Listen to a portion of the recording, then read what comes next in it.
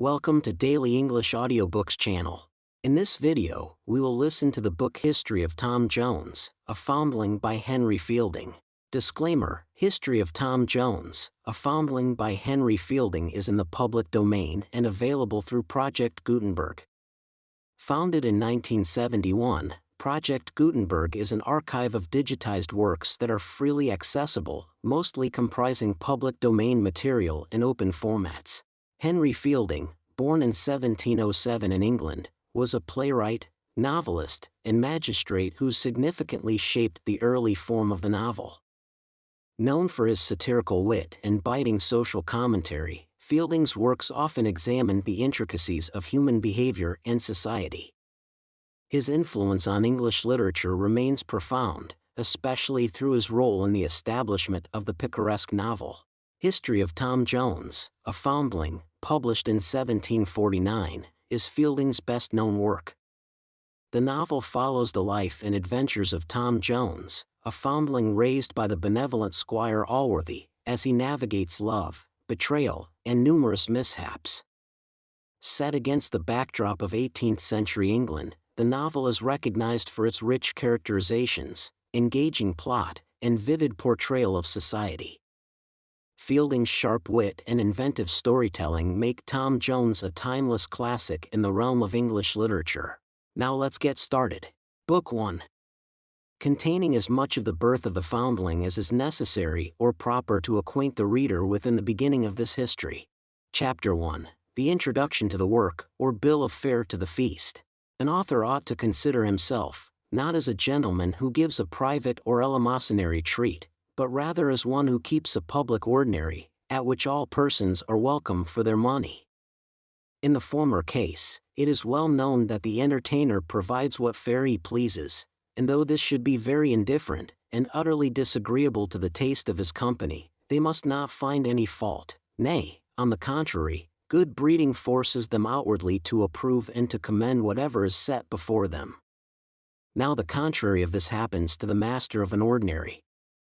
Men who pay for what they eat will insist on gratifying their palates, however nice and whimsical these may prove, and if everything is not agreeable to their taste, will challenge a right to censure, to abuse, and to end their dinner without control. To prevent, therefore, giving offense to their customers by any such disappointment, it hath been usual with the honest and well-meaning host to provide a bill of fare which all persons may peruse at their first entrance into the house, and having thence acquainted themselves with the entertainment which they may expect, may either stay and regale with what is provided for them, or may depart to some other ordinary better accommodated to their taste. As we do not disdain to borrow wit or wisdom from any man who is capable of lending us either, we have condescended to take a hint from these honest victuallers, and shall prefix not only a general bill of fare to our whole entertainment, but shall likewise give the reader particular bills to every course which is to be served up in this and the ensuing volumes. The provision, then, which we have here made is no other than human nature. Nor do I fear that my sensible reader, though most luxurious in his taste, will start, cavil, or be offended, because I have named but one article. The tortoise, as the alderman of Bristol, well learned in eating, knows by much experience, besides the delicious calapash and callipee, contains many different kinds of food, nor can the learned reader be ignorant, that in human nature, though here collected under one general name, is such prodigious variety, that a cook will have sooner gone through all the several species of animal and vegetable food in the world, than an author will be able to exhaust so extensive a subject. An objection may perhaps be apprehended from the more delicate, that this dish is too common and vulgar, for what else is the subject of all the romances, novels, plays, and poems, with which the stalls abound? Many exquisite viands might be rejected by the epicure, if it was a sufficient cause for his contemning of them as common and vulgar, that something was to be found in the most paltry alleys under the same name. In reality, true nature is as difficult to be met with in authors, as the Bayonne ham, or Bologna sausage, is to be found in the shops. But the whole, to continue the same metaphor, consists in the cookery of the author, for, as Mr. Pope tells us, true wit is nature to advantage drayest. What oft was thought, but ne'er so well expressed. The same animal which hath the honor to have some part of his flesh eaten at the table of a duke, may perhaps be degraded in another part, and some of his limbs gibbeted, as it were, in the vilest stall in town. Where, then, lies the difference between the food of the nobleman and the porter, if both are at dinner on the same ox or calf, but in the seasoning, the dressing, the garnishing, and the setting forth? Hence the one provokes and incites the most languid appetite, and the other turns and palls that which is the sharpest and keenest. In like manner, the excellence of the mental entertainment consists less in the subject than in the author's skill in well dressing it up. How pleased, therefore, will the reader be to find that we have, in the following work, adhered closely to one of the highest principles of the best cook which the present age, or perhaps that of Heliogabalus, hath produced. This great man, as is well known to all lovers of polite eating, begins at first by setting plain things before his hungry guests, rising afterwards by degrees as their stomachs may be supposed to decrease, to the very quintessence of sauce and spices. In like manner, we shall represent human nature at first to the keen appetite of our reader, in that more plain and simple manner in which it is found in the country, and shall hereafter hash and ragout it with all the high French and Italian seasoning of affectation and vice which courts and cities afford. By these means, we doubt not but our reader may be rendered desirous to read on forever, as the great person just above mentioned is supposed to have made some persons eat. Having premised thus much, we will now detain those who like our bill of fare no longer from their diet, and shall proceed directly to serve up the first course of our history for their entertainment. Chapter 2. A short description of Squire Allworthy, and a fuller account of Miss Bridget Allworthy, his sister. In that part of the western division of this kingdom which is commonly called Somersetshire, there lately lived, and perhaps lives still, a gentleman whose name was Allworthy, and who might well be called the favorite of both nature and fortune, for both of these seem to have contended which should bless and enrich him most. In this contention, nature may seem to some to have come off victorious, as she bestowed on him many gifts, while fortune had only one gift in her power, but in pouring forth this, she was so very profuse, that others perhaps may think this single endowment to have been more than equivalent to all the various blessings which he enjoyed from nature.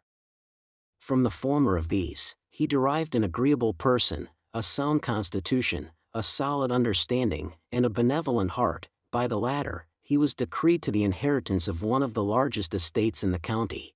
This gentleman had in his youth married a very worthy and beautiful woman, of whom he had been extremely fond. By her he had 3 children, all of whom died in their infancy. He had likewise had the misfortune of burying this beloved wife herself, about 5 years before the time in which this history chooses to set out. This loss, however great, he bore like a man of sense and constancy, though it must be confessed he would often talk a little whimsically on this head, for he sometimes said he looked on himself as still married, and considered his wife as only gone a little before him, a journey which he should most certainly, sooner or later, take after her, and that he had not the least doubt of meeting her again in a place where he should never part with her more, sentiments for which his sense was arraigned by one part of his neighbors, his religion by a second, and his sincerity by a third. He now lived, for the most part, retired in the country, with one sister, for whom he had a very tender affection. This lady was now somewhat past the age of 30, an era at which, in the opinion of the malicious, the title of old maid may with no impropriety be assumed. She was of that species of women whom you commend rather for good qualities than beauty, and who are generally called, by their own sex, very good sort of women, as good a sort of woman, madam, as you would wish to know.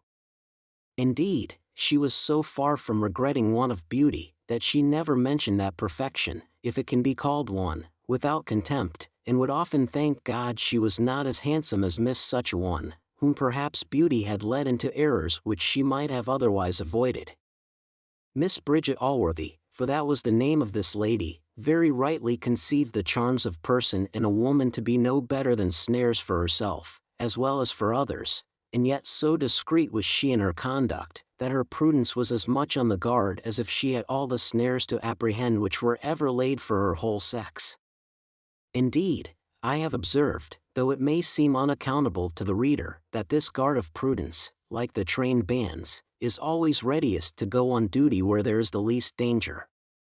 It often basely and cowardly deserts those paragons for whom the men are all wishing, sighing, dying, and spreading every net in their power, and constantly attends at the heels of that higher order of women for whom the other sex have a more distant and awful respect, and whom, from despair, I suppose, of success, they never venture to attack.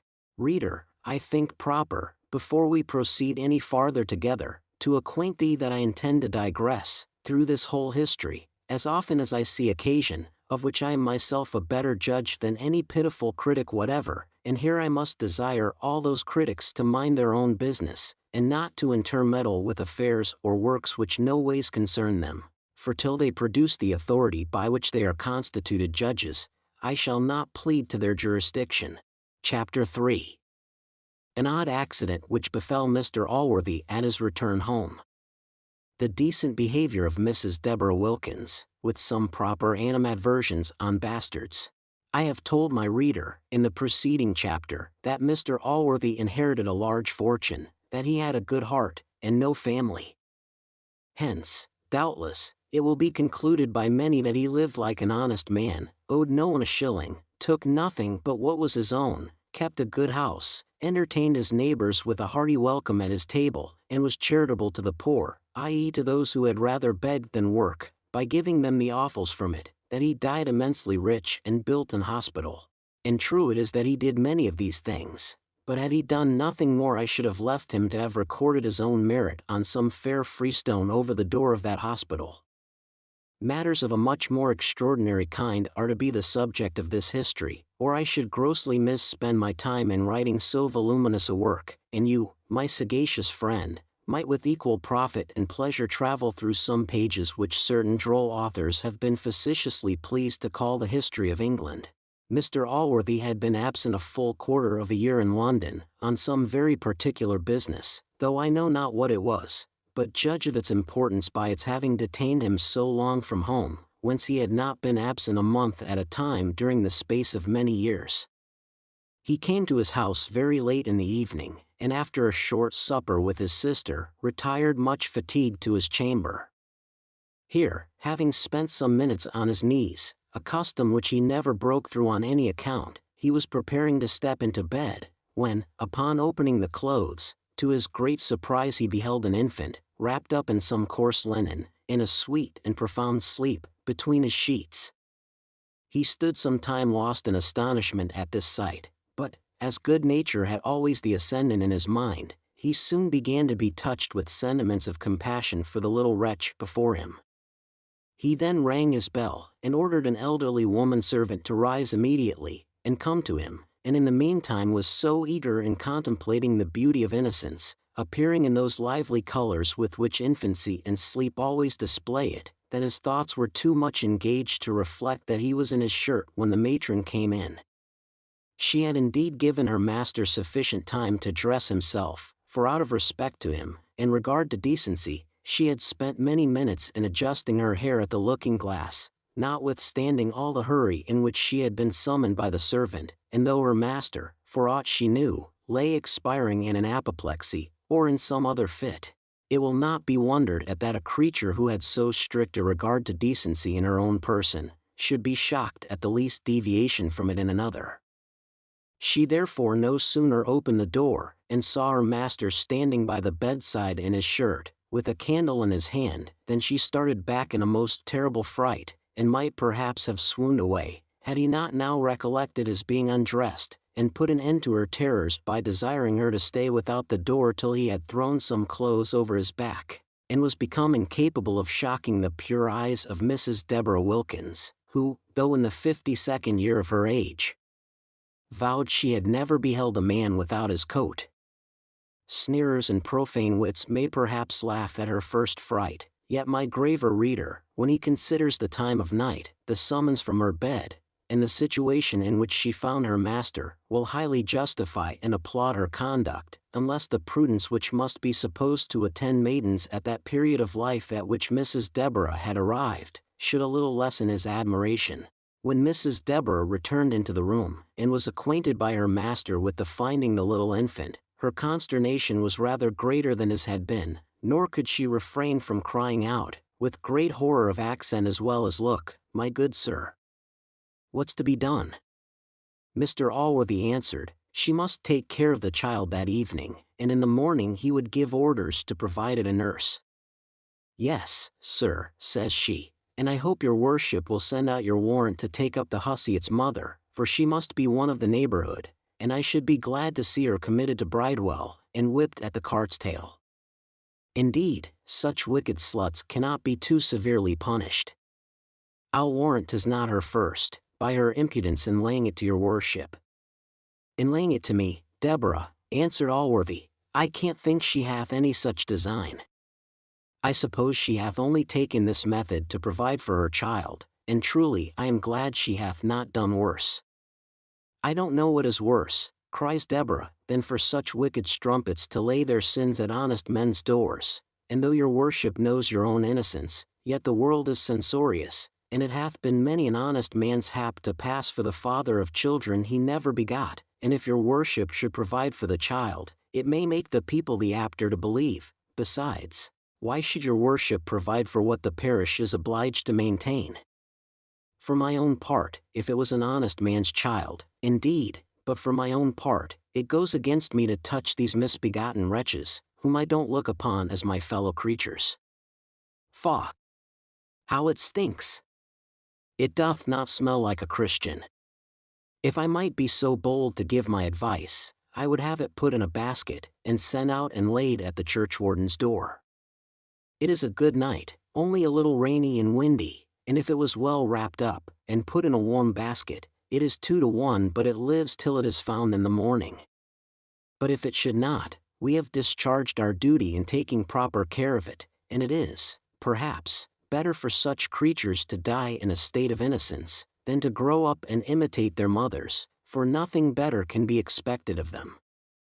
There were some strokes in this speech which perhaps would have offended Mr. Allworthy, had he strictly attended to it, but he had now got one of his fingers into the infant's hand, which, by its gentle pressure, seeming to implore his assistance, had certainly outpleaded the eloquence of Mrs. Deborah, had it been 10 times greater than it was. He now gave Mrs. Deborah positive orders to take the child to her own bed, and to call up a maidservant to provide it pap, and other things, against it waked.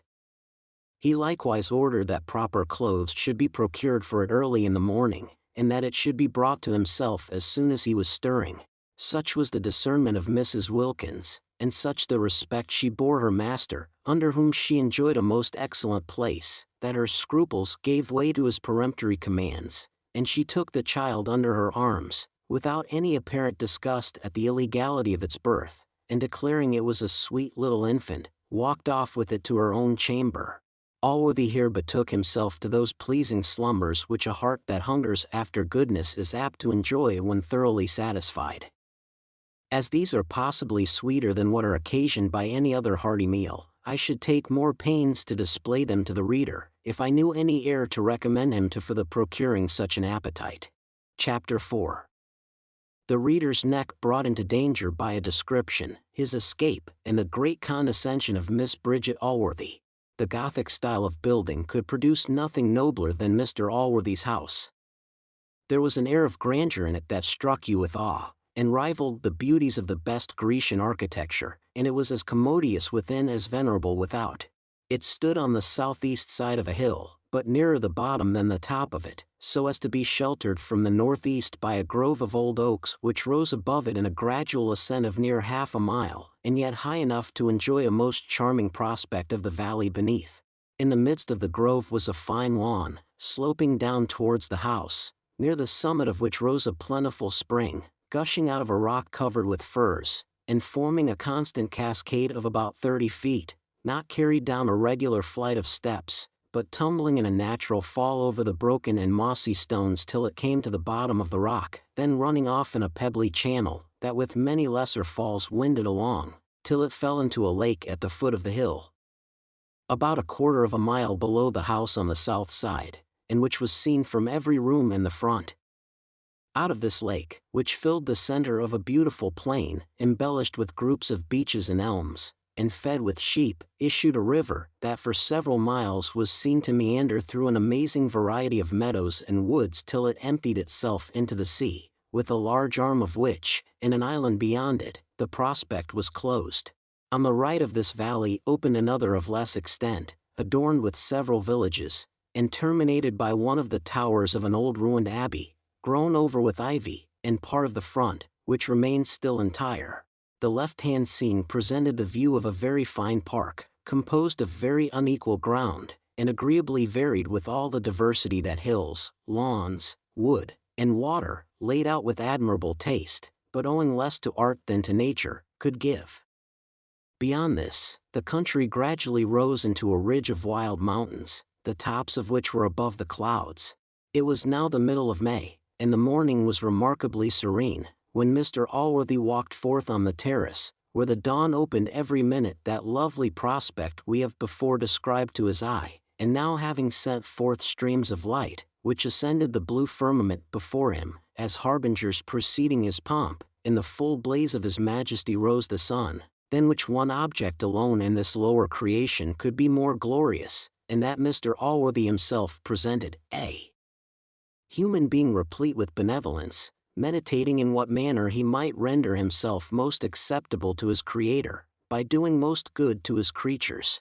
Reader, take care. I have unadvisedly led thee to the top of as high a hill as Mr. Allworthy's, and how to get thee down without breaking thy neck, I do not well know. However, let us e'en venture to slide down together, for Miss Bridget rings her bell, and Mr. Allworthy is summoned to breakfast, where I must attend, and, if you please, shall be glad of your company. The usual compliments having passed between Mr. Allworthy and Miss Bridget, and the tea being poured out, he summoned Mrs. Wilkins, and told his sister he had a present for her, for which she thanked him, imagining, I suppose, it had been a gown, or some ornament for her person. Indeed, he very often made her such presents, and she, in complaisance to him, spent much time in adorning herself. I say in complaisance to him, because she always expressed the greatest contempt for dress, and for those ladies who made it their study. But if such was her expectation, how was she disappointed when Mrs. Wilkins, according to the orders she had received from her master, produced the little infant? Great surprises, as hath been observed, are apt to be silent, and so was Miss Bridget, till her brother began, and told her the whole story, which, as the reader knows it already, we shall not repeat.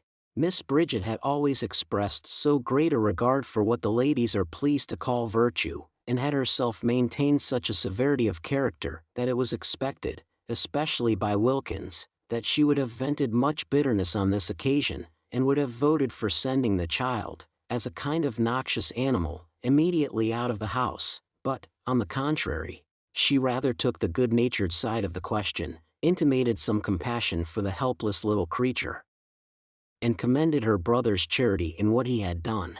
Perhaps the reader may account for this behavior from her condescension to Mr. Allworthy, when we have informed him that the good man had ended his narrative with owning a resolution to take care of the child, and to breed him up as his own, for, to acknowledge the truth, she was always ready to oblige her brother, and very seldom, if ever, contradicted his sentiments.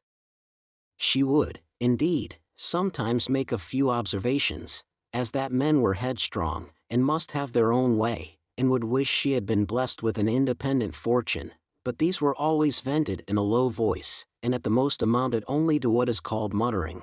However, what she withheld from the infant, she bestowed with the utmost profuseness on the poor unknown mother, whom she called an impudent slut, a wanton hussy, an audacious harlot, a wicked jade, a vile strumpet, with every other appellation with which the tongue of virtue never fails to lash those who bring a disgrace on the sex. A consultation was now entered into how to proceed in order to discover the mother. A scrutiny was first made into the characters of the female servants of the house, who were all acquitted by Mrs. Wilkins, and with apparent merit, for she had collected them herself, and perhaps it would be difficult to find such another set of scarecrows. The next step was to examine among the inhabitants of the parish, and this was referred to Mrs. Wilkins, who was to inquire with all imaginable diligence, and to make her report in the afternoon. Matters being thus settled, Mr. Allworthy withdrew to his study, as was his custom, and left the child to his sister, who, at his desire, had undertaken the care of it. Chapter 5, containing a few common matters, with a very uncommon observation upon them. When her master was departed, Mrs. Deborah stood silent, expecting her cue from Miss Bridget, for as to what had passed before her master, the prudent housekeeper by no means relied upon it, as she had often known the sentiments of the lady in her brother's absence to differ greatly from those which she had expressed in his presence. Miss Bridget did not, however, suffer her to continue long in this doubtful situation, for having looked some time earnestly at the child, as it lay asleep in the lap of Mrs. Deborah, the good lady could not forbear giving it a hearty kiss, at the same time declaring herself wonderfully pleased with its beauty and innocence. Mrs. Deborah no sooner observed this than she fell to squeezing and kissing, with as great raptures as sometimes inspire the sage dame of 45 towards a youthful and vigorous bridegroom, crying out, in a shrill voice, "Oh, the dear little creature, the dear, sweet, pretty creature! Well, I vow it is as fine a boy as ever was seen." These exclamations continued till they were interrupted by the lady, who now proceeded to execute the commission given her by her brother, and gave orders for providing all necessaries for the child, appointing a very good room in the house for his nursery. Her orders were indeed so liberal, that, had it been a child of her own, she could not have exceeded them, but, lest the virtuous reader may condemn her for showing too great regard to a base-born infant, to which all charity is condemned by law as irreligious, we think proper to observe. With reflections of this nature she usually, as has been hinted, accompanied every act of compliance with her brother's inclinations, and surely nothing could more contribute to heighten the merit of this compliance than a declaration that she knew, at the same time, the folly and unreasonableness of those inclinations to which she submitted. Tacit obedience implies no force upon the will, and consequently may be easily, and without any pains, preserved, but when a wife, a child, a relation, or a friend, performs what we desire, with grumbling and reluctance, with expressions of dislike and dissatisfaction, the manifest difficulty which they undergo must greatly enhance the obligation. As this is one of those deep observations which very few readers can be supposed capable of making themselves, I have thought proper to lend them my assistance, but this is a favor rarely to be expected in the course of my work. Indeed, I shall seldom or never so indulge him, unless in such instances as this, where nothing but the inspiration with which we writers are gifted, can possibly enable anyone to make the discovery. Chapter 6. Mrs. Deborah is introduced into the parish with a simile. A short account of Jenny Jones, with the difficulties and discouragements which may attend young women in the pursuit of learning. Mrs. Deborah, having disposed of the child according to the will of her master, now prepared to visit those habitations which were supposed to conceal its mother. Not otherwise than when a kite, tremendous bird, is beheld by the feathered generation soaring aloft, and hovering over their heads, the amorous dove, and every innocent little bird, spread wide the alarm, and fly trembling to their hiding places. He proudly beats the air, conscious of his dignity, and meditates intended mischief. So when the approach of Mrs. Deborah was proclaimed through the street, all the inhabitants ran trembling into their houses, each matron dreading lest the visit should fall to her lot. She with stately steps proudly advances over the field, aloft she bears her towering head, filled with conceit of her own preeminence, and schemes to effect her intended discovery. The sagacious reader will not from this simile imagine these poor people had any apprehension of the design with which Mrs. Wilkins was now coming towards them, but as the great beauty of the simile may possibly sleep these 100 years, till some future commentator shall take this work in hand, I think proper to lend the reader a little assistance in this place. It is my intention, therefore, to signify, that, as it is the nature of a kite to devour little birds, so is it the nature of such persons as Mrs. Wilkins to insult and tyrannize over little people. This being indeed the means which they use to recompense to themselves their extreme servility and condescension to their superiors, For nothing can be more reasonable than that slaves and flatterers should exact the same taxes on all below them, which they themselves pay to all above them. Whenever Mrs. Deborah had occasion to exert any extraordinary condescension to Mrs. Bridget, and by that means had a little soured her natural disposition, it was usual with her to walk forth among these people, in order to refine her temper, by venting, and, as it were, purging off all ill humors, on which account she was by no means a welcome visitant. To say the truth, she was universally dreaded and hated by them all. On her arrival in this place, she went immediately to the habitation of an elderly matron, to whom, as this matron had the good fortune to resemble herself in the comeliness of her person, as well as in her age, she had generally been more favorable than to any of the rest. To this woman she imparted what had happened, and the design upon which she was come thither that morning. These two began presently to scrutinize the characters of the several young girls who lived in any of those houses, and at last fixed their strongest suspicion on one Jenny Jones, who, they both agreed, was the likeliest person to have committed this fact. This Jenny Jones was no very comely girl either in her face or person, but nature had somewhat compensated the want of beauty with what is generally more esteemed by those ladies whose judgment is arrived at years of perfect maturity, for she had given her a very uncommon share of understanding. This gift Jenny had a good deal improved by erudition.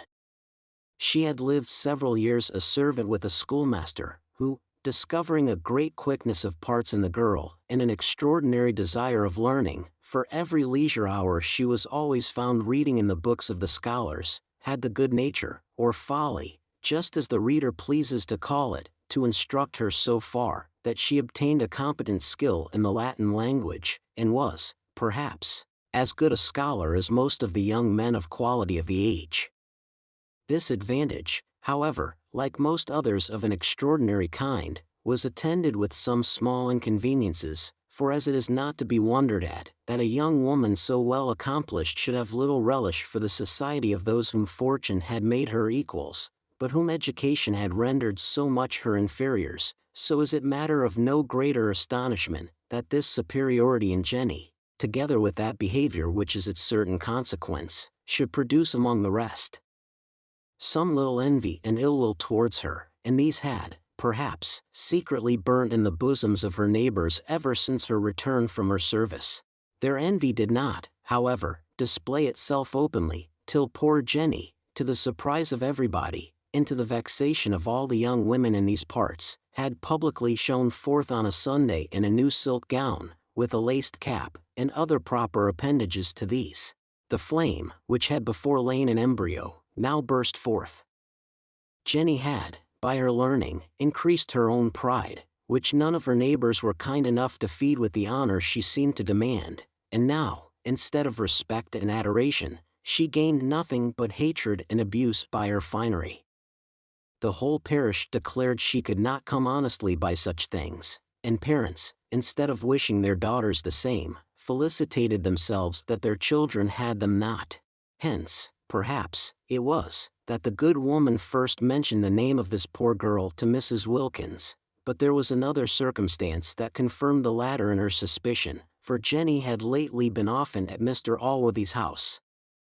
She had officiated as nurse to Miss Bridget, in a violent fit of illness, and had sat up many nights with that lady, besides which, she had been seen there the very day before Mr. Allworthy's return, by Mrs. Wilkins herself, though that sagacious person had not at first conceived any suspicion of her on that account, for, as she herself said, she had always esteemed Jenny as a very sober girl, though indeed she knew very little of her, and had rather suspected some of those wanton trollops, who gave themselves airs, because, forsooth, they thought themselves handsome. Jenny was now summoned to appear in person before Mrs. Deborah, which she immediately did. When Mrs. Deborah, putting on the gravity of a judge, with somewhat more than his austerity, began an oration with the words, "You audacious strumpet," in which she proceeded rather to pass sentence on the prisoner than to accuse her. Though Mrs. Deborah was fully satisfied of the guilt of Jenny, from the reasons above shown, it is possible Mr. Allworthy might have required some stronger evidence to have convicted her, but she saved her accusers any such trouble, by freely confessing the whole fact with which she was charged. This confession, though delivered rather in terms of contrition, as it appeared, did not at all mollify Mrs. Deborah, who now pronounced a second judgment against her, in more opprobrious language than before, nor had it any better success with the bystanders, who were now grown very numerous. Many of them cried out, they thought what Madame's silk gown would end in, others spoke sarcastically of her learning. Not a single female was present but found some means of expressing her abhorrence of poor Jenny, who bore all very patiently, except the malice of one woman, who reflected upon her person, and tossing up her nose, said, "The man must have a good stomach who would give silk gowns for such sort of trumpery." Jenny replied to this with a bitterness which might have surprised a judicious person, who had observed the tranquillity with which she bore all the affronts to her chastity, but her patience was perhaps tired out, for this is a virtue which is very apt to be fatigued by exercise. Mrs. Deborah, having succeeded beyond her hopes in her inquiry, returned with much triumph, and, at the appointed hour, made a faithful report to Mr. Allworthy, who was much surprised at the relation, for he had heard of the extraordinary parts and improvements of this girl, whom he intended to have given in marriage, together with a small living, to a neighboring curate. His concern, therefore, on this occasion, was at least equal to the satisfaction which appeared in Mrs. Deborah, and to many readers may seem much more reasonable. Miss Bridget blessed herself, and said, for her part, she should never hereafter entertain a good opinion of any woman. For Jenny before this had the happiness of being much in her good graces also. The prudent housekeeper was again dispatched to bring the unhappy culprit before Mr. Allworthy, in order, not as it was hoped by some, and expected by all, to be sent to the house of correction, but to receive wholesome admonition and reproof, which those who relish that kind of instructive writing may peruse in the next chapter. Chapter 7. Containing such grave matter, that the reader cannot laugh once through the whole chapter, unless peradventure he should laugh at the author. When Jenny appeared, Mr. Allworthy took her into his study, and spoke to her as follows: "You know, child, it is in my power as a magistrate, to punish you very rigorously for what you have done, and you will, perhaps, be the more apt to fear I should execute that power, because you have in a manner laid your sins at my door. But, perhaps, this is one reason which hath determined me to act in a milder manner with you, for, as no private resentment should ever influence a magistrate, I will be so far from considering your having deposited the infant in my house as an aggravation of your offense, that I will suppose, in your favor, this to have proceeded from a natural affection to your child, since you might have some hopes to see it thus better provided for than was in the power of yourself, or its wicked father, to provide for it. I should indeed have been highly offended with you had you exposed the little wretch in the manner of some inhuman mothers, who seem no less to have abandoned their humanity, than to have parted with their chastity. It is the other part of your offense, therefore, upon which I intend to admonish you. I mean the violation of your chastity, a crime, however lightly it may be treated by debauched persons, very heinous in itself, and very dreadful in its consequences. The heinous nature of this offense must be sufficiently apparent to every Christian, inasmuch as it is committed in defiance of the laws of our religion, and of the express commands of him who founded that religion. And here its consequences may well be argued to be dreadful, for what can be more so, than to incur the divine displeasure, by the breach of the divine commands, and that in an instance against which the highest vengeance is specifically denounced? But these things, though too little, I am afraid, regarded, are so plain, that mankind, however they may want to be reminded, can never need information on this head. A hint, therefore, to awaken your sense of this matter, shall suffice, for I would inspire you with repentance, and not drive you to desperation. There are other consequences, not indeed so dreadful or replete with horror as this, and yet such, as, if attentively considered, must, one would think, deter all of your sex at least from the commission of this crime. For by it you are rendered infamous, and driven, like lepers of old, out of society, at least, from the society of all but wicked and reprobate persons, for no others will associate with you. If you have fortunes, you are hereby rendered incapable of enjoying them. If you have none, you are disabled from acquiring any, nay almost of procuring your sustenance, for no persons of character will receive you into their houses. Thus you are often driven by necessity itself into a state of shame and misery, which unavoidably ends in the destruction of both body and soul. Can any pleasure compensate these evils? Can any temptation have sophistry and delusion strong enough to persuade you to so simple a bargain? Or can any carnal appetite so overpower your reason, or so totally lay it asleep, as to prevent your flying with affright and terror from a crime which carries such punishment always with it? How base and mean must that woman be, how void of that dignity of mind, and decent pride, without which we are not worthy the name of human creatures, who can bear to level herself with the lowest animal, and to sacrifice all that is great and noble in her, all her heavenly part, to an appetite which she hath in common with the vilest branch of the creation. For no woman, sure, will plead the passion of love for an excuse. This would be to own herself the mere tool and bubble of the man. Love, however barbarously we may corrupt and pervert its meaning, as it is a laudable, is a rational passion, and can never be violent but when reciprocal, for though the Scripture bids us love our enemies, it means not with that fervent love which we naturally bear towards our friends, much less that we should sacrifice to them our lives, and what ought to be dearer to us, our innocence. Now in what light, but that of an enemy, can a reasonable woman regard the man who solicits her to entail on herself all the misery I have described to you, and who would purchase to himself a short, trivial, contemptible pleasure, so greatly at her expense? For, by the laws of custom, the whole shame, with all its dreadful consequences, falls entirely upon her. Can love, which always seeks the good of its object, attempt to betray a woman into a bargain where she is so greatly to be the loser?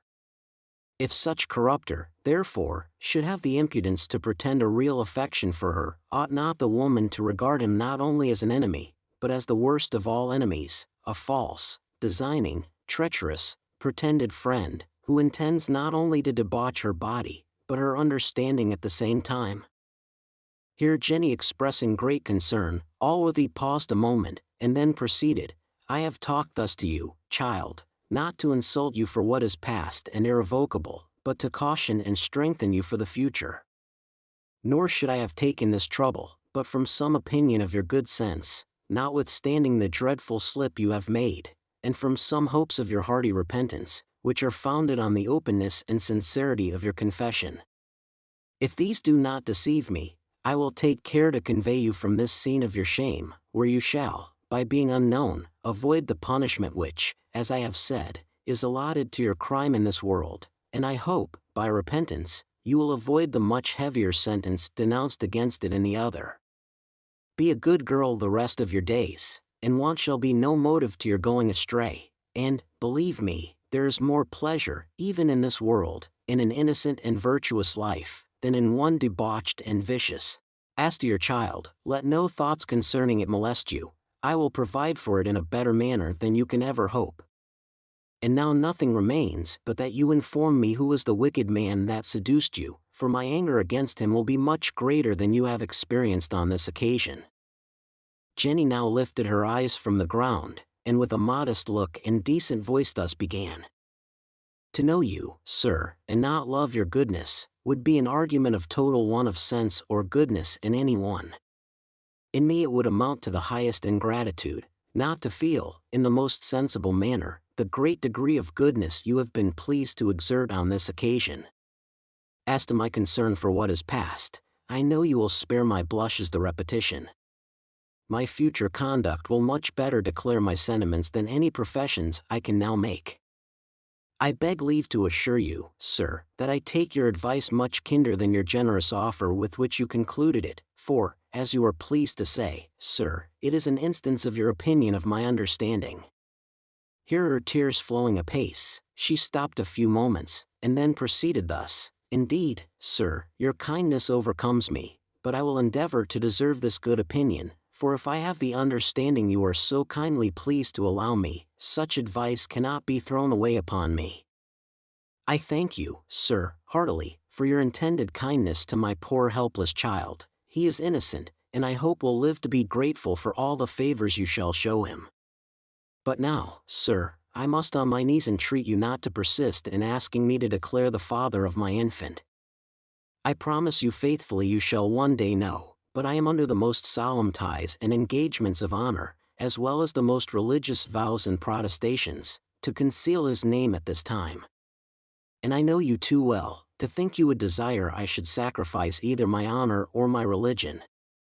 Mr. Allworthy, whom the least mention of those sacred words was sufficient to stagger, hesitated a moment before he replied, and then told her, she had done wrong to enter into such engagements to a villain, but since she had, he could not insist on her breaking them. He said, it was not from a motive of vain curiosity he had inquired, but in order to punish the fellow, at least, that he might not ignorantly confer favors on the undeserving. As to these points, Jenny satisfied him by the most solemn assurances, that the man was entirely out of his reach, and was neither subject to his power, nor in any probability of becoming an object of his goodness. The ingenuity of this behavior had gained Jenny so much credit with this worthy man, that he easily believed what she told him, for as she had disdained to excuse herself by a lie, and had hazarded his further displeasure in her present situation, rather than she would forfeit her honor or integrity by betraying another, he had but little apprehensions that she would be guilty of falsehood towards himself. He therefore dismissed her with assurances that he would very soon remove her out of the reach of that obloquy she had incurred, concluding with some additional documents, in which he recommended repentance, saying, consider, child, there is one still to reconcile yourself to, whose favor is of much greater importance to you than mine. Chapter 8. A dialogue between Madame Bridget and Deborah, containing more amusement, but less instruction, than the former.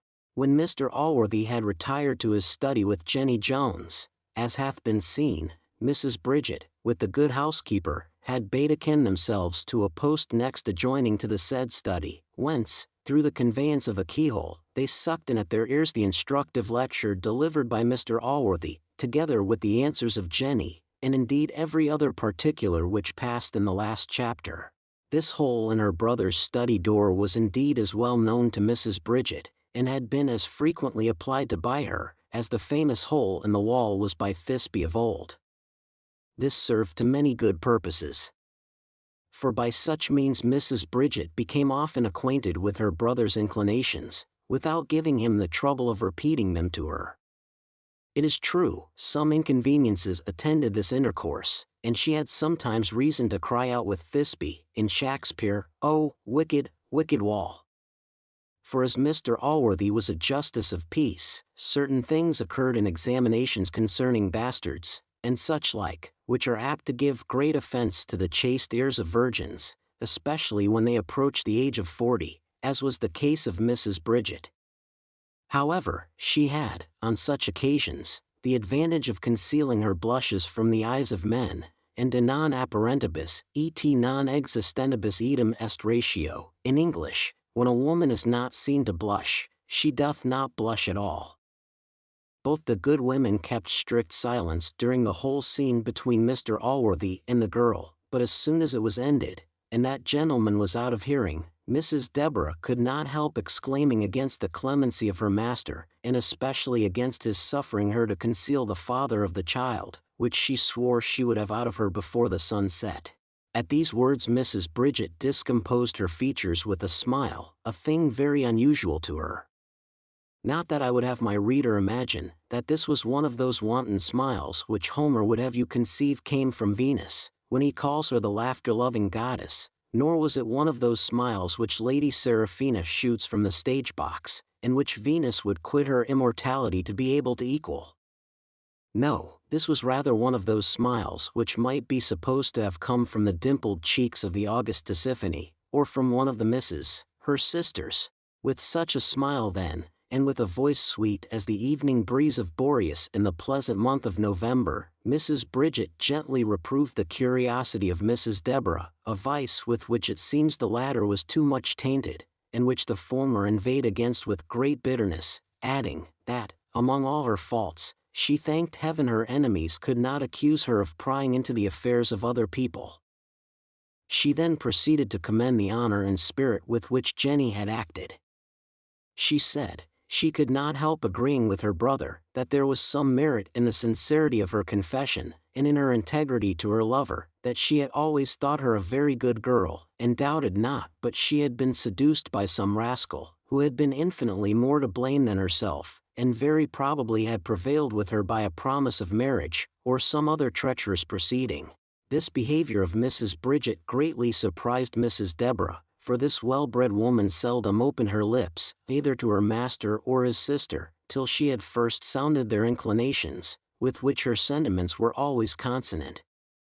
Here, however, she thought she might have launched forth with safety, and the sagacious reader will not perhaps accuse her of want of sufficient forecast in so doing, but will rather admire with what wonderful celerity she tacked about, when she found herself steering a wrong course.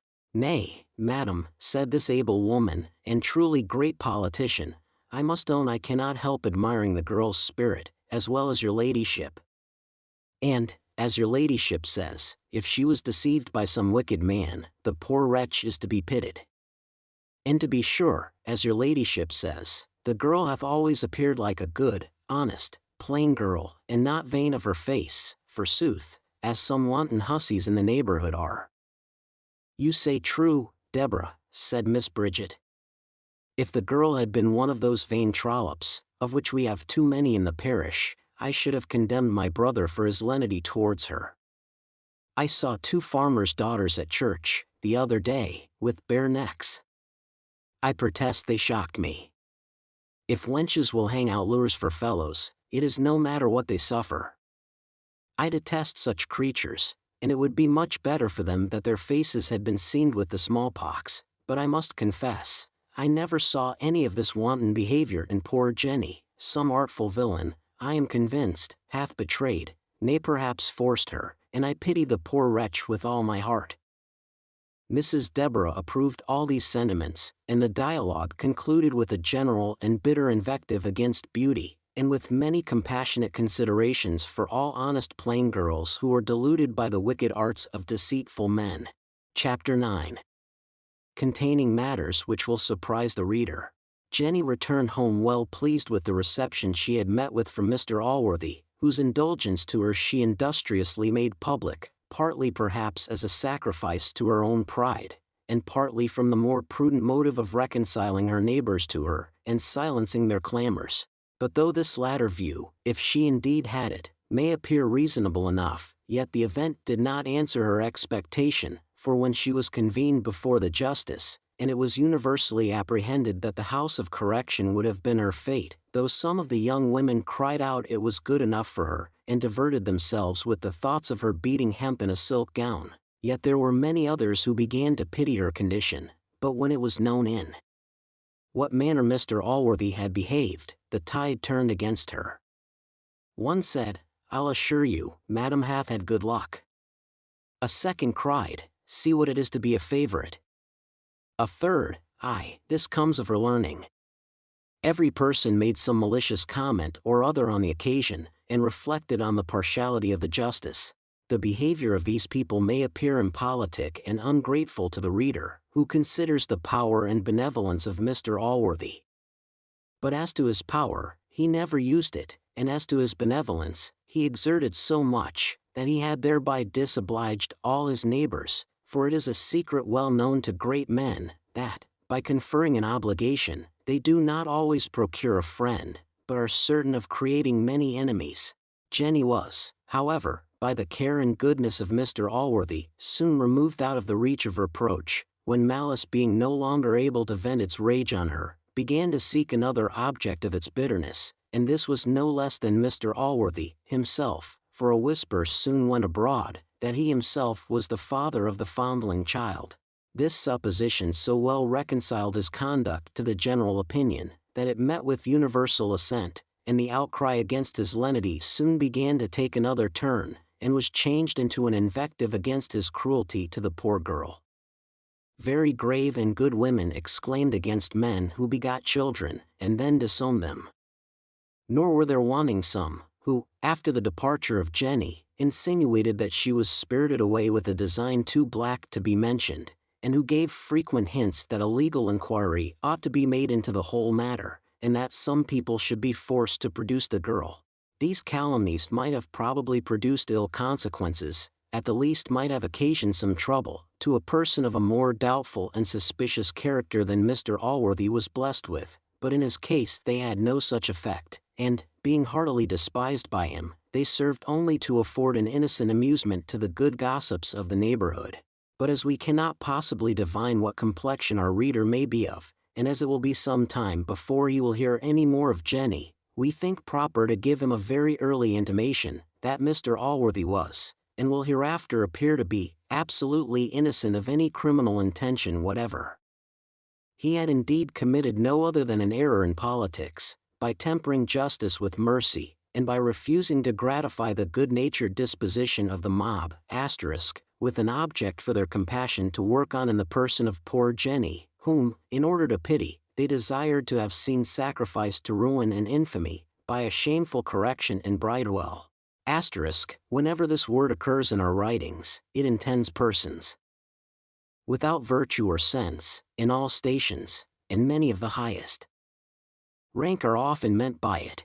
So far from complying with this their inclination, by which all hopes of reformation would have been abolished, and even the gate shut against her if her own inclinations should ever hereafter lead her to choose the road of virtue, Mr. Allworthy rather chose to encourage the girl to return thither by the only possible means, for too true I am afraid it is, that many women have become abandoned, and have sunk to the last degree of vice, by being unable to retrieve the first slip.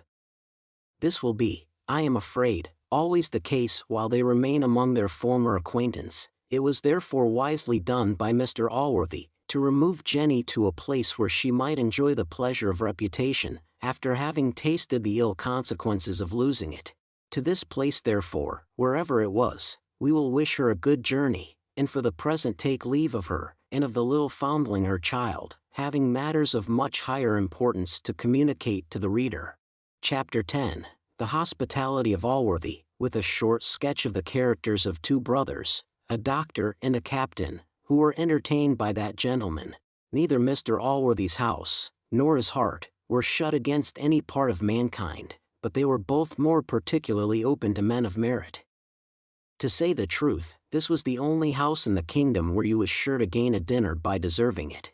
Above all others, men of genius and learning shared the principal place in his favor, and in these he had much discernment, for though he had missed the advantage of a learned education, yet, being blessed with vast natural abilities, he had so well profited by a vigorous though late application to letters, and by much conversation with men of eminence in this way, that he was himself a very competent judge in most kinds of literature.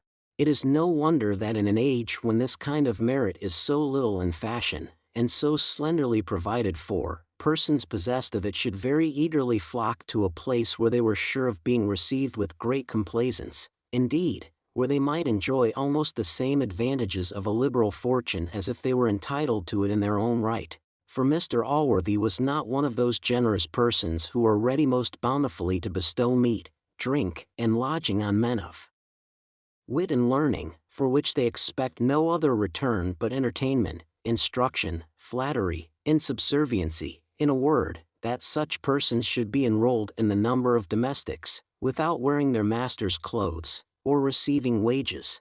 On the contrary, every person in this house was perfect master of his own time, and as he might at his pleasure satisfy all his appetites within the restrictions only of law, virtue, and religion, so he might, if his health required, or his inclination prompted him to temperance, or even to abstinence, absent himself from any meals, or retire from them, whenever he was so disposed, without even a solicitation to the contrary, for, indeed, such solicitations from superiors always savor very strongly of commands.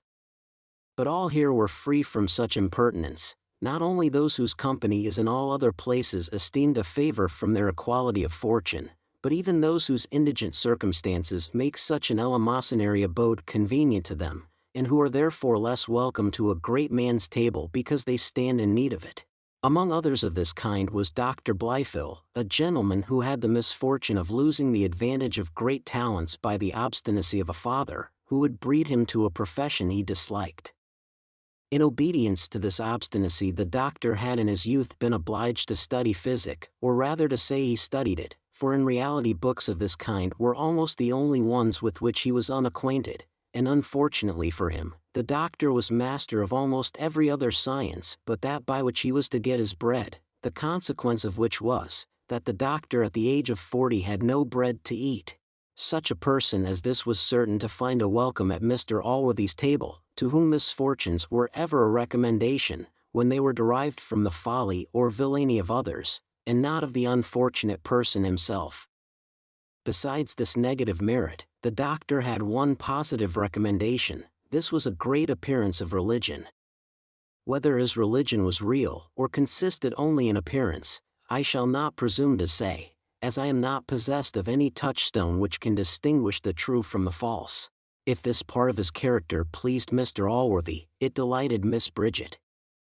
She engaged him in many religious controversies, on which occasions she constantly expressed great satisfaction in the doctor's knowledge, and not much less in the compliments which he frequently bestowed on her own. To say the truth, she had read much English divinity, and had puzzled more than one of the neighboring curates. Indeed, her conversation was so pure, her looks so sage, and her whole deportment so grave and solemn, that she seemed to deserve the name of saint equally with her namesake, or with any other female in the Roman calendar. As sympathies of all kinds are apt to beget love, so experience teaches us that none have a more direct tendency this way than those of a religious kind between persons of different sexes. The doctor found himself so agreeable to Miss Bridget that he now began to lament an unfortunate accident which had happened to him about 10 years before, namely, his marriage with another woman, who was not only still alive, but, what was worse, known to be so by Mr. Allworthy. This was a fatal bar to that happiness which he otherwise saw sufficient probability of obtaining with this young lady, for as to criminal indulgences, he certainly never thought of them. This was owing either to his religion, as is most probable, or to the purity of his passion, which was fixed on those things which matrimony only, and not criminal correspondence, could put him in possession of, or could give him any title to. He had not long ruminated on these matters, before it occurred to his memory that he had a brother who was under no such unhappy incapacity. This brother he made no doubt would succeed, for he discerned, as he thought, an inclination to marriage in the lady, and the reader perhaps, when he hears the brother's qualifications, will not blame the confidence which he entertained of his success. This gentleman was about 35 years of age. He was of a middle size, and what is called well built. He had a scar on his forehead, which did not so much injure his beauty as it denoted his valor, for he was a half-pay officer.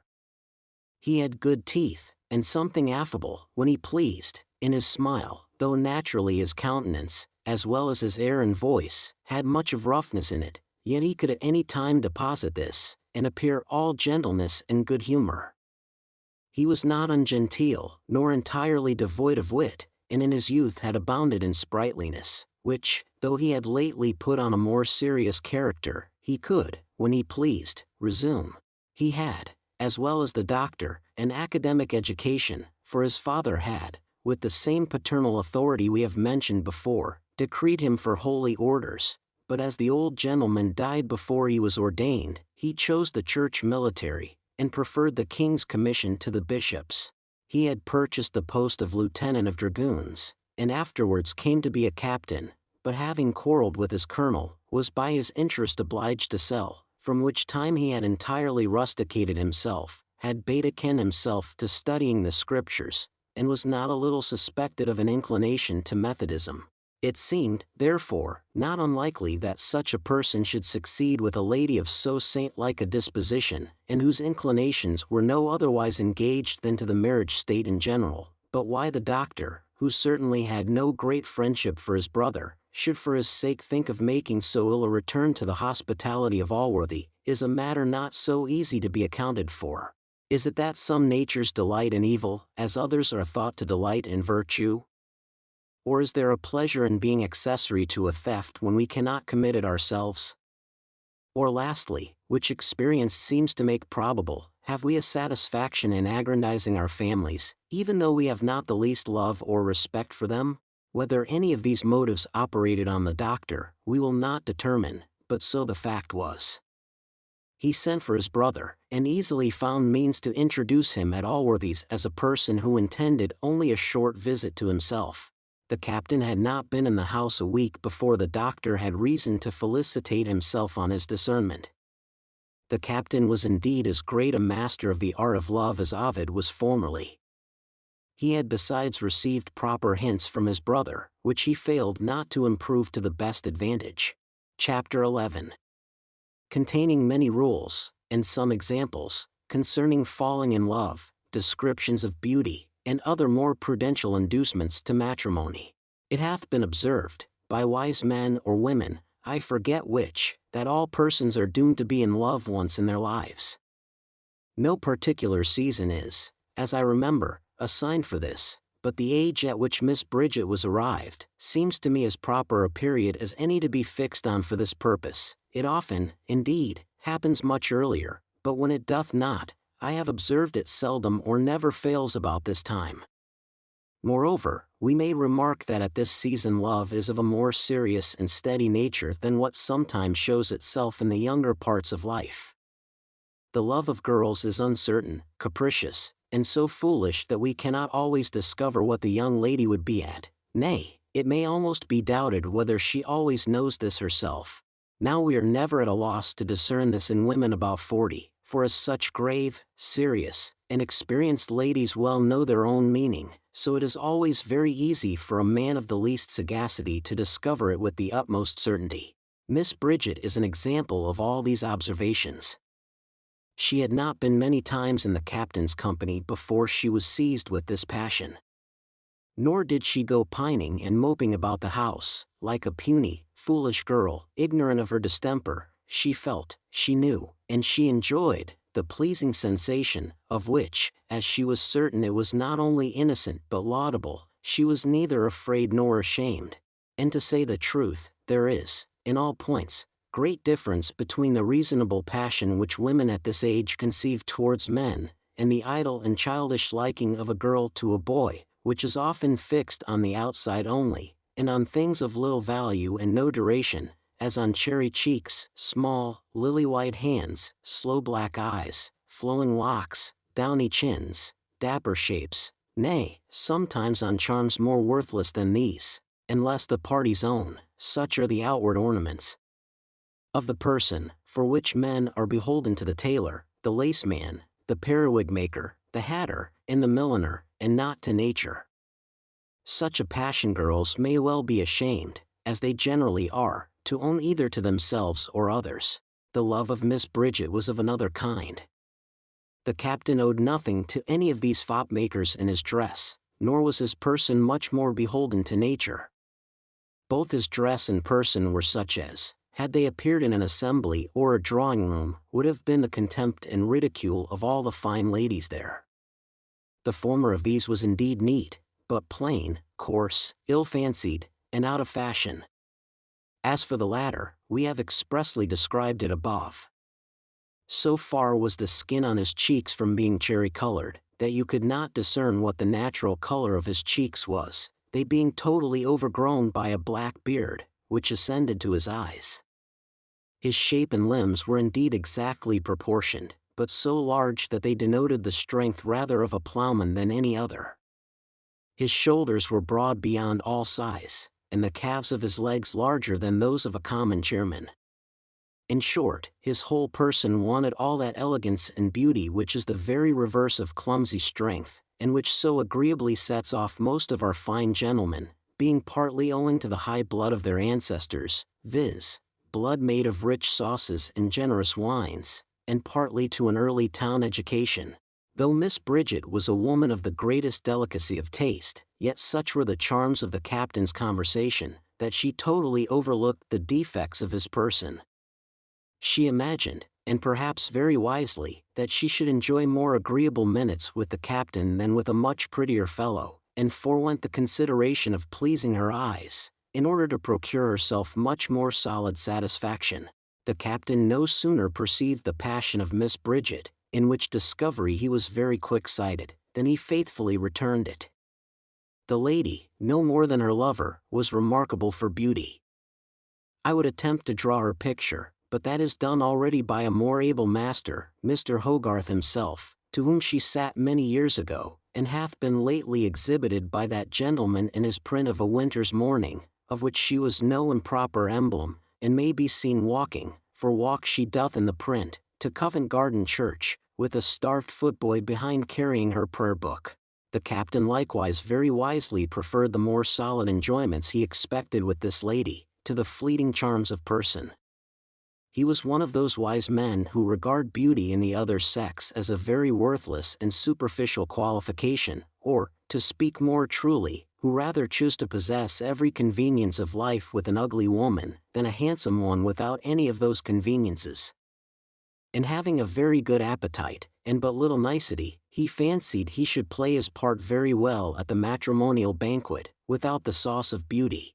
To deal plainly with the reader, the captain, ever since his arrival, at least from the moment his brother had proposed the match to him, long before he had discovered any flattering symptoms in Miss Bridget, had been greatly enamored, that is to say, of Mr. Allworthy's house and gardens, and of his lands, tenements, and hereditaments, of all which the captain was so passionately fond, that he would most probably have contracted marriage with them, had he been obliged to have taken the witch of Ender into the bargain.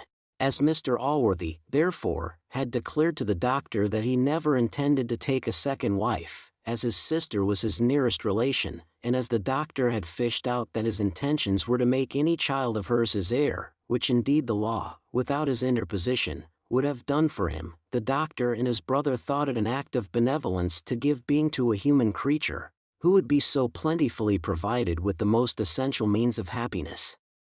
The whole thoughts, therefore, of both the brothers were how to engage the affections of this amiable lady.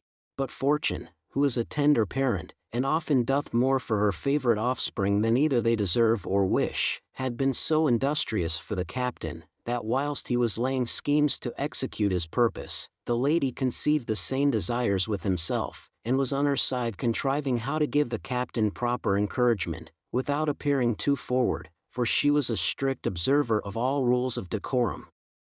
In this, however, she easily succeeded, for as the captain was always on the lookout, no glance, gesture, or word escaped him.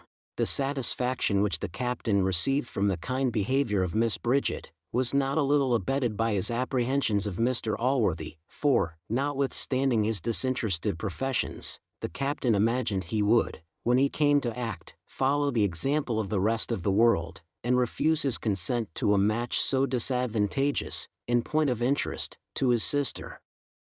From what oracle he received this opinion, I shall leave the reader to determine, but however he came by it, it strangely perplexed him how to regulate his conduct so as at once to convey his affection to the lady, and to conceal it from her brother. He at length resolved to take all private opportunities of making his addresses, but in the presence of Mr. Allworthy to be as reserved and as much upon his guard as was possible, and this conduct was highly approved by the brother.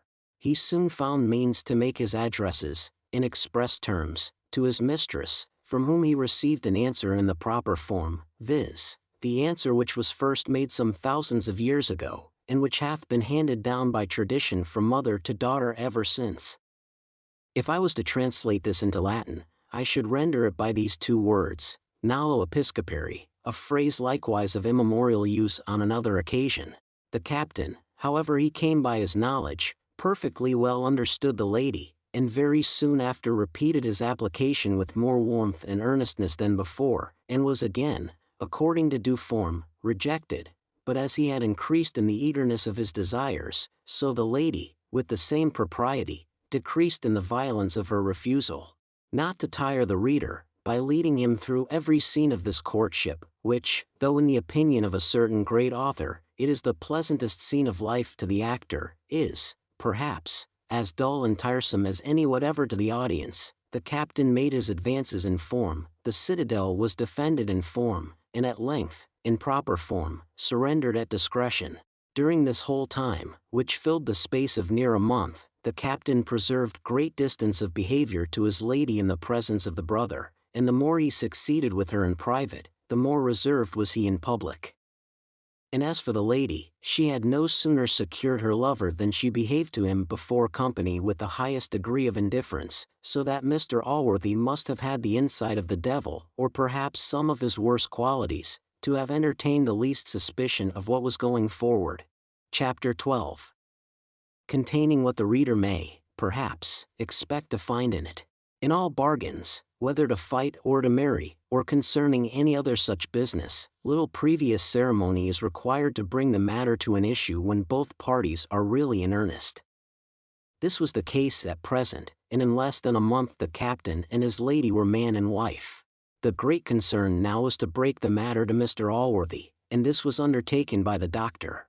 One day, then, as Allworthy was walking in his garden, the doctor came to him, and, with great gravity of aspect, and all the concern which he could possibly affect in his countenance, said, "I am come, sir, to impart an affair to you of the utmost consequence, but how shall I mention to you what it almost distracts me to think of?" He then launched forth into the most bitter invectives both against men and women, accusing the former of having no attachment but to their interest, and the latter of being so addicted to vicious inclinations that they could never be safely trusted with one of the other sex. "Could I," said he, "sir, have suspected that a lady of such prudence, such judgment, such learning, should indulge so indiscreet a passion? Or could I have imagined that my brother, why do I call him so? He is no longer a brother of mine." "Indeed but he is," said Allworthy, "and a brother of mine too." "Bless me, sir," said the doctor, "do you know the shocking affair?" "Look ye, Mr. Blifil," answered the good man, "it hath been my constant maxim in life to make the best of all matters which happen. My sister, though many years younger than I, is at least old enough to be at the age of discretion. Had he imposed on a child, I should have been more averse to have forgiven him, but a woman upwards of 30 must certainly be supposed to know what will make her most happy. She hath married a gentleman, though perhaps not quite her equal in fortune, and if he hath any perfections in her eye which can make up that deficiency, I see no reason why I should object to her choice of her own happiness, which I, no more than herself, imagine to consist only in immense wealth. I might, perhaps, from the many declarations I have made of complying with almost any proposal, have expected to have been consulted on this occasion, but these matters are of a very delicate nature, and the scruples of modesty, perhaps, are not to be overcome. As to your brother, I have really no anger against him at all. He hath no obligations to me, nor do I think he was under any necessity of asking my consent, since the woman is, as I have said, sui juris, and of a proper age to be entirely answerable only to herself for her conduct." The doctor accused Mr. Allworthy of too great lenity, repeated his accusations against his brother, and declared that he should never more be brought either to see, or to own him for his relation.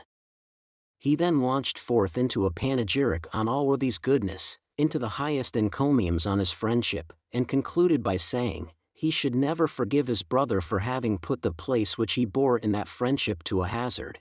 Allworthy thus answered, "Had I conceived any displeasure against your brother, I should never have carried that resentment to the innocent, but I assure you I have no such displeasure.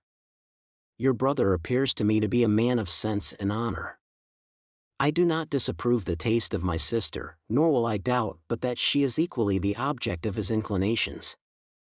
I have always thought love the only foundation of happiness in a married state, as it can only produce that high and tender friendship which should always be the cement of this union, and, in my opinion, all those marriages which are contracted from other motives are greatly criminal. They are a profanation of a most holy ceremony, and generally end in disquiet and misery, for surely we may call it a profanation to convert this most sacred institution into a wicked sacrifice to lust or avarice. And what better can be said of those matches to which men are induced merely by the consideration of a beautiful person, or a great fortune? To deny that beauty is an agreeable object to the eye, and even worthy some admiration, would be false and foolish. Beautiful is an epithet often used in Scripture, and always mentioned with honor. It was my own fortune to marry a woman whom the world thought handsome, and I can truly say I liked her the better on that account. But to make this the sole consideration of marriage, to lust after it so violently as to overlook all imperfections for its sake, or to require it so absolutely as to reject and disdain religion, virtue, and sense, which are qualities in their nature of much higher perfection, only because an elegance of person is wanting, this is surely inconsistent either with a wise man or a good Christian. And it is, perhaps, being too charitable to conclude that such persons mean anything more by their marriage than to please their carnal appetites, for the satisfaction of which, we are taught, it was not ordained. In the next place, with respect to fortune, worldly prudence, perhaps, exacts some consideration on this head, nor will I absolutely and altogether condemn it. As the world is constituted, the demands of a married state, and the care of posterity, require some little regard to what we call circumstances. Yet this provision is greatly increased, beyond what is really necessary, by folly and vanity, which create abundantly more wants than nature. Equipage for the wife, and large fortunes for the children, are by custom enrolled in the list of necessaries, and to procure these, everything truly solid and sweet, and virtuous and religious, are neglected and overlooked, and this in many degrees, the last and greatest of which seems scarce distinguishable from madness. I mean where persons of immense fortunes contract themselves to those who are, and must be, disagreeable to them, to fools and knaves, in order to increase an estate already larger even than the demands of their pleasures. Surely such persons, if they will not be thought mad, must own, either that they are incapable of tasting the sweets of the tenderest friendship, or that they sacrifice the greatest happiness of which they are capable to the vain, uncertain, and senseless laws of vulgar opinion, which owe as well their force as their foundation to folly. Here Allworthy concluded his sermon, to which Blifil had listened with the profoundest attention, though it cost him some pains to prevent now and then a small discomposure of his muscles. He now praised every period of what he had heard with the warmth of a young divine, who hath the honour to dine with a bishop the same day in which his lordship hath mounted the pulpit. Chapter 13. Which concludes the first book, with an instance of ingratitude, which, we hope, will appear unnatural. The reader, from what hath been said, may imagine that the reconciliation, if indeed it could be so called, was only matter of form. We shall therefore pass it over, and hasten to what must surely be thought matter of substance. The doctor had acquainted his brother with what had passed between Mr. Allworthy and him, and added with a smile, "I promise you I paid you off. Nay, I absolutely desired the good gentleman not to forgive you, for you know after he had made a declaration in your favor, I might with safety venture on such a request with a person of his temper, and I was willing, as well for your sake as for my own, to prevent the least possibility of a suspicion." Captain Blifil took not the least notice of this, at that time, but he afterwards made a very notable use of it. One of the maxims which the devil, in a late visit upon earth, left to his disciples, is, when once you are got up, to kick the stool from under you. In plain English, when you have made your fortune by the good offices of a friend, you are advised to discard him as soon as you can. Whether the captain acted by this maxim, I will not positively determine. So far we may confidently say, that his actions may be fairly derived from this diabolical principle, and indeed it is difficult to assign any other motive to them, for no sooner was he possessed of Miss Bridget, and reconciled to Allworthy, than he began to show a coldness to his brother which increased daily, till at length it grew into rudeness, and became very visible to every one. The doctor remonstrated to him privately concerning this behavior, but could obtain no other satisfaction than the following plain declaration: "If you dislike anything in my brother's house, sir, you know you are at liberty to quit it." This strange, cruel, and almost unaccountable ingratitude in the captain absolutely broke the poor doctor's heart, for ingratitude never so thoroughly pierces the human breast as when it proceeds from those in whose behalf we have been guilty of transgressions. Reflections on great and good actions, however they are received or returned by those in whose favor they are performed, always administer some comfort to us, but what consolation shall we receive under so biting a calamity as the ungrateful behavior of our friend, when our wounded conscience at the same time flies in our face, and upbraids us with having spotted it in the service of one so worthless? Mr. Allworthy himself spoke to the captain in his brother's behalf, and desired to know what offense the doctor had committed, when the hard-hearted villain had the baseness to say that he should never forgive him for the injury which he had endeavored to do him in his favor, which, he said, he had pumped out of him, and was such a cruelty that it ought not to be forgiven. Allworthy spoke in very high terms upon this declaration, which, he said, became not a human creature. He expressed, indeed, so much resentment against an unforgiving temper, that the captain at last pretended to be convinced by his arguments, and outwardly professed to be reconciled. As for the bride, she was now in her honeymoon, and so passionately fond of her new husband that he never appeared to her to be in the wrong, and his displeasure against any person was a sufficient reason for her dislike to the same. The captain, at Mr. Allworthy's instance, was outwardly, as we have said, reconciled to his brother, yet the same rancor remained in his heart, and he found so many opportunities of giving him private hints of this, that the house at last grew insupportable to the poor doctor, and he chose rather to submit to any inconveniences which he might encounter in the world, than longer to bear these cruel and ungrateful insults from a brother for whom he had done so much. He once intended to acquaint Allworthy with the whole, but he could not bring himself to submit to the confession, by which he must take to his share so great a portion of guilt. Besides, by how much the worse man he represented his brother to be, so much the greater would his own offense appear to Allworthy, and so much the greater, he had reason to imagine, would be his resentment.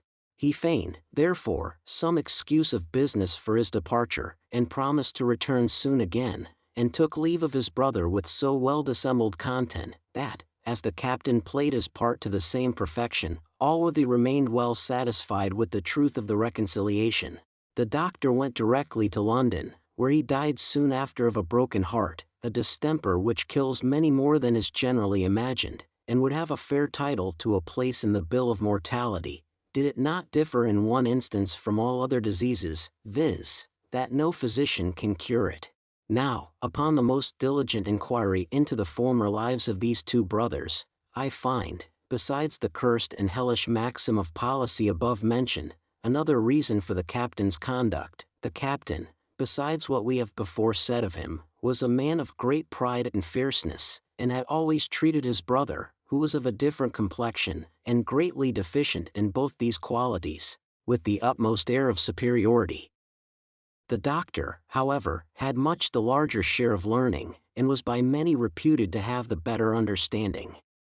This the captain knew, and could not bear, for though envy is at best a very malignant passion, yet is its bitterness greatly heightened by mixing with contempt towards the same object, and very much afraid I am, that whenever an obligation is joined to these two, indignation and not gratitude will be the product of all three. Book 2. Containing scenes of matrimonial felicity in different degrees of life, and various other transactions during the first 2 years after the marriage between Captain Blifil and Miss Bridget Allworthy. Chapter 1. Showing what kind of a history this is, what it is like, and what it is not like. Though we have properly enough entitled this our work, a history, and not a life, nor an apology for a life, as is more in fashion, yet we intend in it rather to pursue the method of those writers, who profess to disclose the revolutions of countries, than to imitate the painful and voluminous historian, who, to preserve the regularity of his series, thinks himself obliged to fill up as much paper with the detail of months and years in which nothing remarkable happened, as he employs upon those notable eras when the greatest scenes have been transacted on the human stage. Such histories as these do, in reality, very much resemble a newspaper, which consists of just the same number of words, whether there be any news in it or not. They may likewise be compared to a stage coach, which performs constantly the same course, empty as well as full. The writer, indeed, seems to think himself obliged to keep even pace with time, whose amanuensis he is, and, like his master, travels as slowly through centuries of monkish dullness, when the world seems to have been asleep, as through that bright and busy age so nobly distinguished by the excellent Latin poet. Ad confligendum venientibus undique poenis. Omnia cum belli trepido concussa tumultu. Horrida contramuror sub altus etheris oris. Indubioque fut sub utrorum regna cadendum. Omnibus humanis esset, terraque marique, of which we wish we could give our readers a more adequate translation than that by Mr. Creech. When dreadful Carthage fright Rome with arms, and all the world was shook with fierce alarms, whilst undecided yet, which part should fall, which nation rise the glorious Lord of all. Now it is our purpose, in the ensuing pages, to pursue a contrary method. When any extraordinary scene presents itself, as we trust will often be the case, we shall spare no pains nor paper to open it at large to our reader, but if whole years should pass without producing anything worthy his notice, we shall not be afraid of a chasm in our history, but shall hasten on to matters of consequence, and leave such periods of time totally unobserved. These are indeed to be considered as blanks in the grand lottery of time. We therefore, who are the registers of that lottery, shall imitate those sagacious persons who deal in that which is drawn at Guildhall, and who never trouble the public with the many blanks they dispose of, but when a great prize happens to be drawn, the newspapers are presently filled with it, and the world is sure to be informed at whose office it was sold. Indeed, commonly 2 or 3 different offices lay claim to the honor of having disposed of it, by which, I suppose, the adventurers are given to understand that certain brokers are in the secrets of fortune, and indeed of her cabinet council. My reader then is not to be surprised, if, in the course of this work, he shall find some chapters very short, and others altogether as long, some that contain only the time of a single day, and others that comprise years. In a word, if my history sometimes seems to stand still, and sometimes to fly, for all which I shall not look on myself as accountable to any court of critical jurisdiction whatever, for as I am, in reality, the founder of a new province of writing, so I am at liberty to make what laws I please therein.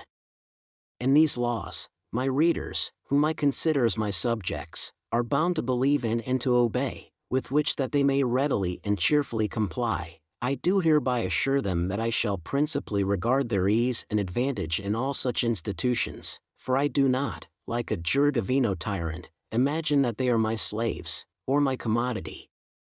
I am, indeed, set over them for their own good only, and was created for their use, and not they for mine.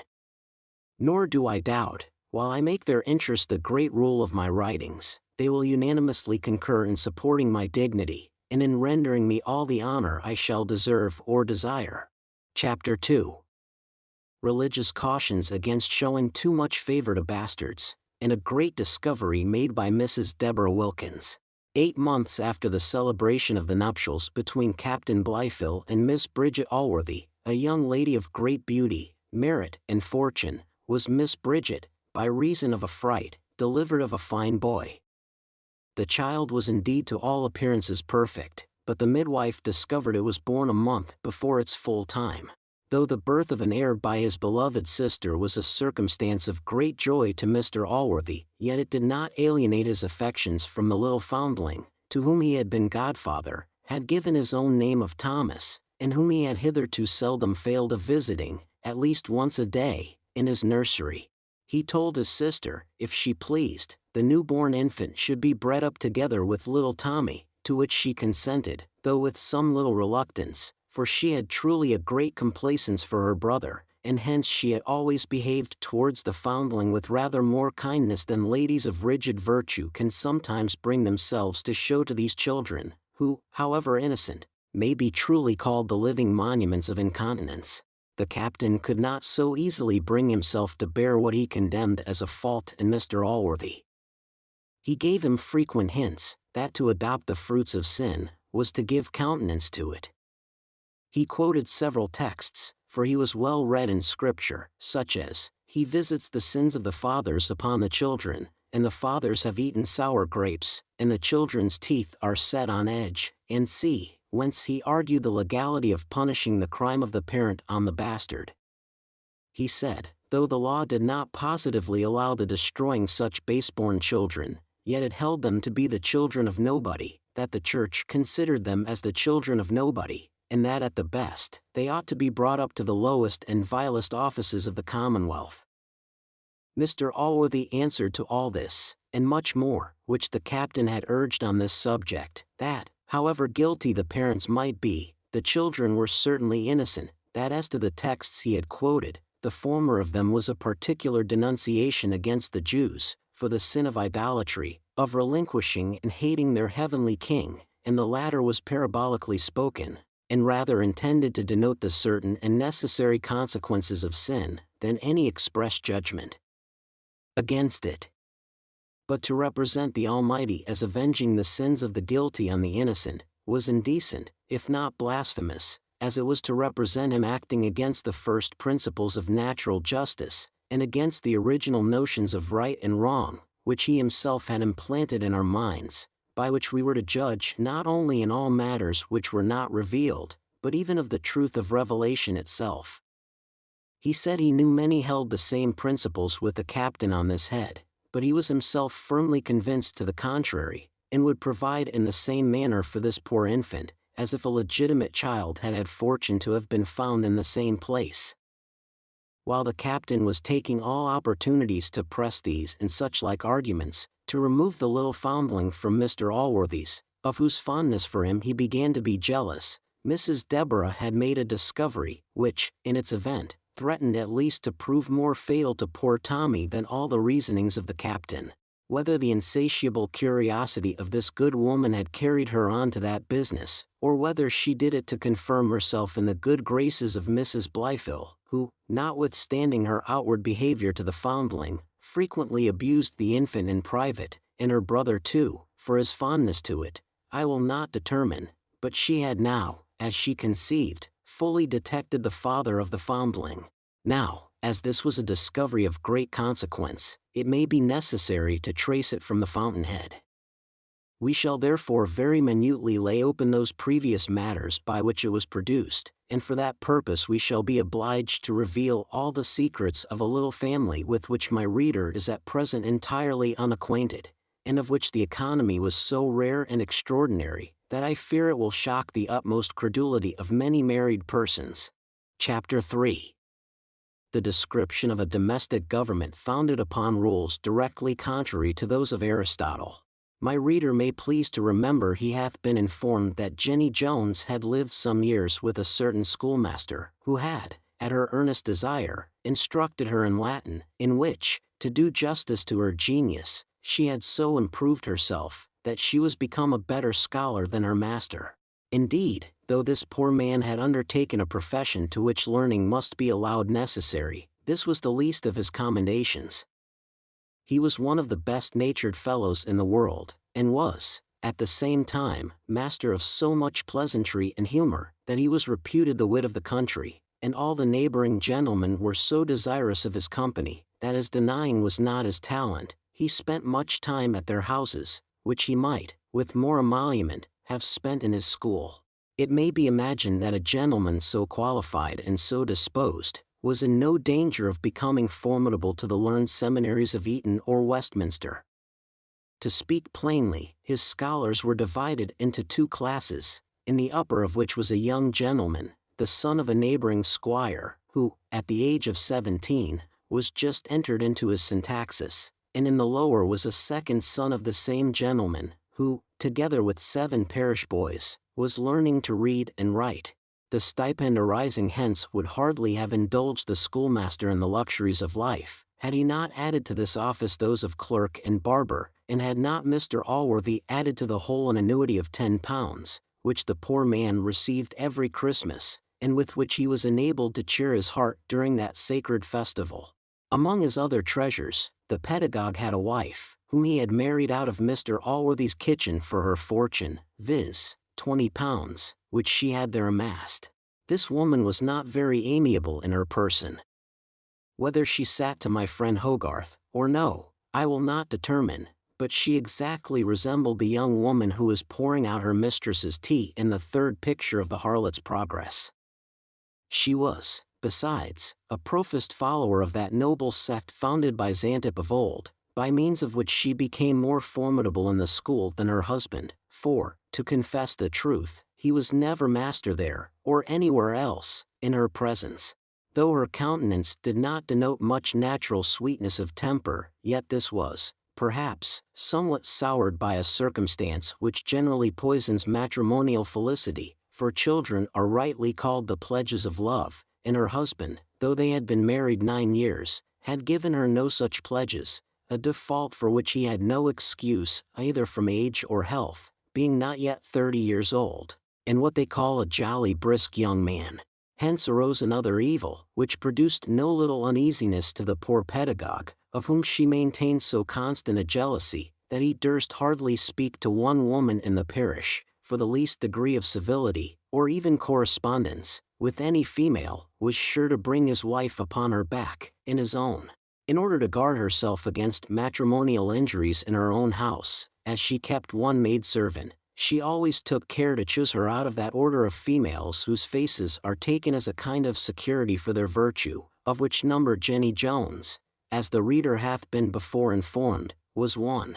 As the face of this young woman might be called pretty good security of the before-mentioned kind, and as her behavior had been always extremely modest, which is the certain consequence of understanding in women, she had passed above 4 years at Mr. Partridge's, for that was the schoolmaster's name, without creating the least suspicion in her mistress. Nay, she had been treated with uncommon kindness, and her mistress had permitted Mr. Partridge to give her those instructions which have been before commemorated. But it is with jealousy as with the gout, when such distempers are in the blood, there is never any security against their breaking out, and that often on the slightest occasions, and when least suspected. Thus it happened to Mrs. Partridge, who had submitted for years to her husband's teaching this young woman, and had suffered her often to neglect her work, in order to pursue her learning. For, passing by one day, as the girl was reading, and her master leaning over her, the girl, I know not for what reason, suddenly started up from her chair, and this was the first time that suspicion ever entered into the head of her mistress. This did not, however, at that time discover itself, but lay lurking in her mind, like a concealed enemy, who waits for a reinforcement of additional strength before he openly declares himself and proceeds upon hostile operations, and such additional strength soon arrived to corroborate her suspicion, for not long after, the husband and wife being at dinner, the master said to his maid, "De mihi aliquid potum," upon which the poor girl smiled, perhaps at the badness of the Latin, and, when her mistress cast her eyes on her, blushed, possibly with a consciousness of having laughed at her master. Mrs. Partridge, upon this, immediately fell into a fury, and discharged the trencher on which she was eating, at the head of poor Jenny, crying out, "You impudent whore, do you play tricks with my husband before my face?" and at the same instant rose from her chair with a knife in her hand, with which, most probably, she would have executed very tragical vengeance, had not the girl taken the advantage of being nearer the door than her mistress, and avoided her fury by running away. For, as to the poor husband, whether surprise had rendered him motionless, or fear, which is full as probable, had restrained him from venturing at any opposition, he sat staring and trembling in his chair, nor did he once offer to move or speak, till his wife, returning from the pursuit of Jenny, made some defensive measures necessary for his own preservation, and he likewise was obliged to retreat, after the example of the maid. This good woman was, no more than Othello, of a disposition to make a life of jealousy, and follow still the changes of the moon, with fresh suspicions. With her, as well as him, to be once in doubt, was once to be resolved. She therefore ordered Jenny immediately to pack up her alls and be gone, for that she was determined she should not sleep that night within her walls. Mr. Partridge had profited too much by experience to interpose in a matter of this nature. He therefore had recourse to his usual receipt of patience, for, though he was not a great adept in Latin, he remembered, and well understood, the advice contained in these words: "Leave fit quot bene furter onus." In English, a burden becomes lightest when it is well borne, which he had always in his mouth, and of which, to say the truth, he had often occasion to experience the truth. Jenny offered to make protestations of her innocence, but the tempest was too strong for her to be heard.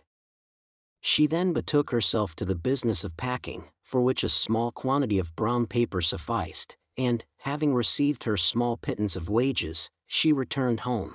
The schoolmaster and his consort passed their time unpleasantly enough that evening, but something or other happened before the next morning, which a little abated the fury of Mrs. Partridge, and she at length admitted her husband to make his excuses, to which she gave the readier belief, as he had, instead of desiring her to recall Jenny, professed a satisfaction in her being dismissed, saying, she was grown of little use as a servant, spending all her time in reading, and was become, moreover, very pert and obstinate, for, indeed, she and her master had lately had frequent disputes in literature, in which, as hath been said, she was become greatly his superior.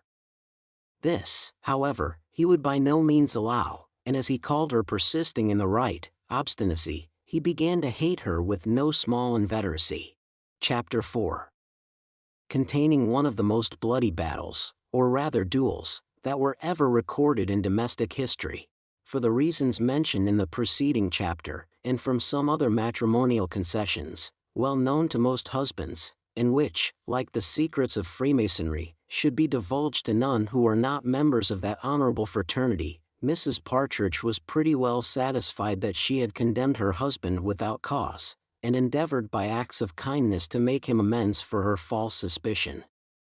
Her passions were indeed equally violent, whichever way they inclined, for as she could be extremely angry, so could she be altogether as fond. But though these passions ordinarily succeed each other, and scarce 24 hours ever passed in which the pedagogue was not, in some degree, the object of both, yet, on extraordinary occasions, when the passion of anger had raged very high, the remission was usually longer, and so was the case at present, for she continued longer in a state of affability, after this fit of jealousy was ended, than her husband had ever known before, and, had it not been for some little exercises, which all the followers of Xantip are obliged to perform daily, Mr. Partridge would have enjoyed a perfect serenity of several months.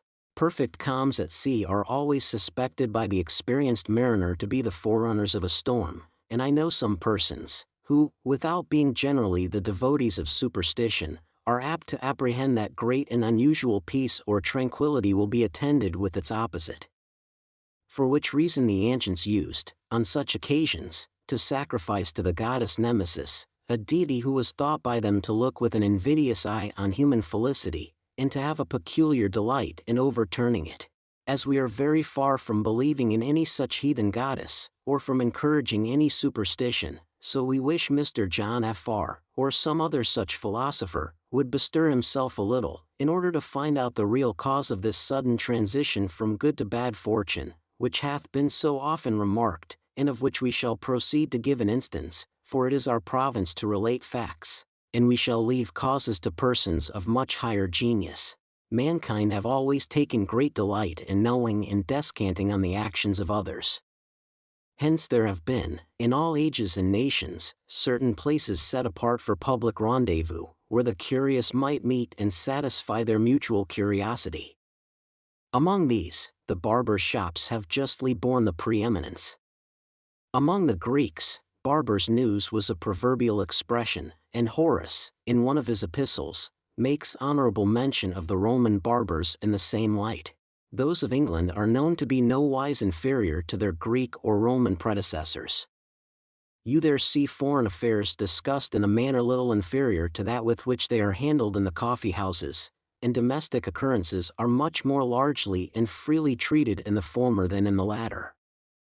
But this serves only for the men.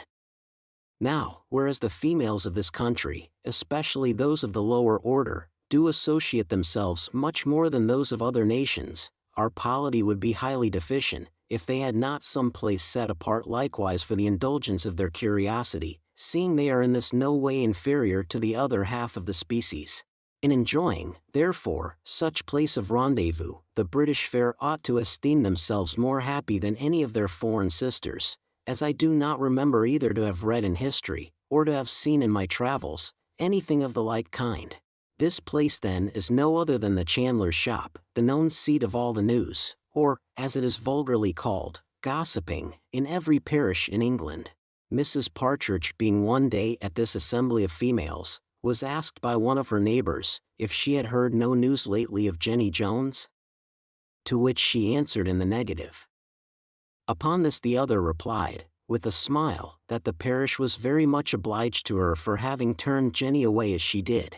Mrs. Partridge, whose jealousy, as the reader well knows, was long since cured, and who had no other quarrel to her maid, answered boldly, she did not know any obligation the parish had to her on that account, for she believed Jenny had scarce left her equal behind her. No, truly, said the gossip, I hope not, though I fancy we have sluts enow too. Then you have not heard, it seems, that she hath been brought to bed of 2 bastards? But as they are not born here, my husband and the other overseer says we shall not be obliged to keep them. 2 bastards, answered Mrs. Partridge hastily, you surprise me. I don't know whether we must keep them, but I am sure they must have been begotten here, for the wench hath not been 9 months gone away. Nothing can be so quick and sudden as the operations of the mind, especially when hope, or fear, or jealousy, to which the 2 others are but journeymen, set it to work. It occurred instantly to her that Jenny had scarce ever been out of her own house while she lived with her. The leaning over the chair, the sudden starting up, the Latin, the smile, and many other things, rushed upon her all at once. The satisfaction her husband expressed in the departure of Jenny appeared now to be only dissembled, again, in the same instant, to be real, but yet to confirm her jealousy, proceeding from satiety, and 100 other bad causes. In a word, she was convinced of her husband's guilt, and immediately left the assembly in confusion. As for Grimalkin, who, though the youngest of the feline family, degenerates not in ferocity from the elder branches of her house, and though inferior in strength, is equal in fierceness to the noble tiger himself, when a little mouse, whom it hath long tormented in sport, escapes from her clutches for a while, frets, scolds, growls, swears, but if the trunk, or box, behind which the mouse lay hid be again removed, she flies like lightning on her prey, and, with envenomed wrath, bites, scratches, mumbles, and tears the little animal. Not with less fury did Mrs. Partridge fly on the poor pedagogue. Her tongue, teeth, and hands fell all upon him at once.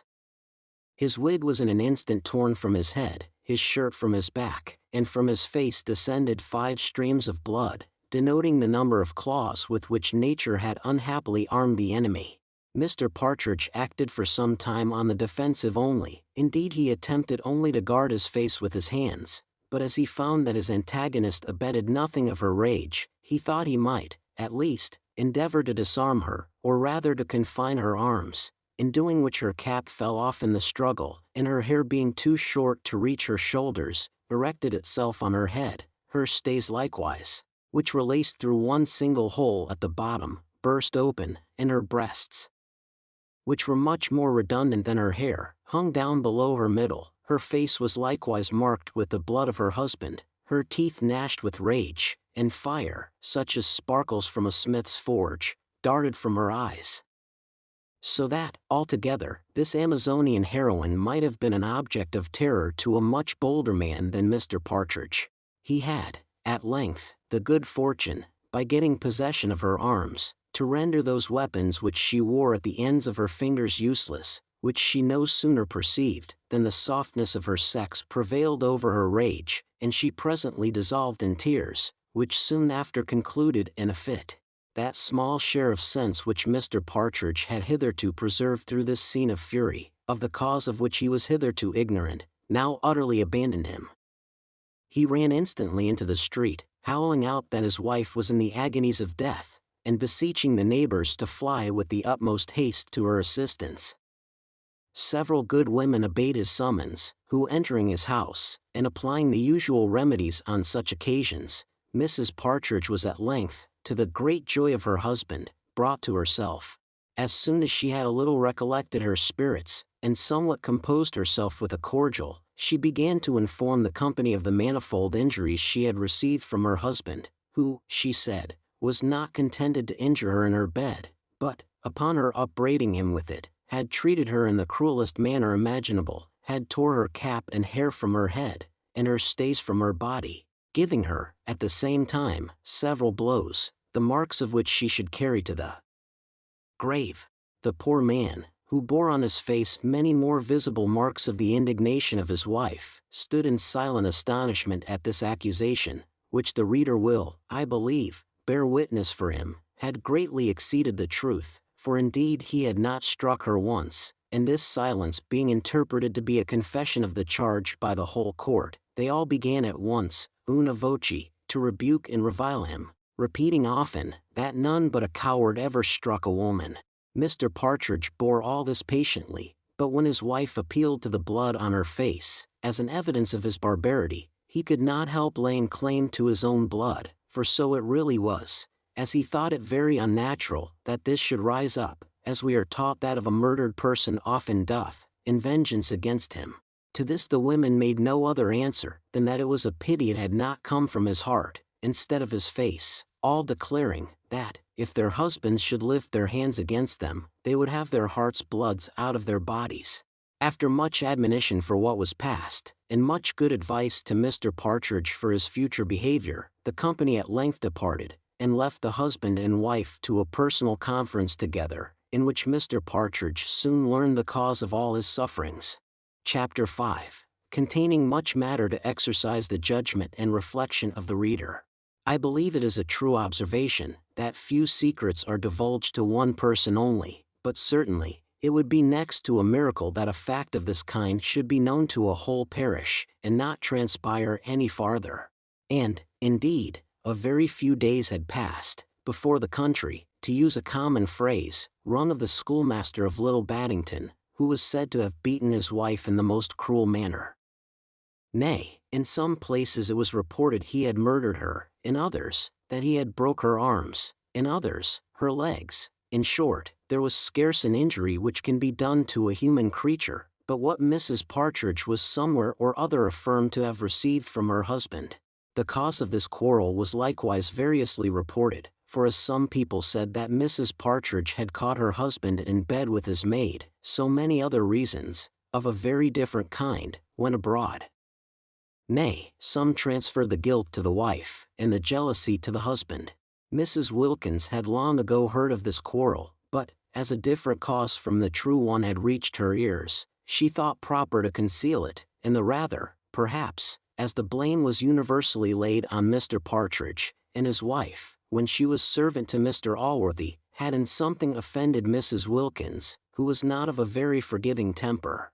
But Mrs. Wilkins, whose eyes could see objects at a distance, and who could very well look forward a few years into futurity, had perceived a strong likelihood of Captain Blifil's being hereafter her master, and as she plainly discerned that the captain bore no great goodwill to the little foundling, she fancied it would be rendering him an agreeable service, if she could make any discoveries that might lessen the affection which Mr. Allworthy seemed to have contracted for this child, and which gave visible uneasiness to the captain, who could not entirely conceal it even before Allworthy himself, though his wife, who acted her part much better in public, frequently recommended to him her own example of conniving at the folly of her brother, which, she said, she at least as well perceived, and as much resented, as any other possibly could. Mrs. Wilkins having therefore, by accident, gotten a true scent of the above story, though long after it had happened, failed not to satisfy herself thoroughly of all the particulars, and then acquainted the captain, that she had at last discovered the true father of the little bastard, which she was sorry, she said, to see her master lose his reputation in the country, by taking so much notice of. The captain chid her for the conclusion of her speech, as an improper assurance in judging of her master's actions, for if his honor, or his understanding, would have suffered the captain to make an alliance with Mrs. Wilkins, his pride would by no means have admitted it. And to say the truth, there is no conduct less politic than to enter into any confederacy with your friends' servants against their master, for by these means you afterwards become the slave of these very servants, by whom you are constantly liable to be betrayed. And this consideration, perhaps it was, which prevented Captain Blifil from being more explicit with Mrs. Wilkins, or from encouraging the abuse which she had bestowed on Allworthy. But though he declared no satisfaction to Mrs. Wilkins at this discovery, he enjoyed not a little from it in his own mind, and resolved to make the best use of it he was able. He kept this matter a long time concealed within his own breast, in hopes that Mr. Allworthy might hear it from some other person, but Mrs. Wilkins, whether she resented the captain's behavior, or whether his cunning was beyond her, and she feared the discovery might displease him, never afterwards opened her lips about the matter. I have thought it somewhat strange, upon reflection, that the housekeeper never acquainted Mrs. Blyfill with this news, as women are more inclined to communicate all pieces of intelligence to their own sex, than to ours. The only way, as it appears to me, of solving this difficulty, is, by imputing it to that distance which was now grown between the lady and the housekeeper, whether this arose from a jealousy in Mrs. Blyfill, that Wilkins showed too great a respect to the foundling, for while she was endeavoring to ruin the little infant, in order to ingratiate herself with the captain, she was every day more and more commending it before Allworthy, as his fondness for it every day increased. This, notwithstanding all the care she took at other times to express the direct contrary to Mrs. Blyfill, perhaps offended that delicate lady, who certainly now hated Mrs. Wilkins, and though she did not, or possibly could not, absolutely remove her from her place, she found, however, the means of making her life very uneasy. This Mrs. Wilkins, at length, so resented, that she very openly showed all manner of respect and fondness to little Tommy, in opposition to Mrs. Blyfill. The captain, therefore, finding the story in danger of perishing, at last took an opportunity to reveal it himself. He was one day engaged with Mr. Allworthy in a discourse on charity, in which the captain, with great learning, proved to Mr. Allworthy that the word charity in Scripture nowhere means beneficence or generosity. The Christian religion, he said, was instituted for much nobler purposes than to enforce a lesson which many heathen philosophers had taught us long before, and which, though it might perhaps be called a moral virtue, savored but little of that sublime, Christian-like disposition, that vast elevation of thought, in purity approaching to angelic perfection, to be attained, expressed, and felt only by grace.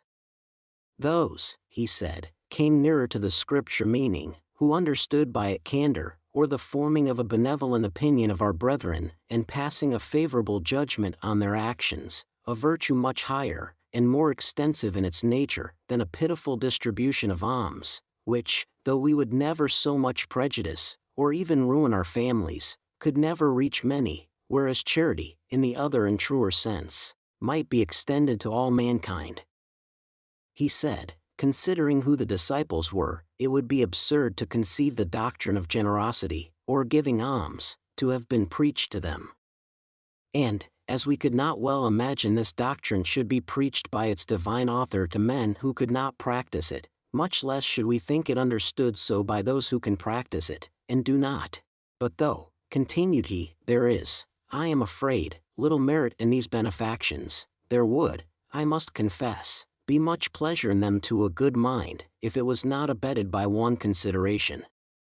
I mean, that we are liable to be imposed upon, and to confer our choicest favors often on the undeserving, as you must own was your case in your bounty to that worthless fellow Partridge, for 2 or 3 such examples must greatly lessen the inward satisfaction which a good man would otherwise find in generosity, nay, may even make him timorous in bestowing, lest he should be guilty of supporting vice, and encouraging the wicked, a crime of a very black dye, and for which it will by no means be a sufficient excuse, that we have not actually intended such an encouragement, unless we have used the utmost caution in choosing the objects of our beneficence. A consideration which, I make no doubt, hath greatly checked the liberality of many a worthy and pious man. Mr. Allworthy answered, he could not dispute with the captain in the Greek language, and therefore could say nothing as to the true sense of the word which is translated charity, but that he had always thought it was interpreted to consist in action, and that giving alms constituted at least one branch of that virtue. As to the meritorious part, he said, he readily agreed with the captain, for where could be the merit of barely discharging a duty? Which, he said, let the word charity have what construction it would, it sufficiently appeared to be from the whole tenor of the New Testament. and as he thought it an indispensable duty, enjoined both by the Christian law, and by the law of nature itself, so was it withal so pleasant, that if any duty could be said to be its own reward, or to pay us while we are discharging it, it was this. To confess the truth, said he, there is one degree of generosity, of charity I would have called it, which seems to have some show of merit, and that is, where, from a principle of benevolence and Christian love, we bestow on another what we really want ourselves, where, in order to lessen the distresses of another, we condescend to share some part of them, by giving what even our own necessities cannot well spare.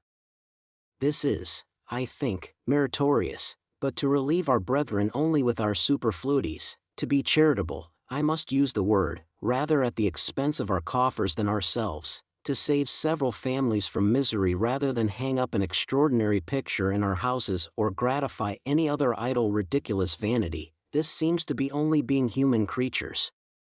Nay, I will venture to go farther, it is being in some degree epicures, for what could the greatest epicure wish rather than to eat with many mouths instead of one?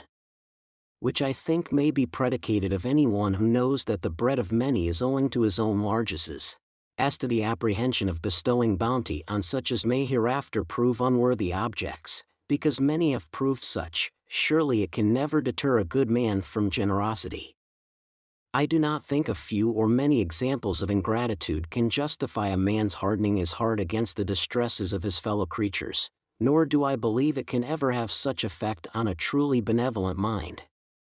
Nothing less than a persuasion of universal depravity can lock up the charity of a good man, and this persuasion must lead him, I think, either into atheism or enthusiasm, but surely it is unfair to argue such universal depravity from a few vicious individuals, nor was this, I believe, ever done by a man, who, upon searching his own mind, found one certain exception to the general rule.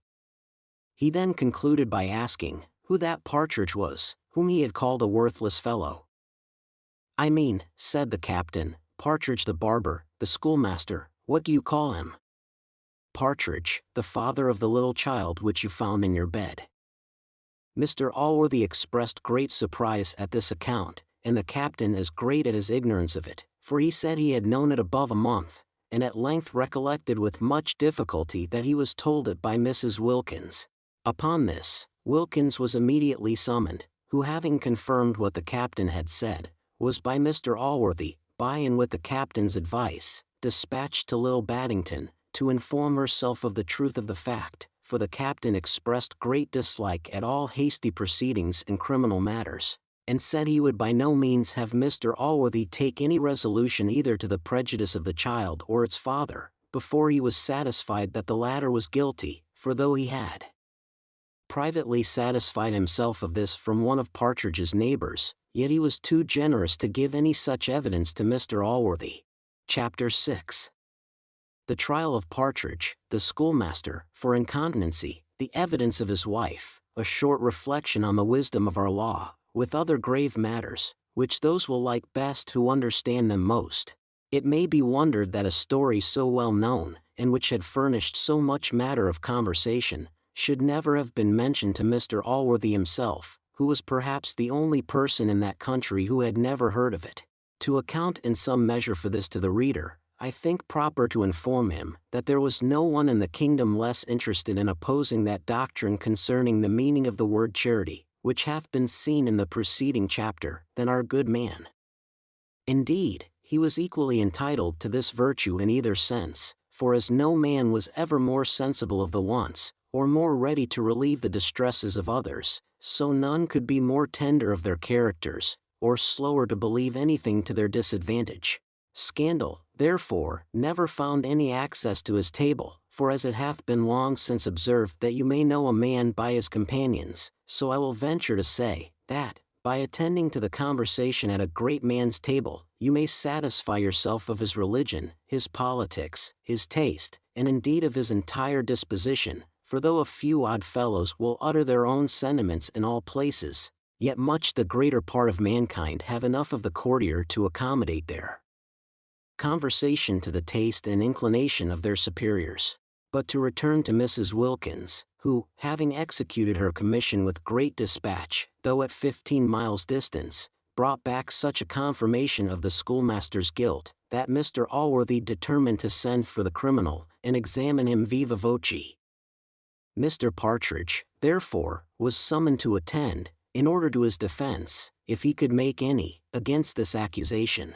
At the time appointed, before Mr. Allworthy himself, at Paradise Hall, came as well the said Partridge, within, his wife, as Mrs. Wilkins's accuser. And now Mr. Allworthy being seated in the chair of justice, Mr. Partridge was brought before him.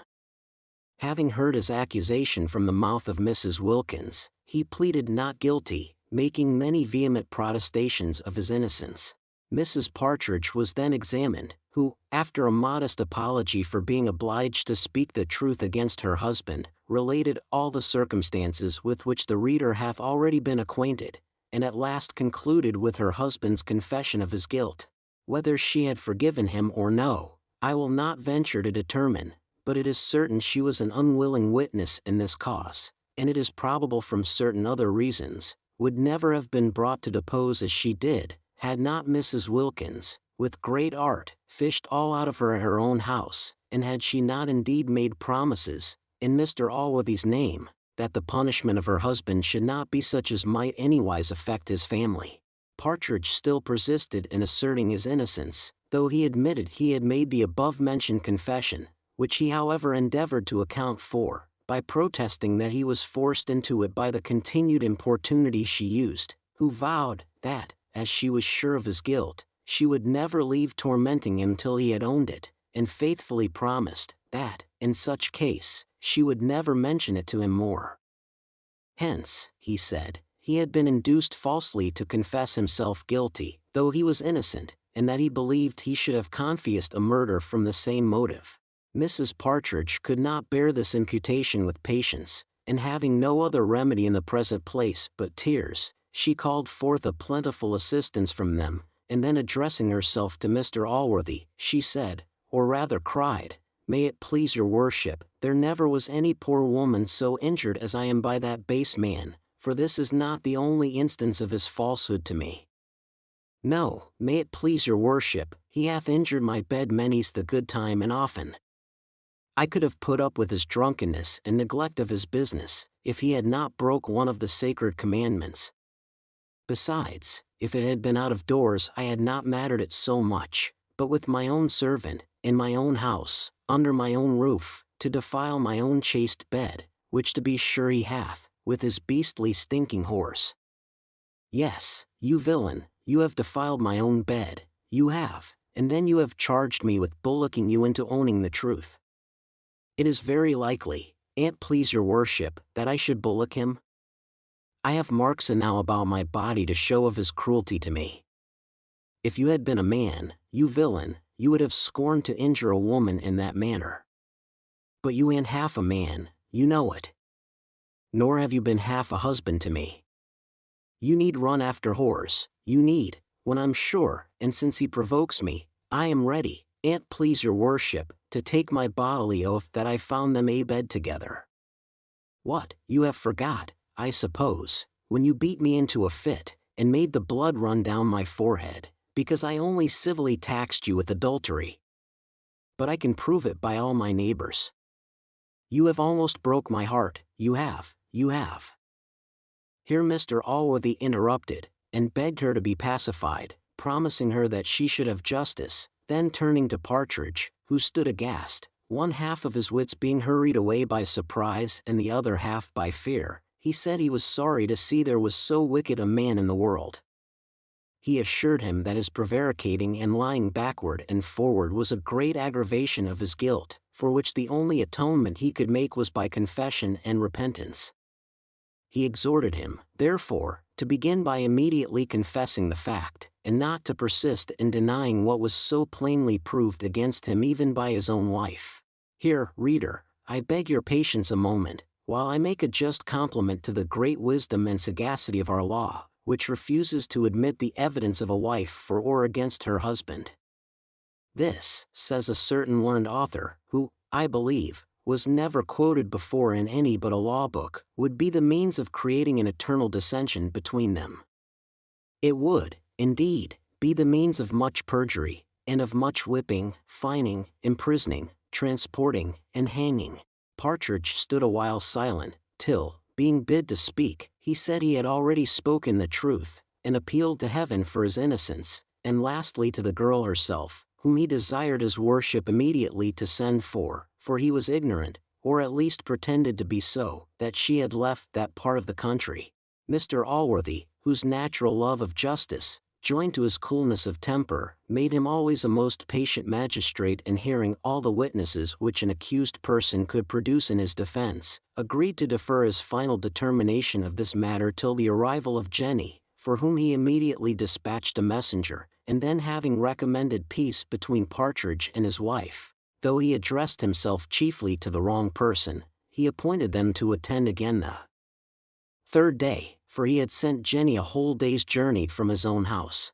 At the appointed time the parties all assembled, when the messenger returning brought word that Jenny was not to be found, for that she had left her habitation a few days before, in company with a recruiting officer. Mr. Allworthy then declared that the evidence of such a slut as she appeared to be would have deserved no credit, but he said he could not help thinking that, had she been present, and would have declared the truth, she must have confirmed what so many circumstances, together with his own confession, and the declaration of his wife that she had caught her husband in the fact, did sufficiently prove.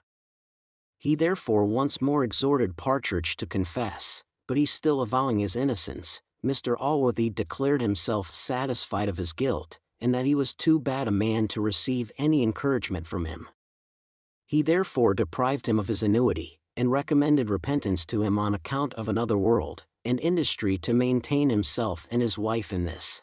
There were not, perhaps, many more unhappy persons than poor Partridge. He had lost the best part of his income by the evidence of his wife, and yet was daily upbraided by her for having, among other things, been the occasion of depriving her of that benefit, but such was his fortune, and he was obliged to submit to it. Though I called him poor Partridge in the last paragraph, I would have the reader rather impute that epithet to the compassion in my temper than conceive it to be any declaration of his innocence. Whether he was innocent or not will perhaps appear hereafter, but if the historic muse hath entrusted me with any secrets, I will by no means be guilty of discovering them till she shall give me leave. Here therefore the reader must suspend his curiosity. Certain it is that, whatever was the truth of the case, there was evidence more than sufficient to convict him before Allworthy. Indeed, much less would have satisfied a bench of justices on an order of bastardy, and yet, notwithstanding the positiveness of Mrs. Partridge, who would have taken the sacrament upon the matter, there is a possibility that the schoolmaster was entirely innocent, for though it appeared clear on comparing the time when Jenny departed from Little Baddington with that of her delivery that she had there conceived this infant, yet it by no means followed of necessity that Partridge must have been its father, for, to omit other particulars, there was in the same house a lad near 18, between whom and Jenny there had subsisted sufficient intimacy to found a reasonable suspicion, and yet, so blind is jealousy, this circumstance never once entered into the head of the enraged wife. Whether Partridge repented or not, according to Mr. Allworthy's advice, is not so apparent. Certain it is that his wife repented heartily of the evidence she had given against him, especially when she found Mrs. Deborah had deceived her, and refused to make any application to Mr. Allworthy on her behalf. She had, however, somewhat better success with Mrs. Blyfill, who was, as the reader must have perceived, a much better-tempered woman, and very kindly undertook to solicit her brother to restore the annuity, in which, though good nature might have some share, yet a stronger and more natural motive will appear in the next chapter. These solicitations were nevertheless unsuccessful, for though Mr. Allworthy did not think, with some late writers, that mercy consists only in punishing offenders, yet he was as far from thinking that it is proper to this excellent quality to pardon great criminals wantonly, without any reason whatever. Any doubtfulness of the fact, or any circumstance of mitigation, was never disregarded, but the petitions of an offender, or the intercessions of others, did not in the least affect him. In a word, he never pardoned because the offender himself, or his friends, were unwilling that he should be punished. Partridge and his wife were therefore both obliged to submit to their fate, which was indeed severe enough, for so far was he from doubling his industry on the account of his lessened income, that he did in a manner abandon himself to despair, and as he was by nature indolent, that vice now increased upon him, by which means he lost the little school he had, so that neither his wife nor himself would have had any bread to eat, had not the charity of some good Christian interposed, and provided them with what was just sufficient for their sustenance. As this support was conveyed to them by an unknown hand, they imagined, and so, I doubt not, will the reader, that Mr. Allworthy himself was their secret benefactor, who, though he would not openly encourage vice, could yet privately relieve the distresses of the vicious themselves, when these became too exquisite and disproportionate to their demerit. In which light their wretchedness appeared now to Fortune herself, for she at length took pity on this miserable couple, and considerably lessened the wretched state of Partridge, by putting a final end to that of his wife, who soon after caught the smallpox, and died. The justice which Mr. Allworthy had executed on Partridge at first met with universal approbation, but no sooner had he felt its consequences, than his neighbors began to relent, and to compassionate his case, and presently after, to blame that as rigor and severity which they before called justice. They now exclaimed against punishing in cold blood, and sang forth the praises of mercy and forgiveness. These cries were considerably increased by the death of Mrs. Partridge, which, though owing to the distemper above mentioned, which is no consequence of poverty or distress, many were not ashamed to impute to Mr. Allworthy's severity, or, as they now termed it, cruelty. Partridge having now lost his wife, his school, and his annuity, and the unknown person having now discontinued the last-mentioned charity, resolved to change the scene, and left the country, where he was in danger of starving, with the universal compassion of all his neighbors. Chapter 7. A short sketch of that felicity which prudent couples may extract from hatred, with a short apology for those people who overlook imperfections in their friends. Though the captain had effectually demolished poor Partridge, yet had he not reaped the harvest he hoped for, which was to turn the Foundling out of Mr. Allworthy's house. On the contrary, that gentleman grew every day fonder of little Tommy, as if he intended to counterbalance his severity to the father with extraordinary fondness and affection towards the son. This a good deal soured the captain's temper, as did all the other daily instances of Mr. Allworthy's generosity, for he looked on all such largesses to be diminutions of his own wealth. In this, we have said, he did not agree with his wife, nor, indeed, in anything else, for though an affection placed on the understanding is, by many wise persons, thought more durable than that which is founded on beauty, yet it happened otherwise in the present case.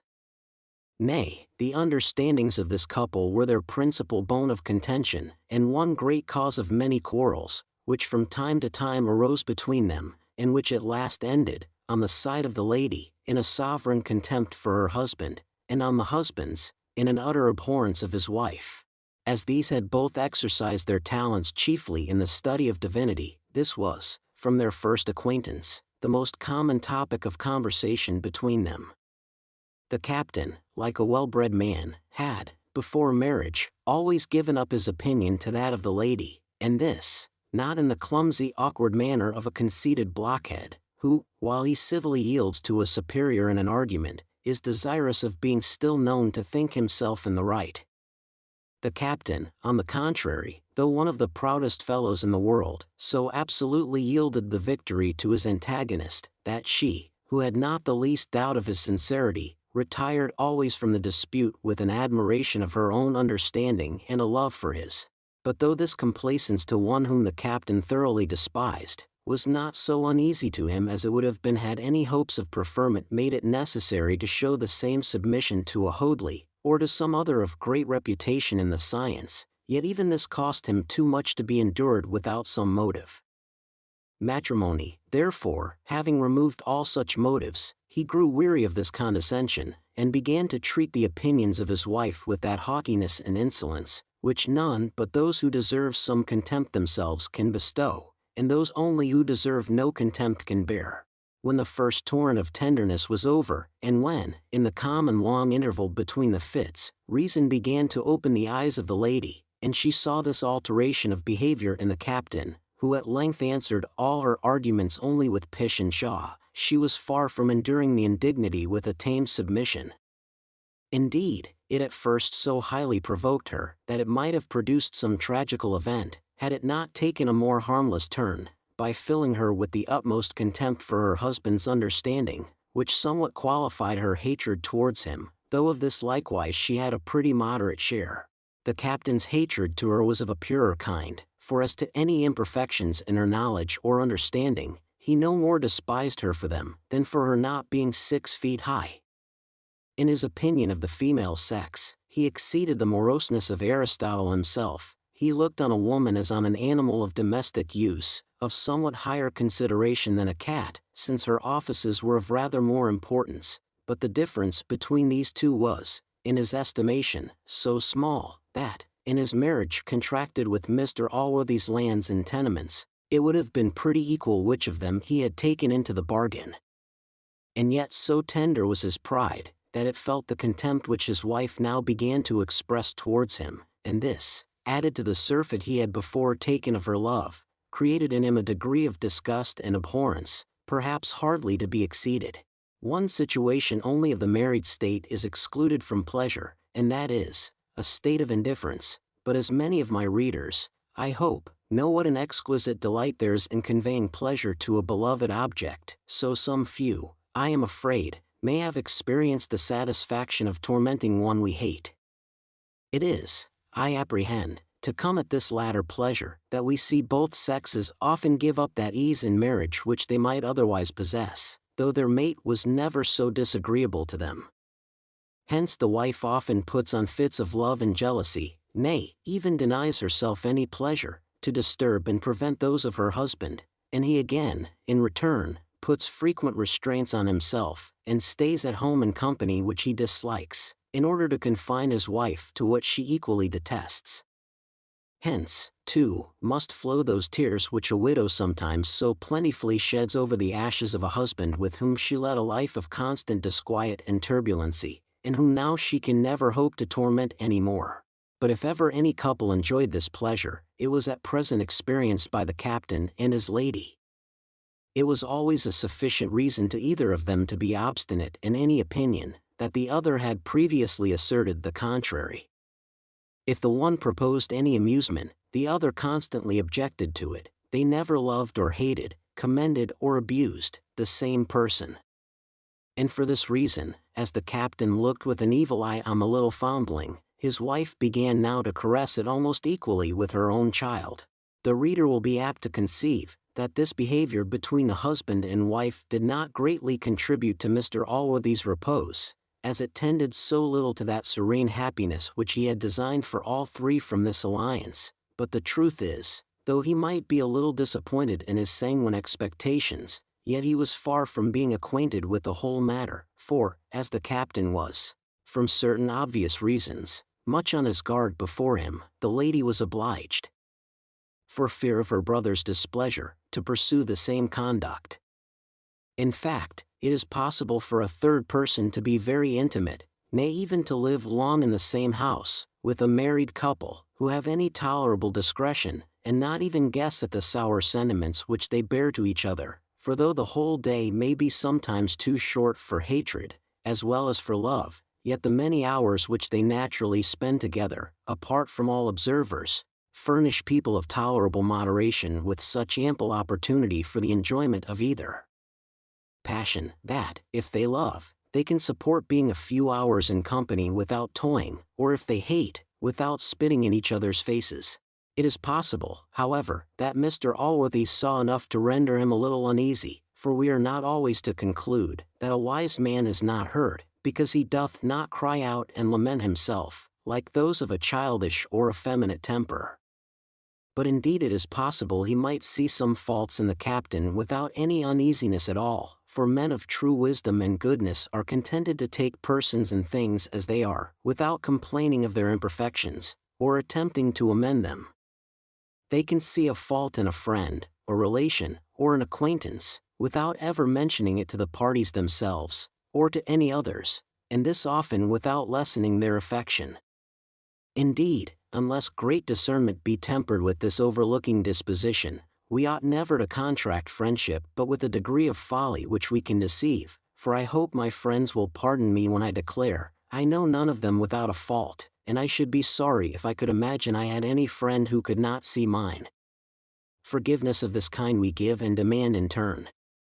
It is an exercise of friendship, and perhaps none of the least pleasant. And this forgiveness we must bestow, without desire of amendment. There is, perhaps, no surer mark of folly than an attempt to correct the natural infirmities of those we love. The finest composition of human nature, as well as the finest china, may have a flaw in it, and this, I am afraid, in either case, is equally incurable, though, nevertheless, the pattern may remain of the highest value. Upon the whole, then, Mr. Allworthy certainly saw some imperfections in the captain, but as this was a very artful man, and eternally upon his guard before him, these appeared to him no more than blemishes in a good character, which his goodness made him overlook, and his wisdom prevented him from discovering to the captain himself. Very different would have been his sentiments had he discovered the whole, which perhaps would in time have been the case, had the husband and wife long continued this kind of behavior to each other, but this kind fortune took effectual means to prevent, by forcing the captain to do that which rendered him again dear to his wife, and restored all her tenderness and affection towards him. Chapter 8. A receipt to regain the lost affections of a wife, which hath never been known to fail in the most desperate cases. The captain was made large amends for the unpleasant minutes which he passed in the conversation of his wife, and which were as few as he could contrive to make them, by the pleasant meditations he enjoyed when alone. These meditations were entirely employed on Mr. Allworthy's fortune, for, first, he exercised much thought in calculating, as well as he could, the exact value of the whole, which calculations he often saw occasion to alter in his own favor, and, secondly and chiefly, he pleased himself with intended alterations in the house and gardens, and in projecting many other schemes, as well for the improvement of the estate as of the grandeur of the place. For this purpose he applied himself to the studies of architecture and gardening, and read over many books on both these subjects, for these sciences, indeed, employed his whole time, and formed his only amusement. He at last completed a most excellent plan, and very sorry we are that it is not in our power to present it to our reader, since even the luxury of the present age, I believe, would hardly match it. It had, indeed, in a superlative degree, the two principal ingredients which served to recommend all great and noble designs of this nature, for it required an immoderate expense to execute, and a vast length of time to bring it to any sort of perfection.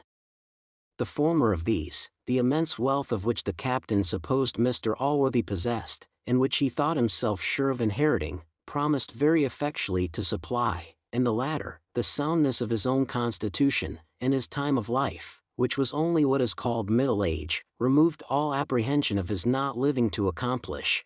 Nothing was wanting to enable him to enter upon the immediate execution of this plan, but the death of Mr. Allworthy, in calculating which he had employed much of his own algebra, besides purchasing every book extant that treats of the value of lives, reversions, and c.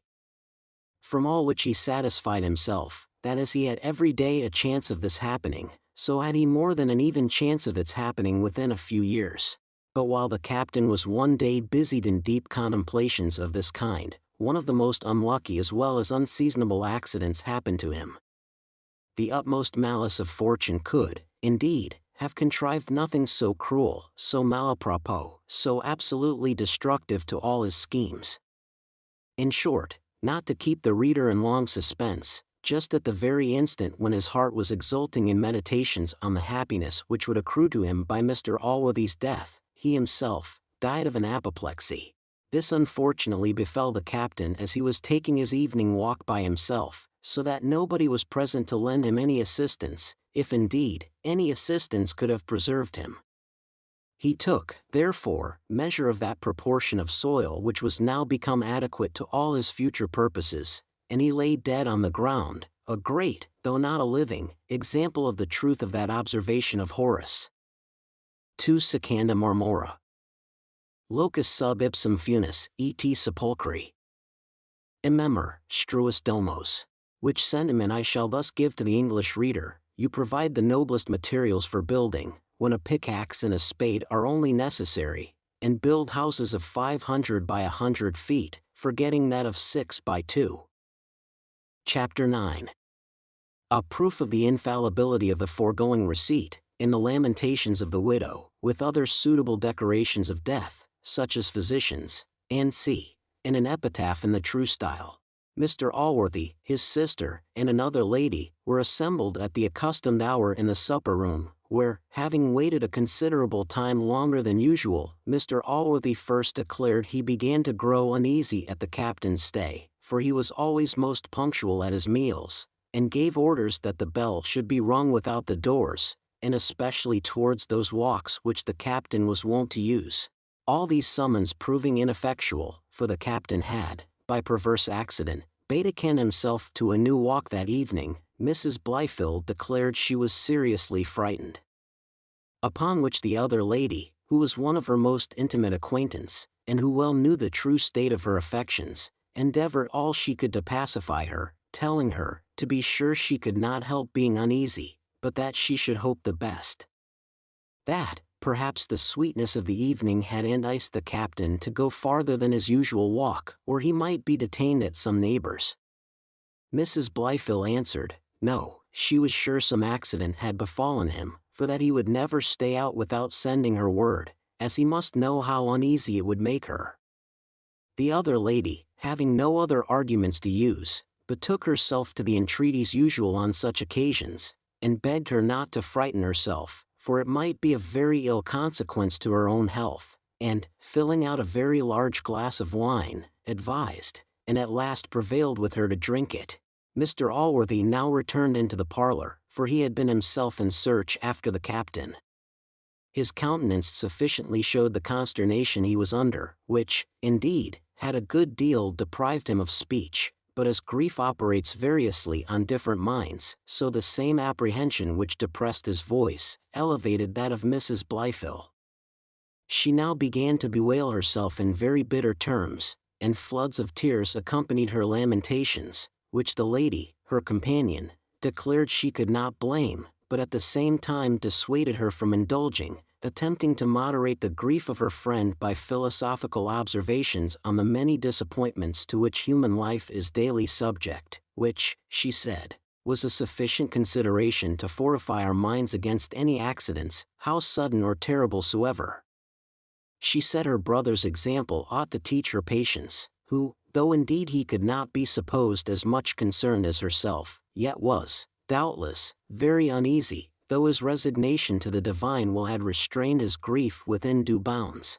Mention not my brother, said Mrs. Blifil, I alone am the object of your pity. What are the terrors of friendship to what a wife feels on these occasions? Oh, he is lost. Somebody hath murdered him, I shall never see him more. Here a torrent of tears had the same consequence with what the suppression had occasioned to Mr. Allworthy, and she remained silent. At this interval a servant came running in, out of breath, and cried out, the captain was found, and, before he could proceed farther, he was followed by two more, bearing the dead body between them. Here the curious reader may observe another diversity in the operations of grief, for as Mr. Allworthy had been before silent, from the same cause which had made his sister vociferous, so did the present sight, which drew tears from the gentleman, put an entire stop to those of the lady, who first gave a violent scream, and presently after fell into a fit.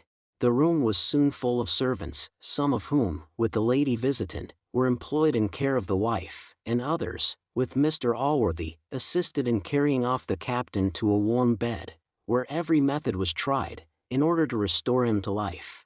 And glad should we be, could we inform the reader that both these bodies had been attended with equal success, for those who undertook the care of the lady succeeded so well, that, after the fit had continued a decent time, she again revived, to their great satisfaction, but as to the captain, all experiments of bleeding, chafing, dropping, and proved ineffectual.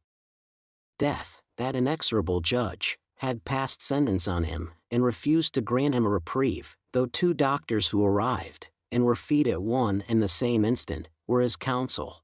These two doctors, whom, to avoid any malicious applications, we shall distinguish by the names of Dr. Y and Dr. Z, having felt his pulse, to wit, Dr. Y, his right arm, and Dr. Z, his left, both agreed that he was absolutely dead, but as to the distemper, or cause of his death, they differed, Dr. Y holding that he died of an apoplexy, and Dr. Z, of an epilepsy. Hence arose a dispute between the learned men, in which each delivered the reasons of their several opinions. These were of such equal force, that they served both to confirm either doctor in his own sentiments, and made not the least impression on his adversary. To say the truth, every physician almost hath his favorite disease, to which he ascribes all the victories obtained over human nature. The gout, the rheumatism, the stone, the gravel, and the consumption, have all their several patrons in the faculty, and none more than the nervous fever, or the fever on the spirits. And here we may account for those disagreements in opinion, concerning the cause of a patient's death, which sometimes occur, between the most learned of the college, and which have greatly surprised that part of the world who have been ignorant of the fact we have above asserted.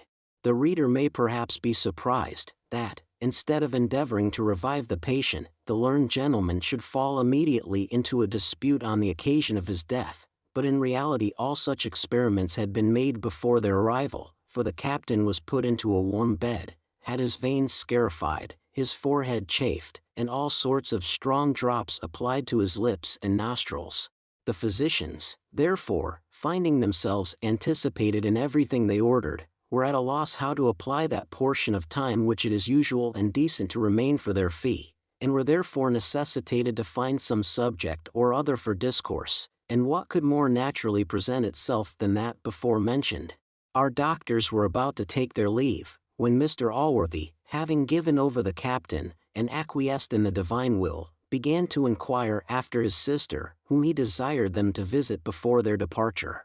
This lady was now recovered of her fit, and, to use the common phrase, as well as could be expected for one in her condition. The doctors, therefore, all previous ceremonies being complied with, as this was a new patient, attended, according to desire, and laid hold on each of her hands, as they had before done on those of the corpse. The case of the lady was in the other extreme from that of her husband, for as he was past all the assistance of physic, so in reality she required none. There is nothing more unjust than the vulgar opinion, by which physicians are misrepresented, as friends to death. On the contrary, I believe, if the number of those who recover by physic could be opposed to that of the martyrs to it, the former would rather exceed the latter. Nay, some are so cautious on this head, that, to avoid a possibility of killing the patient, they abstain from all methods of curing, and prescribe nothing but what can neither do good nor harm. I have heard some of these, with great gravity, deliver it as a maxim, that nature should be left to do her own work, while the physician stands by as it were to clap her on the back, and encourage her when she doth well. So little then did our doctors delight in death, that they discharged the corpse after a single fee, but they were not so disgusted with their living patient, concerning whose case they immediately agreed, and fell to prescribing with great diligence.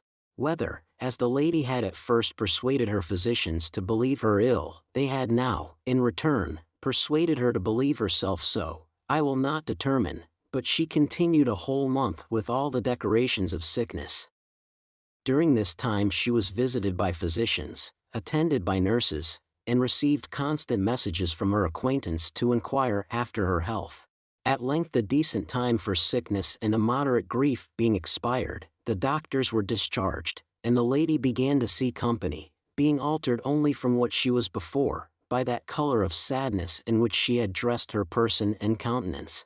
The captain was now interred, and might, perhaps, have already made a large progress towards oblivion, had not the friendship of Mr. Allworthy taken care to preserve his memory, by the following epitaph, which was written by a man of as great genius as integrity, and one who perfectly well knew the captain. Here lies, in expectation of a joyful rising, the body of Captain John Blyfill, London. Had the honor of his birth, Oxford.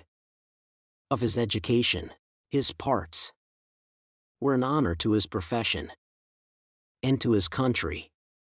his life, to his religion and human nature. He was a dutiful son, a tender husband, an affectionate father, a most kind brother, a sincere friend, a devout Christian, and a good man. His inconsolable widow hath erected this stone, the monument of his virtues and of her affection. Book 3.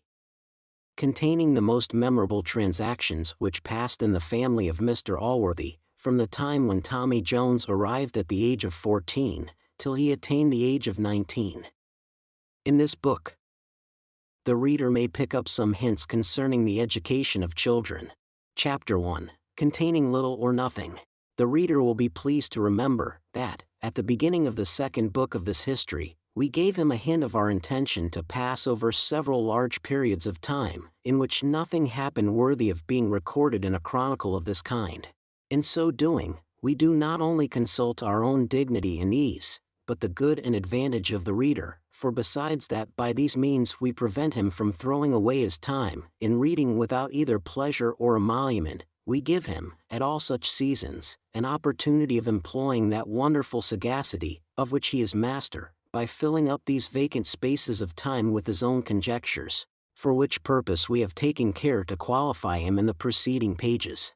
For instance, what reader but knows that Mr. Allworthy felt, at first, for the loss of his friend, those emotions of grief, which on such occasions enter into all men whose hearts are not composed of flint, or their heads of as solid materials? Again, what reader doth not know that philosophy and religion in time moderated, and at last extinguished, this grief? The former of these teaching the folly and vanity of it, and the latter correcting it as unlawful, and at the same time assuaging it, by raising future hopes and assurances, which enable a strong and religious mind to take leave of a friend, on his deathbed, with little less indifference than if he was preparing for a long journey, and, indeed, with little less hope of seeing him again.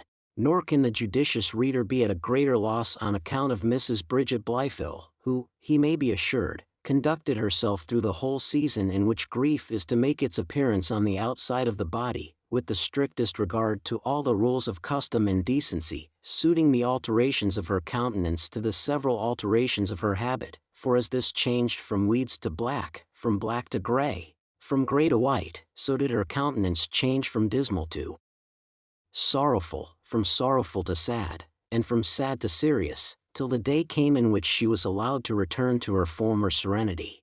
We have mentioned these two, as examples only of the task which may be imposed on readers of the lowest class. Much higher and harder exercises of judgment and penetration may reasonably be expected from the upper graduates in criticism. Many notable discoveries will, I doubt not, be made by such, of the transactions which happened in the family of our worthy man, during all the years which we have thought proper to pass over, for though nothing worthy of a place in this history occurred within that period, yet did several incidents happen of equal importance with those reported by the daily and weekly historians of the age, in reading which great numbers of persons consume a considerable part of their time, very little, I am afraid, to their emolument. Now, in the conjectures here proposed, some of the most excellent faculties of the mind may be employed to much advantage, since it is a more useful capacity to be able to foretell the actions of men, in any circumstance, from their characters, than to judge of their characters from their actions. The former, I own, requires the greater penetration, but may be accomplished by true sagacity with no less certainty than the latter. As we are sensible that much the greatest part of our readers are very eminently possessed of this quality, we have left them a space of 12 years to exert it in, and shall now bring forth our hero, at about 14 years of age, not questioning that many have been long impatient to be introduced to his acquaintance. Chapter 2. The hero of this great history appears with very bad omens. A little tale of so low a kind that some may think it not worth their notice. A word or two concerning a squire, and more relating to a gamekeeper and a schoolmaster. As we determined, when we first sat down to write this history, to flatter no man, but to guide our pen throughout by the directions of truth, we are obliged to bring our hero on the stage in a much more disadvantageous manner than we could wish, and to declare honestly, even at his first appearance, that it was the universal opinion of all Mr. Allworthy's family that he was certainly born to be hanged.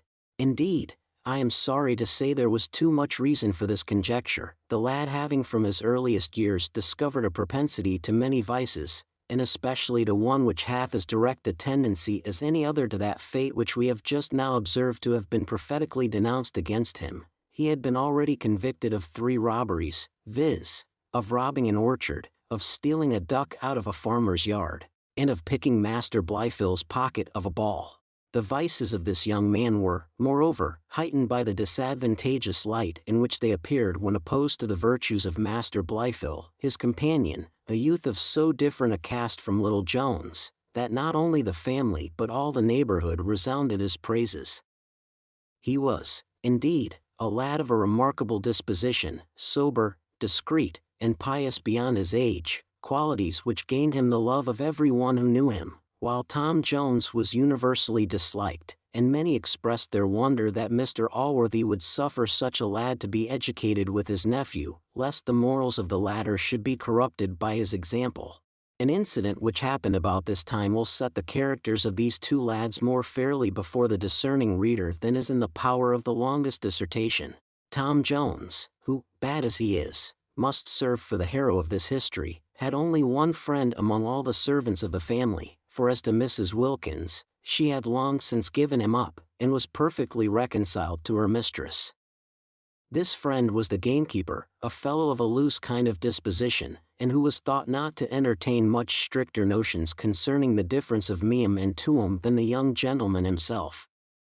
And hence this friendship gave occasion to many sarcastical remarks among the domestics, most of which were either proverbs before, or at least are become so now, and, indeed, the wit of them all may be comprised in that short Latin proverb, Nocitur assotio, which, I think, is thus expressed in English: you may know him by the company he keeps.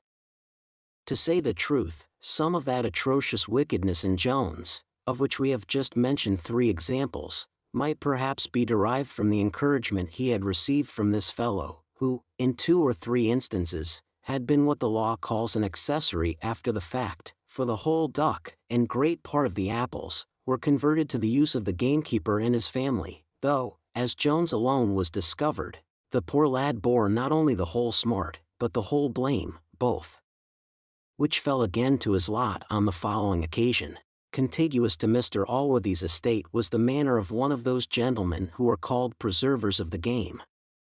This species of men, from the great severity with which they revenge the death of a hare or partridge, might be thought to cultivate the same superstition with the Banyans in India, many of whom, we are told, dedicate their whole lives to the preservation and protection of certain animals. Was it not that our English Banyans, while they preserve them from other enemies, will most unmercifully slaughter whole horseloads themselves, so that they stand clearly acquitted of any such heathenish superstition? I have, indeed, a much better opinion of this kind of men than is entertained by some, as I take them to answer the order of nature, and the good purposes for which they were ordained, in a more ample manner than many others. Now, as Horace tells us that there are a set of human beings, fruges consumeranati, born to consume the fruits of the earth, so I make no manner of doubt but that there are others, feras consumeranati, born to consume the beasts of the field, or, as it is commonly called, the game, and none, I believe, will deny but that those squires fulfill this end of their creation. Little Jones went one day a-shooting with the gamekeeper, when happening to spring a covey of partridges near the border of that manor over which fortune, to fulfill the wise purposes of nature, had planted one of the game consumers, the birds flew into it, and were marked, as it is called, by the 2 sportsmen, in some furze bushes, about 200 or 300 paces beyond Mr. Allworthy's dominions. Mr. Allworthy had given the fellow strict orders, on pain of forfeiting his place, never to trespass on any of his neighbors, no more on those who were less rigid in this matter than on the lord of this manor. With regard to others, indeed, these orders had not been always very scrupulously kept, but as the disposition of the gentleman with whom the partridges had taken sanctuary was well known, the gamekeeper had never yet attempted to invade his territories. Nor had he done it now, had not the younger sportsman, who was excessively eager to pursue the flying game, over-persuaded him, but Jones being very importunate, the other, who was himself keen enough after the sport, yielded to his persuasions, entered the manor, and shot one of the partridges. The gentleman himself was at that time on horseback, at a little distance from them, and hearing the gun go off, he immediately made towards the place, and discovered poor Tom, for the gamekeeper had leapt into the thickest part of the furze brake, where he had happily concealed himself. The gentleman having searched the lad, and found the partridge upon him, denounced great vengeance, swearing he would acquaint Mr. Allworthy. He was as good as his word, for he rode immediately to his house, and complained of the trespass on his manor in as high terms and as bitter language as if his house had been broken open, and the most valuable furniture stole out of it. He added, that some other person was in his company, though he could not discover him, for that 2 guns had been discharged almost in the same instant. And, says he, we have found only this partridge, but the Lord knows what mischief they have done. At his return home, Tom was presently convened before Mr. Allworthy. He owned the fact, and alleged no other excuse but what was really true, viz., that the covey was originally sprung in Mr. Allworthy's own manor. Tom was then interrogated who was with him, which Mr. Allworthy declared he was resolved to know, acquainting the culprit with the circumstance of the 2 guns, which had been deposed by the squire and both his servants, but Tom stoutly persisted in asserting that he was alone, yet, to say the truth, he hesitated a little at first, which would have confirmed Mr. Allworthy's belief, had what the squire and his servants said wanted any further confirmation. The gamekeeper, being a suspected person, was now sent for, and the question put to him, but he, relying on the promise which Tom had made him, to take all upon himself, very resolutely denied being in company with the young gentleman, or indeed having seen him the whole afternoon. Mr. Allworthy then turned towards Tom, with more than usual anger in his countenance, and advised him to confess who was with him, repeating, that he was resolved to know. The lad, however, still maintained his resolution, and was dismissed with much wrath by Mr. Allworthy, who told him he should have to the next morning to consider of it, when he should be questioned by another person, and in another manner. Poor Jones spent a very melancholy night, and the more so, as he was without his usual companion, for Master Blifil was gone abroad on a visit with his mother. Fear of the punishment he was to suffer was on this occasion his least evil, his chief anxiety being, lest his constancy should fail him, and he should be brought to betray the gamekeeper, whose ruin he knew must now be the consequence. Nor did the gamekeeper pass his time much better. He had the same apprehensions with the youth, for whose honor he had likewise a much tenderer regard than for his skin. In the morning, when Tom attended the Reverend Mr. Thwackum, the person to whom Mr. Allworthy had committed the instruction of the 2 boys, he had the same questions put to him by that gentleman which he had been asked the evening before, to which he returned the same answers. The consequence of this was, so severe a whipping, that it possibly fell little short of the torture with which confessions are in some countries extorted from criminals. Tom bore his punishment with great resolution, and though his master asked him, between every stroke, whether he would not confess, he was contented to be fleed rather than betray his friend, or break the promise he had made. The gamekeeper was now relieved from his anxiety, and Mr. Allworthy himself began to be concerned at Tom's sufferings, for besides that Mr. Thwackum, being highly enraged that he was not able to make the boys say what he himself pleased, had carried his severity much beyond the good man's intention, this latter began now to suspect that the squire had been mistaken, which his extreme eagerness and anger seemed to make probable, and as for what the servants had said in confirmation of their master's account, he laid no great stress upon that. Now, as cruelty and injustice were 2 ideas of which Mr. Allworthy could by no means support the consciousness a single moment, he sent for Tom, and after many kind and friendly exhortations, said, I am convinced, my dear child, that my suspicions have wronged you. I am sorry that you have been so severely punished on this account. And at last gave him a little horse to make him amends, again repeating his sorrow for what had passed. Tom's guilt now flew in his face more than any severity could make it. He could more easily bear the lashes of Thwackum than the generosity of Allworthy. The tears burst from his eyes, and he fell upon his knees, crying, "Oh, sir, you are too good to me. Indeed you are. Indeed I don't deserve it." And at that very instant, from the fullness of his heart, had almost betrayed the secret, but the good genius of the gamekeeper suggested to him what might be the consequence to the poor fellow, and this consideration sealed his lips. Thwackum did all he could to persuade Allworthy from showing any compassion or kindness to the boy, saying, he had persisted in an untruth, and gave some hints, that a second whipping might probably bring the matter to light. But Mr. Allworthy absolutely refused to consent to the experiment. He said, the boy had suffered enough already for concealing the truth, even if he was guilty, seeing that he could have no motive but a mistaken point of honor for so doing. "Honor," cried Thwackum, with some warmth, "mere stubbornness and obstinacy. Can honor teach anyone to tell a lie, or can any honor exist independent of religion?" This discourse happened at table when dinner was just ended, and there were present Mr. Allworthy, Mr. Thwackum, and a third gentleman, who now entered into the debate, and whom, before we proceed any further, we shall briefly introduce to our readers' acquaintance. Chapter 3. The character of Mr. Square the philosopher, and of Mr. Thwackum the divine, with a dispute concerning. The name of this gentleman, who had then resided some time at Mr. Allworthy's house, was Mr. Square. His natural parts were not of the first rate, but he had greatly improved them by a learned education. He was deeply read in the ancients, and a professed master of all the works of Plato and Aristotle, upon which great models he had principally formed himself, sometimes according with the opinion of the one, and sometimes with that of the other. In morals he was a professed Platonist, and in religion he inclined to be an Aristotelian.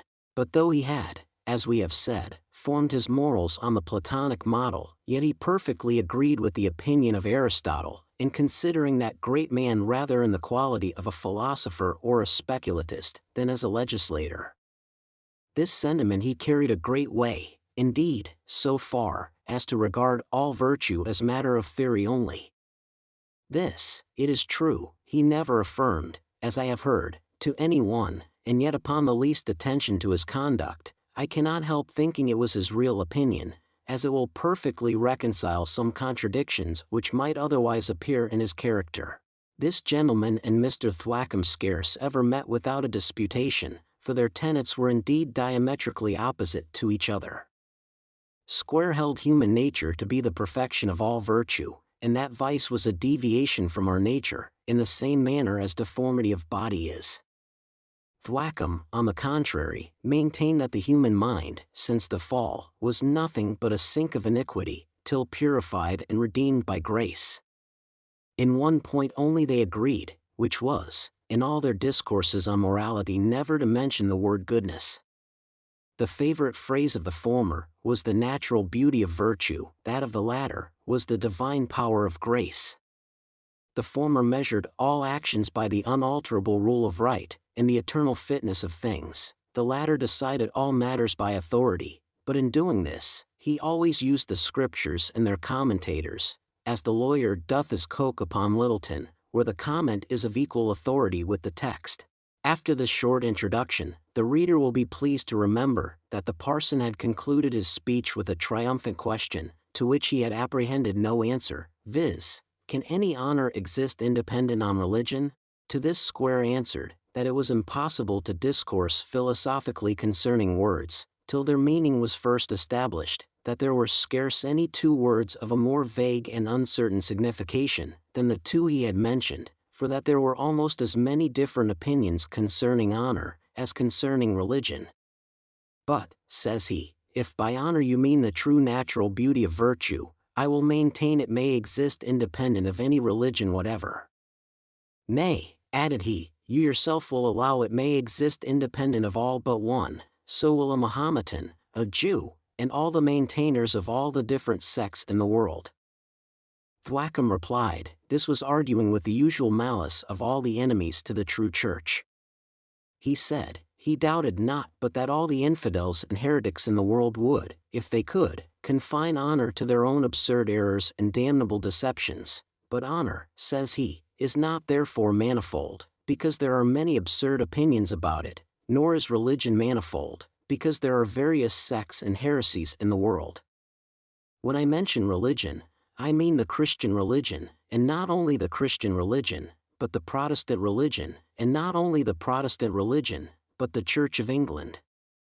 And when I mention honor, I mean that mode of divine grace which is not only consistent with, but dependent upon, this religion, and is consistent with and dependent upon no other. Now to say that the honor I here mean, and which was, I thought, all the honor I could be supposed to mean, will uphold, much less dictate an untruth, is to assert an absurdity too shocking to be conceived. I purposely avoided, says Square, drawing a conclusion which I thought evident from what I have said, but if you perceived it, I am sure you have not attempted to answer it. However, to drop the article of religion, I think it is plain, from what you have said, that we have different ideas of honor, or why do we not agree in the same terms of its explanation? I have asserted that true honor and true virtue are almost synonymous terms, and they are both founded on the unalterable rule of right, and the eternal fitness of things, to which an untruth being absolutely repugnant and contrary, it is certain that true honor cannot support an untruth. In this, therefore, I think we are agreed, but that this honor can be said to be founded on religion, to which it is antecedent, if by religion be meant any positive law. I agree, answered Thwackum, with great warmth, with a man who asserts honor to be antecedent to religion.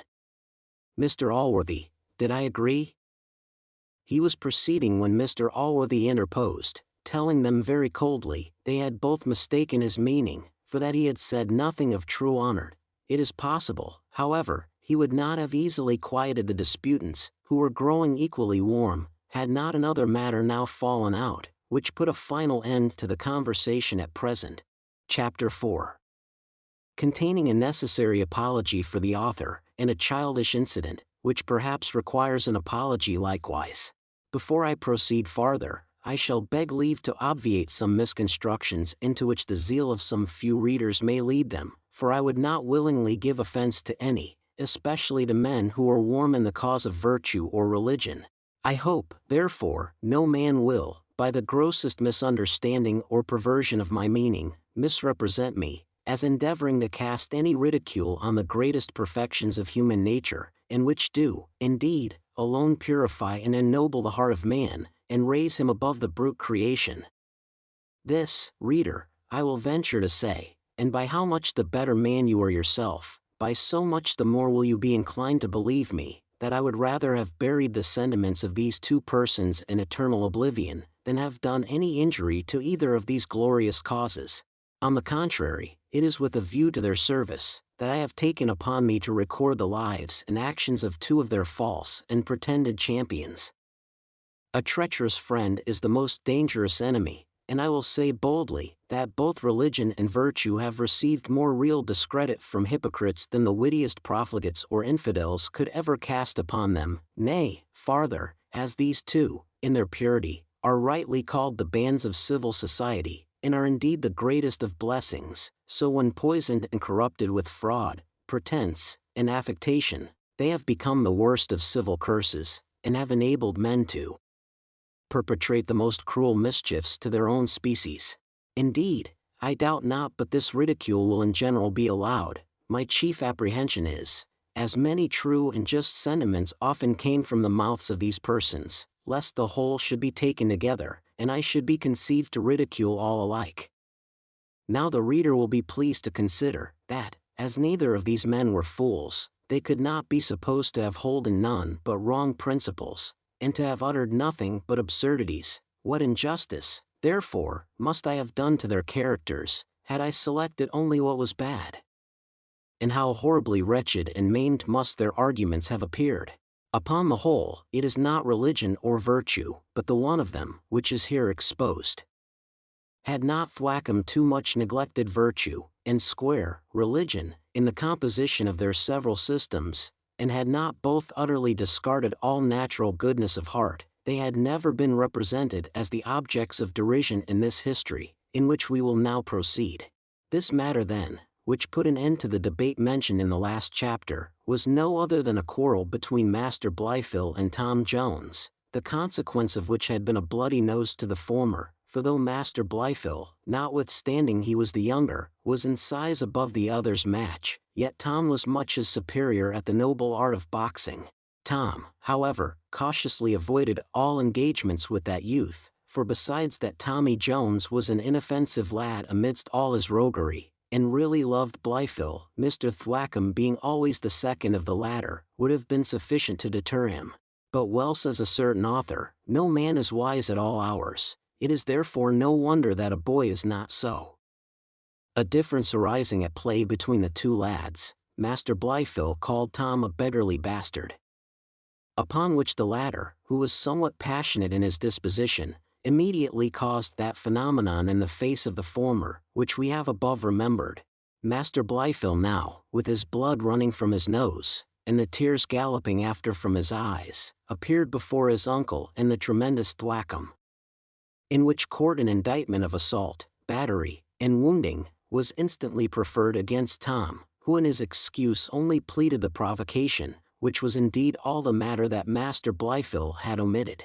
It is indeed possible that this circumstance might have escaped his memory, for, in his reply, he positively insisted that he had made use of no such appellation, adding, "Heaven forbid such naughty words should ever come out of his mouth." Tom, though against all form of law, rejoined in affirmance of the words. Upon which Master Blifil said, "It is no wonder. Those who will tell one fib, will hardly stick at another. If I had told my master such a wicked fib as you have done, I should be ashamed to show my face." "What fib, child?" cries Thwackum pretty eagerly. "Why, he told you that nobody was with him a shooting when he killed the partridge, but he knows." Here he burst into a flood of tears. "Yes, he knows, for he confessed it to me, that Black George the gamekeeper was there." "Nay," he said, "yes you did, deny it if you can, that you would not have confessed the truth, though master had cut you to pieces." At this the fire flashed from Thwackum's eyes, and he cried out in triumph, "Oh! Ho! This is your mistaken notion of honor. This is the boy who was not to be whipped again." But Mr. Allworthy, with a more gentle aspect, turned towards the lad, and said, "Is this true, child? How came you to persist so obstinately in a falsehood?" Tom said, he scorned a lie as much as any one, but he thought his honor engaged him to act as he did, for he had promised the poor fellow to conceal him, which, he said, he thought himself farther obliged to, as the gamekeeper had begged him not to go into the gentleman's manor, and had at last gone himself, in compliance with his persuasions.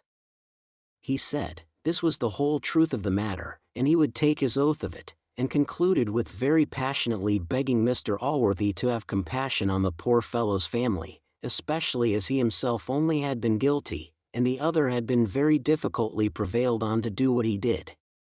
"Indeed, sir," said he, "it could hardly be called a lie that I told, for the poor fellow was entirely innocent of the whole matter. I should have gone alone after the birds. Nay, I did go at first, and he only followed me to prevent more mischief. Do, pray, sir, let me be punished, take my little horse away again, but pray, sir, forgive poor George." Mr. Allworthy hesitated a few moments, and then dismissed the boys, advising them to live more friendly and peaceably together. Chapter 5. The opinions of the divine and the philosopher concerning the two boys, with some reasons for their opinions, and other matters. It is probable that by disclosing this secret, which had been communicated in the utmost confidence to him, young Blifil preserved his companion from a good lashing, for the offense of the bloody nose would have been of itself sufficient cause for Thwackum to have proceeded to correction, but now this was totally absorbed in the consideration of the other matter, and with regard to this, Mr. Allworthy declared privately, he thought the boy deserved reward rather than punishment, so that Thwackum's hand was withheld by a general pardon. Thwackum, whose meditations were full of birch, exclaimed against this weak, and, as he said he would venture to call it, wicked lenity. To remit the punishment of such crimes was, he said, to encourage them. He enlarged much on the correction of children, and quoted many texts from Solomon, and others, which being to be found in so many other books, shall not be found here.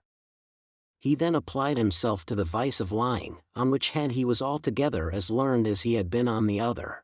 Square said, he had been endeavoring to reconcile the behavior of Tom with his idea of perfect virtue, but could not. He owned there was something which at first sight appeared like fortitude in the action, but as fortitude was a virtue, and falsehood a vice, they could by no means agree or unite together. He added, that as this was in some measure to confound virtue and vice, it might be worth Mr. Thwackum's consideration, whether a larger castigation might not be laid on upon the account.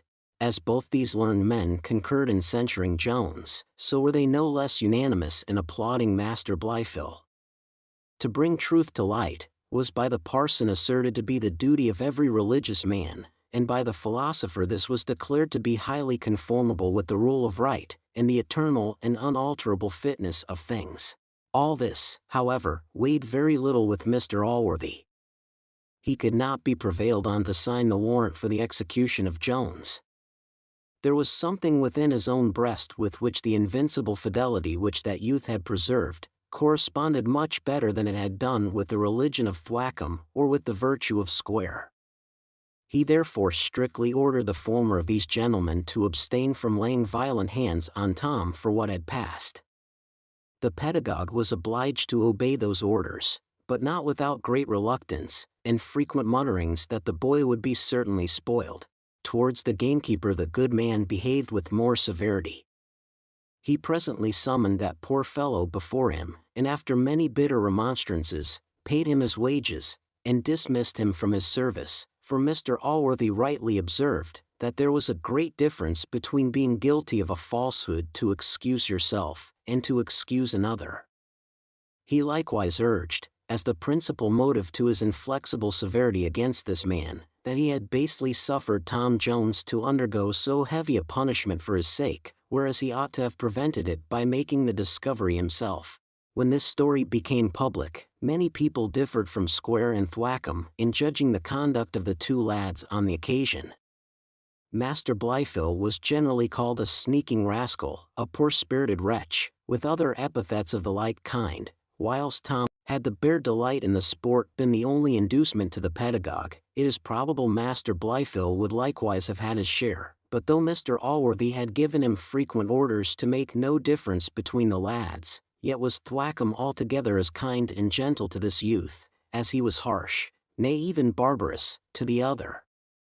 To say the truth, Blifil had greatly gained his master's affections, partly by the profound respect he always showed his person, but much more by the decent reverence with which he received his doctrine, for he had got by heart, and frequently repeated, his phrases, and maintained all his master's religious principles with a zeal which was surprising in one so young, and which greatly endeared him to the worthy preceptor.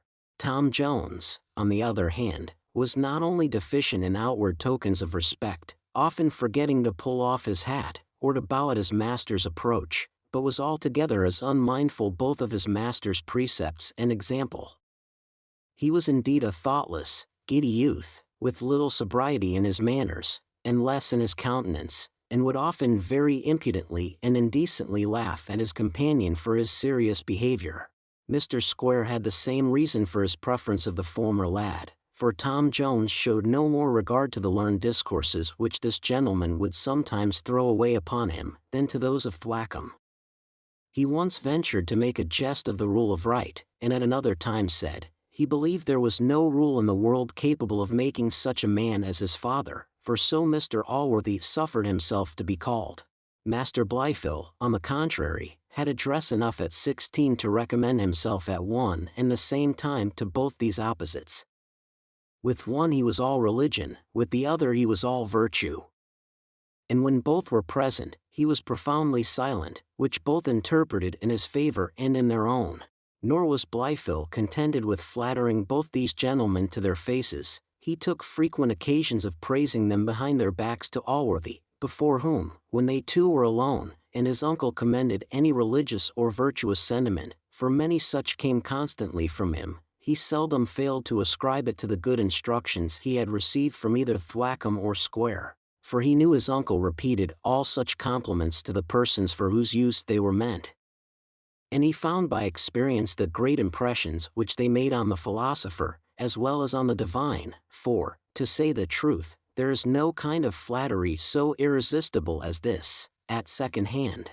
The young gentleman, moreover, soon perceived how extremely grateful all those panegyrics on his instructors were to Mr. Allworthy himself, as they so loudly resounded the praise of that singular plan of education which he had laid down, for this worthy man having observed the imperfect institution of our public schools, and the many vices which boys were there liable to learn, had resolved to educate his nephew, as well as the other lad, whom he had in a manner adopted, in his own house, where he thought their morals would escape all that danger of being corrupted to which they would be unavoidably exposed in any public school or university.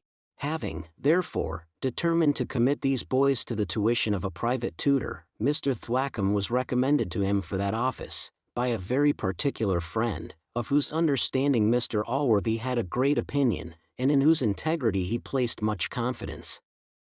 This Thwackum was fellow of a college, where he almost entirely resided, and had a great reputation for learning, religion, and sobriety of manners. And these were doubtless the qualifications by which Mr. Allworthy's friend had been induced to recommend him, though indeed this friend had some obligations to Thwackum's family, who were the most considerable persons in a borough which that gentleman represented in Parliament. Thwackum, at his first arrival, was extremely agreeable to Allworthy, and indeed he perfectly answered the character which had been given of him. Upon longer acquaintance, however, and more intimate conversation, this worthy man saw infirmities in the tutor, which he could have wished him to have been without, though as those seemed greatly overbalanced by his good qualities, they did not incline Mr. Allworthy to part with him, nor would they indeed have justified such a proceeding, for the reader is greatly mistaken if he conceives that Thwackum appeared to Mr. Allworthy in the same light as he doth to him in this history, and he is as much deceived if he imagines that the most intimate acquaintance which he himself could have had with that divine, would have informed him of those things which we, from our inspiration, are enabled to open and discover. Of readers who, from such conceits as these, condemn the wisdom or penetration of Mr. Allworthy, I shall not scruple to say, that they make a very bad and ungrateful use of that knowledge which we have communicated to them. These apparent errors in the doctrine of Thwackum served greatly to palliate the contrary errors in that of Square, which our good man no less saw and condemned. He thought, indeed, that the different exuberancies of these gentlemen would correct their different imperfections, and that from both, especially with his assistance, the two lads would derive sufficient precepts of true religion and virtue. If the event happened contrary to his expectations, this possibly proceeded from some fault in the plan itself, which the reader hath my leave to discover, if he can, for we do not pretend to introduce any infallible characters into this history, where we hope nothing will be found which hath never yet been seen in human nature. To return therefore, the reader will not, I think, wonder that the different behavior of the two lads above commemorated, produced the different effects of which he hath already seen some instance, and besides this, there was another reason for the conduct of the philosopher and the pedagogue, but this being matter of great importance, we shall reveal it in the next chapter. Chapter 6. Containing a better reason still for the before-mentioned opinions. It is to be known then, that those two learned personages, who have lately made a considerable figure on the theatre of this history, had, from their first arrival at Mr. Allworthy's house, taken so great an affection, the one to his virtue, the other to his religion, that they had meditated the closest alliance with him. For this purpose they had cast their eyes on that fair widow, whom, though we have not for some time made any mention of her, the reader, we trust, hath not forgot. Mrs. Blifil was indeed the object to which they both aspired. It may seem remarkable, that, of 4 persons whom we have commemorated at Mr. Allworthy's house, 3 of them should fix their inclinations on a lady who was never greatly celebrated for her beauty, and who was, moreover, now a little descended into the vale of years, but in reality bosom friends, and intimate acquaintance, have a kind of natural propensity to particular females at the house of a friend, viz. to his grandmother, mother, sister, daughter, aunt, niece, or cousin, when they are rich, and to his wife, sister, daughter, niece, cousin, mistress, or servant maid, if they should be handsome. We would not, however, have our reader imagine that persons of such characters as were supported by Thwackum and Square would undertake a matter of this kind, which hath been a little censured by some rigid moralists, before they had thoroughly examined it, and considered whether it was, as Shakespeare phrases it, stuff o' th conscience, or no. Thwackum was encouraged to the undertaking by reflecting that to covet your neighbor's sister is nowhere forbidden, and he knew it was a rule in the construction of all laws, that expressum facit cessare tacitum. The sense of which is, when a lawgiver sets down plainly his whole meaning, we are prevented from making him mean what we please ourselves. As some instances of women, therefore, are mentioned in the divine law, which forbids us to covet our neighbor's goods, and that of a sister omitted, he concluded it to be lawful. And as to Square, who was in his person what is called a jolly fellow, or a widow's man, he easily reconciled his choice to the eternal fitness of things. Now, as both of these gentlemen were industrious in taking every opportunity of recommending themselves to the widow, they apprehended one certain method was, by giving her son the constant preference to the other lad, and as they conceived the kindness and affection which Mr. Allworthy showed the latter must be highly disagreeable to her, they doubted not but the laying hold on all occasions to degrade and vilify him would be highly pleasing to her, who, as she hated the boy, must love all those who did him any hurt. In this Thwackum had the advantage, for while Square could only scarify the poor lad's reputation, he could flee his skin, and, indeed, he considered every lash he gave him as a compliment paid to his mistress, so that he could, with the utmost propriety, repeat this old flogging line, castigo te non quod odio habem, sed quod amem. I chastise thee not out of hatred, but out of love. And this, indeed, he often had in his mouth, or rather, according to the old phrase, never more properly applied, at his fingers' ends. For this reason, principally, the two gentlemen concurred, as we have seen above, in their opinion concerning the two lads, this being, indeed, almost the only instance of their concurring on any point, for, beside the difference of their principles, they had both long ago strongly suspected each other's design, and hated one another with no little degree of inveteracy. This mutual animosity was a good deal increased by their alternate successes, for Mrs. Blyfill knew what they would be at long before they imagined it, or, indeed, intended she should, for they proceeded with great caution, lest she should be offended, and acquaint Mr. Allworthy.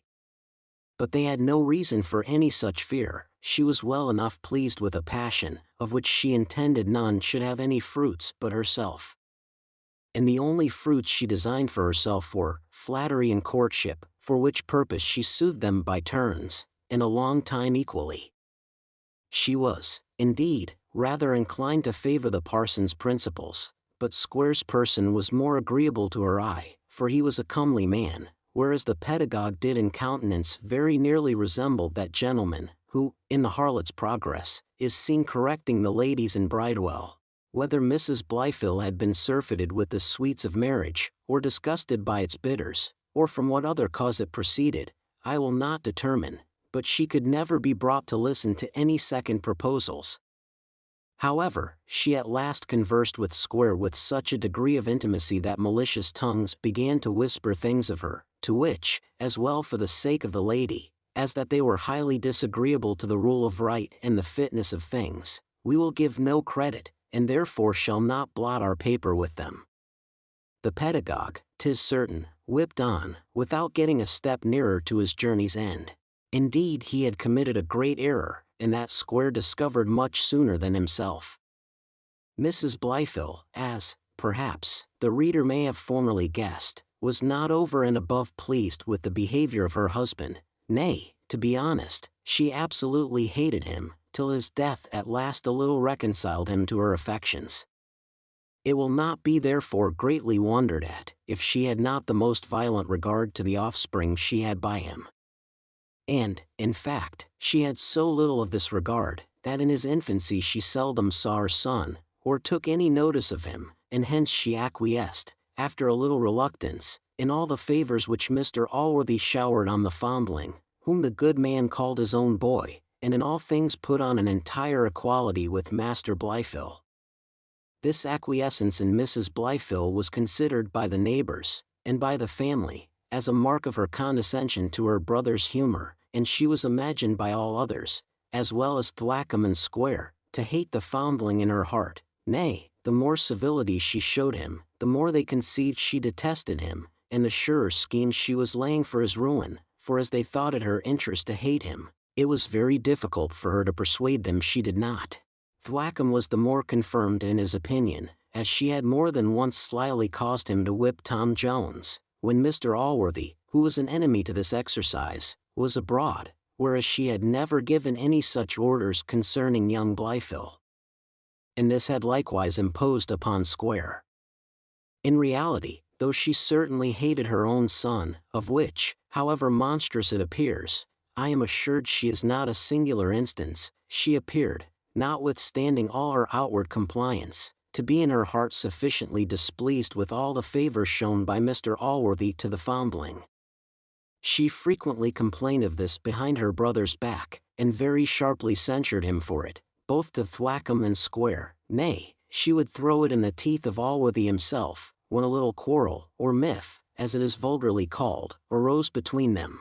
However, when Tom grew up, and gave tokens of that gallantry of temper which greatly recommends men to women, this disinclination which she had discovered to him when a child, by degrees abated, and at last she so evidently demonstrated her affection to him to be much stronger than what she bore her own son, that it was impossible to mistake her any longer. She was so desirous of often seeing him, and discovered such satisfaction and delight in his company, that before he was 18 years old he was become a rival to both Square and Thwackum, and what is worse, the whole country began to talk as loudly of her inclination to Tom, as they had before done of that which she had shown to Square, on which account the philosopher conceived the most implacable hatred for our poor hero. Chapter 7. In which the author himself makes his appearance on the stage. Though Mr. Allworthy was not of himself hasty to see things in a disadvantageous light, and was a stranger to the public voice, which seldom reaches to a brother or a husband, though it rings in the ears of all the neighborhood, yet was this affection of Mrs. Blifil to Tom, and the preference which she too visibly gave him to her own son, of the utmost disadvantage to that youth. For such was the compassion which inhabited Mr. Allworthy's mind, that nothing but the steel of justice could ever subdue it. To be unfortunate in any respect was sufficient, if there was no demerit to counterpoise it, to turn the scale of that good man's pity, and to engage his friendship and his benefaction. When therefore he plainly saw Master Blifil was absolutely detested, for that he was, by his own mother, he began, on that account only, to look with an eye of compassion upon him, and what the effects of compassion are, in good and benevolent minds, I need not here explain to most of my readers. Henceforward he saw every appearance of virtue in the youth through the magnifying end, and viewed all his faults with the glass inverted, so that they became scarce perceptible. And this perhaps the amiable temper of pity may make commendable, but the next step the weakness of human nature alone must excuse, for he no sooner perceived that preference which Mrs. Blifil gave to Tom, than that poor youth, however innocent, began to sink in his affections as he rose in hers.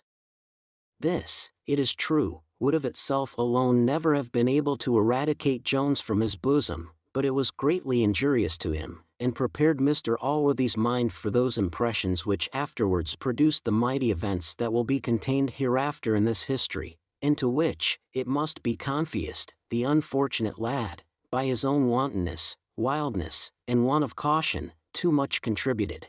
In recording some instances of these, we shall, if rightly understood, afford a very useful lesson to those well-disposed youths who shall hereafter be our readers, for they may here find that goodness of heart and openness of temper, though these may give them great comfort within, and administer to an honest pride in their own minds, will by no means, alas, do their business in the world. Prudence and circumspection are necessary even to the best of men. They are indeed, as it were, a guard to virtue, without which she can never be safe. It is not enough that your designs, nay, that your actions, are intrinsically good, you must take care they shall appear so. If your inside be never so beautiful, you must preserve a fair outside also. This must be constantly looked to, or malice and envy will take care to blacken it so, that the sagacity and goodness of an Allworthy will not be able to see through it, and to discern the beauties within. Let this, my young readers, be your constant maxim, that no man can be good enough to enable him to neglect the rules of prudence, nor will virtue herself look beautiful, unless she be bedecked with the outward ornaments of decency and decorum. And this precept, my worthy disciples, if you read with due attention, you will, I hope, find sufficiently enforced by examples in the following pages. I ask pardon for this short appearance, by way of chorus, on the stage. It is in reality for my own sake, that, while I am discovering the rocks on which innocence and goodness often split, I may not be misunderstood to recommend the very means to my worthy readers, by which I intend to show them they will be undone. And this, as I could not prevail on any of my actors to speak, I myself was obliged to declare. Chapter 8. A childish incident, in which, however, is seen a good-natured disposition in Tom Jones. The reader may remember that Mr. Allworthy gave Tom Jones a little horse, as a kind of smart money for the punishment which he imagined he had suffered innocently. This horse Tom kept above half a year, and then rode him to a neighboring fair, and sold him. At his return, being questioned by Thwackum what he had done with the money for which the horse was sold, he frankly declared he would not tell him. "Oh ho," says Thwackum, "you will not? Then I will have it out of your Br.H., that being the place to which he always applied for information on every doubtful occasion. Tom was now mounted on the back of a footman, and everything prepared for execution, when Mr. Allworthy, entering the room, gave the criminal a reprieve, and took him with him into another apartment, where, being alone with Tom, he put the same question to him which Thwackum had before asked him. Tom answered, he could in duty refuse him nothing, but as for that tyrannical rascal, he would never make him any other answer than with a cudgel, with which he hoped soon to be able to pay him for all his barbarities. Mr. Allworthy very severely reprimanded the lad for his indecent and disrespectful expressions concerning his master, but much more for his avowing an intention of revenge. He threatened him with the entire loss of his favor, if he ever heard such another word from his mouth, for, he said, he would never support or befriend a reprobate. By these and the like declarations, he extorted some compunction from Tom, in which that youth was not over-sincere, for he really meditated some return for all the smarting favors he had received at the hands of the pedagogue. He was, however, brought by Mr. Allworthy to express a concern for his resentment against Thwackum, and then the good man, after some wholesome admonition, permitted him to proceed, which he did as follows. Indeed, my dear sir, I love and honor you more than all the world. I know the great obligations I have to you, and should detest myself if I thought my heart was capable of ingratitude. Could the little horse you gave me speak, I am sure he could tell you how fond I was of your present, for I had more pleasure in feeding him than in riding him. Indeed, sir, it went to my heart to part with him, nor would I have sold him upon any other account in the world than what I did. You yourself, sir, I am convinced, in my case, would have done the same, for none ever so sensibly felt the misfortunes of others. What would you feel, dear sir, if you thought yourself the occasion of them?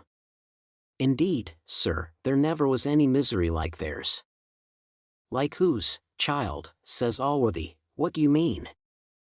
Oh, sir, answered Tom, your poor gamekeeper, with all his large family, ever since your discarding him, have been perishing with all the miseries of cold and hunger. I could not bear to see these poor wretches naked and starving, and at the same time know myself to have been the occasion of all their sufferings. I could not bear it, sir, upon my soul, I could not.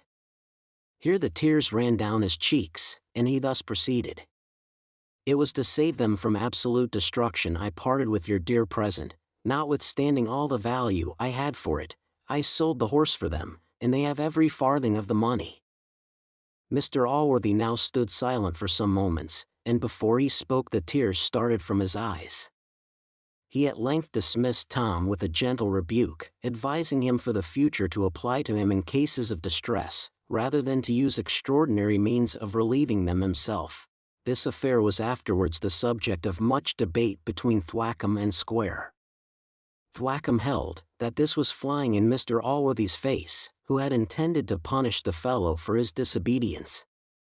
He said, in some instances, what the world called charity appeared to him to be opposing the will of the Almighty, which had marked some particular persons for destruction, and that this was in like manner acting in opposition to Mr. Allworthy, concluding, as usual, with a hearty recommendation of Birch. Square argued strongly on the other side, in opposition perhaps to Thwackum, or in compliance with Mr. Allworthy, who seemed very much to approve what Jones had done. As to what he urged on this occasion, as I am convinced most of my readers will be much abler advocates for poor Jones, it would be impertinent to relate it. Indeed, it was not difficult to reconcile to the rule of right an action which it would have been impossible to deduce from the rule of wrong. Chapter 9. Containing an incident of a more heinous kind, with the comments of Thwackum and Square. It hath been observed by some man of much greater reputation for wisdom than myself, that misfortunes seldom come single. An instance of this may, I believe, be seen in those gentlemen who have the misfortune to have any of their rogueries detected, for here discovery seldom stops till the whole is come out. Thus it happened to poor Tom, who was no sooner pardoned for selling the horse, than he was discovered to have some time before sold a fine Bible which Mr. Allworthy gave him, the money arising from which sale he had disposed of in the same manner. This Bible Master Blifil had purchased, though he had already such another of his own, partly out of respect for the book, and partly out of friendship to Tom, being unwilling that the Bible should be sold out of the family at half price. He therefore deposited the said half price himself, for he was a very prudent lad, and so careful of his money, that he had laid up almost every penny which he had received from Mr. Allworthy. Some people have been noted to be able to read in no book but their own. On the contrary, from the time when Master Blifil was first possessed of this Bible, he never used any other. Nay, he was seen reading in it much oftener than he had before been in his own. Now, as he frequently asked Thwackum to explain difficult passages to him, that gentleman unfortunately took notice of Tom's name, which was written in many parts of the book. This brought on an inquiry, which obliged Master Blifil to discover the whole matter. Thwackum was resolved a crime of this kind, which he called sacrilege, should not go unpunished. He therefore proceeded immediately to castigation, and not contented with that he acquainted Mr. Allworthy, at their next meeting, with this monstrous crime, as it appeared to him, inveighing against Tom in the most bitter terms, and likening him to the buyers and sellers who were driven out of the temple. Square saw this matter in a very different light. He said, he could not perceive any higher crime in selling one book than in selling another. That to sell Bibles was strictly lawful by all laws both divine and human, and consequently there was no unfitness in it. He told Thwackum that his great concern on this occasion brought to his mind the story of a very devout woman, who, out of pure regard to religion, stole Tillotson's sermons from a lady of her acquaintance. This story caused a vast quantity of blood to rush into the parson's face, which of itself was none of the palest, and he was going to reply with great warmth and anger, had not Mrs. Blifil, who was present at this debate, interposed. That lady declared herself absolutely of Mr. Square's side. She argued, indeed, very learnedly in support of his opinion, and concluded with saying, if Tom had been guilty of any fault, she must confess her own son appeared to be equally culpable, for that she could see no difference between the buyer and the seller, both of whom were alike to be driven out of the temple. Mrs. Blifil, having declared her opinion, put an end to the debate. Square's triumph would almost have stopped his words, had he needed them, and Thwackum, who, for reasons before mentioned, durst not venture at disobliging the lady, was almost choked with indignation. As to Mr. Allworthy, he said, since the boy had been already punished he would not deliver his sentiments on the occasion, and whether he was or was not angry with the lad, I must leave to the reader's own conjecture. Soon after this, an action was brought against the gamekeeper by Squire Western, the gentleman in whose manor the partridge was killed, for depredations of the like kind. This was a most unfortunate circumstance for the fellow, as it not only of itself threatened his ruin, but actually prevented Mr. Allworthy from restoring him to his favor, for as that gentleman was walking out one evening with Master Blifil and young Jones, the latter slyly drew him to the habitation of Black George, where the family of that poor wretch, namely, his wife and children, were found in all the misery with which cold, hunger, and nakedness can affect human creatures, for as to the money they had received from Jones, former debts had consumed almost the whole. Such a scene as this could not fail of affecting the heart of Mr. Allworthy. He immediately gave the mother a couple of guineas, with which he bid her clothe her children. The poor woman burst into tears at this goodness, and while she was thanking him, could not refrain from expressing her gratitude to Tom, who had, she said, long preserved both her and hers from starving.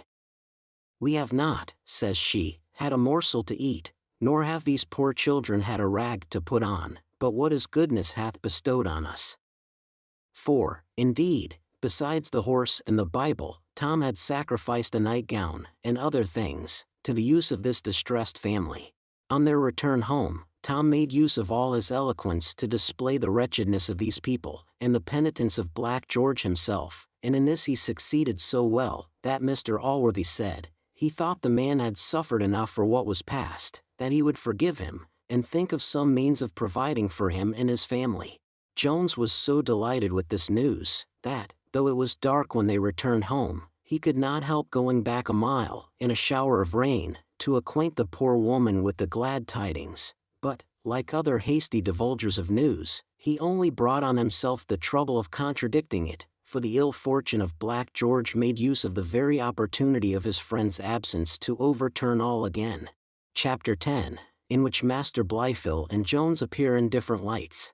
Master Blifil fell very short of his companion in the amiable quality of mercy, but he has greatly exceeded him in one of a much higher kind, namely, in justice, in which he followed both the precepts and example of Thwackum and Square, for though they would both make frequent use of the word mercy, yet it was plain that in reality Square held it to be inconsistent with the rule of right, and Thwackum was for doing justice, and leaving mercy to heaven. The two gentlemen did indeed somewhat differ in opinion concerning the objects of this sublime virtue, by which Thwackum would probably have destroyed one half of mankind, and Square the other half. Master Blifil then, though he had kept silence in the presence of Jones, yet, when he had better considered the matter, could by no means endure the thought of suffering his uncle to confer favors on the undeserving. He therefore resolved immediately to acquaint him with the fact which we have above slightly hinted to the readers. The truth of which was as follows. The gamekeeper, about a year after he was dismissed from Mr. Allworthy's service, and before Tom's selling the horse, being in want of bread, either to fill his own mouth or those of his family, as he passed through a field belonging to Mr. Western espied a hare sitting in her form. This hare he had basely and barbarously knocked on the head, against the laws of the land, and no less against the laws of sportsmen. The higgler to whom the hare was sold, being unfortunately taken many months after with a quantity of game upon him, was obliged to make his peace with the squire, by becoming evidence against some poacher. And now Black George was pitched upon by him, as being a person already obnoxious to Mr. Western, and one of no good fame in the country. He was, besides, the best sacrifice the higgler could make, as he had supplied him with no game since, and by this means the witness had an opportunity of screening his better customers, for the squire, being charmed with the power of punishing Black George, whom a single transgression was sufficient to ruin, made no further inquiry. Had this fact been truly laid before Mr. Allworthy, it might probably have done the gamekeeper very little mischief. But there is no zeal blinder than that which is inspired with the love of justice against offenders. Master Blifil had forgot the distance of the time. He varied likewise in the manner of the fact, and by the hasty addition of the single letter S he considerably altered the story, for he said that George had wired hares.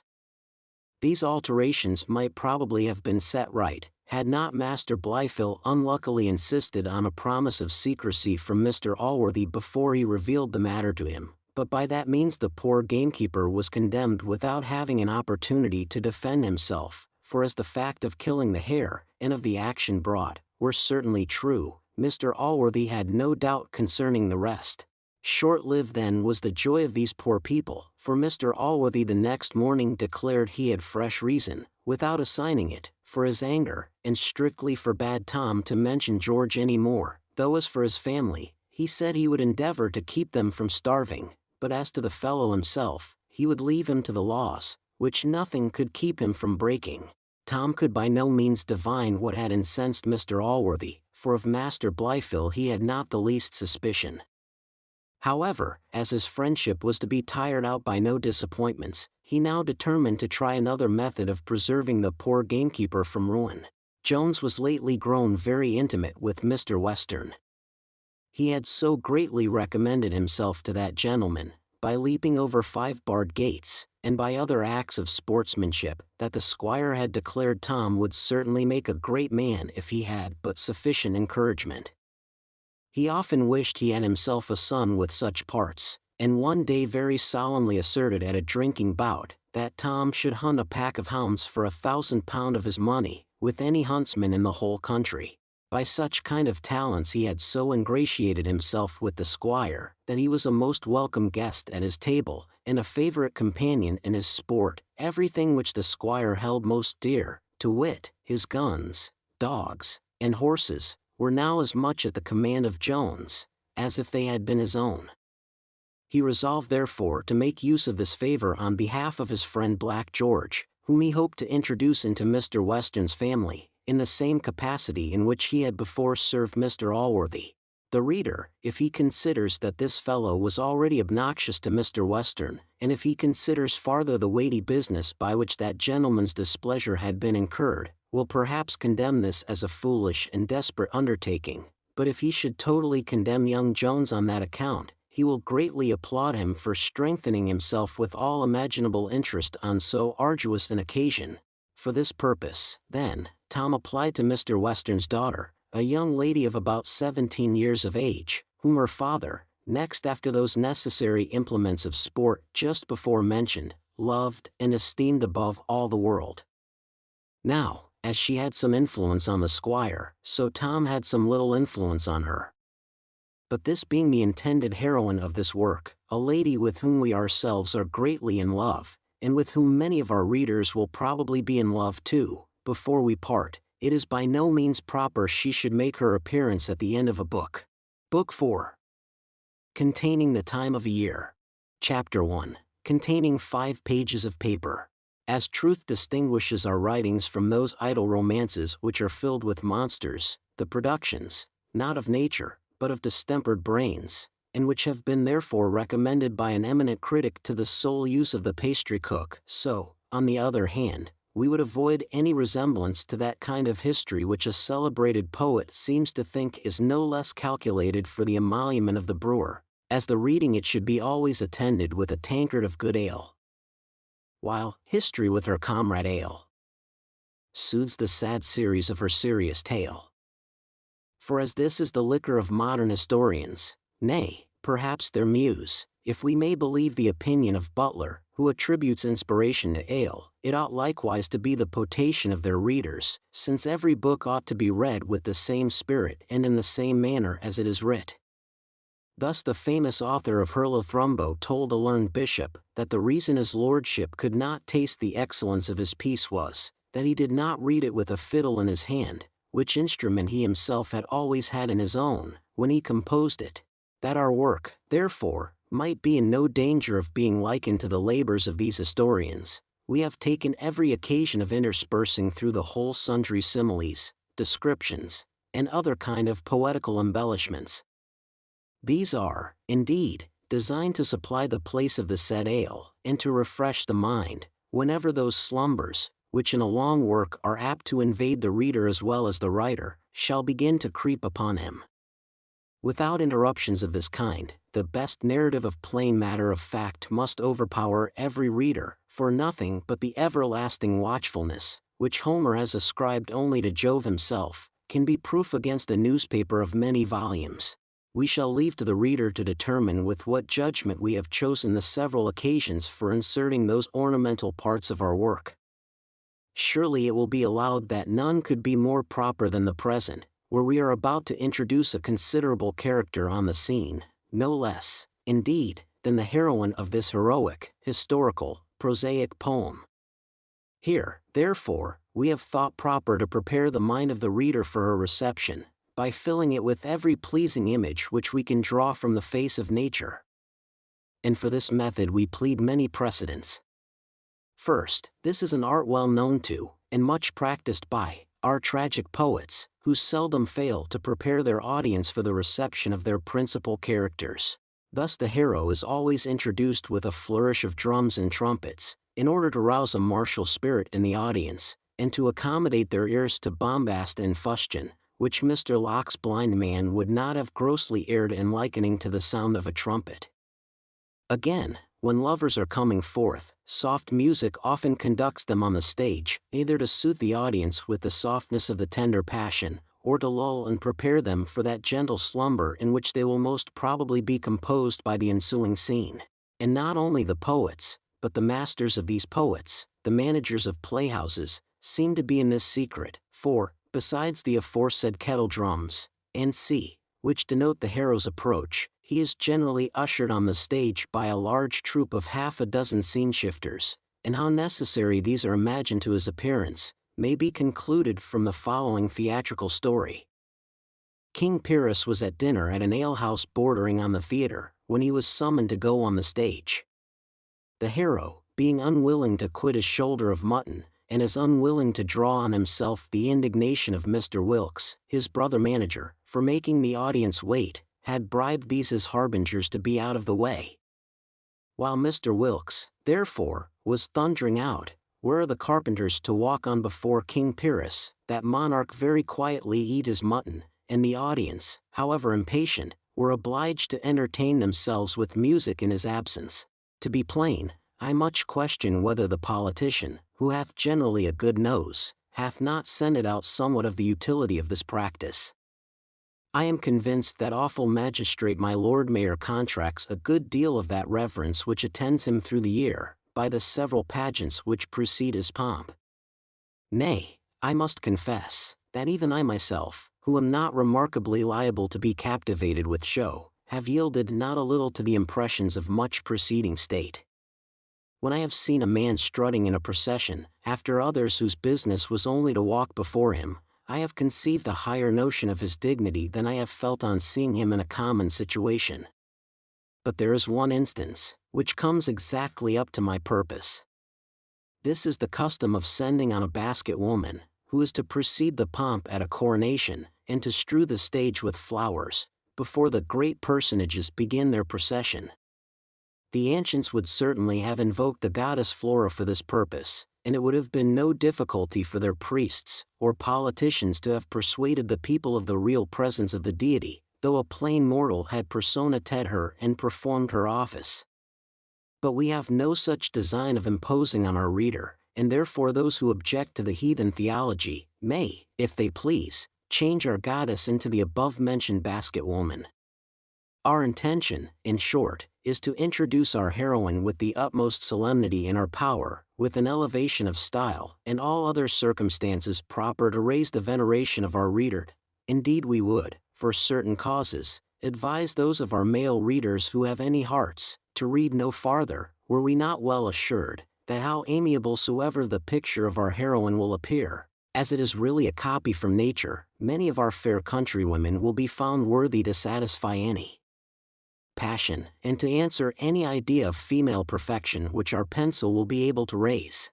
And now, without any further preface, we proceed to our next chapter. Chapter 2. A short hint of what we can do in the sublime, and a description of Miss Sophia Western. Hushed be every ruder breath.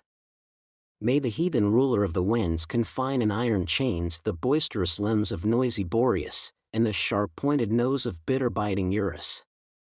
Do thou, sweet Zephyrus, rising from thy fragrant bed, mount the western sky, and lead on those delicious gales, the charms of which call forth the lovely Flora from her chamber, perfumed with pearly dews, when on the 1st of June, her birthday, the blooming maid, in loose attire, gently trips it over the verdant mead, where every flower rises to do her homage, till the whole field becomes enamelled, and colours contend with sweets which shall ravish her most.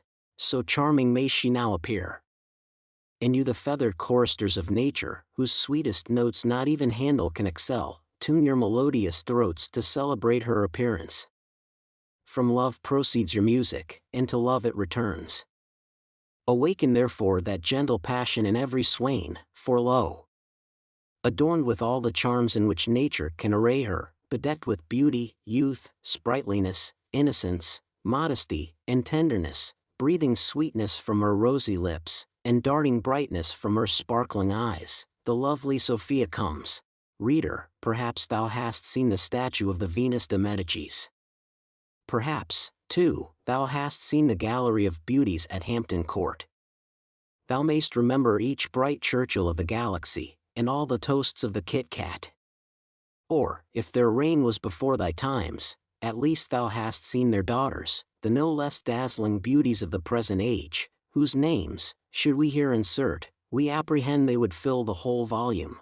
Now if thou hast seen all these, be not afraid of the rude answer which Lord Rochester once gave to a man who had seen many things. No. If thou hast seen all these without knowing what beauty is, thou hast no eyes. If without feeling its power, thou hast no heart. Yet is it possible, my friend, that thou mayest have seen all these without being able to form an exact idea of Sophia, for she did not exactly resemble any of them. She was most like the picture of Lady Ranelagh, and, I have heard, more still to the famous Duchess of Mazarin, but most of all she resembled one whose image never can depart from my breast, and whom, if thou dost remember, thou hast then, my friend, an adequate idea of Sophia.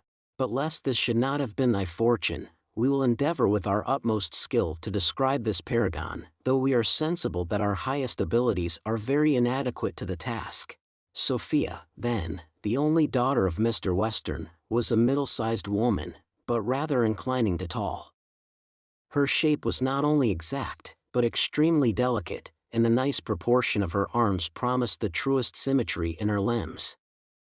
Her hair, which was black, was so luxuriant that it reached her middle, before she cut it to comply with the modern fashion, and it was now curled so gracefully in her neck, that few could believe it to be her own. If envy could find any part of the face which demanded less commendation than the rest, it might possibly think her forehead might have been higher without prejudice to her. Her eyebrows were full, even, and arched beyond the power of art to imitate.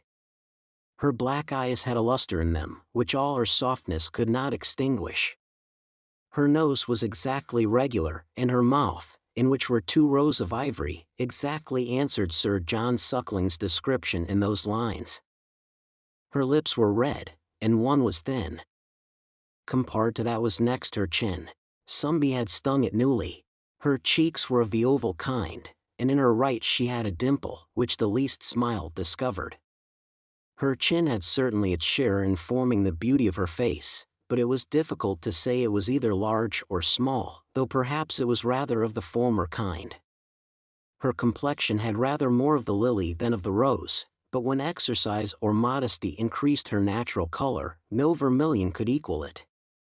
Then one might indeed cry out with the celebrated Dr. Donne.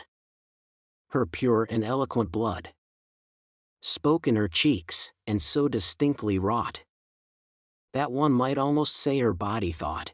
Her neck was long and finely turned, and here, if I was not afraid of offending her delicacy, I might justly say, the highest beauties of the famous Venus de Medicis were outdone.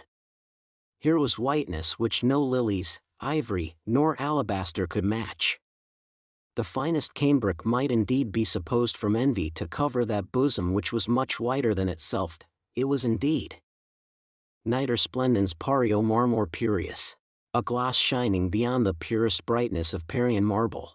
Such was the outside of Sophia, nor was this beautiful frame disgraced by an inhabitant unworthy of it. Her mind was every way equal to her person, nay, The latter borrowed some charms from the former, for when she smiled, the sweetness of her temper diffused that glory over her countenance which no regularity of features can give. But as there are no perfections of the mind which do not discover themselves in that perfect intimacy to which we intend to introduce our reader with this charming young creature, so it is needless to mention them here. Nay, it is a kind of tacit affront to our reader's understanding, and may also rob him of that pleasure which he will receive in forming his own judgment of her character. It may, however, be proper to say, that whatever mental accomplishments she had derived from nature, they were somewhat improved and cultivated by art, for she had been educated under the care of an aunt, who was a lady of great discretion, and was thoroughly acquainted with the world, having lived in her youth about the court, whence she had retired some years since into the country.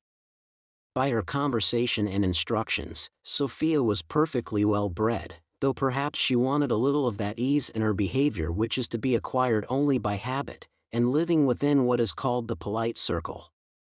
But this, to say the truth, is often too dearly purchased, and though it hath charms so inexpressible, that the French, perhaps, among other qualities, mean to express this, when they declare they know not what it is, yet its absence is well compensated by innocence, nor can good sense and a natural gentility ever stand in need of it. Chapter 3. Wherein the history goes back to commemorate a trifling incident that happened some years since, but which, trifling as it was, had some future consequences. The amiable Sophia was now in her 18th year when she is introduced into this history. Her father, as hath been said, was fonder of her than of any other human creature. To her, therefore, Tom Jones applied, in order to engage her interest on the behalf of his friend the gamekeeper. But before we proceed to this business, a short recapitulation of some previous matters may be necessary.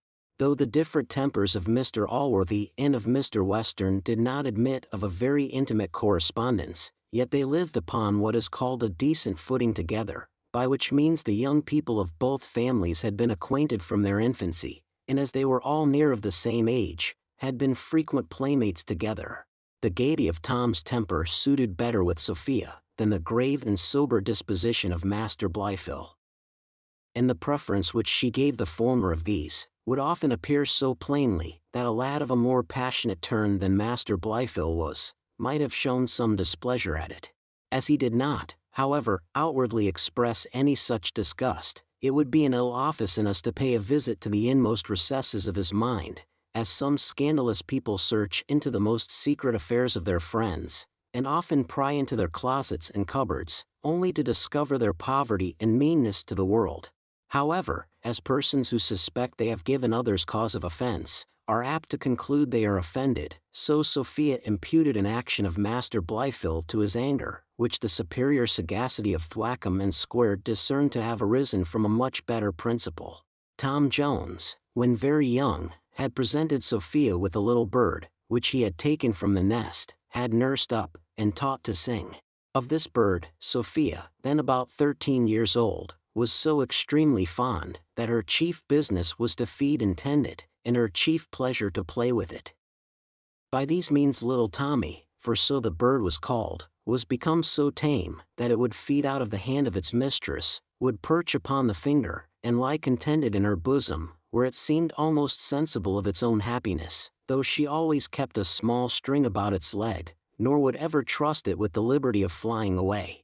One day, when Mr. Allworthy and his whole family dined at Mr. Western's, Master Blifil, being in the garden with little Sophia, and observing the extreme fondness that she showed for her little bird, desired her to trust it for a moment in his hands. Sophia presently complied with the young gentleman's request, and after some previous caution, delivered him her bird, of which he was no sooner in possession, than he slipped the string from its leg and tossed it into the air. The foolish animal no sooner perceived itself at liberty, than forgetting all the favors it had received from Sophia, it flew directly from her, and perched on a bough at some distance. Sophia, seeing her bird gone, screamed out so loud, that Tom Jones, who was at a little distance, immediately ran to her assistance. He was no sooner informed of what had happened than he cursed Blifil for a pitiful malicious rascal, and then immediately stripping off his coat he applied himself to climbing the tree to which the bird escaped. Tom had almost recovered his little namesake, when the branch on which it was perched, and that hung over a canal, broke, and the poor lad plumped over head and ears into the water. Sophia's concern now changed its object, and as she apprehended the boy's life was in danger, she screamed 10 times louder than before, and indeed Master Blifil himself now seconded her with all the vociferation in his power. The company, who were sitting in a room next the garden, were instantly alarmed, and came all forth, but just as they reached the canal, Tom, for the water was luckily pretty shallow in that part, arrived safely on shore. Thwackum fell violently on poor Tom, who stood dropping and shivering before him, when Mr. Allworthy desired him to have patience, and turning to Master Blifil, said, "Pray, child, what is the reason of all this disturbance?" Master Blifil answered, "Indeed, uncle, I am very sorry for what I have done. I have been unhappily the occasion of it all. I had Miss Sophia's bird in my hand, and thinking the poor creature languished for liberty, I own I could not forbear giving it what it desired, for I always thought there was something very cruel in confining anything. It seemed to be against the law of nature, by which everything hath a right to liberty. Nay, it is even unchristian, for it is not doing what we would be done by. But if I had imagined Miss Sophia would have been so much concerned at it, I am sure I never would have done it. Nay, if I had known what would have happened to the bird itself, for when Master Jones, who climbed up that tree after it, fell into the water, the bird took a second flight, and presently a nasty hawk carried it away." Poor Sophia, who now first heard of her little Tommy's fate, for her concern for Jones had prevented her perceiving it when it happened, shed a shower of tears. These Mr. Allworthy endeavored to assuage, promising her a much finer bird, but she declared she would never have another. Her father chid her for crying so for a foolish bird, but could not help telling young Blifil, if he was a son of his backside should be well flead. Sophia now returned to her chamber, the 2 young gentlemen were sent home, and the rest of the company returned to their bottle, where a conversation ensued on the subject of the bird, so curious, that we think it deserves a chapter by itself. Chapter 4. Containing such very deep and grave matters, that some readers, perhaps, may not relish it. Square had no sooner lighted his pipe, than, addressing himself to Allworthy, he thus began, "Sir, I cannot help congratulating you on your nephew, who, at an age when few lads have any ideas but of sensible objects, is arrived at a capacity of distinguishing right from wrong. To confine anything, seems to me against the law of nature, by which everything hath a right to liberty." These were his words, and the impression they have made on me is never to be eradicated. Can any man have a higher notion of the rule of right, and the eternal fitness of things? I cannot help promising myself, from such a dawn, that the meridian of this youth will be equal to that of either the elder or the younger Brutus. Here Thwackum hastily interrupted, and spilling some of his wine, and swallowing the rest with great eagerness, answered, from another expression he made use of, "I hope you will resemble much better men. The law of nature is a jargon of words, which means nothing. I know not of any such law, nor of any right which can be derived from it. To do as we would be done by, is indeed a Christian motive, as the boy well expressed himself, and I am glad to find my instructions have borne such good fruit. If vanity was a thing fit, says Square, I might indulge some on the same occasion, for whence only he can have learned his notions of right or wrong, I think is pretty apparent. If there be no law of nature, there is no right nor wrong. How, says the parson, do you then banish revelation? Am I talking with a deist or an atheist? Drink about, says Western. Pox of your laws of nature. I don't know what you mean, either of you, by right and wrong.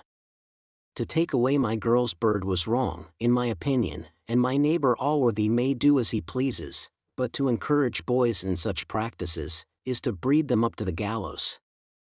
Allworthy answered, that he was sorry for what his nephew had done, but could not consent to punish him, as he acted rather from a generous than unworthy motive.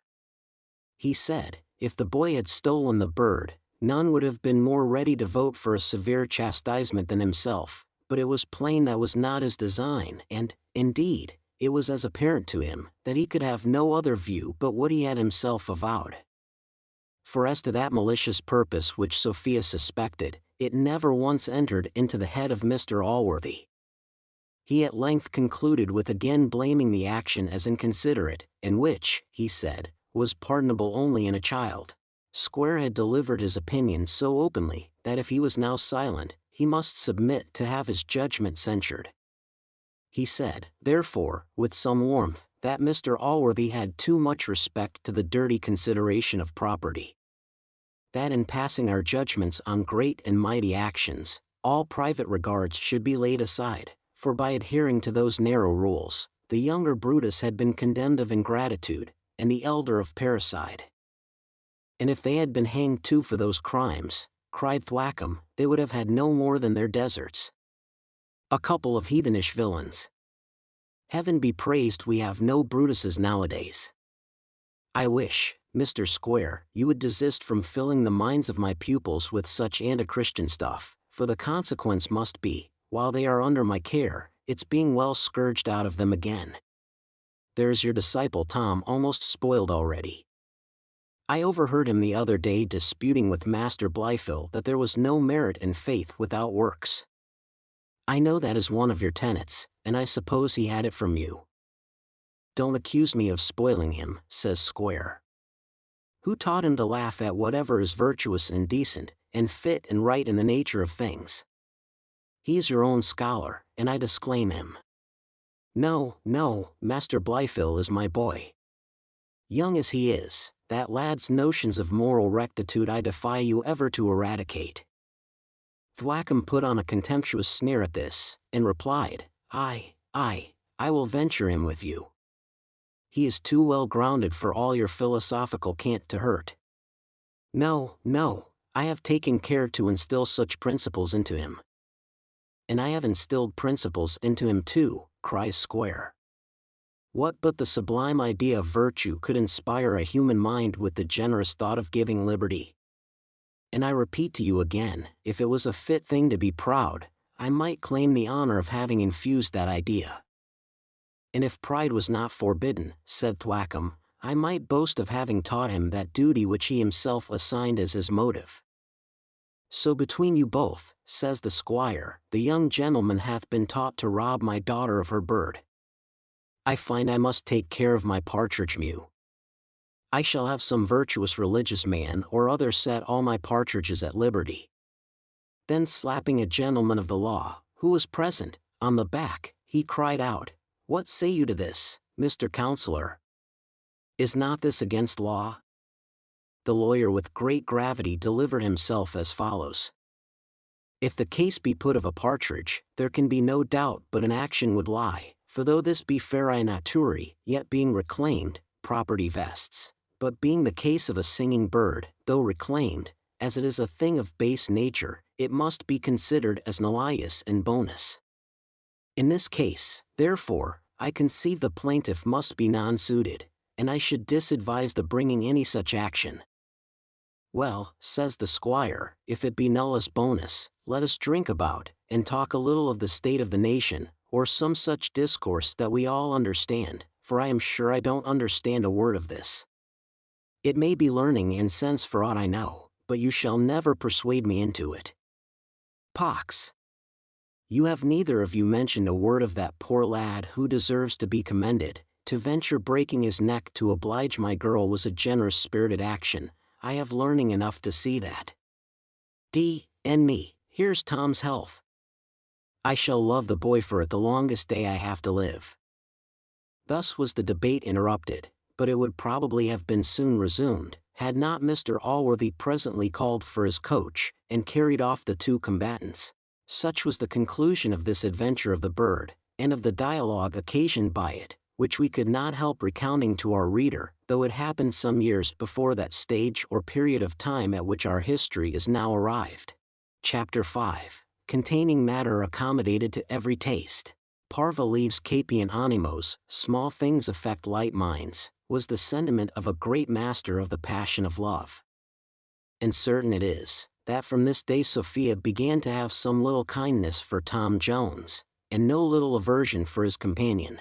Many accidents from time to time improved both these passions in her breast, which, without our recounting, the reader may well conclude, from what we have before hinted of the different tempers of these lads, and how much the one suited with her own inclinations more than the other.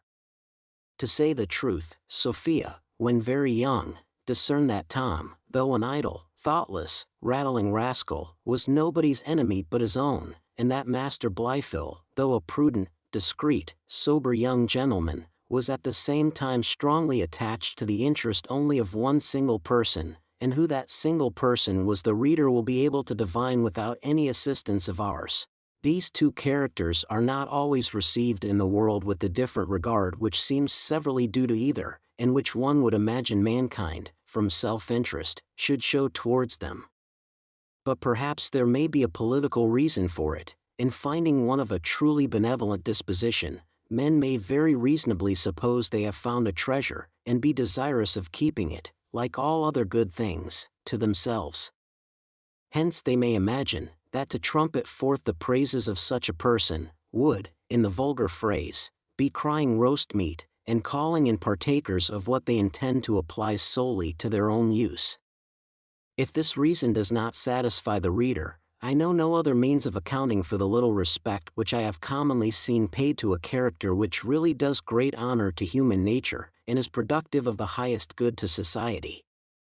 But it was otherwise with Sophia. She honored Tom Jones, and scorned Master Blifil almost as soon as she knew the meaning of those two words. Sophia had been absent upwards of 3 years with her aunt, during all which time she had seldom seen either of these young gentlemen. She dined, however, once, together with her aunt, at Mr. Allworthy's. This was a few days after the adventure of the partridge, before commemorated.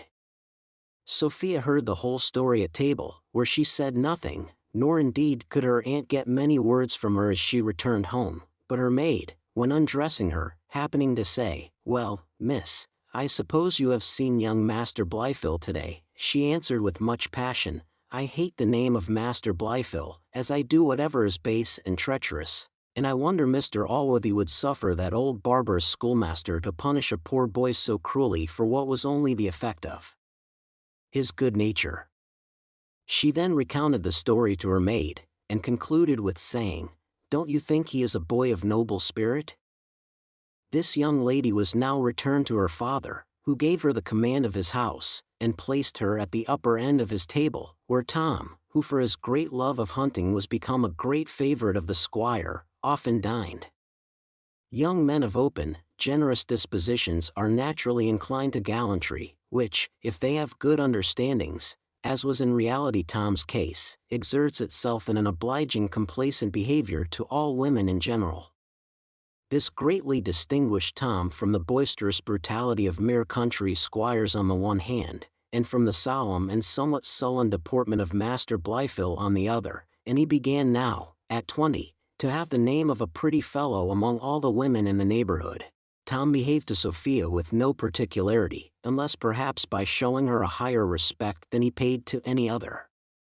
This distinction her beauty, fortune, sense, and amiable carriage seemed to demand, but as to design upon her person he had none, for which we shall at present suffer the reader to condemn him of stupidity, but perhaps we shall be able indifferently well to account for it hereafter. Sophia, with the highest degree of innocence and modesty, had a remarkable sprightliness in her temper. This was so greatly increased whenever she was in company with Tom, that had he not been very young and thoughtless, he must have observed it, or had not Mr. Western's thoughts been generally either in the field, the stable, or the dog kennel, it might have perhaps created some jealousy in him, but so far was the good gentleman from entertaining any such suspicions, that he gave Tom every opportunity with his daughter which any lover could have wished, and this Tom innocently improved to better advantage, by following only the dictates of his natural gallantry and good nature, than he might perhaps have done had he had the deepest designs on the young lady. but indeed it can occasion little wonder that this matter escaped the observation of others, since poor Sophia herself never remarked it, and her heart was irretrievably lost before she suspected it was in danger. Matters were in this situation, when Tom, one afternoon, finding Sophia alone, began, after a short apology, with a very serious face, to acquaint her that he had a favor to ask of her which he hoped her goodness would comply with.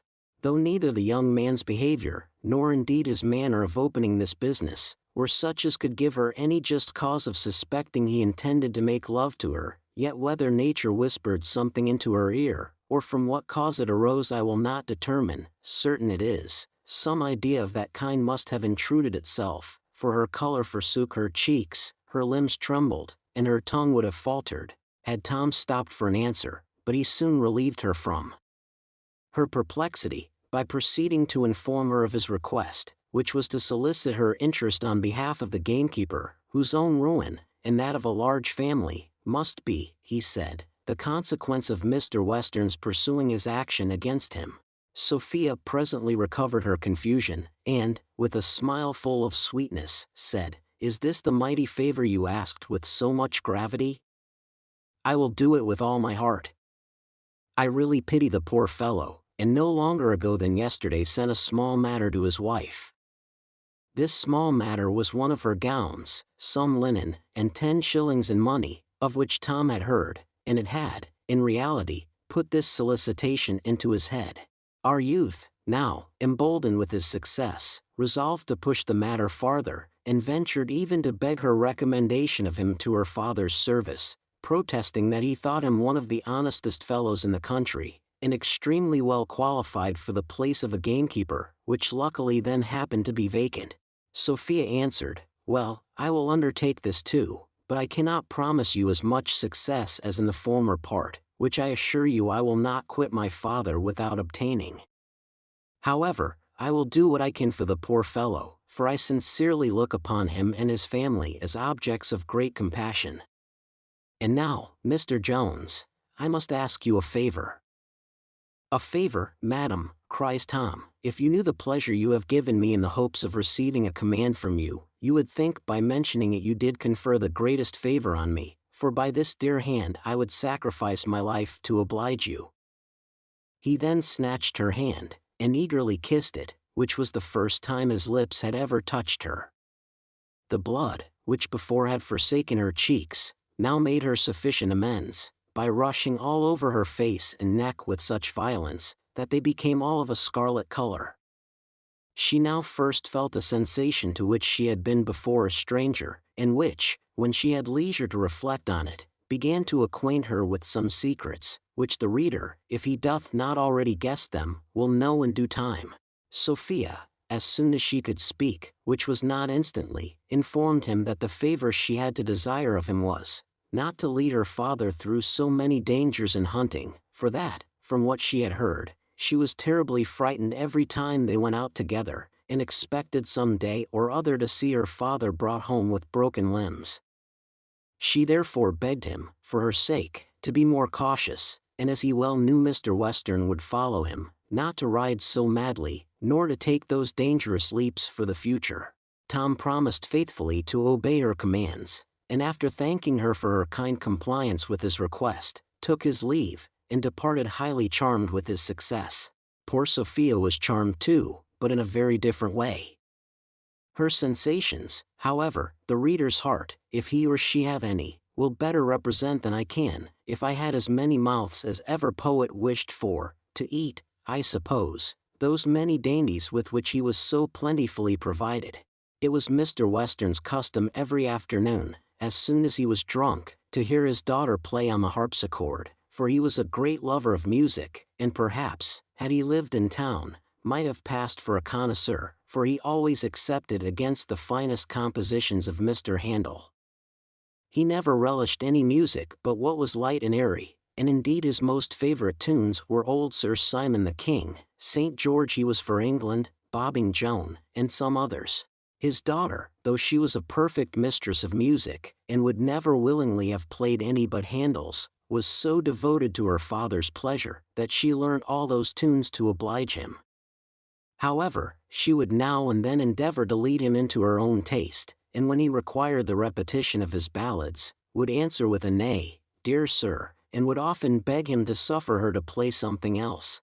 This evening, however, when the gentleman was retired from his bottle, she played all his favorites 3 times over without any solicitation. This so pleased the good squire, that he started from his couch, gave his daughter a kiss, and swore her hand was greatly improved. She took this opportunity to execute her promise to Tom, in which she succeeded so well, that the squire declared, if she would give him t'other bout of old Sir Simon, he would give the gamekeeper his deputation the next morning. Sir Simon was played again and again, till the charms of the music soothed Mr. Western to sleep. In the morning Sophia did not fail to remind him of his engagement, and his attorney was immediately sent for, ordered to stop any further proceedings in the action, and to make out the deputation.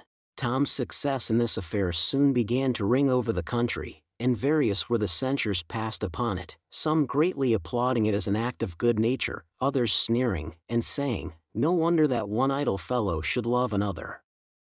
Young Blifil was greatly enraged at it. He had long hated Black George in the same proportion as Jones delighted in him, not from any offense which he had ever received, but from his great love to religion and virtue, for Black George had the reputation of a loose kind of a fellow.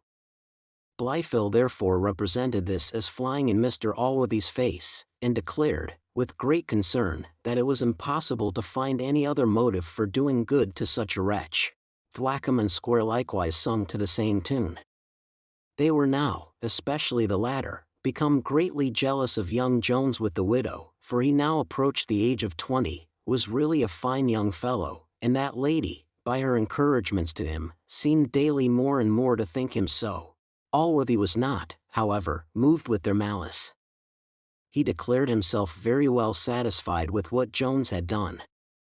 He said the perseverance and integrity of his friendship was highly commendable, and he wished he could see more frequent instances of that virtue. But fortune, who seldom greatly relishes such sparks as my friend Tom, perhaps because they do not pay more ardent addresses to her, gave now a very different turn to all his actions, and showed them to Mr. Allworthy in a light far less agreeable than that gentleman's goodness had hitherto seen them in. Chapter 6. An apology for the insensibility of Mr. Jones to all the charms of the lovely Sophia, in which possibly we may, in a considerable degree, lower his character in the estimation of those men of wit and gallantry who approve the heroes in most of our modern comedies. There are 2 sorts of people, who, I am afraid, have already conceived some contempt for my hero, on account of his behavior to Sophia. The former of these will blame his prudence in neglecting an opportunity to possess himself of Mr. Western's fortune, and the latter will no less despise him for his backwardness to so fine a girl, who seemed ready to fly into his arms, if he would open them to receive her. Now, though I shall not perhaps be able absolutely to acquit him of either of these charges, for want of prudence admits of no excuse, and what I shall produce against the latter charge will, I apprehend, be scarce satisfactory, yet, as evidence may sometimes be offered in mitigation, I shall set forth the plain matter of fact, and leave the whole to the reader's determination. Mr. Jones had somewhat about him, which, though I think writers are not thoroughly agreed in its name, doth certainly inhabit some human breasts, whose use is not so properly to distinguish right from wrong, as to prompt and incite them to the former, and to restrain and withhold them from the latter. This somewhat may be indeed resembled to the famous trunk maker in the playhouse, for, whenever the person who is possessed of it doth what is right, no ravished or friendly spectator is so eager or so loud in his applause. On the contrary, when he doth wrong, no critic is so apt to hiss and explode him. To give a higher idea of the principle I mean, as well as one more familiar to the present age, it may be considered as sitting on its throne in the mind, like the Lord High Chancellor of this kingdom in his court, where it presides, governs, directs, judges, acquits, and condemns according to merit and justice, with a knowledge which nothing escapes, a penetration which nothing can deceive, and an integrity which nothing can corrupt.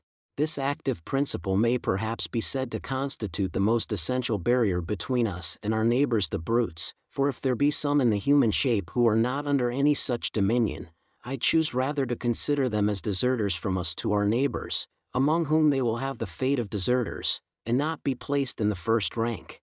Our hero, whether he derived it from Thwackum or Square I will not determine, was very strongly under the guidance of this principle, for though he did not always act rightly, yet he never did otherwise without feeling and suffering for it.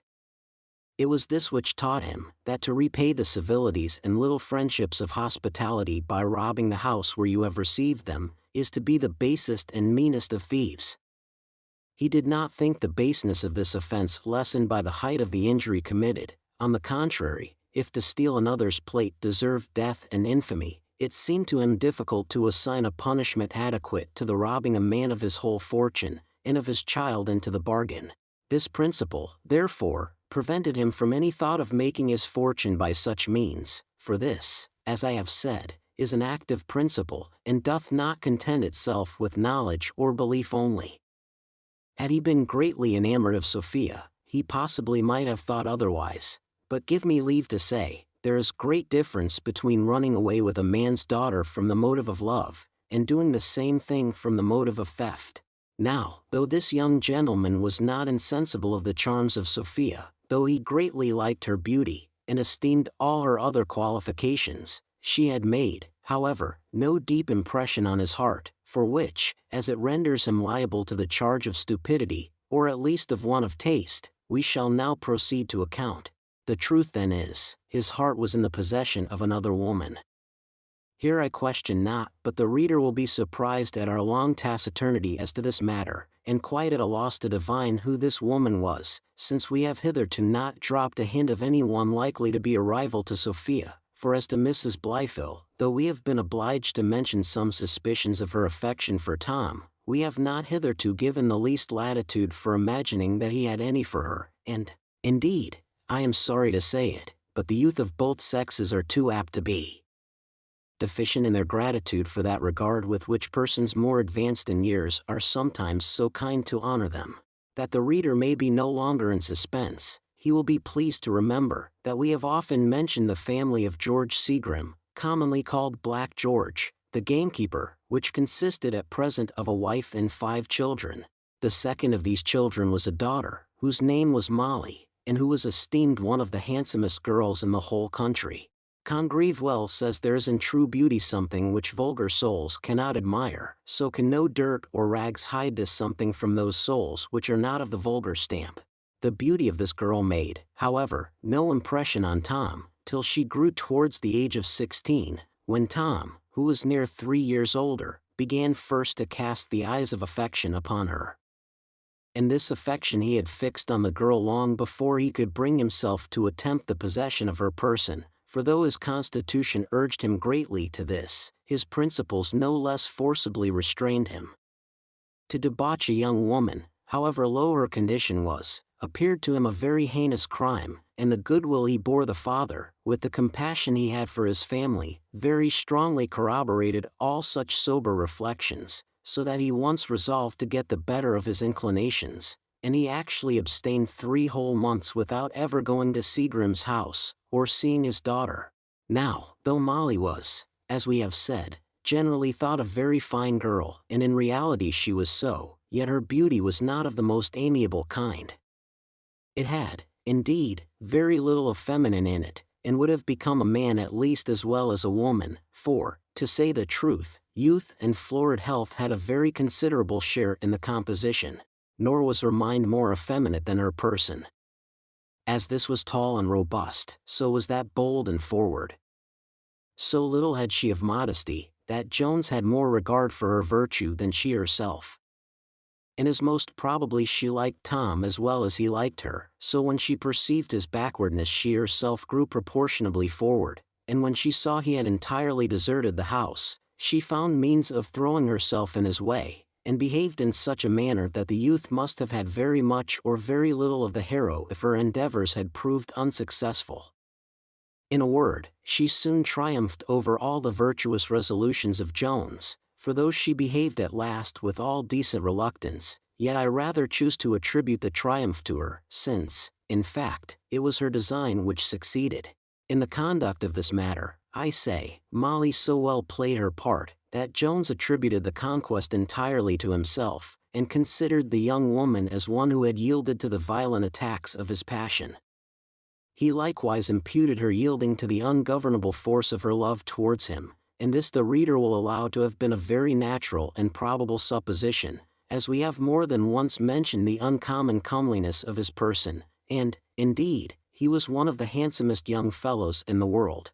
As there are some minds whose affections, like Master Blifil's, are solely placed on one single person, whose interest and indulgence alone they consider on every occasion, regarding the good and ill of all others as merely indifferent, any farther than as they contribute to the pleasure or advantage of that person, so there is a different temper of mind which borrows a degree of virtue even from self-love. Such can never receive any kind of satisfaction from another, without loving the creature to whom that satisfaction is owing, and without making its well-being in some sort necessary to their own ease.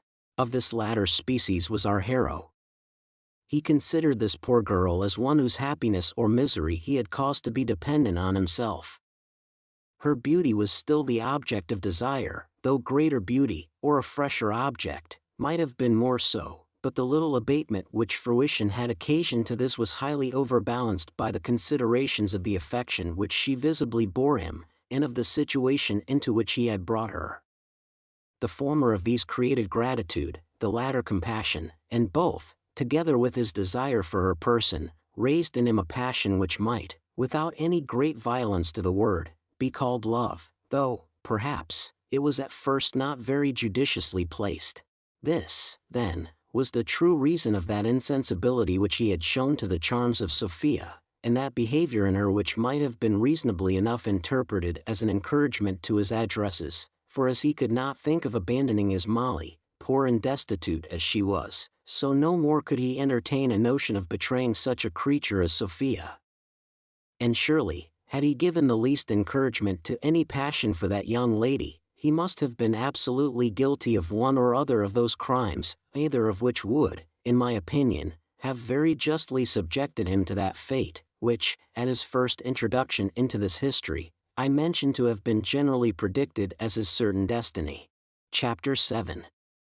Being the shortest chapter in this book, her mother first perceived the alteration in the shape of Molly, and in order to hide it from her neighbors, she foolishly clothed her in that sack which Sophia had sent her, though, indeed, that young lady had little apprehension that the poor woman would have been weak enough to let any of her daughters wear it in that form. Molly was charmed with the first opportunity she ever had of showing her beauty to advantage, for though she could very well bear to contemplate herself in the glass, even when dressed in rags, and though she had in that dress conquered the heart of Jones, and perhaps of some others, yet she thought the addition of finery would much improve her charms, and extend her conquests. Molly, therefore, having dressed herself out in this sack, with a new laced cap, and some other ornaments which Tom had given her, repairs to church with her fan in her hand the very next Sunday. The great are deceived if they imagine they have appropriated ambition and vanity to themselves. These noble qualities flourish as notably in a country church and churchyard as in the drawing-room, or in the closet. Schemes have indeed been laid in the vestry which would hardly disgrace the conclave. Here is a ministry, and here is an opposition. Here are plots and circumventions, parties and factions, equal to those which are to be found in courts. Nor are the women here less practiced in the highest feminine arts than their fair superiors in quality and fortune. Here are prudes and coquettes. Here are dressing and ogling, falsehood, envy, malice, scandal, in short, everything which is common to the most splendid assembly, or politest circle. Let those of high life, therefore, no longer despise the ignorance of their inferiors, nor the vulgar any longer rail at the vices of their betters. Molly had seated herself some time before she was known by her neighbors. And then a whisper ran through the whole congregation, "Who is she?" But when she was discovered, such sneering, giggling, tittering, and laughing ensued among the women, that Mr. Allworthy was obliged to exert his authority to preserve any decency among them. Chapter 8. A battle sung by the muse in the Homerican style, in which none but the classical reader can taste. Mr. Western had an estate in this parish, and as his house stood at little greater distance from this church than from his own, he very often came to divine service here, and both he and the charming Sophia happened to be present at this time. Sophia was much pleased with the beauty of the girl, whom she pitied for her simplicity in having dressed herself in that manner, as she saw the envy which it had occasioned among her equals. She no sooner came home than she sent for the gamekeeper, and ordered him to bring his daughter to her, saying she would provide for her in the family, and might possibly place the girl about her own person, when her own maid, who was now going away, had left her. Poor Seagrim was thunderstruck at this, for he was no stranger to the fault in the shape of his daughter. He answered, in a stammering voice, that he was afraid Molly would be too awkward to wait on her ladyship, as she had never been at service. "No matter for that," says Sophia, "she will soon improve. I am pleased with the girl, and am resolved to try her."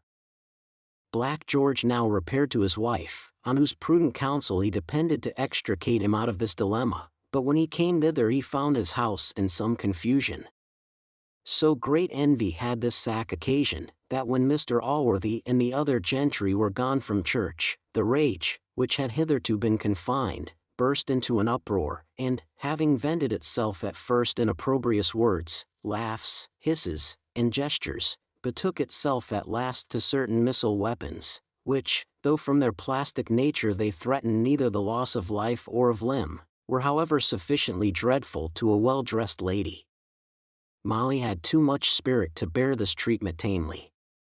Having therefore, but hold, as we are diffident of our own abilities, let us here invite a superior power to our assistance.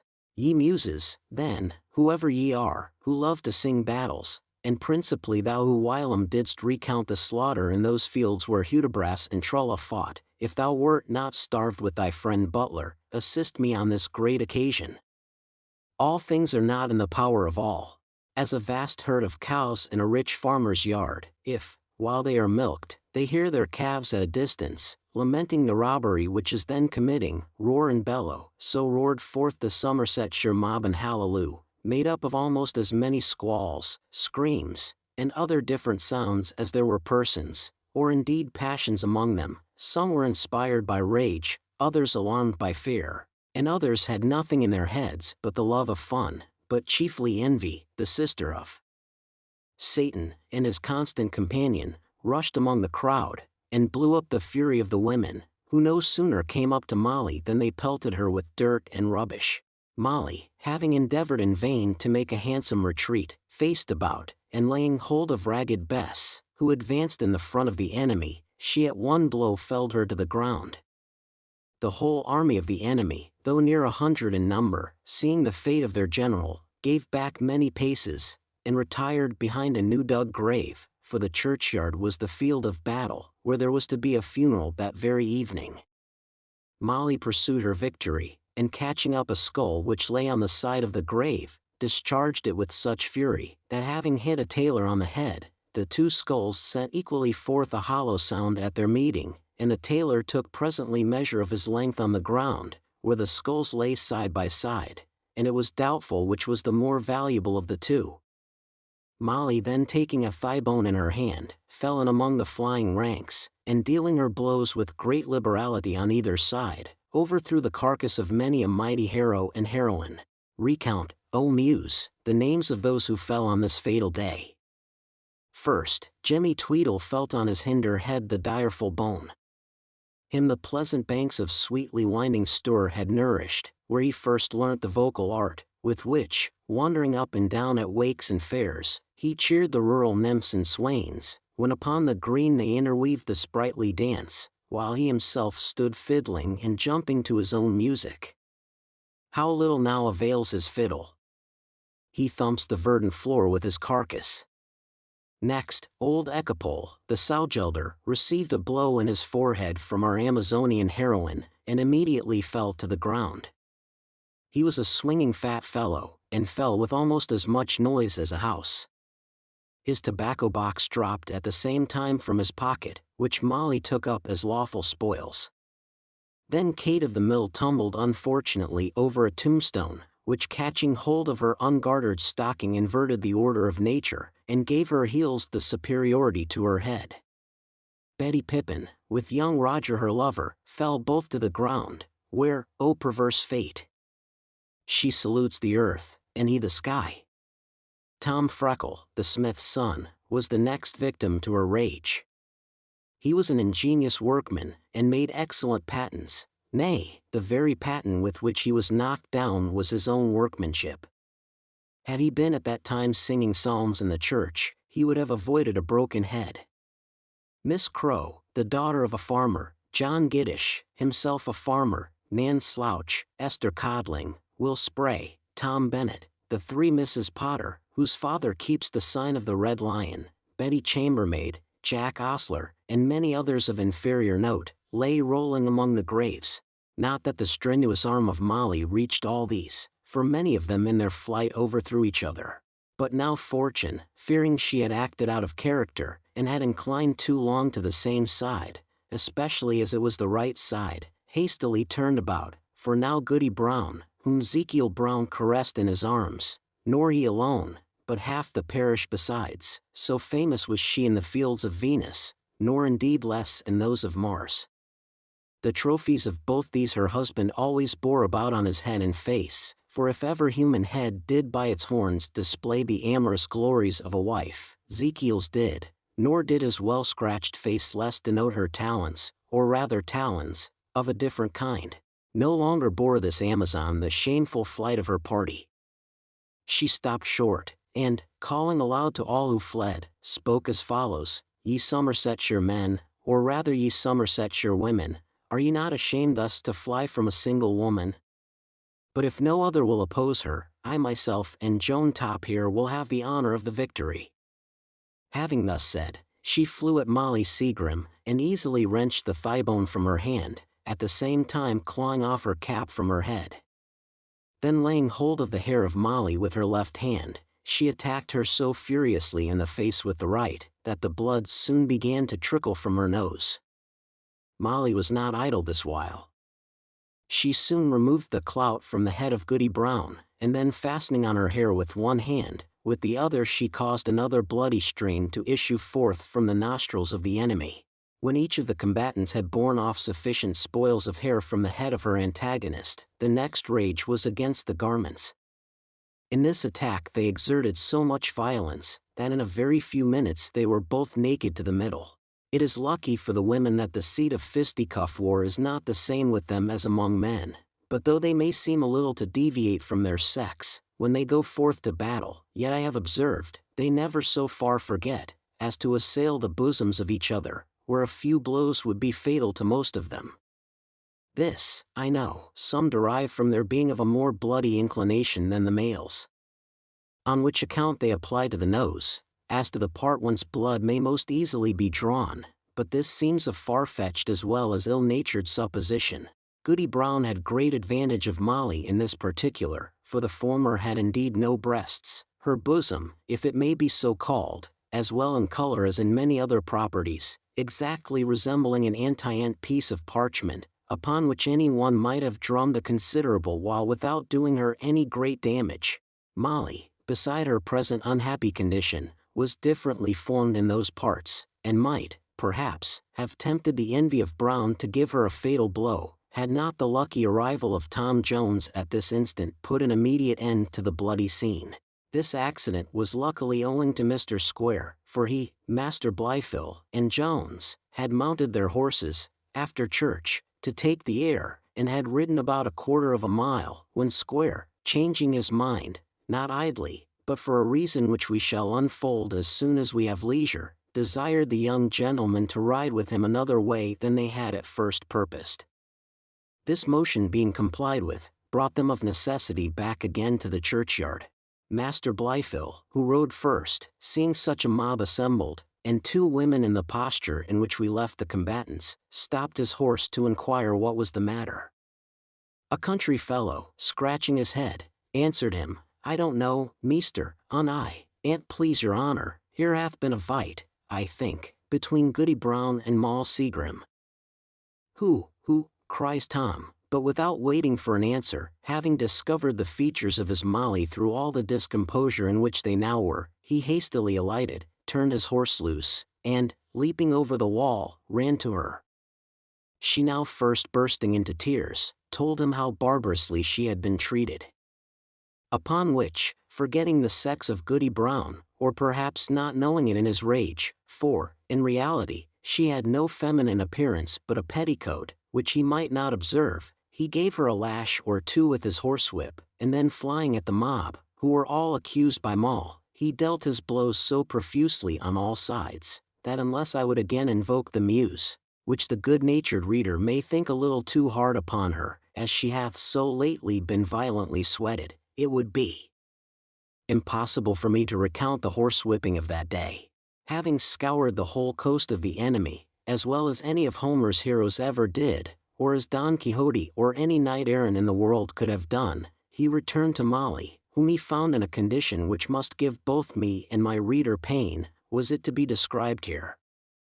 Tom raved like a madman, beat his breast, tore his hair, stamped on the ground, and vowed the utmost vengeance on all who had been concerned. He then pulled off his coat, and buttoned it round her, put his hat upon her head, wiped the blood from her face as well as he could with his handkerchief, and called out to the servant to ride as fast as possible for a side saddle, or a pillion, that he might carry her safe home. Master Blifil objected to the sending away the servant, as they had only one with them, but as Square seconded the order of Jones, he was obliged to comply. The servant returned in a very short time with the pillion, and Molly, having collected her rags as well as she could, was placed behind him. In which manner she was carried home, Square, Blifil, and Jones attending. Here Jones, having received his coat, given her a sly kiss, and whispered her that he would return in the evening, quitted his Molly, and rode on after his companions. Chapter 9. Containing matter of no very peaceable color. Molly had no sooner apparelled herself in her accustomed rags, than her sisters began to fall violently upon her, particularly her eldest sister, who told her she was well enough served. How had she the assurance to wear a gown which young Madam Western had given to mother? If one of us was to wear it, I think, says she, I myself have the best right, but I warrant you think it belongs to your beauty. I suppose you think yourself more handsomer than any of us. Hand her down the bit of glass from over the cupboard, cries another, I'd wash the blood from my face before I talked of my beauty. You'd better have minded what the parson says, cries the eldest, and not a hearkened after men voke. Indeed, child, and so she had, says the mother, sobbing, she hath brought a disgrace upon us all. She's the worst of the family that ever was a whore. You need not upbraid me with that, mother, cries Molly, you yourself was brought to bed of sister there, within a week after you was married. Yes, hussy, answered the enraged mother, so I was, and what was the mighty matter of that? I was made an honest woman then, and if you was to be made an honest woman, I should not be angry, but you must have to doing with a gentleman, you nasty slut, you will have a bastard, hussy, you will, and that I defy anyone to say of me. In this situation Black George found his family, when he came home for the purpose before mentioned. As his wife and 3 daughters were all of them talking together, and most of them crying, it was some time before he could get an opportunity of being heard, but as soon as such an interval occurred, he acquainted the company with what Sophia had said to him. Goody Seagrim then began to revile her daughter afresh. Here, says she, you have brought us into a fine quandary indeed. What will madam say to that big belly? Oh, that ever I should live to see this day. Molly answered with great spirit, and what is this mighty place which you have got for me, father? For he had not well understood the phrase used by Sophia of being about her person. I suppose it is to be under the cook, but I shan't wash dishes for anybody. My gentleman will provide better for me. See what he hath given me this afternoon. He hath promised I shall never want money, and you shan't want money neither, mother, if you will hold your tongue, and know when you are well. And so saying, she pulled out several guineas, and gave her mother one of them. The good woman no sooner felt the gold within her palm, than her temper began, such is the efficacy of that panacea, to be mollified. "Why, husband," says she, "would any but such a blockhead as you not have inquired what place this was before he had accepted it? Perhaps, as Molly says, it may be in the kitchen, and truly I don't care my daughter should be a scullion wench, for, poor as I am a gentlewoman. And thof I was obliged, as my father, who was a clergyman, died worse than nothing, and so could not give me a shilling of potion, to undervalue myself by marrying a poor man, yet I would have you to know, I have a spirit above all them things. Marry, come up. It would better become Madam Western to look at home, and remember who her own grandfather was. Some of my family, for aught I know, might ride in their coaches, when the grandfathers of some folk walked afoot. I warrant she fancies she did a mighty matter, when she sent us that old gown. Some of my family would not have picked up such rags in the street, but poor people are always trampled upon. The parish need not have been in such a fluster with Molly. You might have told them, child, your grandmother wore better things new out of the shop." "Well, but consider," cried George, "what answer shall I make to madam?" "I don't know what answer," says she, "you are always bringing your family into one quandary or other. Do you remember when you shot the partridge, the occasion of all our misfortunes? Did not I advise you never to go into Squire Western's manor? Did not I tell you many a good year ago what would come of it? But you would have your own headstrong ways. Yes, you would, you villain." Black George was, in the main, a peaceable kind of fellow, and nothing choleric nor rash, yet did he bear about him something of what the ancients called the irascible, and which his wife, if she had been endowed with much wisdom, would have feared. He had long experienced, that when the storm grew very high, arguments were but wind, which served rather to increase, than to abate it. He was therefore seldom unprovided with no sooner, therefore, had this symptom appeared, than he had immediate recourse to the said remedy, which though, as it is usual in all very efficacious medicines, it at first seemed to heighten and inflame the disease, soon produced a total calm, and restored the patient to perfect ease and tranquility. This is, however, a kind of horse medicine, which requires a very robust constitution to digest, and is therefore proper only for the vulgar, unless in one single instance, viz., where superiority of birth breaks out, in which case, we should not think it very improperly applied by any husband whatever, if the application was not in itself so base, that, like certain applications of the physical kind which need not be mentioned, it so much degrades and contaminates the hand employed in it, that no gentleman should endure the thought of anything so low and detestable. The whole family were soon reduced to a state of perfect quiet, for the virtue of this medicine, like that of electricity, is often communicated through one person to many others, who are not touched by the instrument. To say the truth, as they both operate by friction, it may be doubted whether there is not something analogous between them, of which Mr. Freak would do well to inquire, before he publishes the next edition of his book. A council was now called, in which, after many debates, Molly still persisting that she would not go to service, it was at length resolved, that Goody Seagrim herself should wait on Miss Western, and endeavor to procure the place for her eldest daughter, who declared great readiness to accept it, but Fortune, who seems to have been an enemy of this little family, afterwards put a stop to her promotion. Chapter 10. A story told by Mr. Supple, the curate. The penetration of Squire Western. His great love for his daughter, and the return to it made by her. The next morning Tom Jones hunted with Mr. Western, and was at his return invited by that gentleman to dinner. The lovely Sophia shone forth that day with more gaiety and sprightliness than usual. Her battery was certainly levelled at our hero, though, I believe, she herself scarce yet knew her own intention, but if she had any design of charming him, she now succeeded. Mr. Supple, the curate of Mr. Allworthy's parish, made one of the company. He was a good-natured worthy man, but chiefly remarkable for his great taciturnity at table, though his mouth was never shut at it. In short, he had one of the best appetites in the world. However, the cloth was no sooner taken away, than he always made sufficient amends for his silence, for he was a very hearty fellow, and his conversation was often entertaining, never offensive. At his first arrival, which was immediately before the entrance of the roast beef, he had given an intimation that he had brought some news with him, and was beginning to tell that he came that moment from Mr. Allworthy's, when the sight of the roast beef struck him dumb, permitting him only to say grace, and to declare he must pay his respect to the baronet, for so he called the sirloin. When dinner was over, being reminded by Sophia of his news, he began as follows: "I believe, lady, your ladyship observed a young woman at church yesterday at evensong, who was dressed in one of your outlandish garments. I think I have seen your ladyship in such a one. However, in the country, such dresses are rara avis in terris, negroximilima signo. That is, madam, as much as to say, a rare bird upon the earth, and very like a black swan." The verse is in juvenile. But to return to what I was relating.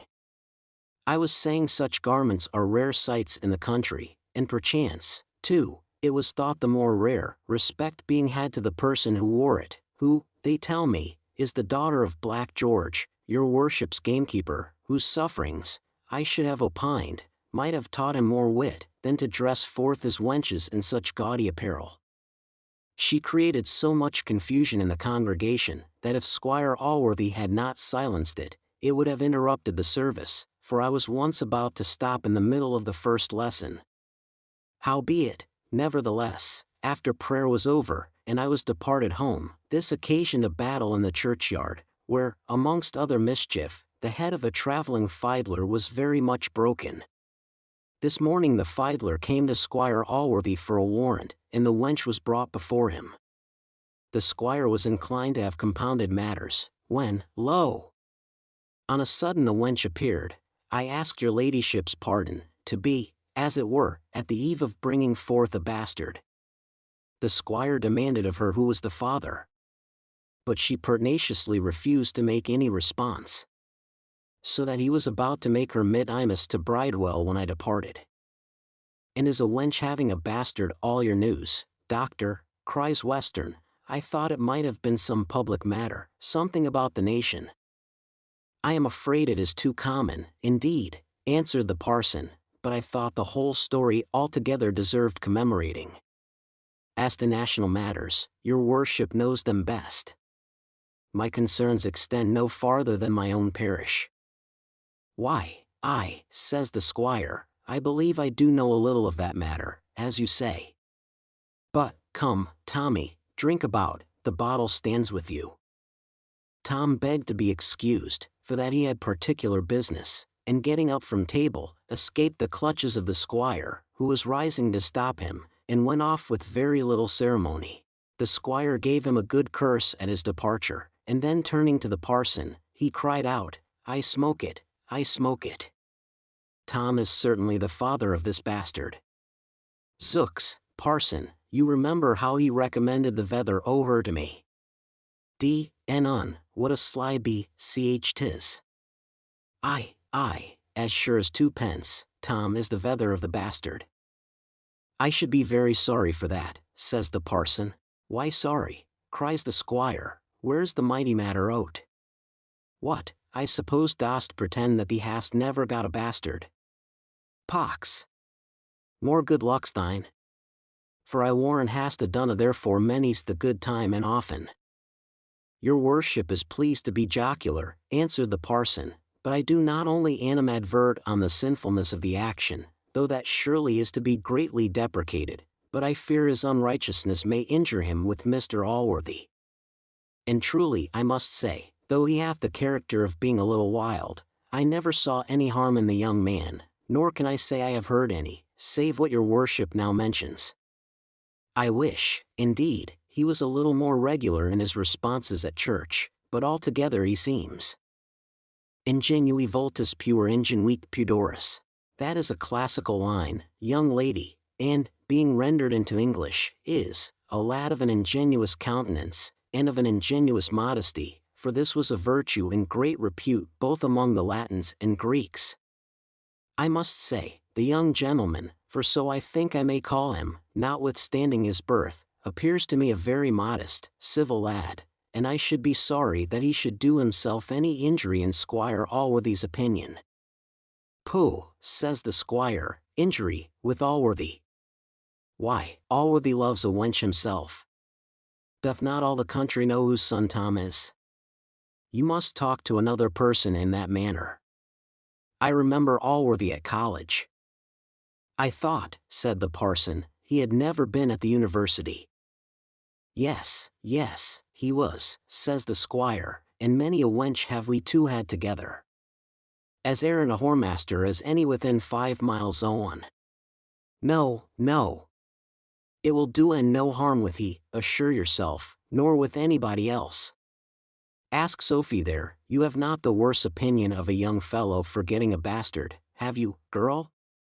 No, no, the women will like the better for't. This was a cruel question to poor Sophia. She had observed Tom's color change at the parson's story, and that, with his hasty and abrupt departure, gave her sufficient reason to think her father's suspicion not groundless. Her heart now at once discovered the great secret to her which it had been so long disclosing by little and little, and she found herself highly interested in this matter. In such a situation, her father's malapert question rushing suddenly upon her, produced some symptoms which might have alarmed a suspicious heart, but, to do the squire justice, that was not his fault.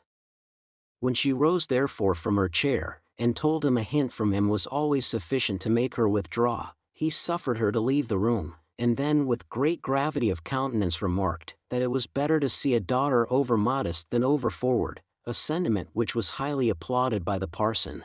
There now ensued between the squire and the parson a most excellent political discourse, framed out of newspapers and political pamphlets, in which they made a libation of 4 bottles of wine to the good of their country, and then, the squire being fast asleep, the parson lighted his pipe, mounted his horse, and rode home. When the squire had finished his half-hour's nap, he summoned his daughter to her harpsichord, but she begged to be excused that evening, on account of a violent headache. This remission was presently granted, for indeed she seldom had occasion to ask him twice, as he loved her with such ardent affection, that, by gratifying her, he commonly conveyed the highest gratification to himself.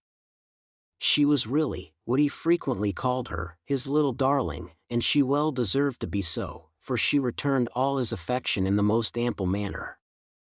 She had preserved the most inviolable duty to him in all things, and this her love made not only easy, but so delightful, that when one of her companions laughed at her for placing so much merit in such scrupulous obedience, as that young lady called it, Sophia answered, "You mistake me, madam, if you think I value myself upon this account, for besides that I am barely discharging my duty, I am likewise pleasing myself.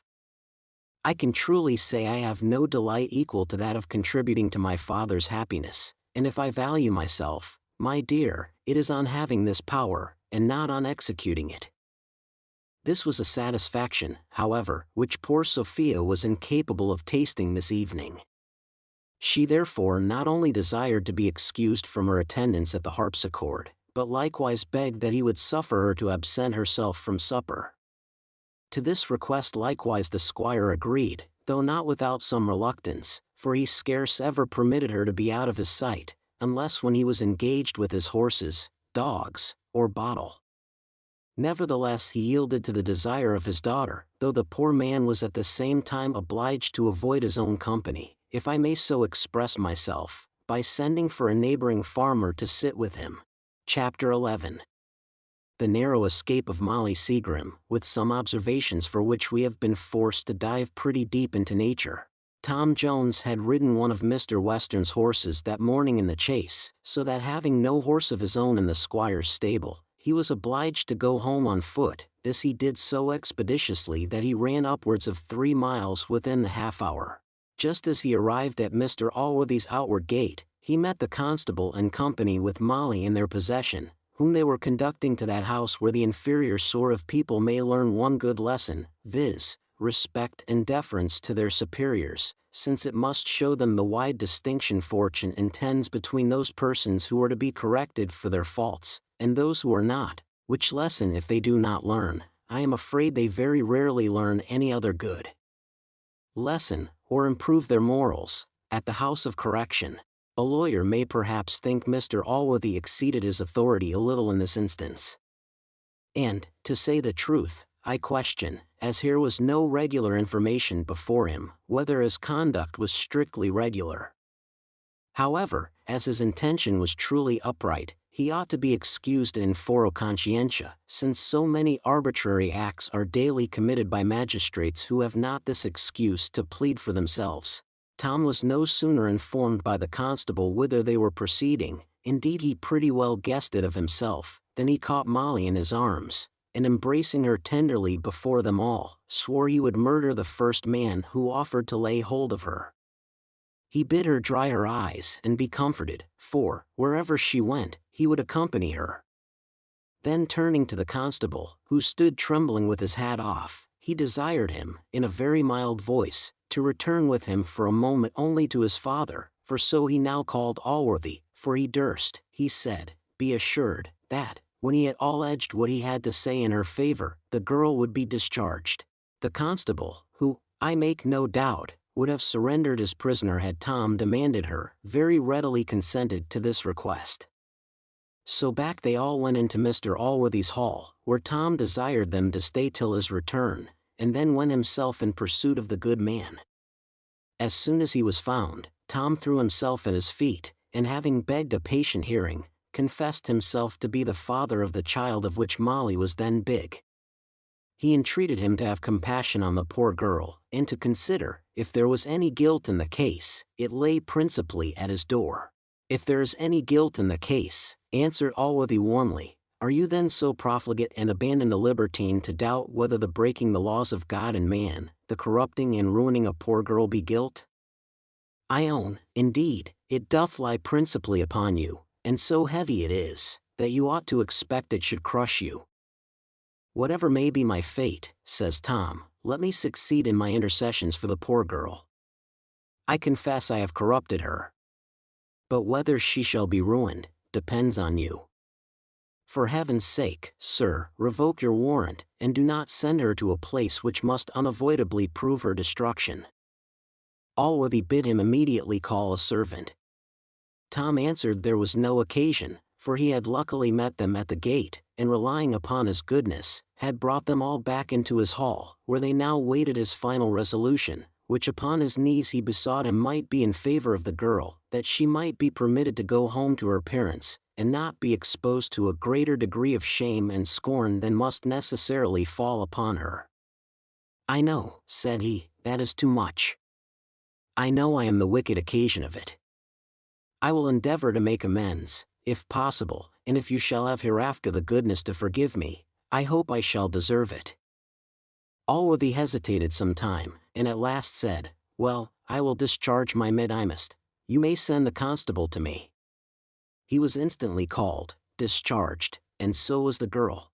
It will be believed that Mr. Allworthy failed not to read Tom a very severe lecture on this occasion, but it is unnecessary to insert it here, as we have faithfully transcribed what he said to Jenny Jones in the first book, most of which may be applied to the men, equally with the women.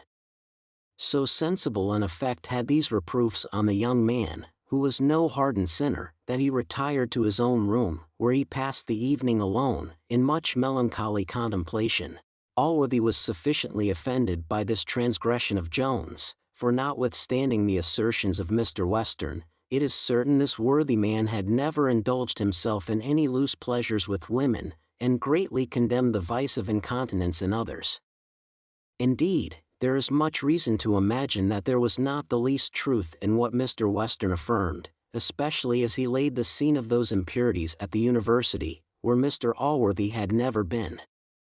In fact, the good squire was a little too apt to indulge that kind of pleasantry which is generally called rhodomantade, but which may, with as much propriety, be expressed by a much shorter word, and perhaps we too often supply the use of this little monosyllable by others, since very much of what frequently passes in the world for wit and humor, should, in the strictest purity of language, receive that short appellation, which, in conformity to the well-bred laws of custom, I here suppress.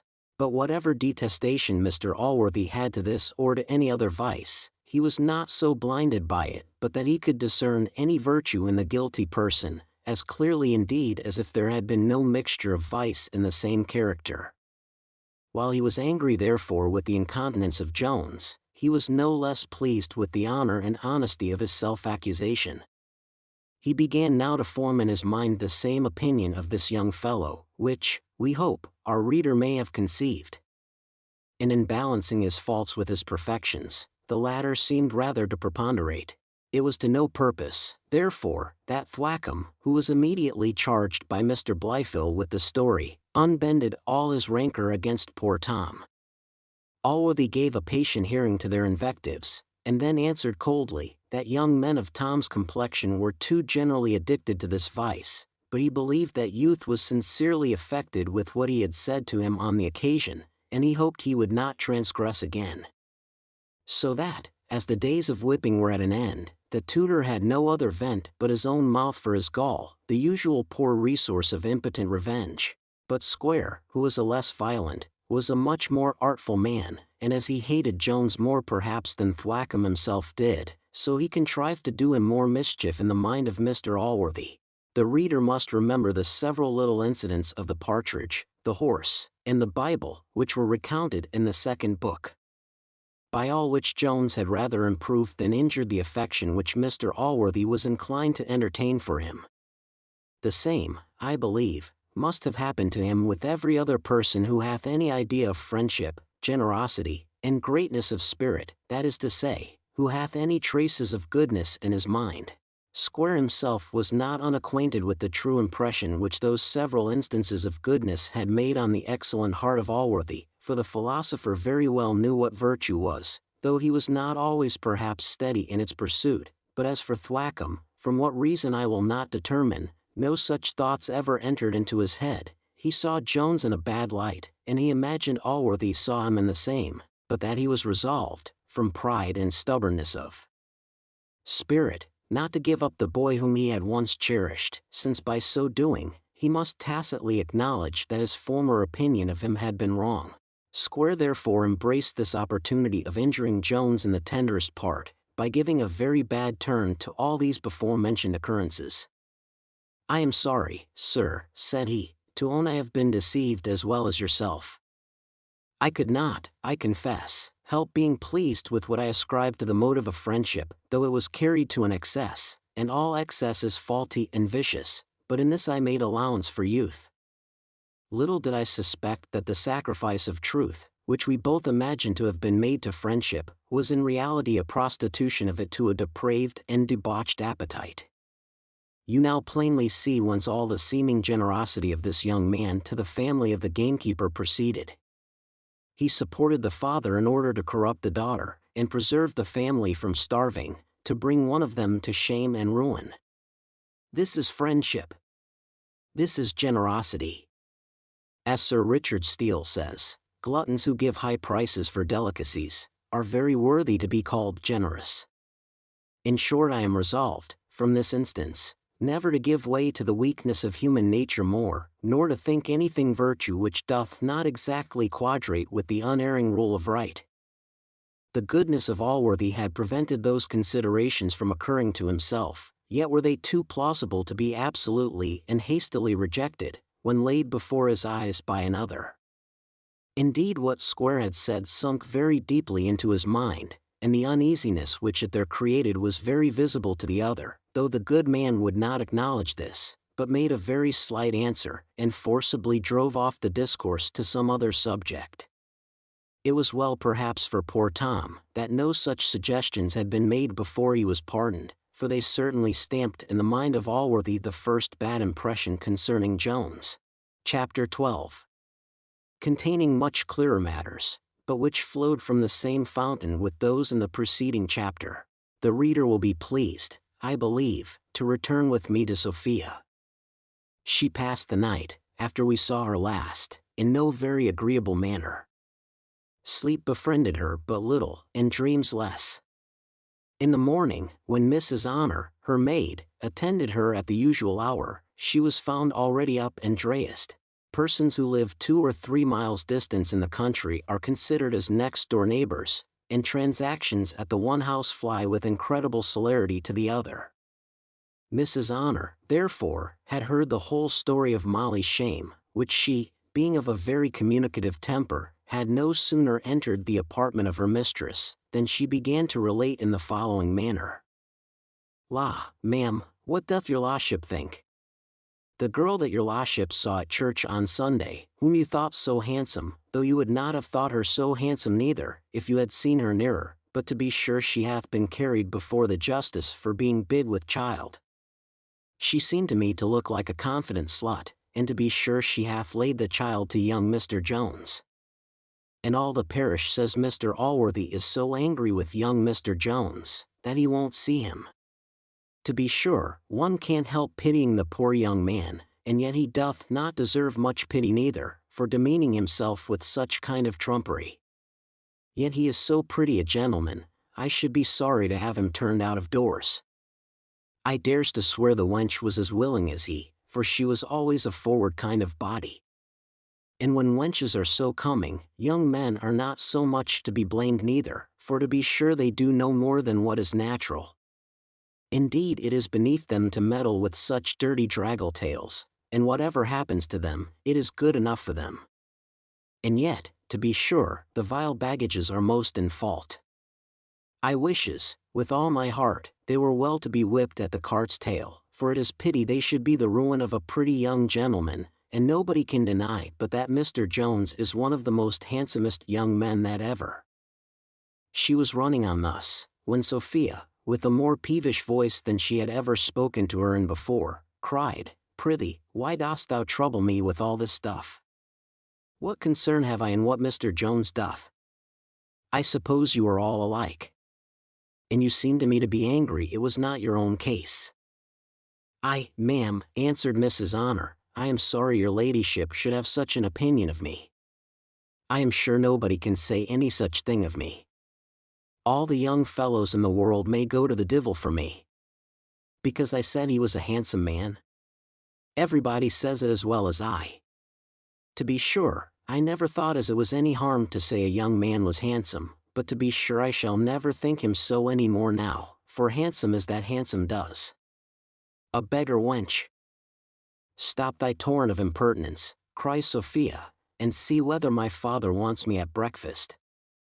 Mrs. Honor then flung out of the room, muttering much to herself, of which "Mary come up," I assure you, was all that could be plainly distinguished.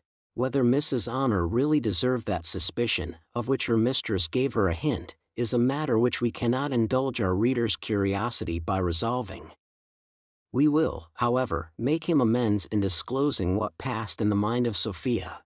The reader will be pleased to recollect that a secret affection for Mr. Jones had insensibly stolen into the bosom of this young lady. That it had there grown to a pretty great height before she herself had discovered it.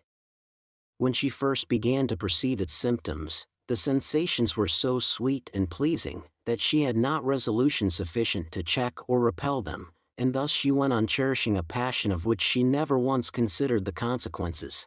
This incident relating to Molly first opened her eyes. She now first perceived the weakness of which she had been guilty, and though it caused the utmost perturbation in her mind, yet it had the effect of other nauseous physic, and for the time expelled her distemper. Its operation indeed was most wonderfully quick, and in the short interval, while her maid was absent, so entirely removed all symptoms, that when Mrs. Honor returned with a summons from her father, she was become perfectly easy, and had brought herself to a thorough indifference for Mr. Jones. The diseases of the mind do in almost every particular imitate those of the body. For which reason, we hope, that learned faculty, for whom we have so profound a respect, will pardon us the violent hands we have been necessitated to lay on several words and phrases, which of right belong to them, and without which our descriptions must have been often unintelligible. Now there is no one circumstance in which the distempers of the mind bear a more exact analogy to those which are called bodily, than that aptness which both have to a relapse. This is plain in the violent diseases of ambition and avarice.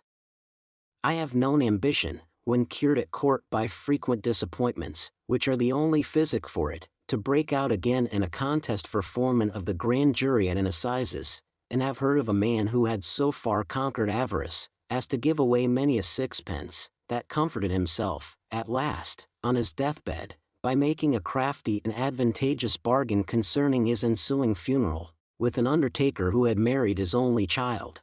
In the affair of love, which, out of strict conformity with the Stoic philosophy, we shall here treat as a disease, this proneness to relapse is no less conspicuous. Thus it happened to poor Sophia, upon whom, the very next time she saw young Jones, all the former symptoms returned, and from that time cold and hot fits alternately seized her heart. The situation of this young lady was now very different from what it had ever been before. That passion which had formerly been so exquisitely delicious, became now a scorpion in her bosom. She resisted it therefore with her utmost force, and summoned every argument her reason, which was surprisingly strong for her age, could suggest, to subdue and expel it. In this she so far succeeded, that she began to hope from time and absence a perfect cure. She resolved therefore to avoid Tom Jones as much as possible, for which purpose she began to conceive a design of visiting her aunt, to which she made no doubt of obtaining her father's consent. But fortune, who had other designs in her head, put an immediate stop to any such proceeding, by introducing an accident, which will be related in the next chapter. Chapter 13. A dreadful accident which befell Sophia. The gallant behavior of Jones, and the more dreadful consequence of that behavior to the young lady, with a short digression in favor of the female sex. Mr. Western grew every day fonder and fonder of Sophia, insomuch that his beloved dogs themselves almost gave place to her in his affections, but as he could not prevail on himself to abandon these, he contrived very cunningly to enjoy their company, together with that of his daughter, by insisting on her riding a hunting with him. Sophia, to whom her father's word was a law, readily complied with his desires, though she had not the least delight in a sport, which was of too rough and masculine a nature to suit with her disposition. She had however another motive, beside her obedience, to accompany the old gentleman in the chase, for by her presence she hoped in some measure to restrain his impetuosity, and to prevent him from so frequently exposing his neck to the utmost hazard. The strongest objection was that which would have formerly been an inducement to her, namely, the frequent meeting with young Jones, whom she had determined to avoid, but as the end of the hunting season now approached, she hoped, by a short absence with her aunt, to reason herself entirely out of her unfortunate passion, and had not any doubt of being able to meet him in the field the subsequent season without the least danger. On the second day of her hunting, as she was returning from the chase, and was arrived within a little distance from Mr. Western's house, her horse, whose mettlesome spirit required a better rider, fell suddenly to prancing and capering in such a manner that she was in the most imminent peril of falling. Tom Jones, who was at a little distance behind, saw this, and immediately galloped up to her assistance. As soon as he came up, he leapt from his own horse, and caught hold of hers by the bridle. The unruly beast presently reared himself an end on his hind legs, and threw his lovely burthen from his back, and Jones caught her in his arms. She was so affected with the fright, that she was not immediately able to satisfy Jones, who was very solicitous to know whether she had received any hurt. She soon after, however, recovered her spirits, assured him she was safe, and thanked him for the care he had taken of her. Jones answered, "If I have preserved you, madam, I am sufficiently repaid, for I promise you, I would have secured you from the least harm at the expense of a much greater misfortune to myself than I have suffered on this occasion."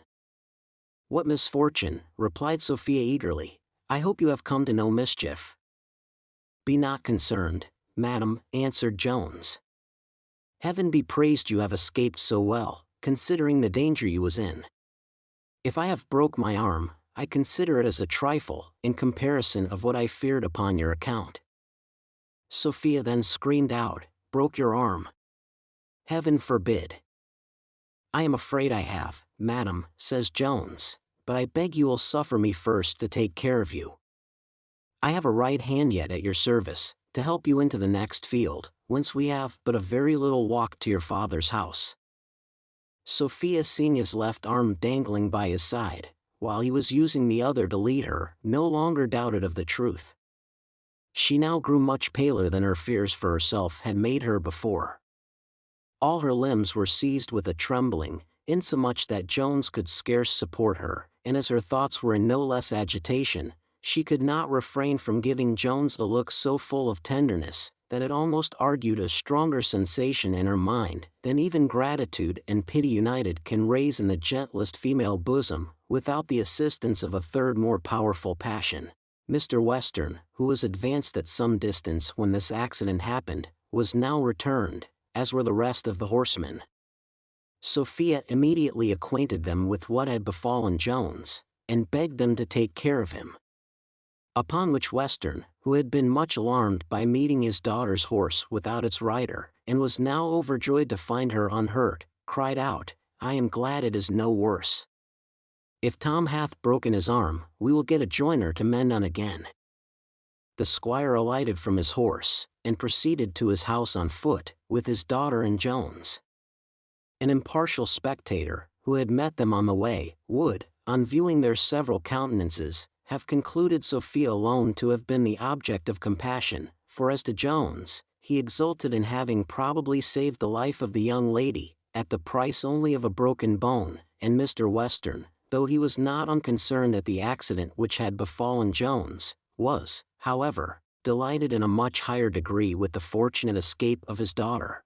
The generosity of Sophia's temper construed this behavior of Jones into great bravery, and it made a deep impression on her heart, for certain it is, that there is no one quality which so generally recommends men to women as this, proceeding, if we believe the common opinion, from that natural timidity of the sex, which is, says Mr. Osborne, so great, that a woman is the most cowardly of all the creatures God ever made, a sentiment more remarkable for its bluntness than for its truth. Aristotle, in his Politics, doth them, I believe, more justice, when he says, "The modesty and fortitude of men differ from those virtues in women, for the fortitude which becomes a woman, would be cowardice in a man, and the modesty which becomes a man, would be pertness in a woman." Nor is there, perhaps, more of truth in the opinion of those who derive the partiality which women are inclined to show to the brave, from this excess of their fear. Mr. Bell, I think, in his article of Helen, imputes this, and with greater probability, to their violent love of glory, for the truth of which, we have the authority of him who of all others saw farthest into human nature, and who introduces the heroine of his Odyssey, the great pattern of matrimonial love and constancy, assigning the glory of her husband as the only source of her affection towards him. Asterisk. Asterisk, the English reader will not find this in the poem, for the sentiment is entirely left out in the translation. However this be, certain it is that the accident operated very strongly on Sophia, and, indeed, after much inquiry into the matter, I am inclined to believe, that, at this very time, the charming Sophia made no less impression on the heart of Jones. To say truth, he had for some time become sensible of the irresistible power of her charms. Chapter 14. The arrival of a surgeon, his operations, and a long dialogue between Sophia and her maid. When they arrived at Mr. Western's hall, Sophia, who had tottered along with much difficulty, sunk down in her chair, but by the assistance of hartshorn and water, she was prevented from fainting away, and had pretty well recovered her spirits, when the surgeon who was sent for to Jones appeared. Mr. Western, who imputed these symptoms in his daughter to her fall, advised her to be presently blooded by way of prevention. In this opinion he was seconded by the surgeon, who gave so many reasons for bleeding, and quoted so many cases where persons had miscarried for want of it, that the squire became very importunate, and indeed insisted peremptorily that his daughter should be blooded. Sophia soon yielded to the commands of her father, though entirely contrary to her own inclinations, for she suspected, I believe, less danger from the fright than either the squire or the surgeon. She then stretched out her beautiful arm, and the operator began to prepare for his work. While the servants were busied in providing materials, the surgeon, who imputed the backwardness which had appeared in Sophia to her fears, began to comfort her with assurances that there was not the least danger, for no accident, he said, could ever happen in bleeding, but from the monstrous ignorance of pretenders to surgery, which he pretty plainly insinuated was not at present to be apprehended. Sophia declared she was not under the least apprehension, adding, "If you open an artery, I promise you I'll forgive you." "Will you?" cries Western, "D.N. me, if I will. If he does thee the least mischief, D.N. me if I don't ha' the heart's blood owen out." The surgeon assented to bleed her upon these conditions, and then proceeded to his operation, which he performed with as much dexterity as he had promised, and with as much quickness, for he took but little blood from her, saying, it was much safer to bleed again and again, than to take away too much at once. Sophia, when her arm was bound up, retired, for she was not willing, nor was it, perhaps, strictly decent, to be present at the operation on Jones. Indeed, one objection which she had to bleeding, though she did not make it, was the delay which it would occasion to setting the broken bone. For Western, when Sophia was concerned, had no consideration but for her, and as for Jones himself, he sat like Patience on a monument smiling at grief. To say the truth, when he saw the blood springing from the lovely arm of Sophia, he scarce thought of what had happened to himself. The surgeon now ordered his patient to be stripped to his shirt, and then entirely baring the arm, he began to stretch and examine it, in such a manner that the tortures he put him to caused Jones to make several wry faces, which the surgeon observing, greatly wondered at, crying, "What is the matter, sir? I am sure it is impossible I should hurt you." And then holding forth the broken arm, he began a long and very learned lecture of anatomy, in which simple and double fractures were most accurately considered, and the several ways in which Jones might have broken his arm were discussed, with proper annotations showing how many of these would have been better, and how many worse than the present case. Having at length finished his labored harangue, with which the audience, though it had greatly raised their attention and admiration, were not much edified, as they really understood not a single syllable of all he had said, he proceeded to business, which he was more expeditious in finishing than he had been in beginning. Jones was then ordered into a bed, which Mr. Western compelled him to accept at his own house, and sentence of watergruel was passed upon him. Among the good company which had attended in the hall during the bone-setting, Mrs. Honor was one, who being summoned to her mistress as soon as it was over, and asked by her how the young gentleman did, presently launched into extravagant praises on the magnanimity, as she called it, of his behavior, which, she said, was so charming and so pretty a creature. She then burst forth into much warmer encomiums on the beauty of his person, enumerating many particulars, and ending with the whiteness of his skin.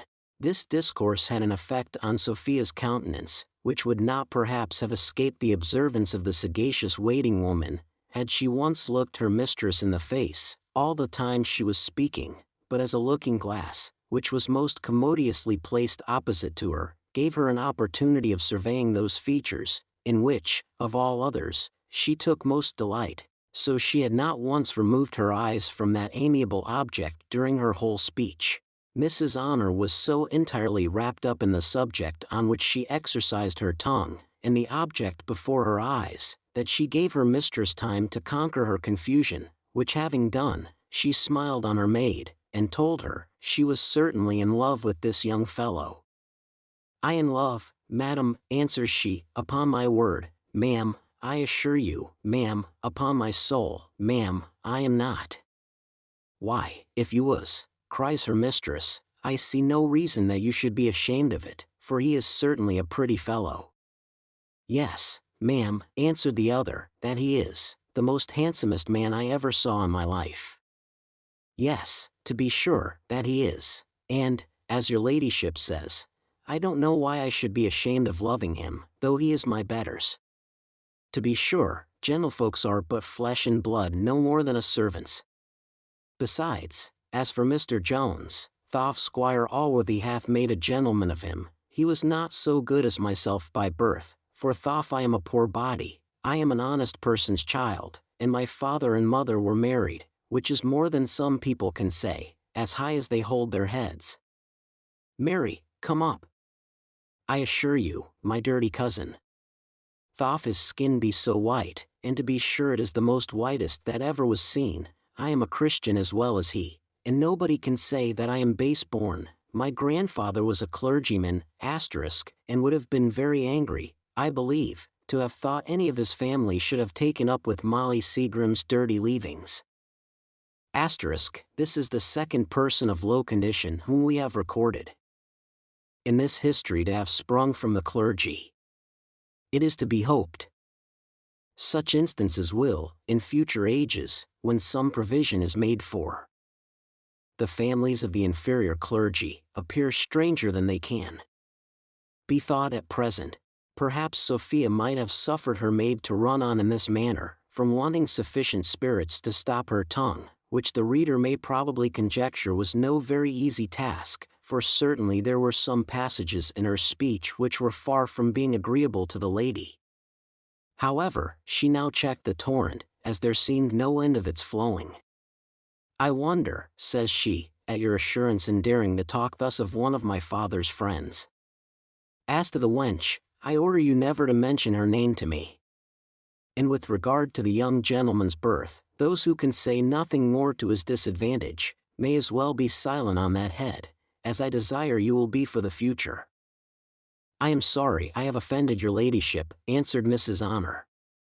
I am sure I hate Molly Seagram as much as your ladyship can, and as for abusing Squire Jones, I can call all the servants in the house to witness, that whenever any talk hath been about bastards, I have always taken his part, for which of you, says I to the footmen, would not be a bastard, if he could, to be made a gentleman of? And, says I am sure he is a very fine gentleman, and he hath one of the whitest hands in the world, for to be sure so he hath, and, says I, one of the sweetest temperedest, best naturedest men in the world he is, and, says I, all the servants and neighbors all round the country loves him.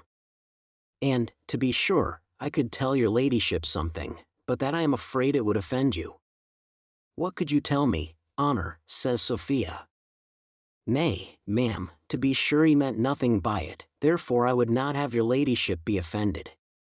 Prithee tell me, says Sophia, I will know it this instant. Why, ma'am, answered Mrs. Honor, he came into the room one day last week when I was at work, and there lay your ladyship's muff on a chair, and to be sure he put his hands into it, that very muff your ladyship gave me but yesterday. La! Says I, Mr. Jones, you will stretch my lady's muff, and spoil it, but he still kept his hands in it, and then he kissed it, to be sure I hardly ever saw such a kiss in my life as he gave it. I suppose he did not know it was mine, replied Sophia.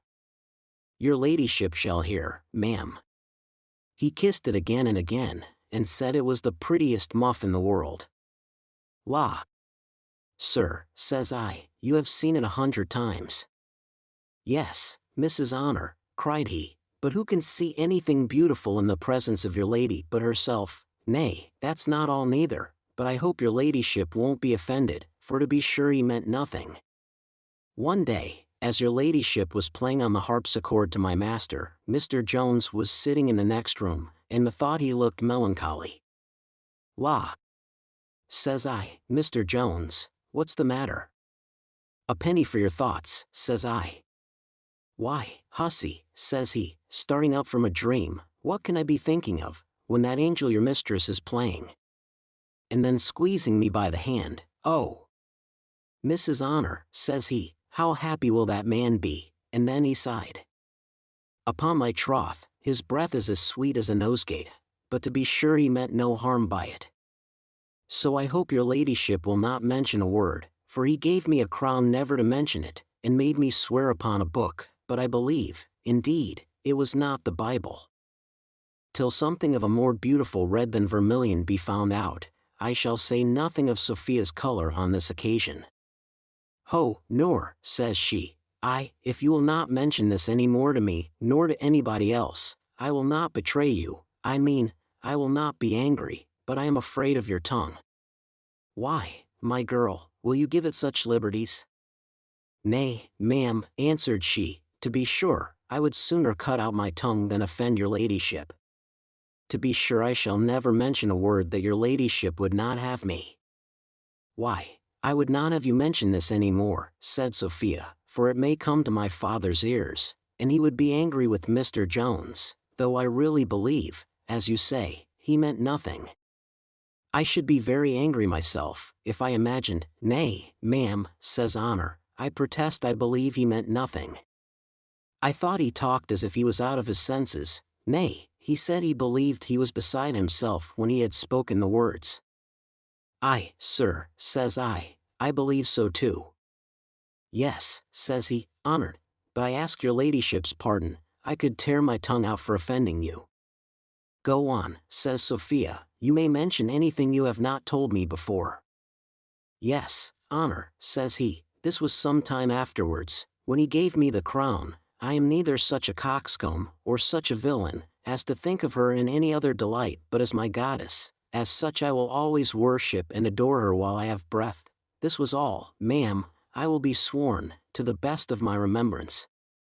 I was in a passion with him myself, till I found he meant no harm. Indeed, Honor, says Sophia, I believe you have a real affection for me. I was provoked the other day when I gave you warning, but if you have a desire to stay with me, you shall. To be sure, ma'am, answered Mrs. Honor, I shall never desire to part with your ladyship. To be sure, I almost cried my eyes out when you gave me warning. It would be very ungrateful in me to desire to leave your ladyship, because as why, I should never get so good a place again. I am sure I would live and die with your ladyship, for, as poor Mr. Jones said, happy is the man. Here the dinner bell interrupted a conversation which had wrought such an effect on Sophia, that she was, perhaps, more obliged to her bleeding in the morning, than she, at the time, had apprehended she should be. As to the present situation of her mind, I shall adhere to a rule of Horace, by not attempting to describe it, from despair of success. Most of my readers will suggest it easily to themselves, and the few who cannot, would not understand the picture, or at least would deny it to be natural, if ever so well drawn. Book 5. Containing a portion of time somewhat longer than half a year. Chapter 1. Of the serious in writing, and for what purpose it is introduced. Peradventure there may be no parts in this prodigious work which will give the reader less pleasure in the perusing, than those which have given the author the greatest pains in composing. Among these probably may be reckoned those initial essays which we have prefixed to the historical matter contained in every book, and which we have determined to be essentially necessary to this kind of writing, of which we have set ourselves at the head. For this our determination we do not hold ourselves strictly bound to assign any reason, it being abundantly sufficient that we have laid it down as a rule necessary to be observed in all prosaicome-epic writing. Whoever demanded the reasons of that nice unity of time or place which is now established to be so essential to dramatic poetry? What critic hath been ever asked, why a play may not contain 2 days as well as 1? Or why the audience, provided they travel, like electors, without any expense, may not be wafted 50 miles as well as 5? Hath any commentator well accounted for the limitation which an antient critic hath set to the drama, which he will have contained neither more nor less than 5 acts? Or hath any one living attempted to explain what the modern judges of our theatres mean by that word low, by which they have happily succeeded in banishing all humor from the stage, and have made the theatre as dull as a drawing-room? Upon all these occasions the world seems to have embraced a maxim of our law, viz., quicunque in arte sua perito credendum est, for it seems perhaps difficult to conceive that any one should have had enough of impudence to lay down dogmatical rules in any art or science without the least foundation. In such cases, therefore, we are apt to conclude there are sound and good reasons at the bottom, though we are unfortunately not able to see so far. Now, in reality, the world have paid too great a compliment to critics, and have imagined them men of much greater profundity than they really are. From this complaisance, the critics have been emboldened to assume a dictatorial power, and have so far succeeded, that they are now become the masters, and have the assurance to give laws to those authors from whose predecessors they originally received them. The critic, rightly considered, is no more than the clerk, whose office it is to transcribe the rules and laws laid down by those great judges whose vast strength of genius hath placed them in the light of legislators, in the several sciences over which they presided. This office was all which the critics of old aspired to, nor did they ever dare to advance a sentence, without supporting it by the authority of the judge from whence it was borrowed. But in process of time, and in ages of ignorance, the clerk began to invade the power and assumed the dignity of his master. The laws of writing were no longer founded on the practice of the author, but on the dictates of the critic.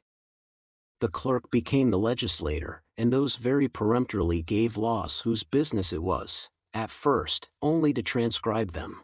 Hence arose an obvious, and perhaps an unavoidable error, for these critics, being men of shallow capacities, very easily mistook mere form for substance. They acted as a judge would, who should adhere to the lifeless letter of law, and reject the spirit. Little circumstances, which were perhaps accidental in a great author, were by these critics considered to constitute his chief merit, and transmitted as essentials to be observed by all his successors. To these encroachments, time and ignorance, the two great supporters of imposture, gave authority, and thus many rules for good writing have been established, which have not the least foundation in truth or nature, and which commonly serve for no other purpose than to curb and restrain genius, in the same manner as it would have restrained the dancing master, had the many excellent treatises on that art laid it down as an essential rule that every man must dance in chains. To avoid, therefore, all imputation of laying down a rule for posterity, founded only on the authority of ipse dixit, for which, to say the truth, we have not the profoundest veneration, we shall here waive the privilege above contended for, and proceed to lay before the reader the reasons which have induced us to intersperse these several digressive essays in the course of this work. And here we shall of necessity be led to open a new vein of knowledge, which if it hath been discovered, hath not, to our remembrance, been wrought on by any antient or modern writer. This vein is no other than that of contrast, which runs through all the works of the creation, and may probably have a large share in constituting in us the idea of all beauty, as well natural as artificial, for what demonstrates the beauty and excellence of anything but its reverse? Thus the beauty of day, and that of summer, is set off by the horrors of night and winter. And, I believe, if it was possible for a man to have seen only the two former, he would have a very imperfect idea of their beauty. But to avoid too serious an error, can it be doubted, but that the finest woman in the world would lose all benefit of her charms in the eye of a man who had never seen one of another cast? The ladies themselves seem so sensible of this, that they are all industrious to procure foils. Nay, they will become foils to themselves, for I have observed, at Bath particularly, that they endeavor to appear as ugly as possible in the morning, in order to set off that beauty which they intend to show you in the evening. Most artists have this secret in practice, though some, perhaps, have not much studied the theory. The jeweler knows that the finest brilliant requires a foil, and the painter, by the contrast of his figures, often acquires great applause. A great genius among us will illustrate this matter fully. I cannot, indeed, range him under any general head of common artists, as he hath a title to be placed among those inventus cavitum excoluer per arts, who by invented arts have life improved. I mean here the inventor of that most exquisite entertainment, called the English pantomime. This entertainment consisted of two parts, which the inventor distinguished by the names of the serious and the comic. The serious exhibited a certain number of heathen gods and heroes, who were certainly the worst and dullest company into which an audience was ever introduced, and, which was a secret known to few, were actually intended so to be, in order to contrast the comic part of the entertainment, and to display the tricks of harlequin to the better advantage. This was, perhaps, no very civil use of such personages, but the contrivance was, nevertheless, ingenious enough, and had its effect. And this will now plainly appear, if, instead of serious and comic, we supply the words duller and dullest, for the comic was certainly duller than anything before shown on the stage, and could be set off only by that superlative degree of dullness which composed the serious. So intolerably serious, indeed, were these gods and heroes, that Harlequin, though the English gentleman of that name is not at all related to the French family, for he is of a much more serious disposition, was always welcome on the stage, as he relieved the audience from worse company. Judicious writers have always practiced this art of contrast with great success.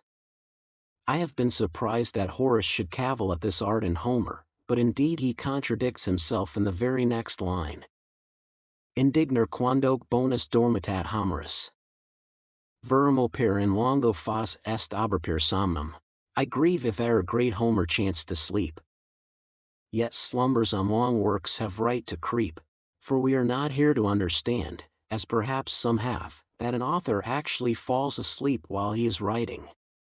It is true that readers are too apt to be so overtaken, but if the work was as long as any of Old Mixon, the author himself is too well entertained to be subject to the least drowsiness. He is, as Mr. Pope observes, sleepless himself to give his readers sleep. To say the truth, these soporific parts are so many scenes of serious artfully interwoven, in order to contrast and set off the rest, and this is the true meaning of a late facetious writer, who told the public that whenever he was dull they might be assured there was a design in it.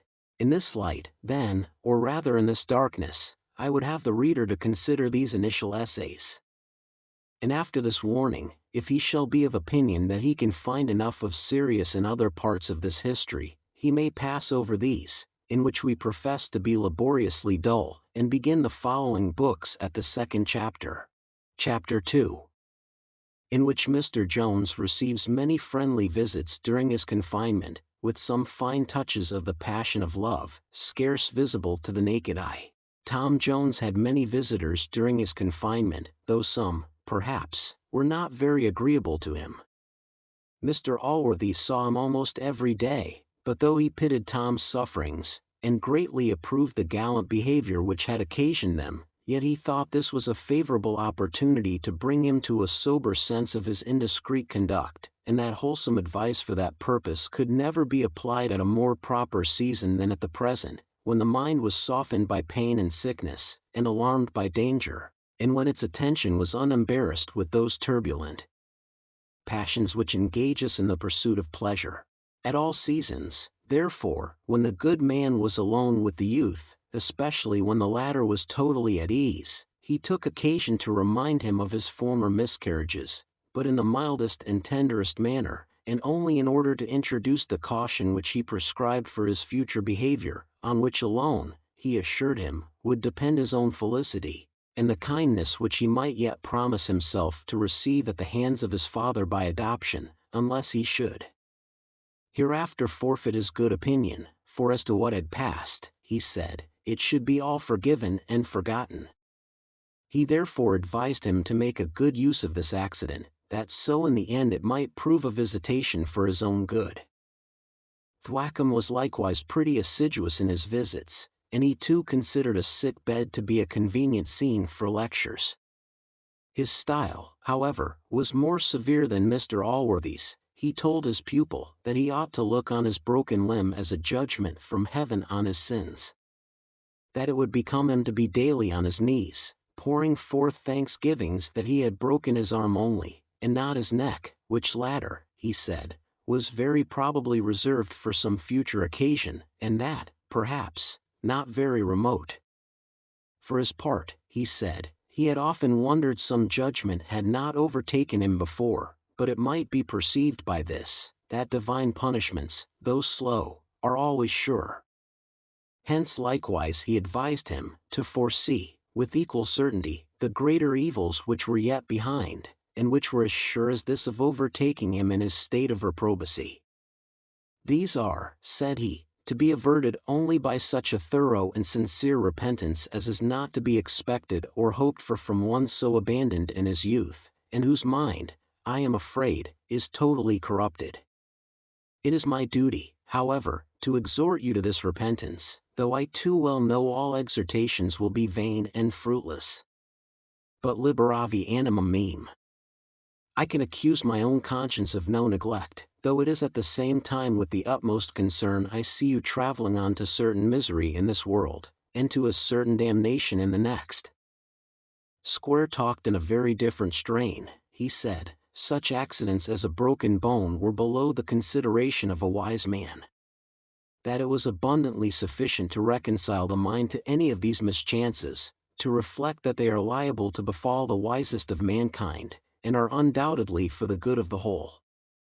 He said, it was a mere abuse of words to call those things evils, in which there was no moral unfitness, that pain, which was the worst consequence of such accidents, was the most contemptible thing in the world, with more of the like sentences, extracted out of the second book of Tully's Tusculan Questions, and from the great Lord Shaftesbury.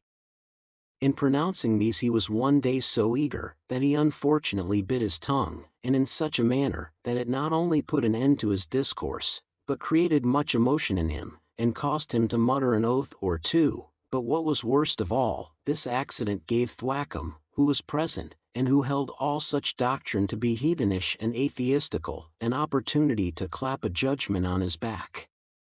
Now this was done with so malicious a sneer, that it totally unhinged, if I may so say, the temper of the philosopher, which the bite of his tongue had somewhat ruffled, and as he was disabled from venting his wrath at his lips, he had possibly found a more violent method of revenging himself, had not the surgeon, who was then luckily in the room, contrary to his own interest, interposed and preserved the peace. Mr. Blifil visited his friend Jones but seldom, and never alone. This worthy young man, however, professed much regard for him, and as great concern at his misfortune, but cautiously avoided any intimacy, lest, as he frequently hinted, it might contaminate the sobriety of his own character, for which purpose he had constantly in his mouth that proverb in which Solomon speaks against evil communication. Not that he was so bitter as Thwackum, for he always expressed some hopes of Tom's reformation, which, he said, the unparalleled goodness shown by his uncle on this occasion, must certainly affect and one not absolutely abandoned, but concluded, if Mr. Jones ever offends hereafter, I shall not be able to say a syllable in his favor. As to Squire Western, he was seldom out of the sick-room, unless when he was engaged either in the field or over his bottle.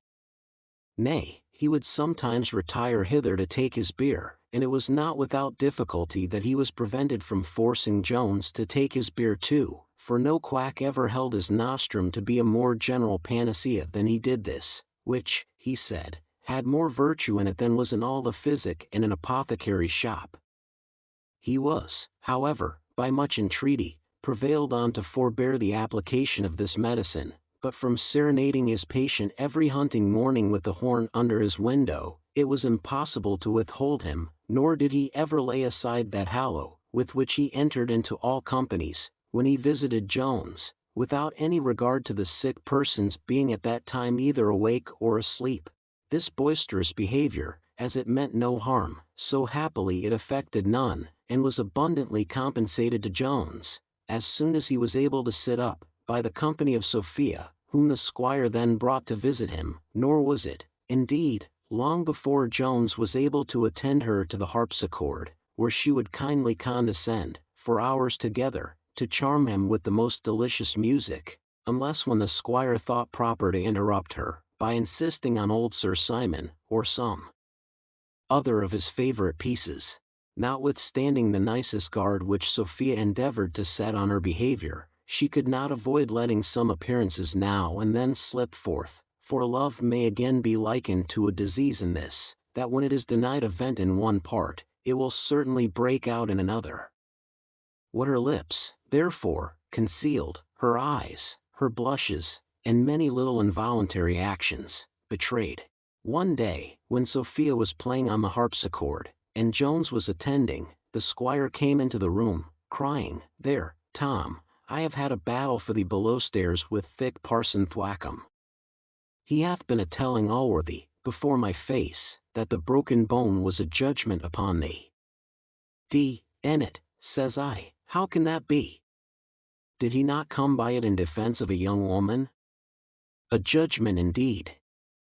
Pox, if he never doth anything worse, he will go to heaven sooner than all the parsons in the country. He hath more reason to glory in it than to be ashamed of it. Indeed, sir, says Jones, I have no reason for either, but if it preserve Miss Western, I shall always think it the happiest accident of my life. And to go, said the squire, to Zet Allworthy against thee vor it. If the parson had on his petticoats on, I should have lent on o flick, for I love thee dearly, my boy, and me if there is anything in my power which I won't do for thee. Shot take thy choice of all the horses in my stable tomorrow morning, except only the Chevalier and Miss Slouch. Jones thanked him, but declined accepting the offer. Nay, added the squire, shout how the sorrel mare that Sophie rode. She cost me 50 guineas, and comes 6 years old this grass. If she had cost me 1,000, cries Jones passionately, I would have given her to the dogs. Pooh! Pooh! Answered Western, what? Because she broke thy arm? Shouldst forget and forgive. I thought hadst been more a man than to bear malice against a dumb creature. Here Sophia interposed, and put an end to the conversation, by desiring her father's leave to play to him, a request which he never refused. The countenance of Sophia had undergone more than one change during the foregoing speeches, and probably she imputed the passionate resentment which Jones had expressed against the mare, to a different motive from that from which her father had derived it. Her spirits were at this time in a visible flutter, and she played so intolerably ill, that had not Western soon fallen asleep, he must have remarked it. Jones, however, who was sufficiently awake, and was not without an ear any more than without eyes, made some observations, which being joined to all which the reader may remember to have passed formerly, gave him pretty strong assurances, when he came to reflect on the whole, that all was not well in the tender bosom of Sophia, an opinion which many young gentlemen will, I doubt not, extremely wonder at as not having been well confirmed in long ago. To confess the truth, he had rather too much diffidence in himself, and was not forward enough in seeing the advances of a young lady, a misfortune which can be cured only by that early town education, which is at present so generally in fashion. When these thoughts had fully taken possession of Jones, they occasioned a perturbation in his mind, which, in a constitution less pure and firm than his, might have been, at such a season, attended with very dangerous consequences. He was truly sensible of the great worth of Sophia. He extremely liked her person, no less admired her accomplishments, and tenderly loved her goodness. In reality, as he had never once entertained any thought of possessing her, nor had ever given the least voluntary indulgence to his inclinations, he had a much stronger passion for her than he himself was acquainted with. His heart now brought forth the full secret, at the same time that it assured him the adorable object returned his affection. Chapter 3. Which all who have no heart will think to contain much ado about nothing.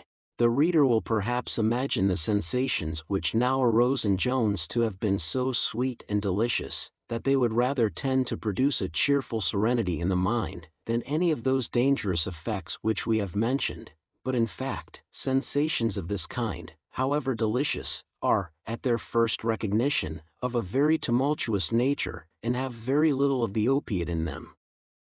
They were, moreover, in the present case, embittered with certain circumstances, which being mixed with sweeter ingredients, tended altogether to compose a draught that might be termed bitter-sweet, than which, as nothing can be more disagreeable to the palate, so nothing, in the metaphorical sense, can be so injurious to the mind. For first, though he had sufficient foundation to flatter himself in what he had observed in Sophia, he was not yet free from doubt of misconstruing compassion, or at best, esteem, into a warmer regard. He was far from a sanguine assurance that Sophia had any such affection towards him, as might promise his inclinations that harvest, which, if they were encouraged and nursed, they would finally grow up to require. Besides, if he could hope to find no bar to his happiness from the daughter, he thought himself certain of meeting an effectual bar in the father, who, though he was a country squire in his diversions, was perfectly a man of the world in whatever regarded his fortune, had the most violent affection for his only daughter, and had often signified, in his cups, the pleasure he proposed in seeing her married to one of the richest men in the county. Jones was not so vain and senseless a coxcomb as to expect, from any regard which Western had professed for him, that he would ever be induced to lay aside these views of advancing his daughter. He well knew that fortune is generally the principal, if not the sole, consideration, which operates on the best of parents in these matters, for friendship makes us warmly espouse the interest of others, but it is very cold to the gratification of their passions. Indeed, to feel the happiness which may result from this, it is necessary we should possess the passion ourselves. As he had therefore no hopes of obtaining her father's consent, so he thought to endeavor to succeed without it, and by such means to frustrate the great point of Mr. Western's life, was to make a very ill use of his hospitality, and a very ungrateful return to the many little favors received, however roughly, at his hands. If he saw such a consequence with horror and disdain, how much more was he shocked with what regarded Mr. Allworthy, to whom, as he had more than filial obligations, so had he for him more than filial piety. He knew the nature of that good man to be so averse to any baseness or treachery, that the least attempt of such a kind would make the sight of the guilty person forever odious to his eyes, and his name a detestable sound in his ears. The appearance of such unsurmountable difficulties was sufficient to have inspired him with despair, however ardent his wishes had been, but even these were controlled by compassion for another woman. The idea of lovely Molly now intruded itself before him. He had sworn eternal constancy in her arms, and she had as often vowed never to outlive his deserting her. He now saw her in all the most shocking postures of death, nay, he considered all the miseries of prostitution to which she would be liable, and of which he would be doubly the occasion, first by seducing, and then by deserting her, for he well knew the hatred which all her neighbors, and even her own sisters, bore her, and how ready they would all be to tear her to pieces. Indeed, he had exposed her to more envy than shame, or rather to the latter by means of the former, for many women abused her for being a whore, while they envied her lover, and her finery, and would have been themselves glad to have purchased these at the same rate. The ruin, therefore, of the poor girl must, he foresaw, unavoidably attend his deserting her, and this thought stung him to the soul. Poverty and distress seemed to him to give none a right of aggravating those misfortunes.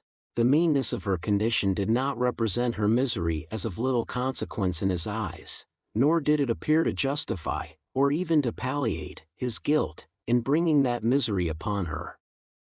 But why do I mention justification? His own heart would not suffer him to destroy a human creature who, he thought, loved him, and had to that love sacrificed her innocence.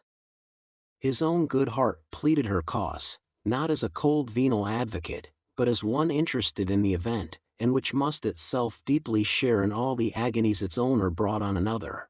When this powerful advocate had sufficiently raised the pity of Jones, by painting poor Molly in all the circumstances of wretchedness, it artfully called in the assistance of another passion, and represented the girl in all the amiable colors of youth, health, and beauty, as one greatly the object of desire, and much more so, at least to a good mind, from being, at the same time, the object of compassion.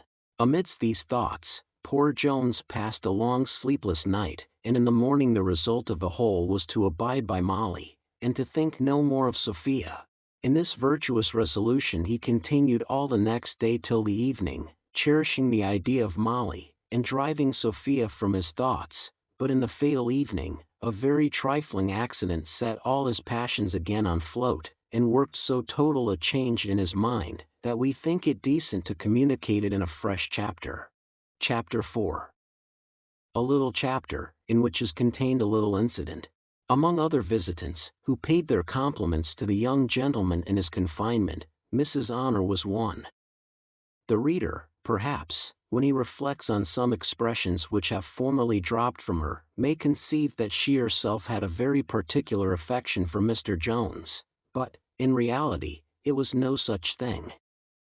Tom was a handsome young fellow, and for that species of men Mrs. Honor had some regard, but this was perfectly indiscriminate, for having been crossed in the love which she bore a certain nobleman's footman, who had basely deserted her after a promise of marriage, she had so securely kept together the broken remains of her heart, that no man had ever since been able to possess himself of any single fragment.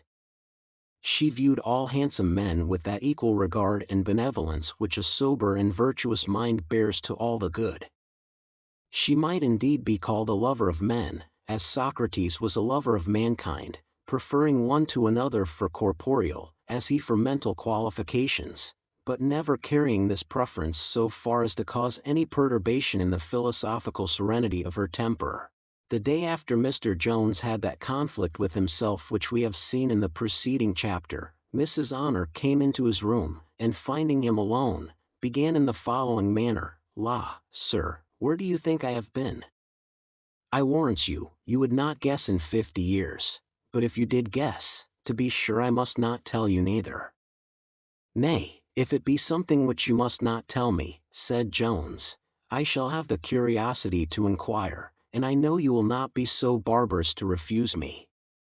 "I don't know," cries she, "why I should refuse you neither, for that matter, for to be sure you won't mention it any more. And for that matter, if you knew where I have been, unless you knew what I have been about, it would not signify much. Nay, I don't see why it should be kept a secret for my part, for to be sure she is the best lady in the world." Upon this, Jones began to beg earnestly to be let into this secret, and faithfully promised not to divulge it. She then proceeded thus: "Why, you must know, sir, my young lady sent me to inquire after Molly Seagrim, and to see whether the wench wanted anything. To be sure, I did not care to go, methinks, but servants must do what they are ordered. How could you undervalue yourself so, Mr. Jones? So my lady bid me go and carry her some linen, and other things. She is too good. If such forward sluts were sent to Bridewell, it would be better for them. I told my lady, says I, 'Madam, your lordship is encouraging idleness.' 'And was my Sophia so good?' says Jones. 'My Sophia? I assure you, marry come up,' answered Honor. 'And yet if you knew all, indeed, if I was as Mr. Jones, I should look a little higher than such trumpery as Molly Seagrim.' 'What do you mean by these words?' replied Jones. 'If I knew all?' 'I mean what I mean,' says Honor. 'Don't you remember putting your hands in my lady's muff once? I vow I could almost find in my heart to tell, if I was certain my lady would never come to the hearing on't.' Jones then made several solemn protestations. And Honor proceeded, 'Then to be sure, my lady gave me that muff, and afterwards, upon hearing what you had done, then you told her what I had done,' interrupted Jones. 'If I did, sir,' answered she, 'you need not be angry with me. Many's the man would have given his head to have had my lady told, if they had known, for, to be sure, the biggest lord in the land might be proud, but, I protest, I have a great mind not to tell you.' Jones fell to entreaties, and soon prevailed on her to go on thus. 'You must know then, sir, that my lady had given this muff to me, but about a day or two after I had told her the story, she quarrels with her new muff, and to be sure it is the prettiest that ever was seen. "Honor," says she, "this is an odious muff, it is too big for me, I can't wear it, till I can get another, you must let me have my old one again, and you may have this in the room on't, for she's a good lady, and scorns to give a thing and take a thing, I promise you that."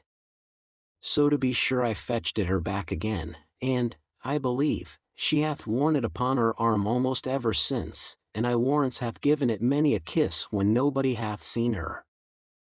Here the conversation was interrupted by Mr. Western himself, who came to summon Jones to the harpsichord, whither the poor young fellow went all pale and trembling. This Western observed, but, on seeing Mrs. Honor, imputed it to a wrong cause, and having given Jones a hearty curse between jest and earnest, he bid him beat abroad, and not poach up the game in his warren. Sophia looked this evening with more than usual beauty, and we may believe it was no small addition to her charms, in the eye of Mr. Jones, that she now happened to have on her right arm this very muff. She was playing one of her father's favorite tunes, and he was leaning on her chair, when the muff fell over her fingers, and put her out. This so disconcerted the squire, that he snatched the muff from her, and with a hearty curse threw it into the fire. Sophia instantly started up, and with the utmost eagerness recovered it from the flames. Though this incident will probably appear of little consequence to many of our readers, yet, trifling as it was, it had so violent an effect on poor Jones, that we thought it our duty to relate it. In reality, there are many little circumstances too often omitted by injudicious historians, from which events of the utmost importance arise. The world may indeed be considered as a vast machine, in which the great wheels are originally set in motion by those which are very minute, and almost imperceptible to any but the strongest eyes. Thus, not all the charms of the incomparable Sophia, not all the dazzling brightness, and languishing softness of her eyes, the harmony of her voice, and of her person, not all her wit, good humor, greatness of mind, or sweetness of disposition, had been able so absolutely to conquer and enslave the heart of poor Jones, as this little incident of the muff. Thus the poet sweetly sings of Troy. Captique dolis lacrimis coacti. Quos nec tidides, anni Lyricius Achilles. Non anni damur decem, non mil carini. What Diomede or Thetis greater son? 1,000 ships, nor 10 years' siege had done. False terrors and fawning words the city won. The citadel of Jones was now taken by surprise. All those considerations of honor and prudence which our hero had lately with so much military wisdom placed as guards over the avenues of his heart, ran away from their posts, and the god of love marched in triumph. Chapter 5, a very long chapter, containing a very great incident. But though this victorious deity easily expelled his avowed enemies from the heart of Jones, he found it more difficult to supplant the garrison which he himself had placed there. To lay aside all allegory, the concern for what must become of poor Molly greatly disturbed and perplexed the mind of the worthy youth. The superior merit of Sophia totally eclipsed, or rather extinguished, all the beauties of the poor girl, but compassion instead of contempt succeeded to love. He was convinced the girl had placed all her affections, and all her prospect of future happiness, in him only. For this he had, he knew, given sufficient occasion, by the utmost profusion of tenderness towards her, a tenderness which he had taken every means to persuade her he would always maintain. She, on her side, had assured him of her firm belief in his promise, and had with the most solemn vows declared, that on his fulfilling or breaking these promises, it depended, whether she should be the happiest or most miserable of womankind. And to be the author of this highest degree of misery to a human being, was a thought on which he could not bear to ruminate a single moment. He considered this poor girl as having sacrificed to him everything in her little power, as having been at her own expense the object of his pleasure, as sighing and languishing for him even at that very instant. Shall then, says he, my recovery, for which she hath so ardently wished, shall my presence, which she hath so eagerly expected, instead of giving her that joy with which she hath flattered herself, cast her at once down into misery and despair? Can I be such a villain?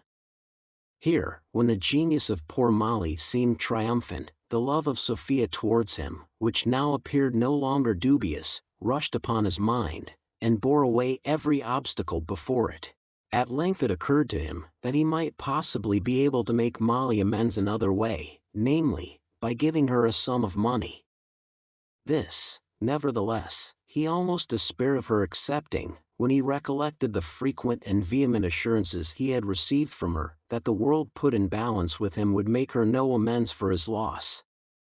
However, her extreme poverty, and chiefly her egregious vanity, somewhat of which hath been already hinted to the reader, gave him some little hope, that, notwithstanding all her avowed tenderness, she might in time be brought to content herself with a fortune superior to her expectation, and which might indulge her vanity, by setting her above all her equals.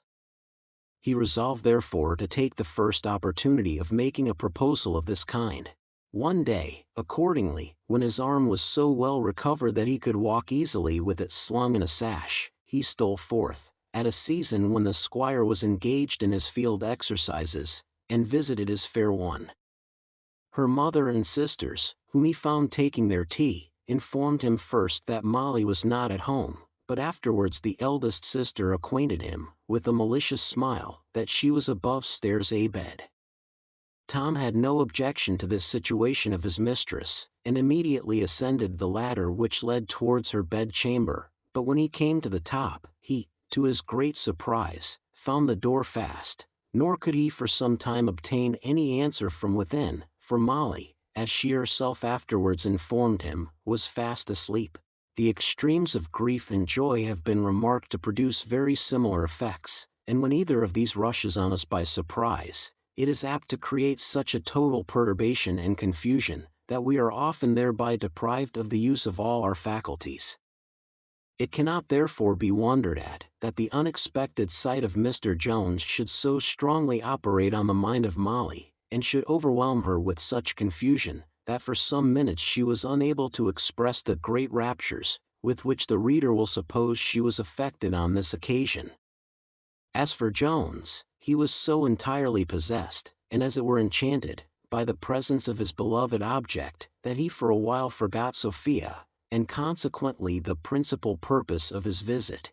This, however, soon recurred to his memory, and after the first transports of their meeting were over, he found means by degrees to introduce a discourse on the fatal consequences which must attend their amour, if Mr. Allworthy, who had strictly forbidden him ever seeing her more, should discover that he still carried on this commerce.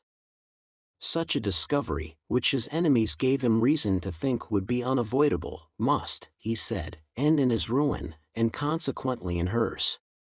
Since therefore their hard fates had determined that they must separate, he advised her to bear it with resolution, and swore he would never omit any opportunity, through the course of his life, of showing her the sincerity of his affection, by providing for her in a manner beyond her utmost expectation, or even beyond her wishes, if ever that should be in his power, concluding at last, that she might soon find some man who would marry her, and who would make her much happier than she could be.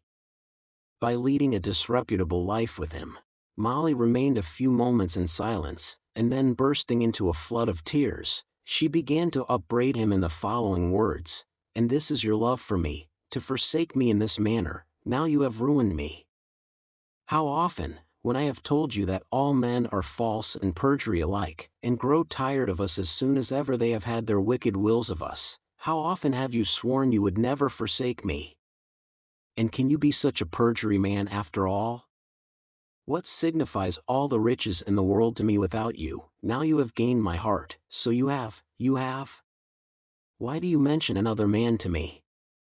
I can never love any other man as long as I live. All other men are nothing to me. If the greatest squire in all the country would come a-suiting to me tomorrow, I would not give my company to him. No, I shall always hate and despise the whole sex for your sake."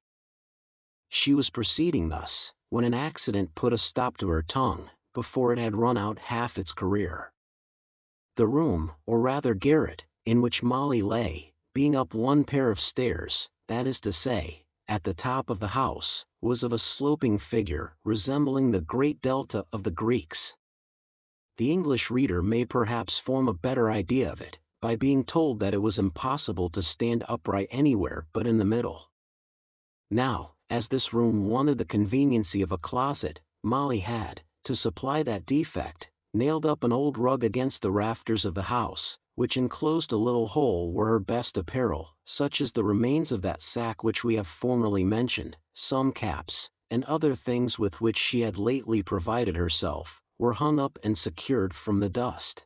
This enclosed place exactly fronted the foot of the bed, to which, indeed, the rug hung so near that it served in a manner to supply the want of curtains.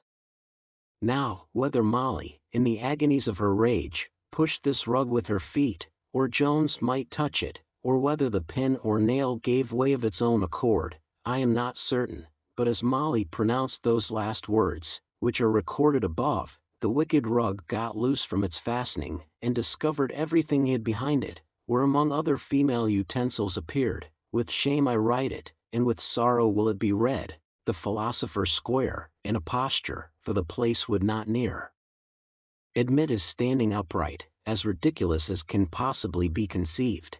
The posture, indeed, in which he stood, was not greatly unlike that of a soldier who is tied neck and heels, or rather resembling the attitude in which we often see fellows in the public streets of London, who are not suffering but deserving punishment by so standing.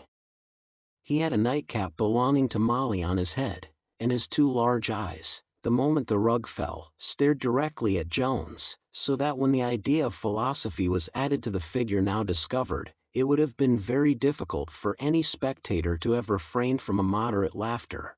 I question not but the surprise of the reader will be here equal to that of Jones, as the suspicions which must arise from the appearance of this wise and grave man in such a place, may seem so inconsistent with that character which he hath, doubtless, maintained hitherto, in the opinion of every one.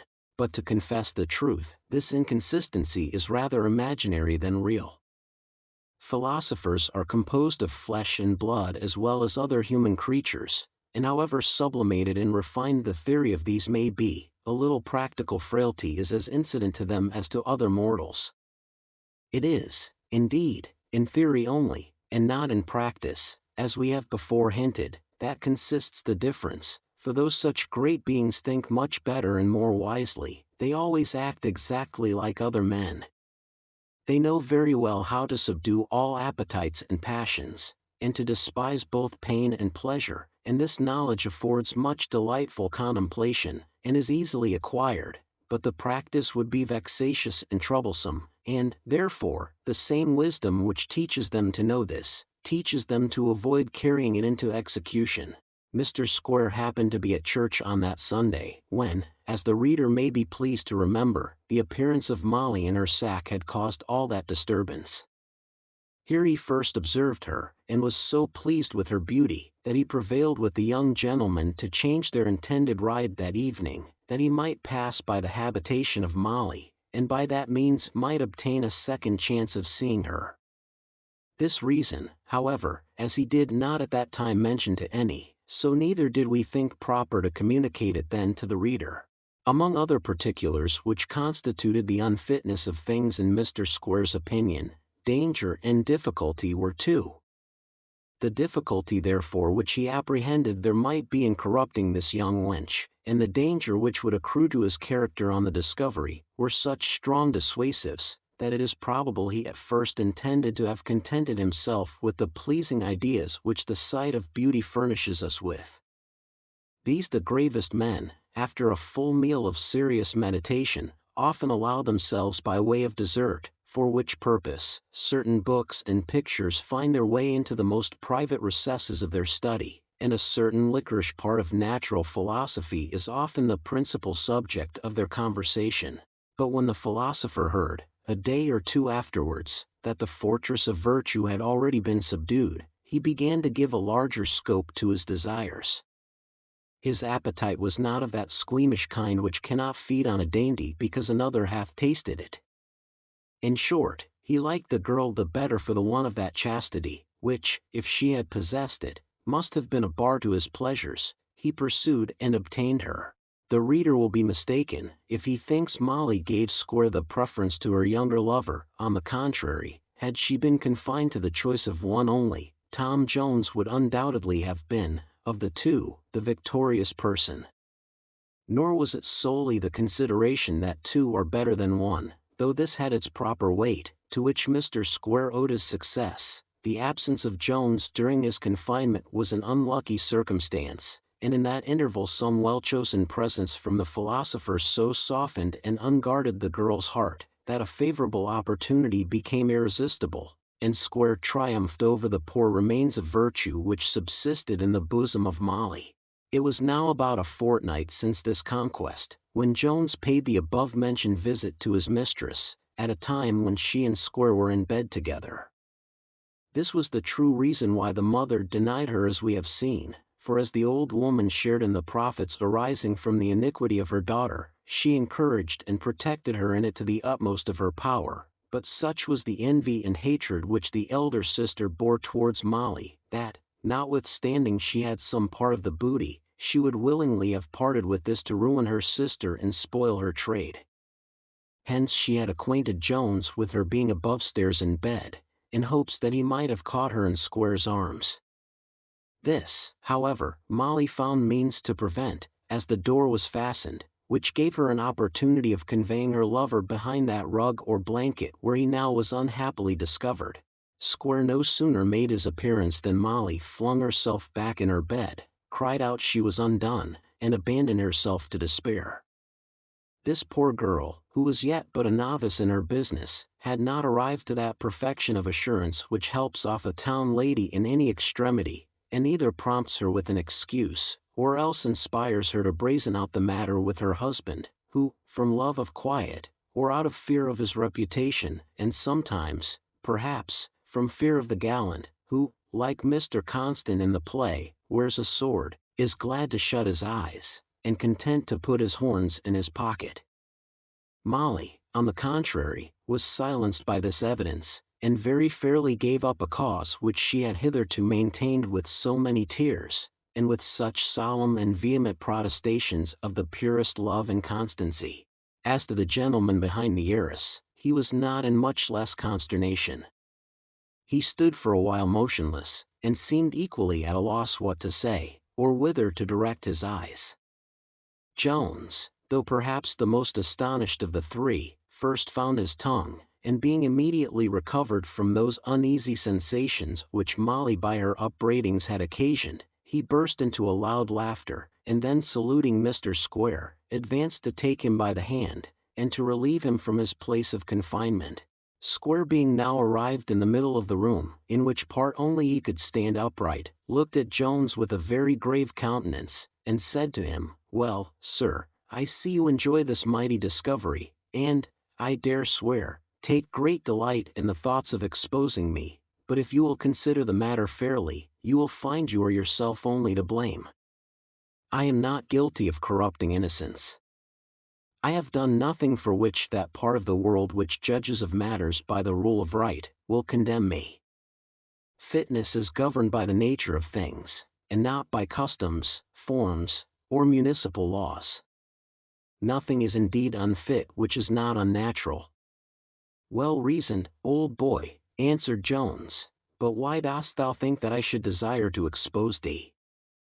I promise thee, I was never better pleased with thee in my life, and unless thou hast a mind to discover it thyself, this affair may remain a profound secret for me." "Nay, Mr. Jones," replied Square, "I would not be thought to undervalue reputation. Good fame is a species of the Kalon, and it is by no means fitting to neglect it. Besides, to murder one's own reputation is a kind of suicide, a detestable and odious vice. If you think proper, therefore, to conceal any infirmity of mine, for such I may have, since no man is perfectly perfect, I promise you I will not betray myself. Things may be fitting to be done, which are not fitting to be boasted of, for by the perverse judgment of the world, that often becomes the subject of censure, which is, in truth, not only innocent but laudable." "Right," cries Jones. "What can be more innocent than the indulgence of a natural appetite? Or what more laudable than the propagation of our species?" "To be serious with you," answered Square, "I profess they always appeared so to me." "And yet," said Jones, "you was of a different opinion when my affair with this girl was first discovered." "Why, I must confess," says Square, "as the matter was misrepresented to me, by that Parson Thwackum, I might condemn the corruption of innocence. It was that, sir, it was that, and that, for you must know, Mr. Jones, in the consideration of fitness, very minute circumstances, sir, very minute circumstances cause great alteration." "Well," cries Jones, "be that as it will, it shall be your own fault, as I have promised you, if you ever hear any more of this adventure. Behave kindly to the girl, and I will never open my lips concerning the matter to any one.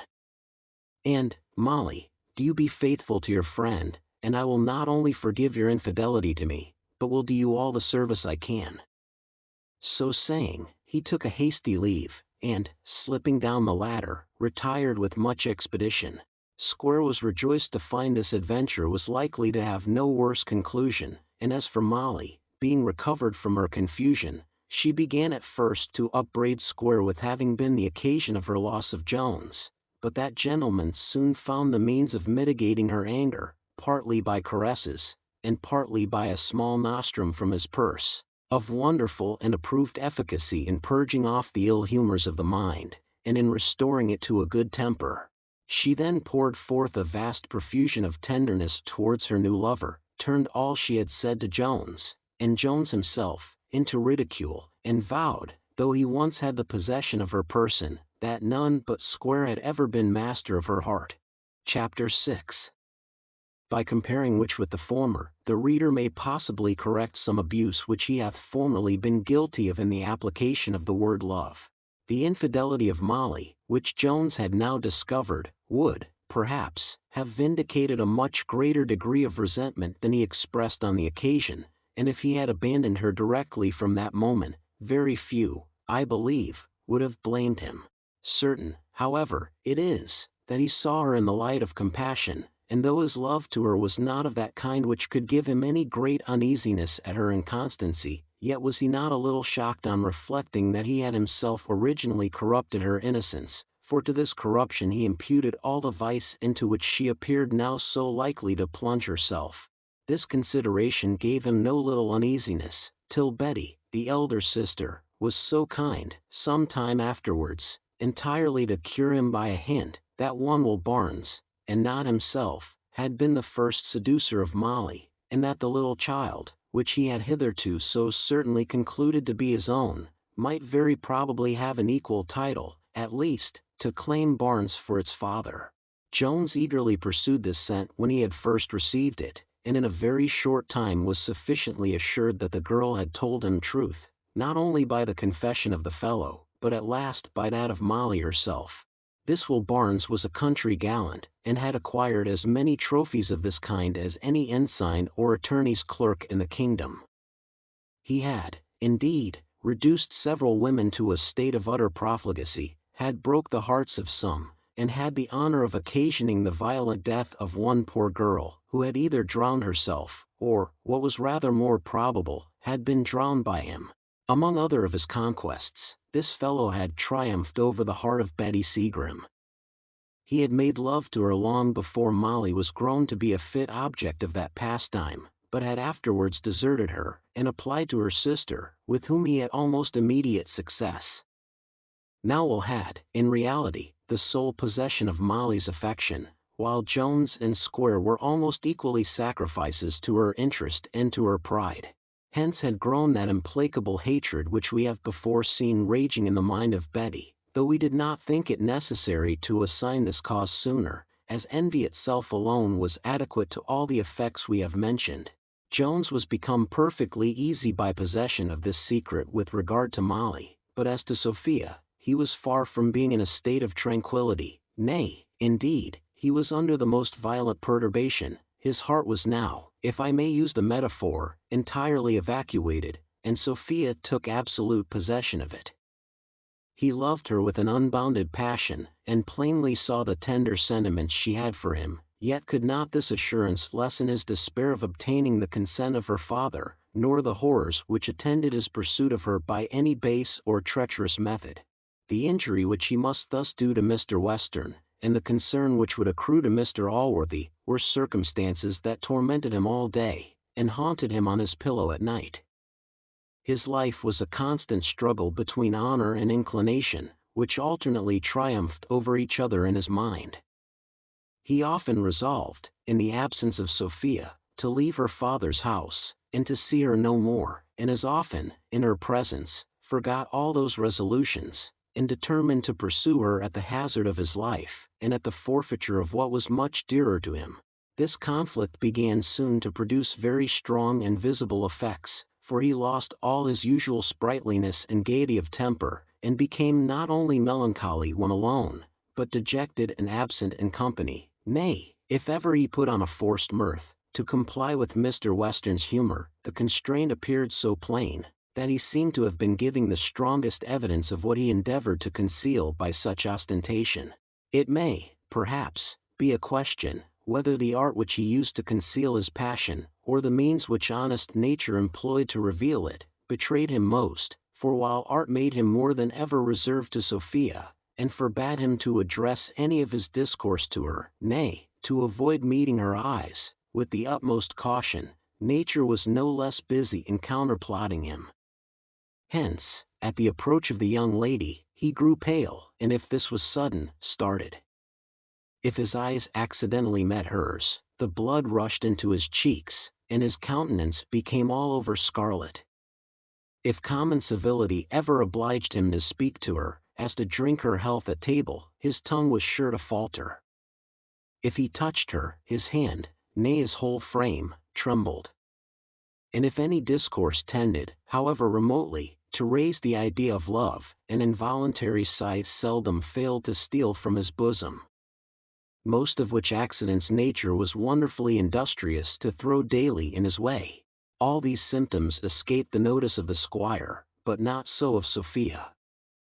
She soon perceived these agitations of mind in Jones, and was at no loss to discover the cause, for indeed she recognized it in her own breast. And this recognition is, I suppose, that sympathy which hath been so often noted in lovers, and which will sufficiently account for her being so much quicker-sighted than her father.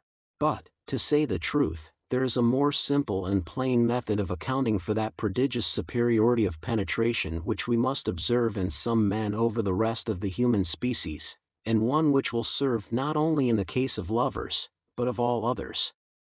From whence is it that the knave is generally so quick-sighted to those symptoms and operations of knavery, which often dupe an honest man of a much better understanding? There surely is no general sympathy among knaves, nor have they, like Freemasons, any common sign of communication. In reality, it is only because they have the same thing in their heads, and their thoughts are turned the same way.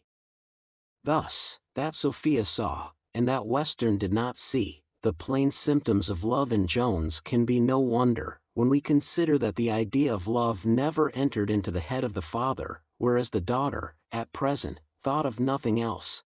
When Sophia was well satisfied of the violent passion which tormented poor Jones, and no less certain that she herself was its object, she had not the least difficulty in discovering the true cause of his present behavior.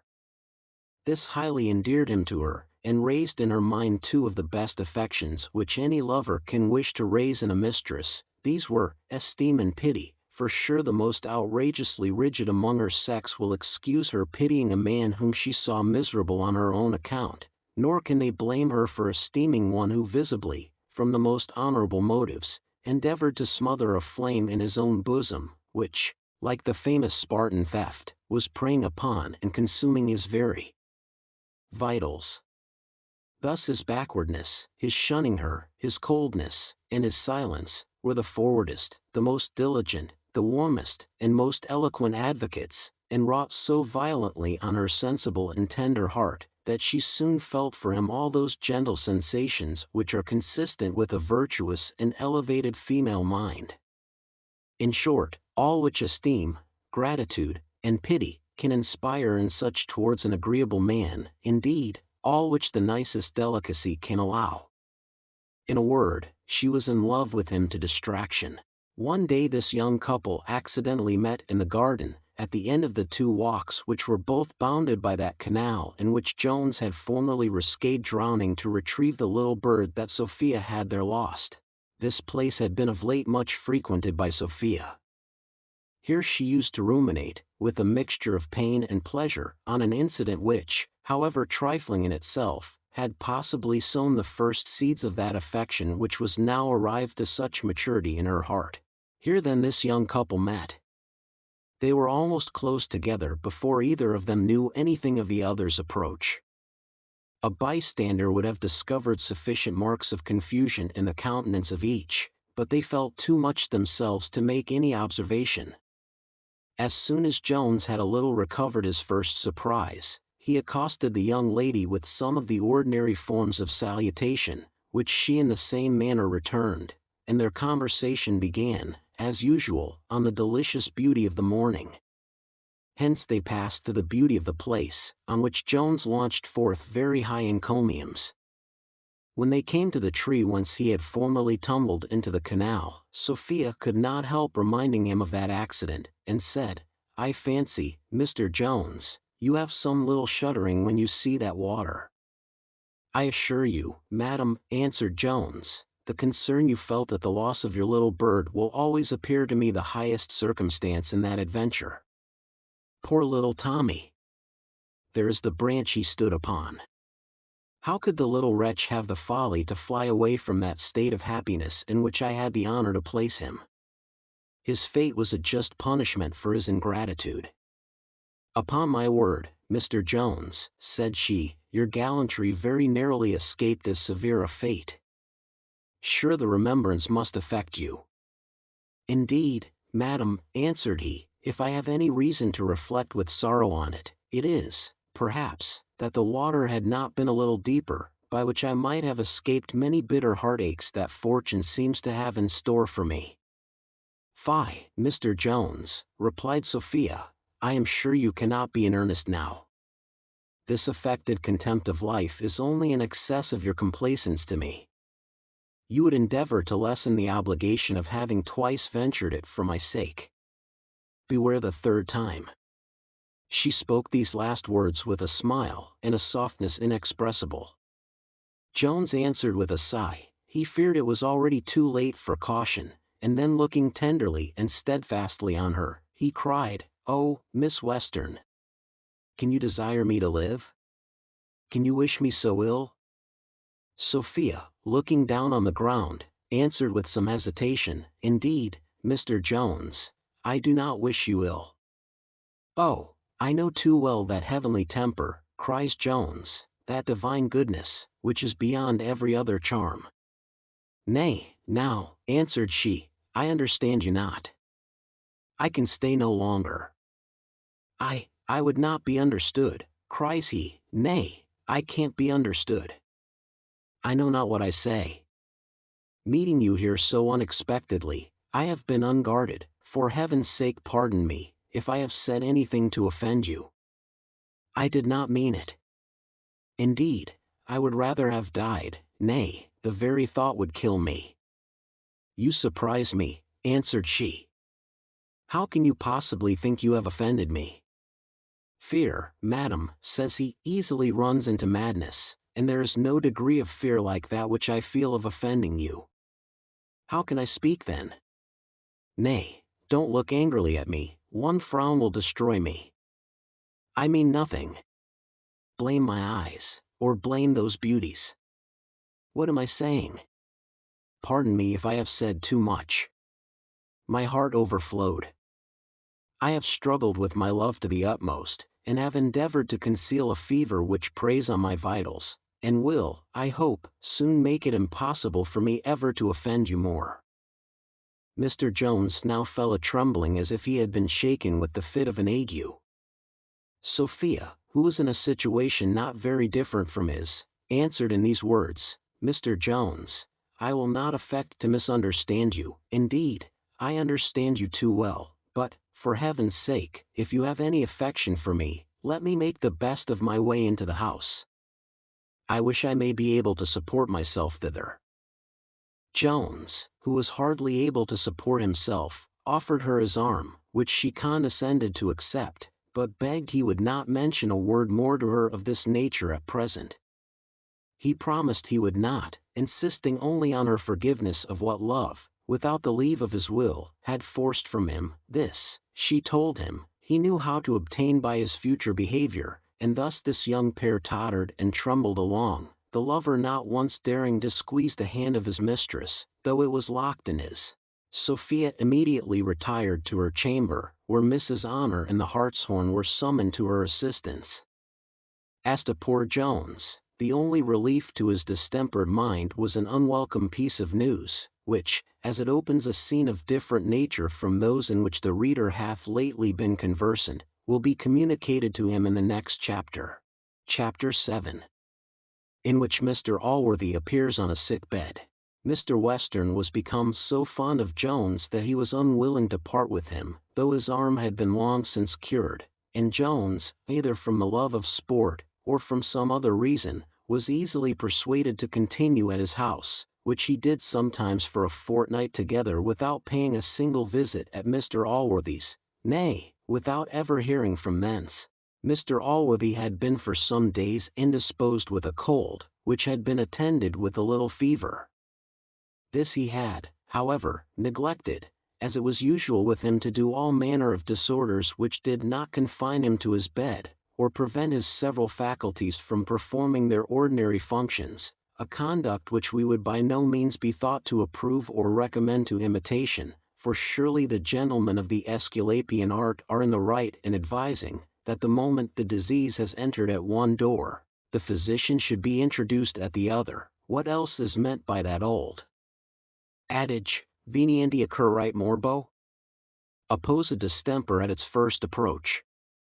Thus the doctor and the disease meet in fair and equal conflict, whereas, by giving time to the latter, we often suffer him to fortify and entrench himself, like a French army, so that the learned gentleman finds it very difficult, and sometimes impossible, to come at the enemy. Nay, sometimes by gaining time the disease applies to the French military politics, and corrupts nature over to his side, and then all the powers of physic must arrive too late.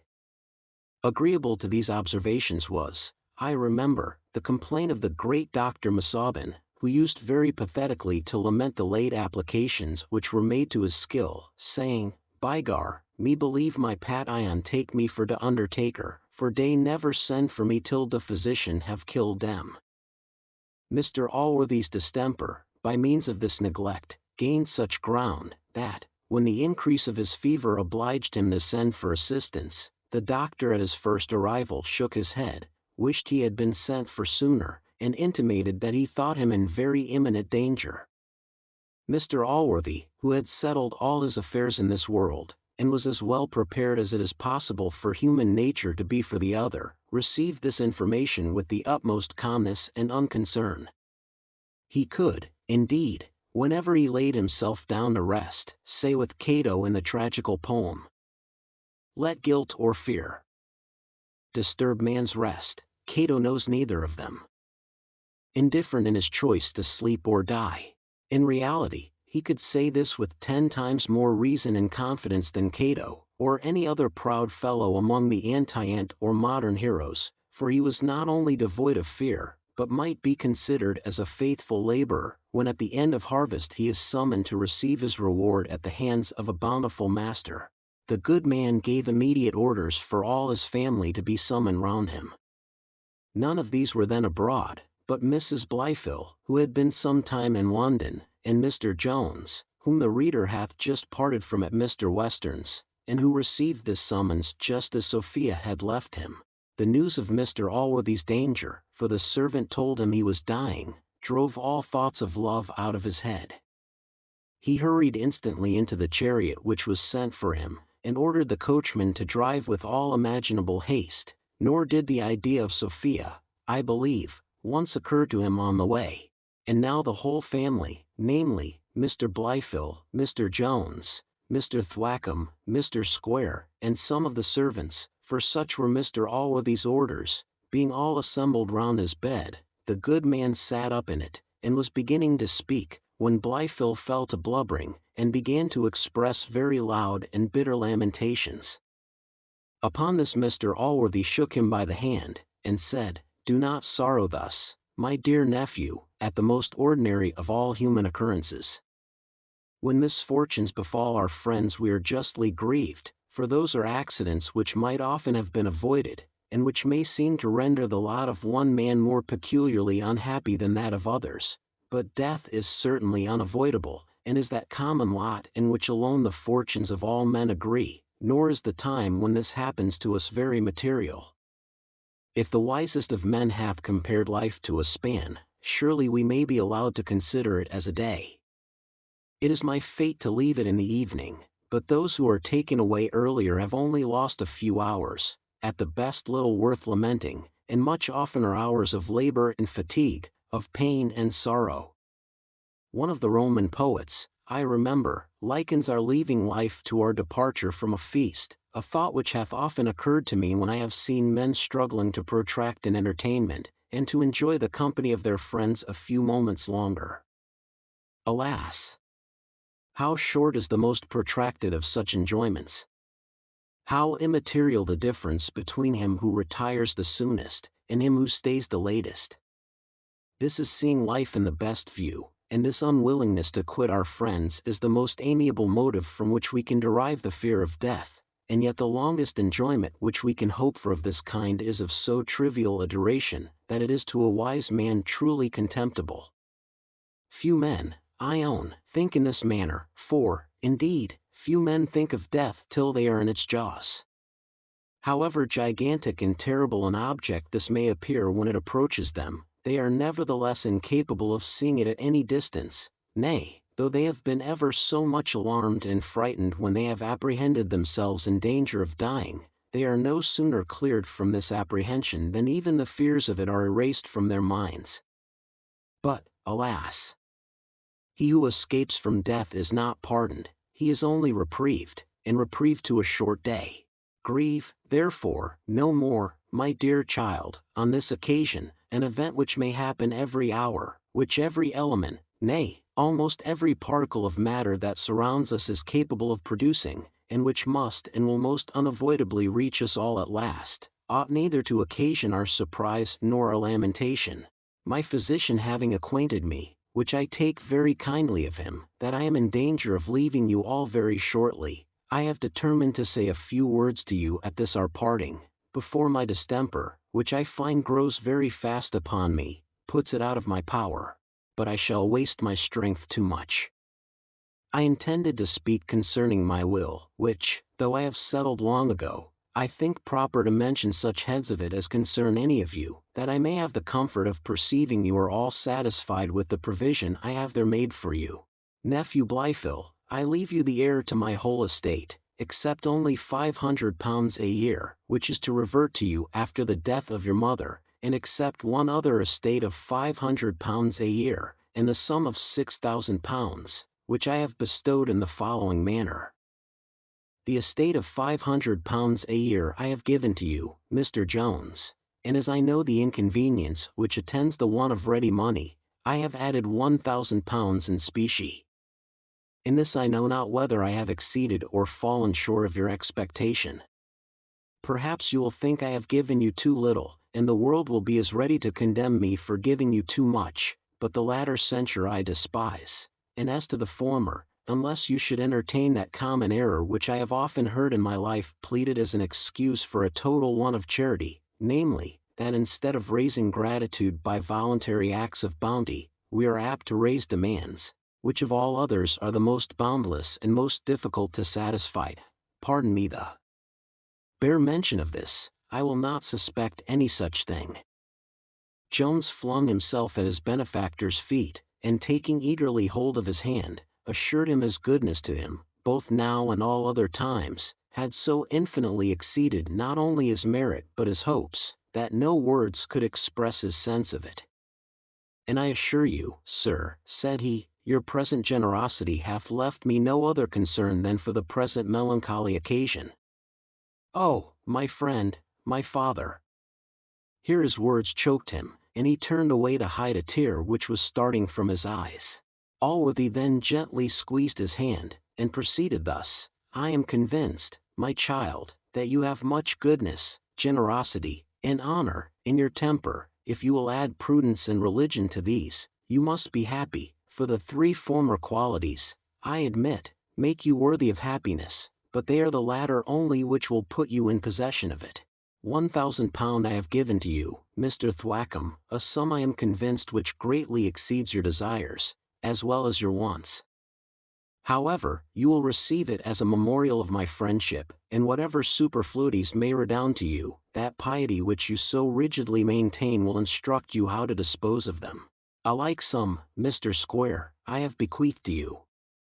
This, I hope, will enable you to pursue your profession with better success than hitherto. I have often observed with concern that distress is more apt to excite contempt than commiseration, especially among men of business, with whom poverty is understood to indicate want of ability. But the little I have been able to leave you will extricate you from those difficulties with which you have formerly struggled, and then I doubt not but you will meet with sufficient prosperity to supply what a man of your philosophical temper will require. I find myself growing faint, so I shall refer you to my will for my disposition of the residue. My servants will there find some tokens to remember me by, and there are a few charities which, I trust, my executors will see faithfully performed. Bless you all. I am setting out a little before you. Here a footman came hastily into the room, and said there was an attorney from Salisbury who had a particular message, which he said he must communicate to Mr. Allworthy himself, that he seemed in a violent hurry, and protested he had so much business to do, that, if he could cut himself into 4 quarters, all would not be sufficient. Go, child, said Allworthy to Blifil, see what the gentleman wants. I am not able to do any business now, nor can he have any with me, in which you are not at present more concerned than myself. Besides, I am incapable of seeing any one at present, or of any longer attention. He then saluted them all, saying, perhaps he should be able to see them again, but he should be now glad to compose himself a little, finding that he had too much exhausted his spirits in discourse.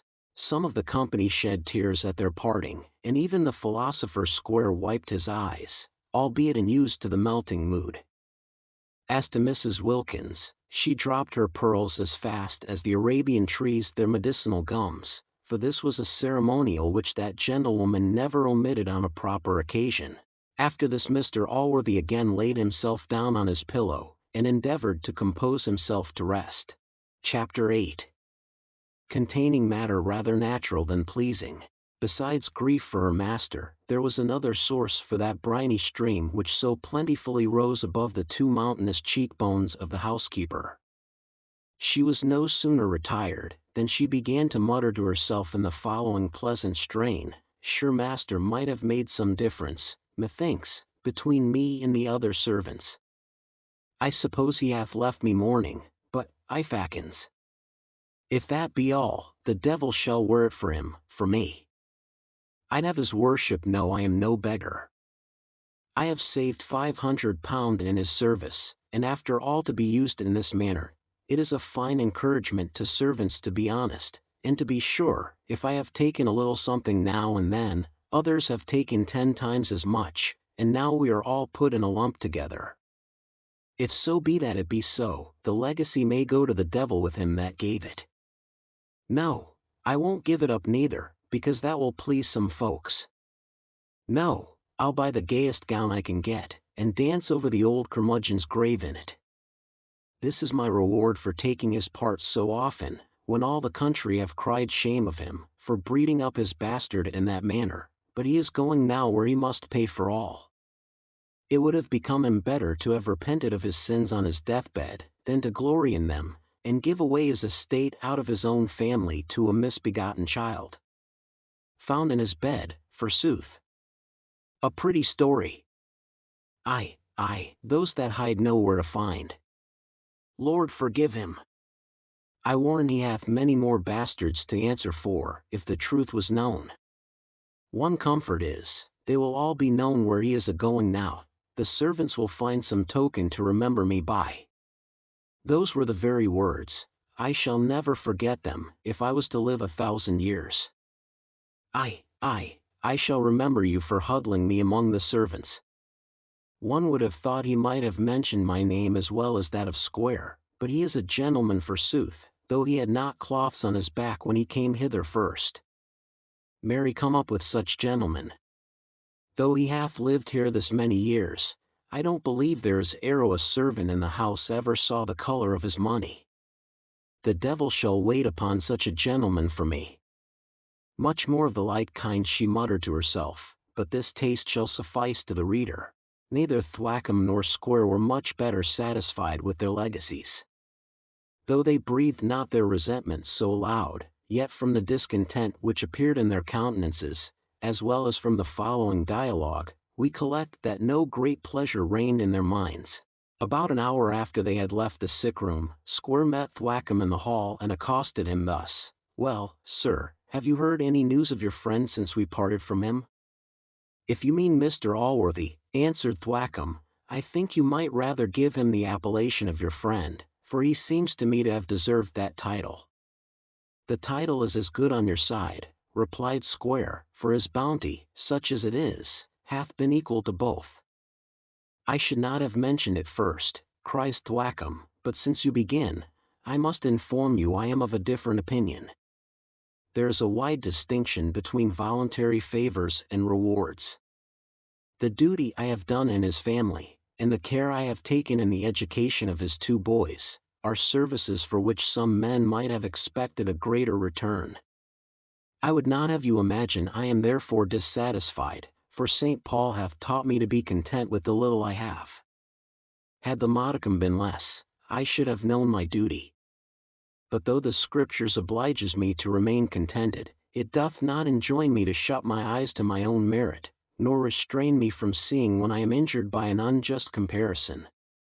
"Since you provoke me," returned Square, "that injury is done to me, nor did I ever imagine Mr. Allworthy had held my friendship so light, as to put me in balance with one who received his wages. I know to what it is owing. It proceeds from those narrow principles which you have been so long endeavoring to infuse into him, in contempt of everything which is great and noble. The beauty and loveliness of friendship is too strong for dim eyes, nor can it be perceived by any other medium than that unerring rule of right, which you have so often endeavored to ridicule, that you have perverted your friend's understanding. I wish," cries Thwackum, in a rage, "I wish, for the sake of his soul, your damnable doctrines have not perverted his faith. It is to this I impute his present behavior, so unbecoming a Christian. Who but an atheist could think of leaving the world without having first made up his account? Without confessing his sins, and receiving that absolution which he knew he had one in the house duly authorized to give him? He will feel the want of these necessaries when it is too late, when he is arrived at that place where there is wailing and gnashing of teeth. It is then he will find in what mighty stead that heathen goddess, that virtue, which you and all other deists of the age adore, will stand him. He will then summon his priest, when there is none to be found, and will lament the want of that absolution, without which no sinner can be safe. If it be so material, says Square, why don't you present it him of your own accord? It hath no virtue, cries Thwackum, but to those who have sufficient grace to require it. But why do I talk thus to a heathen and an unbeliever? It is you that taught him this lesson, for which you have been well rewarded in this world, as I doubt not your disciple will soon be in the other. I know not what you mean by reward, said Square, but if you hint at that pitiful memorial of our friendship, which he hath thought fit to bequeath me, I despise it, and nothing but the unfortunate situation of my circumstances should prevail on me to accept it. The physician now arrived, and began to inquire of the 2 disputants, how we all did above stairs. In a miserable way, answered Thwackum. It is no more than I expected, cries the doctor, but pray what symptoms have appeared since I left you? No good ones, I am afraid, replied Thwackum. After what passed at our departure, I think there were little hopes. The bodily physician, perhaps, misunderstood the curer of souls, and before they came to an explanation, Mr. Blifil came to them with a most melancholy countenance, and acquainted them that he brought sad news, that his mother was dead at Salisbury, that she had been seized on the road home with the gout in her head and stomach, which had carried her off in a few hours. Good lackaday, says the doctor. One cannot answer for events, but I wish I had been at hand, to have been called in. The gout is a distemper which it is difficult to treat, yet I have been remarkably successful in it. Thwackum and Square both condoled with Mr. Blifil for the loss of his mother, which the one advised him to bear like a man, and the other like a Christian. The young gentleman said he knew very well we were all mortal, and he would endeavor to submit to his loss as well as he could. That he could not, however, help complaining a little against the peculiar severity of his fate, which brought the news of so great a calamity to him by surprise, and that at a time when he hourly expected the severest blow he was capable of feeling from the malice of fortune. He said, the present occasion would put to the test those excellent rudiments which he had learnt from Mr. Thwackum and Mr. Square, and it would be entirely owing to them, if he was enabled to survive such misfortunes. It was now debated whether Mr. Allworthy should be informed of the death of his sister.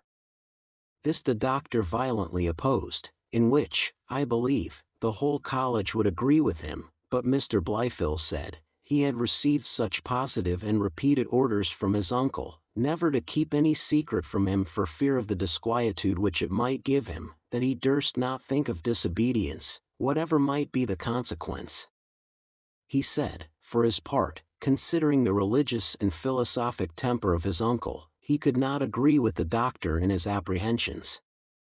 He was therefore resolved to communicate it to him, for if his uncle recovered, as he heartily prayed he might, he knew he would never forgive an endeavor to keep a secret of this kind from him.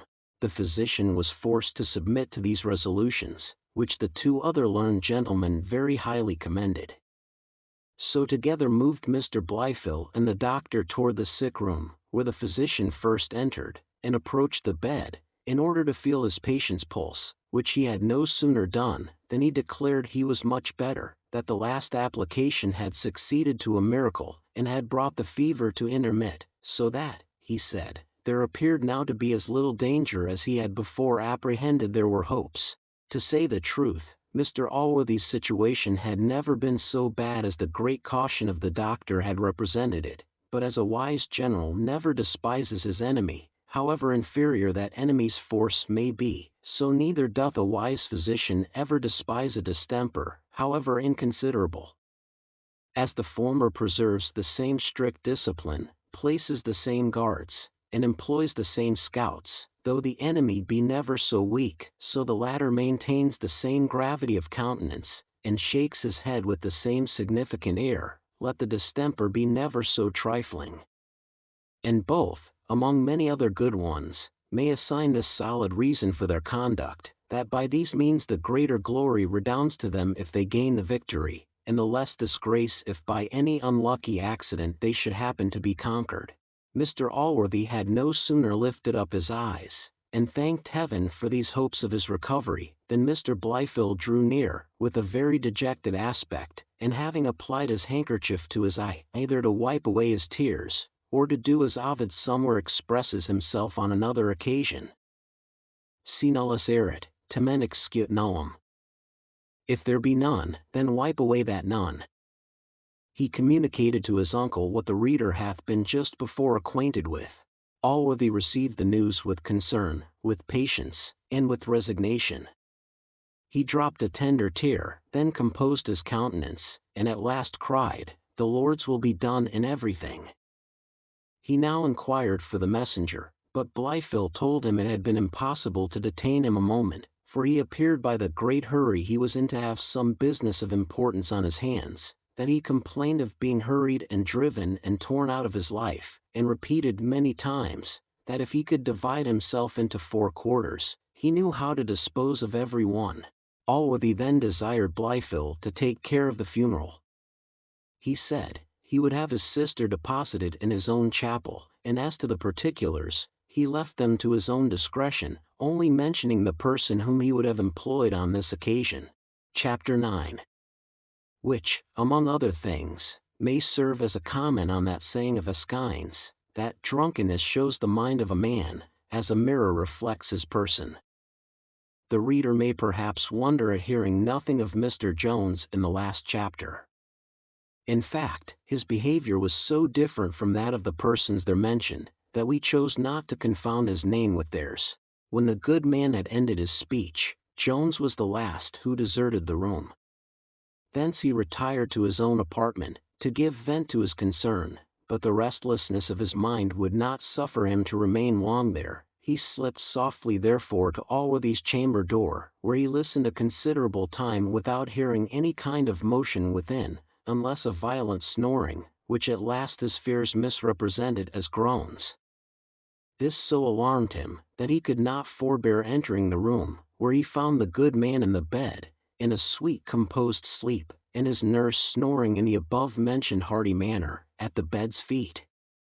He immediately took the only method of silencing this thorough bass, whose music he feared might disturb Mr. Allworthy, and then sitting down by the nurse, he remained motionless till Blifil and the doctor came in together and waked the sick man, in order that the doctor might feel his pulse, and that the other might communicate to him that piece of news, which, had Jones been apprised of it, would have had great difficulty of finding its way to Mr. Allworthy's ear at such a season.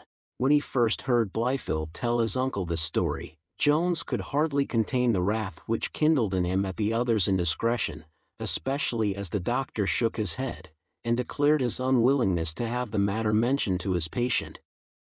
But as his passion did not so far deprive him of all use of his understanding, as to hide from him the consequences which any violent expression towards Blifil might have on the sick, this apprehension stilled his rage at the present, and he grew afterwards so satisfied with finding that this news had, in fact, produced no mischief, that he suffered his anger to die in his own bosom, without ever mentioning it to Blifil. The physician dined that day at Mr. Allworthy's, and having after dinner visited his patient, he returned to the company, and told them, that he had now the satisfaction to say, with assurance, that his patient was out of all danger, that he had brought his fever to a perfect intermission, and doubted not by throwing in the bark to prevent its return. This account so pleased Jones, and threw him into such a moderate excess of rapture, that he might be truly said to be drunk with joy and intoxication which greatly forwards the effects of wine, and as he was very free too with the bottle on this occasion, for he drank many bumpers to the doctor's health, as well as to other toasts, he became very soon literally drunk. Jones had naturally violent animal spirits. These being set on float and augmented by the spirit of wine, produced most extravagant effects. He kissed the doctor, and embraced him with the most passionate endearments, swearing that next to Mr. Allworthy himself, he loved him of all men living. "Doctor," added he, "you deserve a statue to be erected to you at the public expense, for having preserved a man, who is not only the darling of all good men who know him, but a blessing to society, the glory of his country, and an honor to human nature. D.N. me if I don't love him better than my own soul." "More shame for you," cries Thwackum. "Though I think you have reason to love him, for he hath provided very well for you. And perhaps it might have been better for some folks that he had not lived to see just reason of revoking his gift." Jones, now looking on Thwackum with inconceivable disdain, answered, "And doth thy mean soul imagine that any such considerations could weigh with me? No, let the earth open and swallow her own dirt. If I had millions of acres I would say it, rather than swallow up my dear glorious friend. Cos desiderio sit puter aut modus. Tamshari capitis, asterisk. Asterisk, what modesty or measure can set bounds to our desire of so dear a friend? The word desiderium here cannot be easily translated.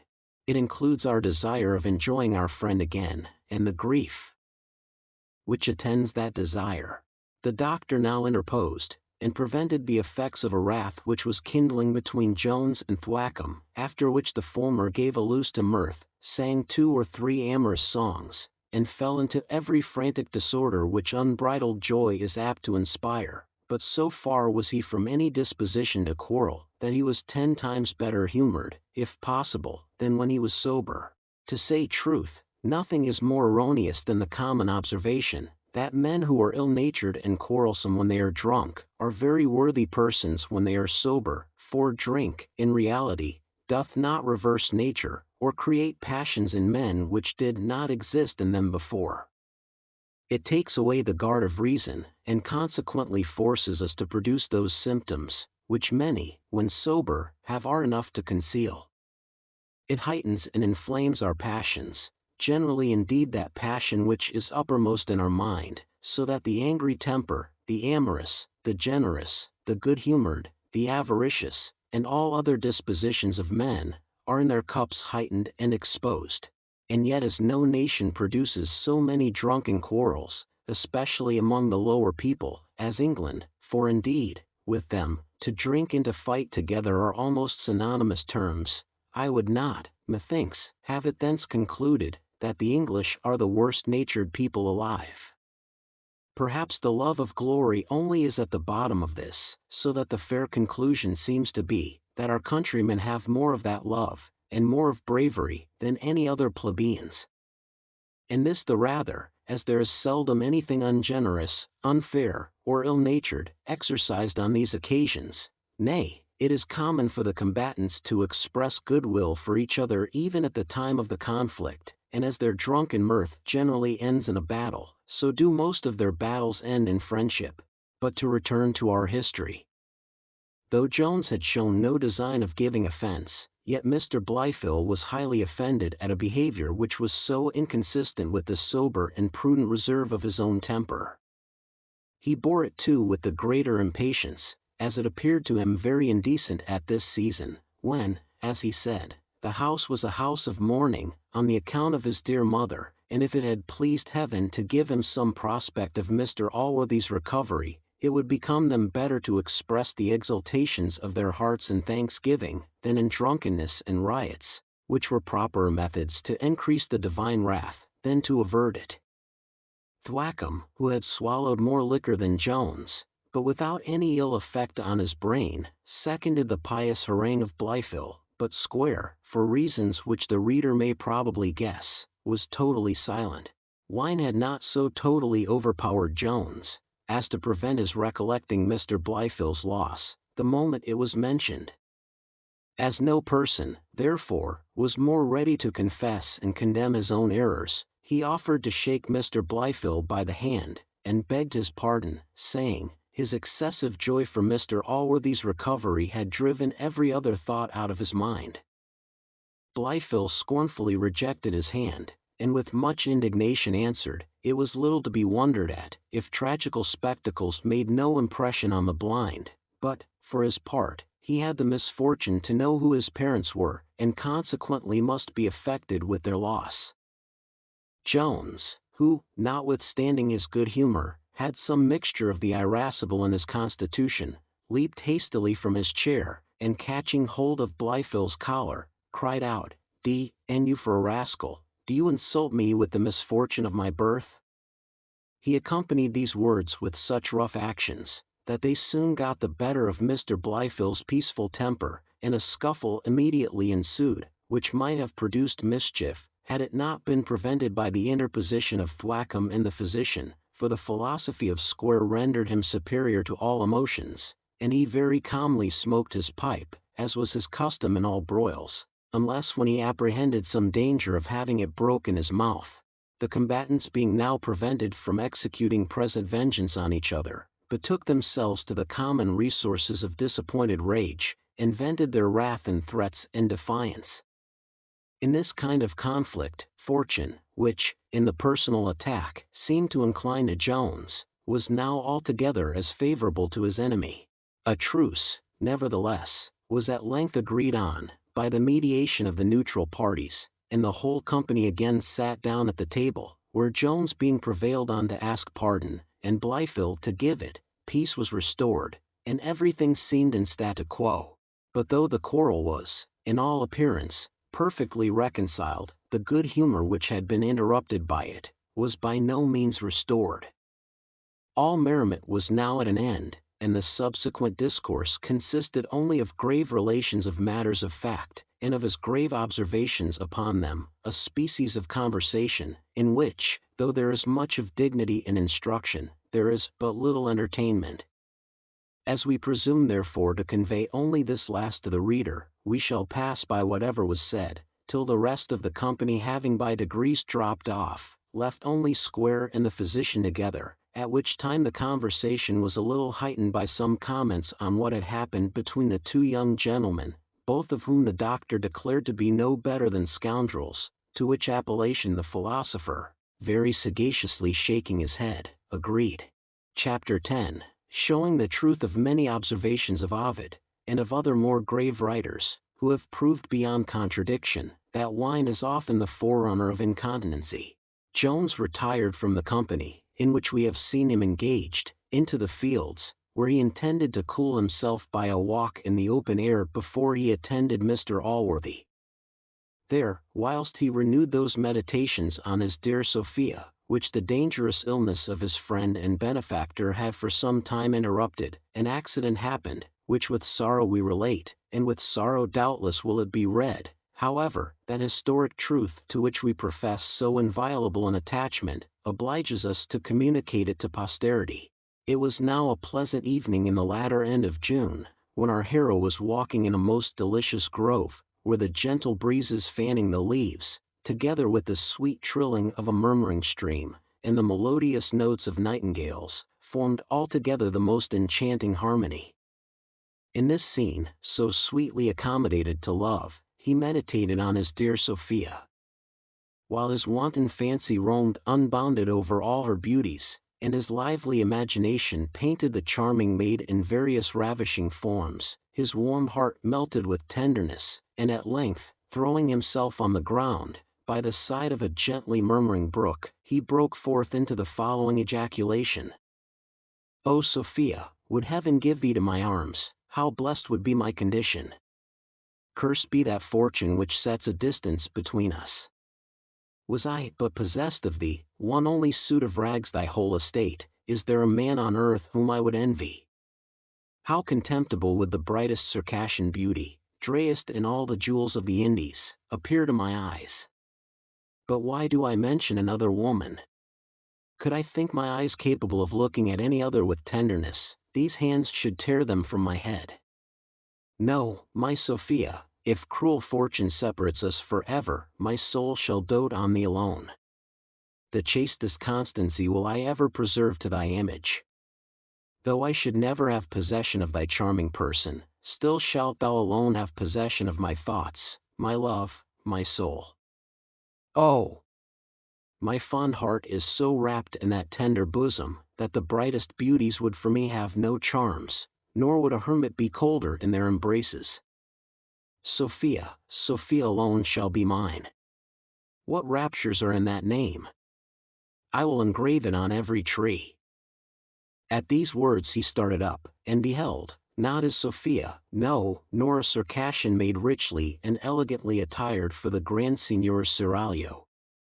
No, without a gown, in a shift that was somewhat of the coarsest, and none of the cleanest, bedewed likewise with some odoriferous effluvia, the produce of the day's labor, with a pitchfork in her hand, Molly Seagrim approached. Our hero had his penknife in his hand, which he had drawn for the before-mentioned purpose of carving on the bark, when a girl coming near him, cried out with a smile, "You don't intend to kill me, squire, I hope?" "Why should you think I would kill you?" answered Jones.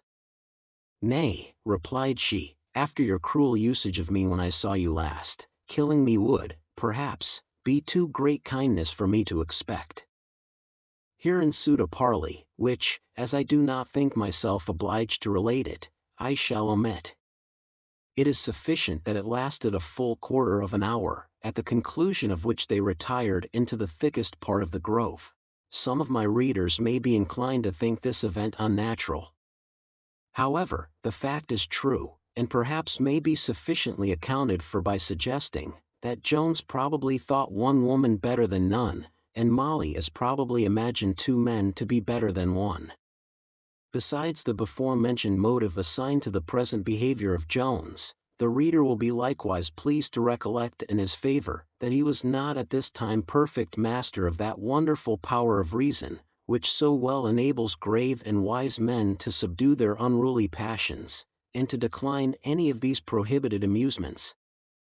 Wine now had totally subdued this power in Jones. He was, indeed, in a condition in which, if reason had interposed, though only to advise, she might have received the answer which one Cleostratus gave many years ago to a silly fellow, who asked him if he was not ashamed to be drunk. "Are not you," said Cleostratus, "ashamed to admonish a drunken man? To say the truth, in a court of justice drunkenness must not be an excuse, yet in a court of conscience it is greatly so, and therefore Aristotle, who commends the laws of Pittacus, by which drunken men receive double punishment for their crimes, allows there is more of policy than justice in that law. Now, if there are any transgressions pardonable from drunkenness, they are certainly such as Mr. Jones was at present guilty of, on which head I could pour forth a vast profusion of learning, if I imagined it would either entertain my reader, or teach him anything more than he knows already. For his sake therefore I shall keep my learning to myself, and return to my history. It hath been observed, that fortune seldom doth things by halves. To say truth, there is no end to her freaks whenever she is disposed to gratify or displease. No sooner had our hero retired with his Dido, but Speluncum Blyphil dux et divinus eandum. Devenient. The parson and the young squire, who were taking a serious walk, arrived at the stile which leads into the grove, and the latter caught a view of the lovers just as they were sinking out of sight. Blyphil knew Jones very well, though he was at above 100 yards distance, and he was as positive to the sex of his companion, though not to the individual person. He started, blessed himself, and uttered a very solemn ejaculation. Thwackum expressed some surprise at these sudden emotions, and asked the reason of them. To which Blyphil answered, he was certain he had seen a fellow and wench retire together among the bushes, which he doubted not was with some wicked purpose. As to the name of Jones, he thought proper to conceal it, and why he did so must be left to the judgment of the sagacious reader, for we never choose to assign motives to the actions of men, when there is any possibility of our being mistaken. The parson, who was not only strictly chaste in his own person, but a great enemy to the opposite vice in all others, fired at this information. He desired Mr. Blyphil to conduct him immediately to the place, which as he approached he breathed forth vengeance mixed with lamentations, nor did he refrain from casting some oblique reflections on Mr. Allworthy, insinuating that the wickedness of the country was principally owing to the encouragement he had given to vice, by having exerted such kindness to a bastard, and by having mitigated that just and wholesome rigor of the law which allots a very severe punishment to loose wenches. The way through which our hunters were to pass in pursuit of their game was so beset with briars, that it greatly obstructed their walk, and caused besides such a rustling, that Jones had sufficient warning of their arrival before they could surprise him. Nay, indeed, so incapable was Thwackum of concealing his indignation, and such vengeance did he mutter forth every step he took, that this alone must have abundantly satisfied Jones that he was, to use the language of sportsmen, found sitting. Chapter 11. In which a simile in Mr. Pope's period of a mile introduces as bloody a battle as can possibly be fought without the assistance of steel or cold iron, as in the season of rutting, an uncouth phrase, by which the vulgar denote that gentle dalliance, which in the well-wooded forest of Hampshire, passes between lovers of the ferine kind, if, while the lofty-crested stag meditates the amorous sport, a couple of puppies, or any other beasts of hostile note, should wander so near the temple of Venus Verena that the fair hind should shrink from the place, touched with that somewhat, either of fear or frolic, of nicety or skittishness, with which nature hath bedecked all females, or hath at least instructed them how to put it on, lest, through the indelicacy of males, the Samian mysteries should be pried into by unhallowed eyes. For, at the celebration of these rites, the female priestess cries out with her in Virgil, who was then, probably, hard at work on such celebration. Procul, o procul este, profani. Proclamat vates, toto que absistite luco. Far hence be souls profane. The Sibyl cried, and from the grove abstained. Dryden. This is an ambiguous phrase, and may mean either a forest well clothed with wood, or well stripped of it. If, I say, while these sacred rites, which are in common to genus omni animantium, are in agitation between the stag and his mistress, any hostile beasts should venture too near, on the first hint given by the fright hind, fierce and tremendous rushes forth the stag to the entrance of the thicket, there stands he sentinel over his love, stamps the ground with his foot, and with his horns brandished aloft in air, proudly provokes the apprehended foe to combat. Thus, and more terrible, when he perceived the enemy's approach, leaped forth our hero. Many a step advanced he forwards, in order to conceal the trembling hind, and, if possible, to secure her retreat. And now Thwackum, having first darted some livid lightning from his fiery eyes, began to thunder forth, "Fie upon it! Fie upon it! Mr. Jones! Is it possible you should be the person?" "You see," answered Jones, "it is possible I should be here." "And who," said Thwackum, "is that wicked slut with you?" "If I have any wicked slut with me," cries Jones, "it is possible I shall not let you know who she is." "I command you to tell me immediately," says Thwackum, "and I would not have you imagine, young man, that your age, though it hath somewhat abridged the purpose of tuition, hath totally taken away the authority of the master. The relation of the master and scholar is indelible, as, indeed, all other relations are, for they all derive their original from heaven. I would have you think yourself, therefore, as much obliged to obey me now, as when I taught you your first rudiments." "I believe you would," cries Jones, "but that will not happen, unless you had the same birchen argument to convince me." "Then I must tell you plainly," said Thwackum, "I am resolved to discover the wicked wretch." "And I must tell you plainly," returned Jones, "I am resolved you shall not." Thwackum then offered to advance, and Jones laid hold of his arms, which Mr. Blifil endeavored to rescue, declaring, he would not see his old master insulted. Jones, now finding himself engaged with two, thought it necessary to rid himself of one of his antagonists as soon as possible. He therefore applied to the weakest first, and, letting the parson go, he directed a blow at the young squire's breast, which luckily taking place, reduced him to measure his length on the ground. Thwackum was so intent on the discovery, that, the moment he found himself at liberty, he stepped forward directly into the fern, without any great consideration of what might in the meantime befall his friend, but he had advanced a very few paces into the thicket, before Jones, having defeated Blifil, overtook the parson, and dragged him backward by the skirt of his coat. This parson had been a champion in his youth, and had won much honor by his fist, both at school and at the university. He had now indeed, for a great number of years, declined the practice of that noble art, yet was his courage full as strong as his faith, and his body no less strong than either. He was moreover, as the reader may perhaps have conceived, somewhat irascible in his nature.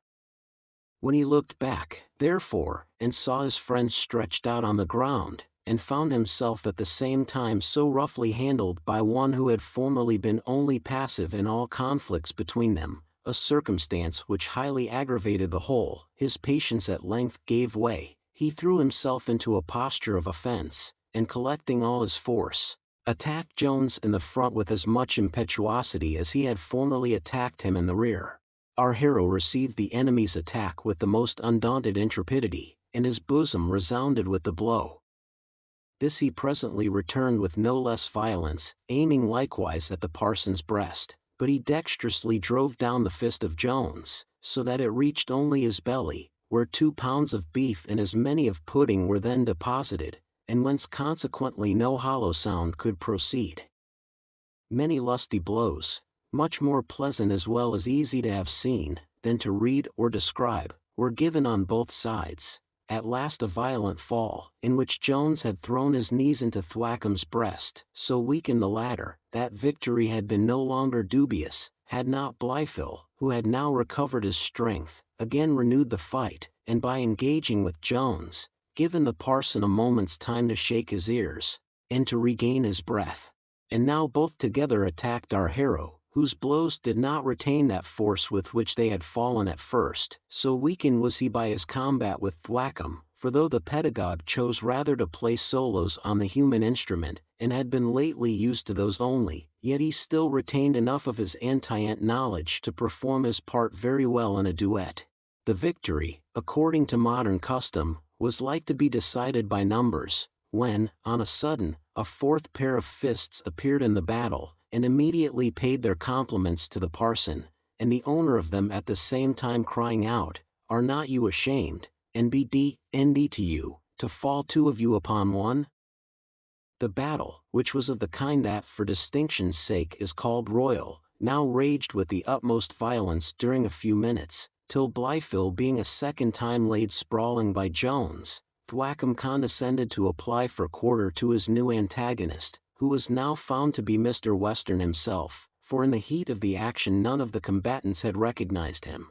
In fact, that honest squire, happening, in his afternoon's walk with some company, to pass through the field where the bloody battle was fought, and having concluded, from seeing 3 men engaged, that 2 of them must be on a side, he hastened from his companions, and with more gallantry than policy, espoused the cause of the weaker party.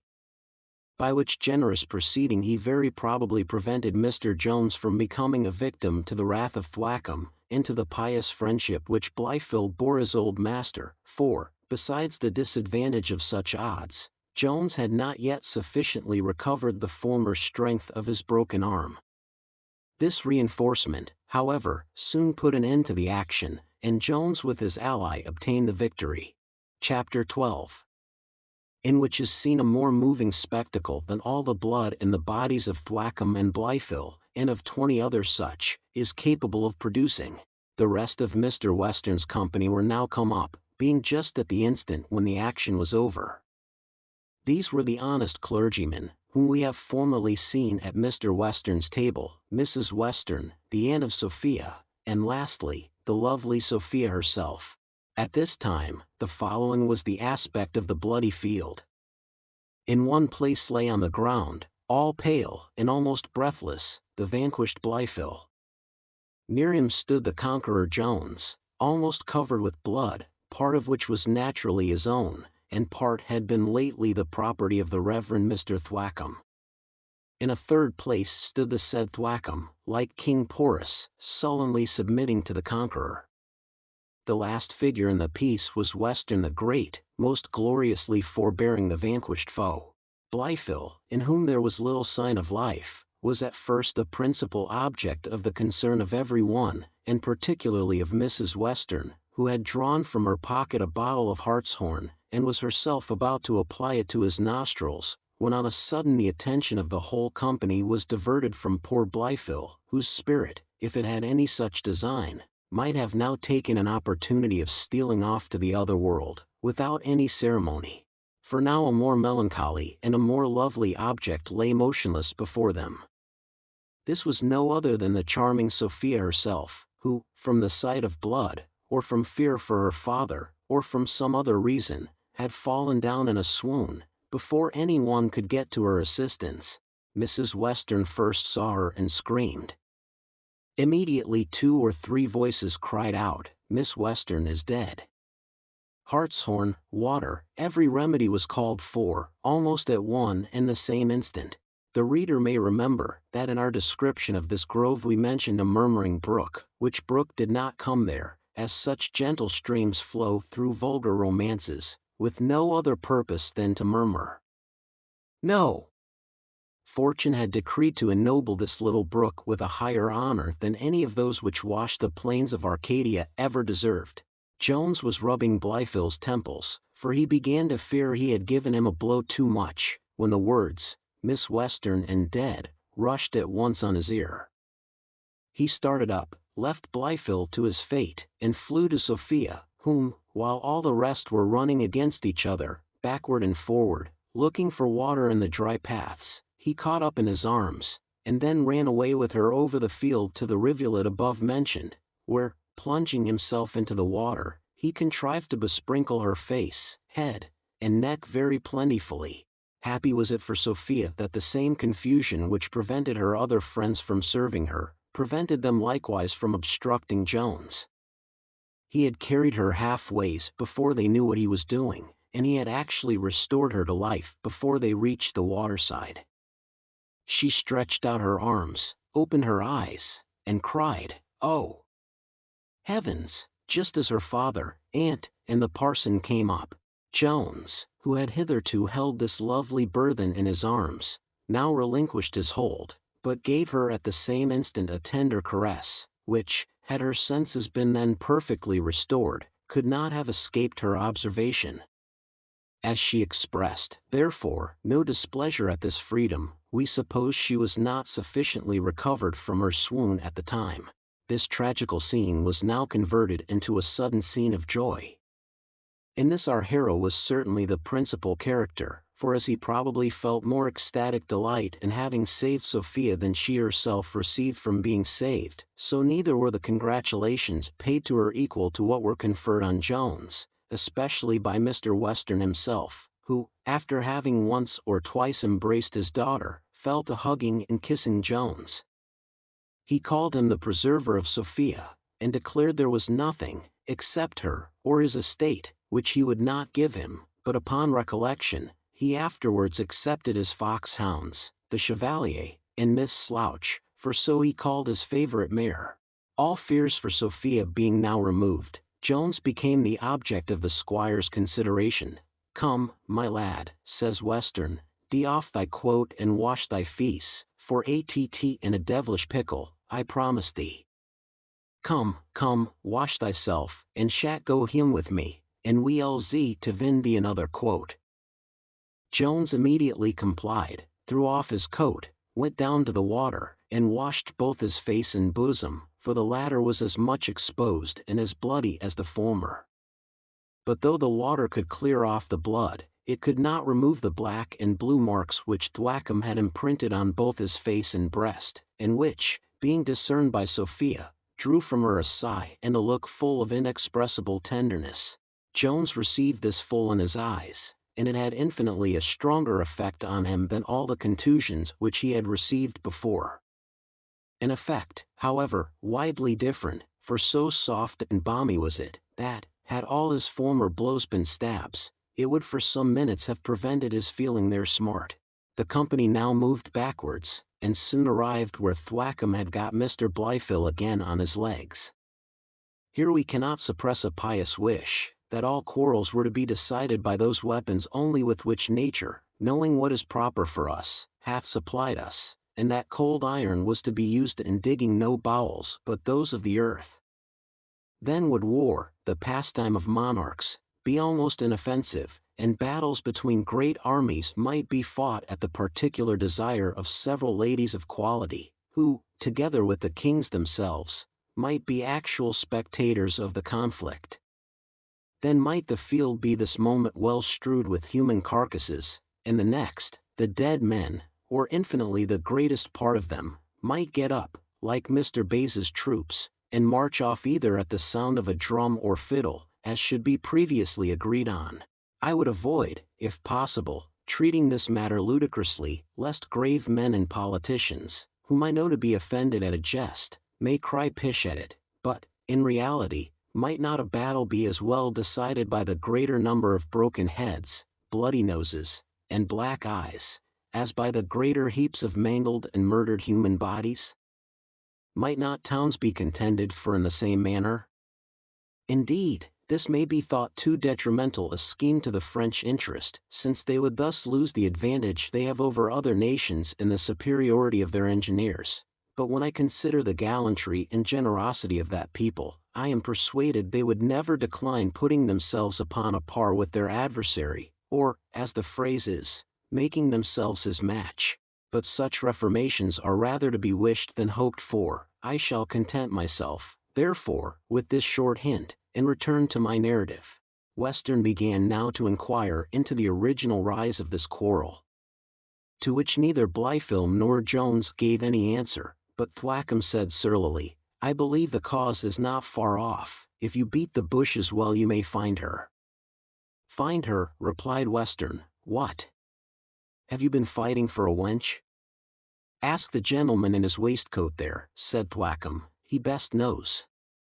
"Nay then," cries Western, "it is a wench certainly. Ah, Tom, thou art a liquorish dog. But come, gentlemen, be all friends, and go home with me, and make final peace over a bottle."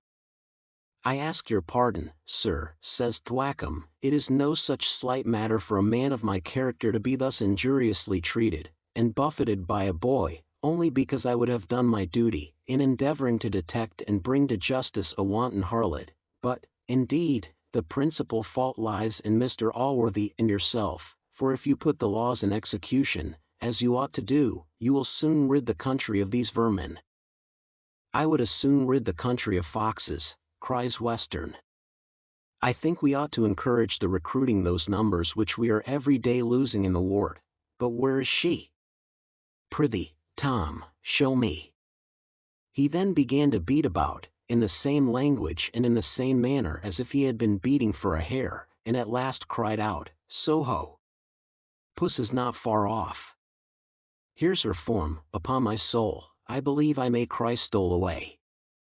And indeed so he might, for he had now discovered the place whence the poor girl had, at the beginning of the fray, stolen away, upon as many feet as a hare generally uses in traveling. Sophia now desired her father to return home, saying she found herself very faint, and apprehended a relapse. The squire immediately complied with his daughter's request, for he was the fondest of parents. He earnestly endeavored to prevail with the whole company to go and sup with him, but Blifil and Thwackum absolutely refused, the former saying, there were more reasons than he could then mention, why he must decline this honor, and the latter declaring, perhaps rightly, that it was not proper for a person of his function to be seen at any place in his present condition. Jones was incapable of refusing the pleasure of being with his Sophia, so on he marched with Squire Western and his ladies, the parson bringing up the rear. This had, indeed, offered to tarry with his brother Thwackum, professing his regard for the cloth would not permit him to depart, but Thwackum would not accept the favor, and, with no great civility, pushed him after Mr. Western. Thus ended this bloody fray, and thus shall end the 5th book of this history. Book 6. Containing about 3 weeks. Chapter 1, of Love. In our last book we have been obliged to deal pretty much with the passion of love, and in our succeeding book shall be forced to handle this subject still more largely.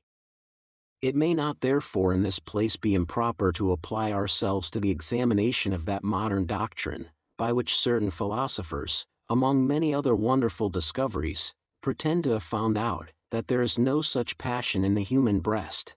Whether these philosophers be the same with that surprising sect, who are honorably mentioned by the late Dr. Swift, as having, by the mere force of genius alone, without the least assistance of any kind of learning, or even reading, discovered that profound and invaluable secret that there is no God, or whether they are not rather the same with those who some years since very much alarmed the world, by showing that there were no such things as virtue or goodness really existing in human nature, and who deduced our best actions from pride, I will not here presume to determine. In reality, I am inclined to suspect that all these several finders of truth are the very identical men who are by others called the finders of gold. The method used in both these searches after truth and after gold, being indeed one and the same, viz., the searching, rummaging, and examining into a nasty place, indeed, in the former instances, into the nastiest of all places, a bad mind. But though in this particular, and perhaps in their success, the truth-finder and the gold-finder may very properly be compared together, yet in modesty, surely, there can be no comparison between the two, for who ever heard of a gold-finder that had the impudence or folly to assert, from the ill success of his search, that there was no such thing as gold in the world? Whereas the truth-finder, having raked out that Jake's, his own mind, and being there capable of tracing no ray of divinity, nor anything virtuous or good, or lovely, or loving, very fairly, honestly, and logically concludes that no such things exist in the whole creation.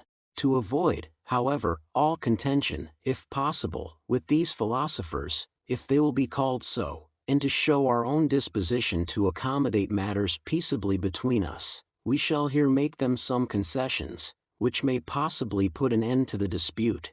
First, we will grant that many minds, and perhaps those of the philosophers, are entirely free from the least traces of such a passion. Secondly, that what is commonly called love, namely, the desire of satisfying a voracious appetite with a certain quantity of delicate white human flesh, is by no means that passion for which I here contend. This is indeed more properly hunger, and as no glutton is ashamed to apply the word love to his appetite, and to say he loves such and such dishes, so may the lover of this kind, with equal propriety, say, he hungers after such and such women. Thirdly, I will grant, which I believe will be a most acceptable concession, that this love for which I am an advocate, though it satisfies itself in a much more delicate manner, doth nevertheless seek its own satisfaction as much as the grossest of all our appetites.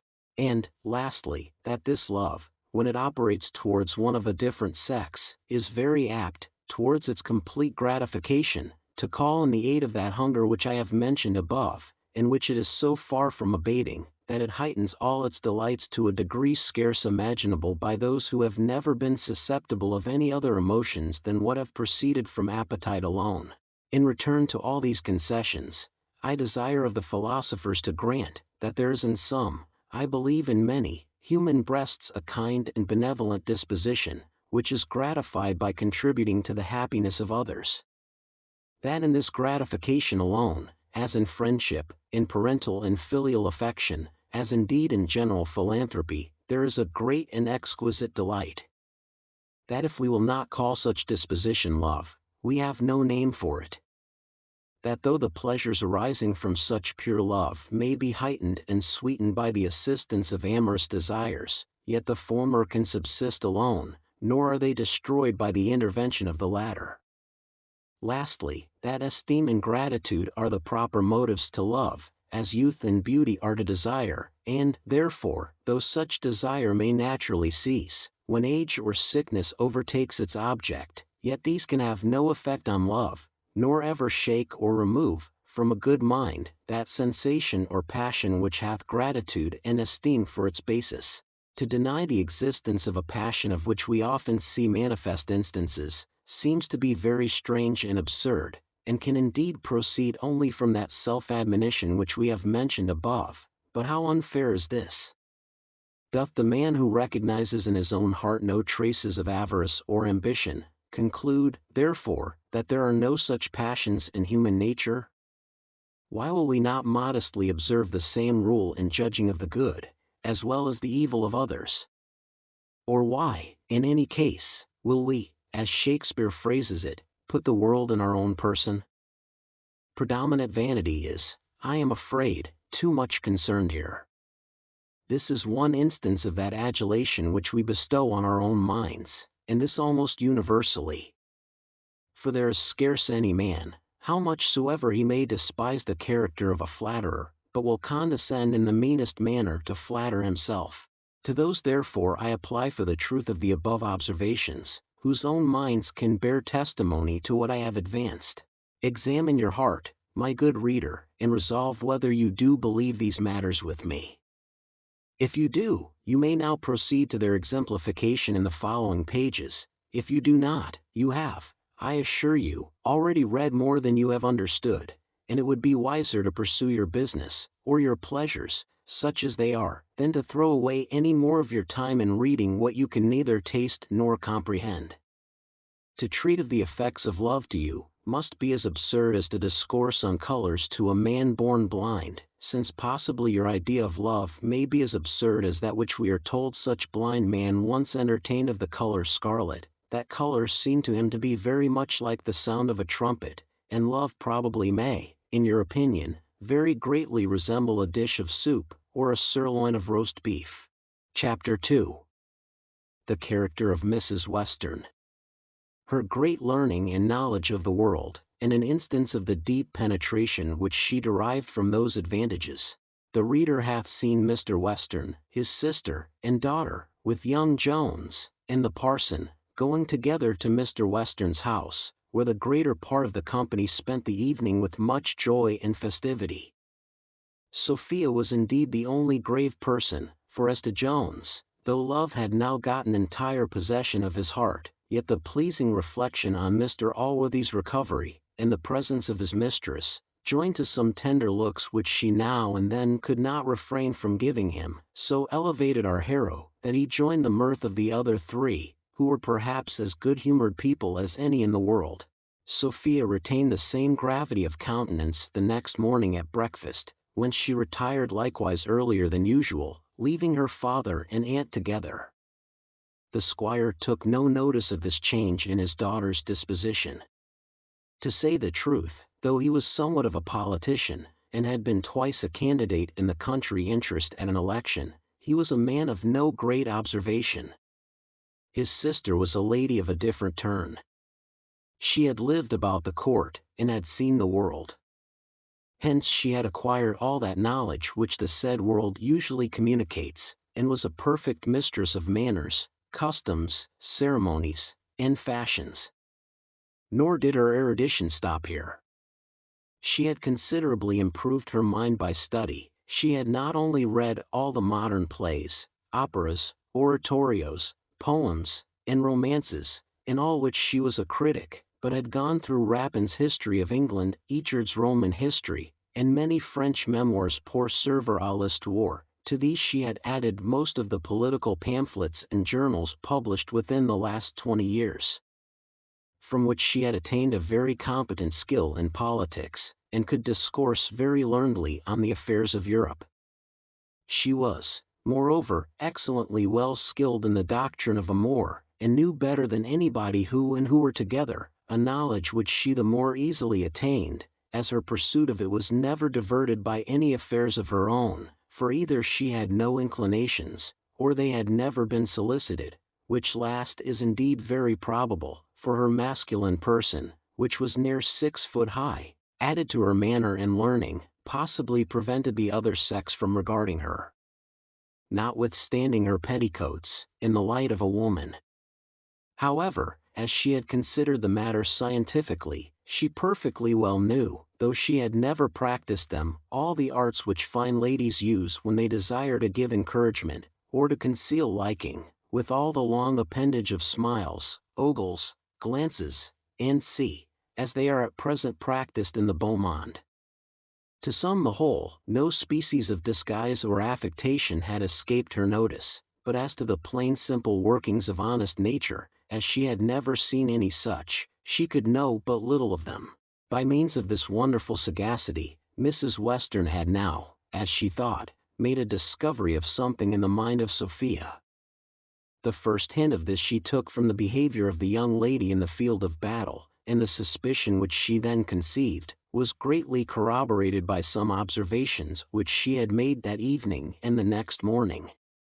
However, being greatly cautious to avoid being found in a mistake, she carried the secret a whole fortnight in her bosom, giving only some oblique hints, by simpering, winks, nods, and now and then dropping an obscure word, which indeed sufficiently alarmed Sophia, but did not at all affect her brother.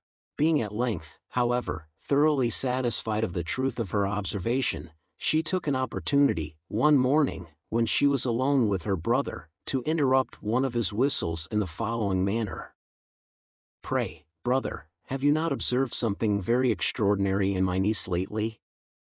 "No, not I," answered Western. "Is anything the matter with the girl?" "I think there is," replied she, "and something of much consequence too." "Why, she doth not complain of anything," cries Western, "and she hath had the smallpox." "Brother," returned she, "girls are liable to other distempers besides the smallpox, and sometimes possibly to much worse." Here Western interrupted her with much earnestness, and begged her, if anything ailed his daughter, to acquaint him immediately, adding, she knew he loved her more than his own soul, and that he would send to the world's end for the best physician to her. "Nay, nay," answered she, smiling, "the distemper is not so terrible, but I believe, brother, you are convinced I know the world, and I promise you I was never more deceived in my life, if my niece be not most desperately in love." "How? In love?" cries Western, in a passion. "In love, without acquainting me? I'll disinherit her, I'll turn her out of doors, stark naked, without a farthing. Is all my kindness for you are, and fondness you are come to this, to fall in love without asking me leave?" "But you will not," answered Mrs. Western, "turn this daughter, whom you love better than your own soul, out of doors, before you know whether you shall approve her choice. Suppose she should have fixed on the very person whom you yourself would wish, I hope you would not be angry then." No, no, cries Western, that would make a difference. If she marries the man I would hire, she may love whom she pleases, I shan't trouble my head about that. That is spoken, answered the sister, like a sensible man, but I believe the very person she hath chosen would be the very person you would choose for her. I will disclaim all knowledge of the world, if it is not so, and I believe, brother, you will allow I have some. Why, look'ee, sister, said Western, I do believe you have as much as any woman, and to be sure those are women's matters. You know I don't love to hear you talk about politics, they belong to us, and petticoats should not meddle, but come, who is the man? Mary, said she, you may find him out yourself if you please. You, who are so great a politician, can be at no great loss. The judgment which can penetrate into the cabinets of princes, and discover the secret springs which move the great state wheels and all the political machines of Europe, must surely, with very little difficulty, find out what passes in the rude uninformed mind of a girl. Sister, cries the squire, I have often warned you not to talk the court gibberish to me. I tell you, I don't understand the lingo, but I can read a journal, or the London Evening Post. Perhaps, indeed, there may be now and tan a verse which I can't make much of, because half the letters are left out, yet I know very well what is meant by that, and that our affairs don't go so well as they should do, because of bribery and corruption. I pity your country ignorance from my heart, cries the lady. Do you, answered Western, and I pity your town learning. I had rather be anything than a courtier, and a Presbyterian, and a Hanoverian too, as some people, I believe, are. If you mean me, answered she, you know I am a woman, brother, and it signifies nothing what I am. Besides, I do know you are a woman, cries the squire, and it's well for thee that art one. If hadst been a man, I promise thee I had lent thee a flick long ago. Aye, there, said she, in that flick lies all your fancied superiority. Your bodies, and not your brains, are stronger than ours. Believe me, it is well for you that you are able to beat us, or, such is the superiority of our understanding, we should make all of you what the brave, and wise, and witty, and polite are already, our slaves. I am glad I know your mind, answered the squire. But we'll talk more of this matter another time. At present, do tell me what man is it you mean about my daughter? Hold a moment, said she, while I digest that sovereign contempt I have for your sex, or else I ought to be angry too with you. There, I have made a shift to gulp it down. And now, good politics, sir, what think you of Mr. Blifil? Did she not faint away on seeing him lie breathless on the ground? Did she not, after he was recovered, turn pale again the moment we came up to that part of the field where he stood? And pray what else should be the occasion of all her melancholy that night at supper, the next morning, and indeed ever since?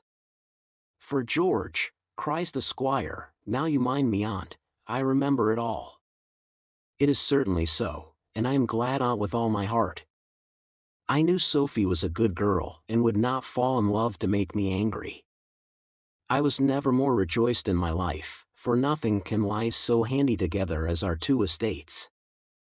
I had this matter in my head some time ago, for certainly the two estates are in a manner joined together in matrimony already, and it would be 1,000 pities to part them. It is true, indeed, there be larger estates in the kingdom, but not in this county, and I had rather bate something, than marry my daughter among strangers and foreigners. Besides, most o' such great estates be in the hands of lords, and I heat the very name of them mon. Well but, sister, what would you advise me to do, for I tell you women know these matters better than we do. Oh, your humble servant, sir, answered the lady, we are obliged to you for allowing us a capacity in anything. Since you are pleased, then, most politic sir, to ask my advice, I think you may propose the match to Allworthy yourself. There is no indecorum in the proposals coming from the parent of either side.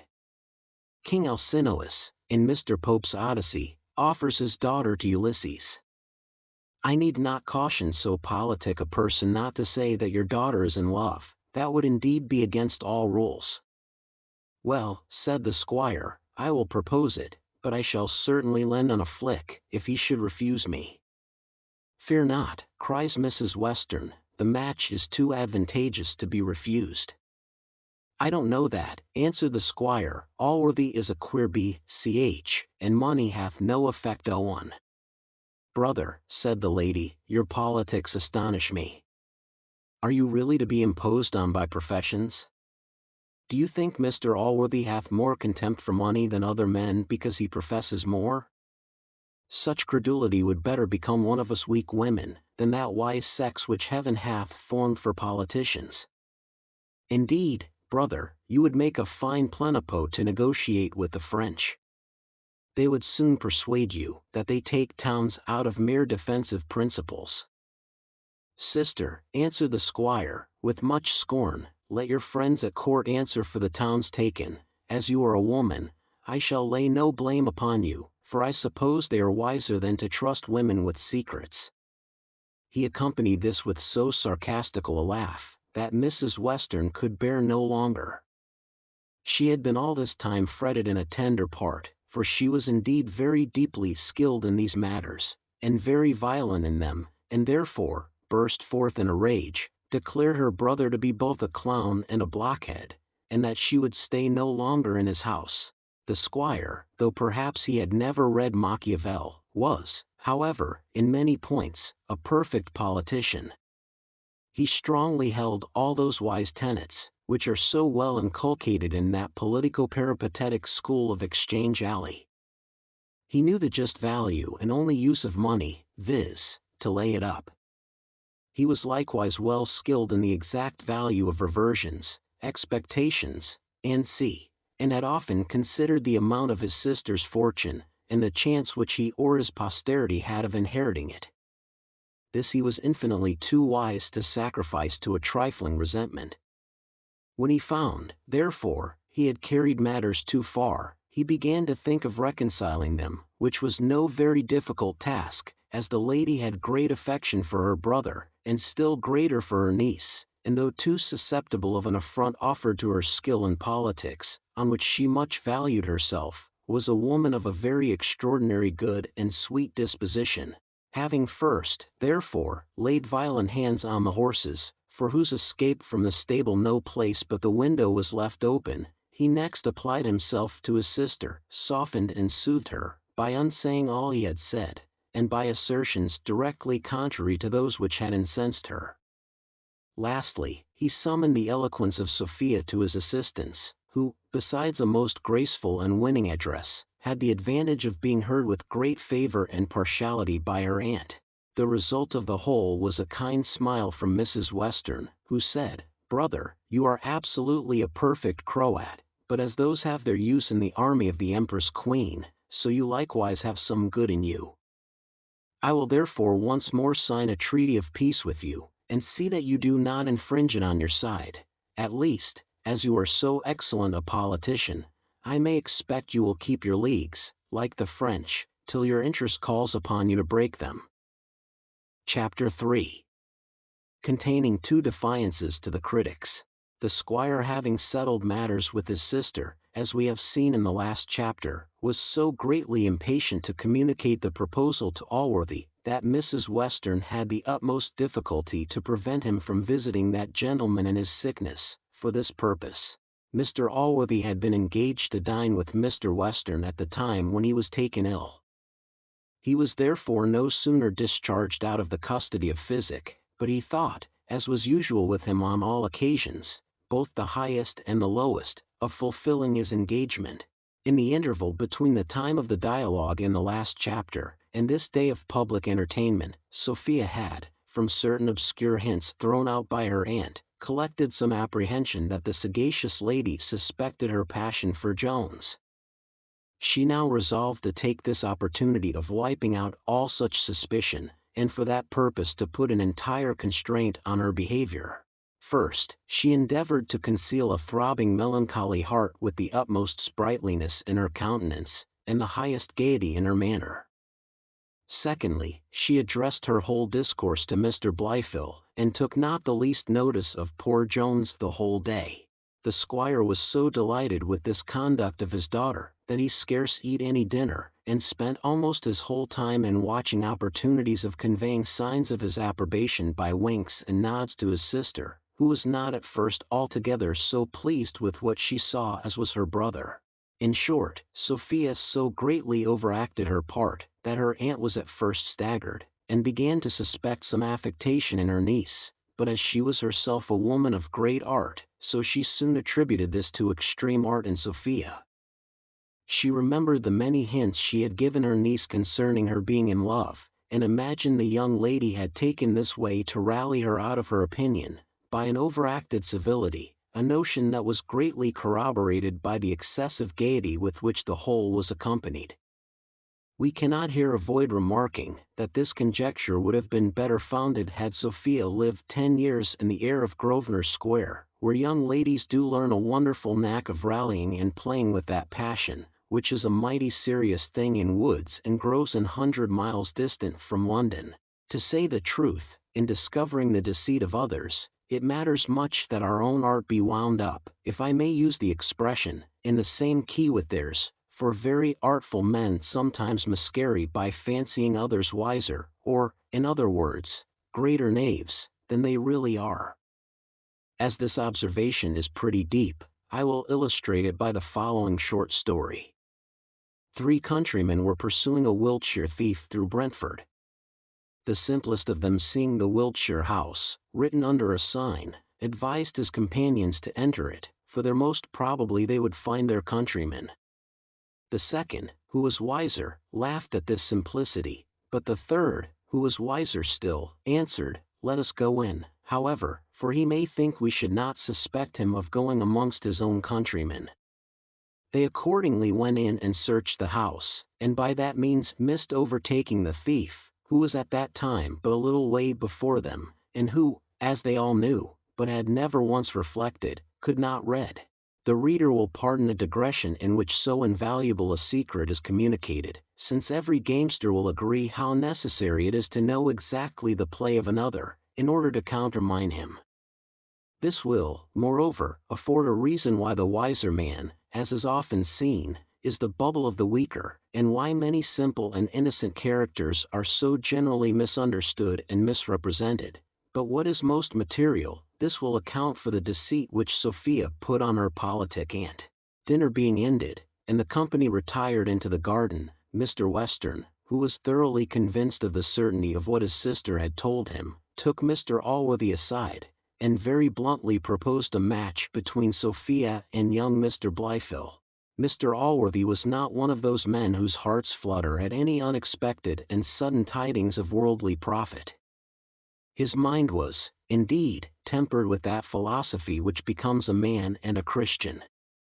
He affected no absolute superiority to all pleasure and pain, to all joy and grief, but was not at the same time to be discomposed and ruffled by every accidental blast, by every smile or frown of fortune. He received, therefore, Mr. Western's proposal without any visible emotion, or without any alteration of countenance.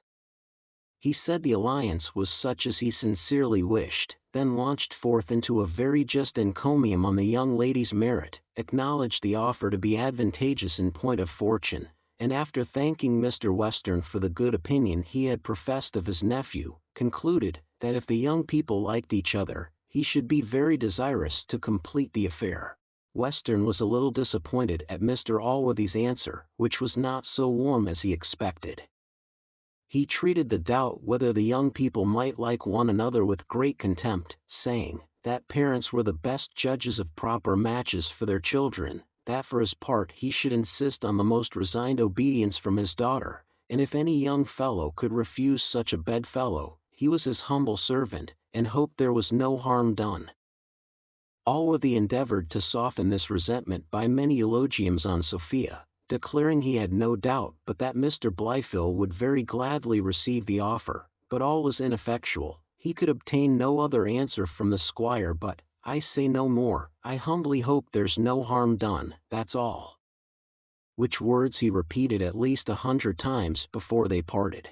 Allworthy was too well acquainted with his neighbour to be offended at this behaviour, and though he was so averse to the rigor which some parents exercise on their children in the article of marriage, that he had resolved never to force his nephew's inclinations, he was nevertheless much pleased with the prospect of this union, for the whole country resounded the praises of Sophia, and he had himself greatly admired the uncommon endowments of both her mind and person, to which I believe we may add the consideration of her vast fortune, which, though he was too sober to be intoxicated with it, he was too sensible to despise. And here, in defiance of all the barking critics in the world, I must and will introduce a digression concerning true wisdom, of which Mr. Allworthy was in reality as great a pattern as he was of goodness.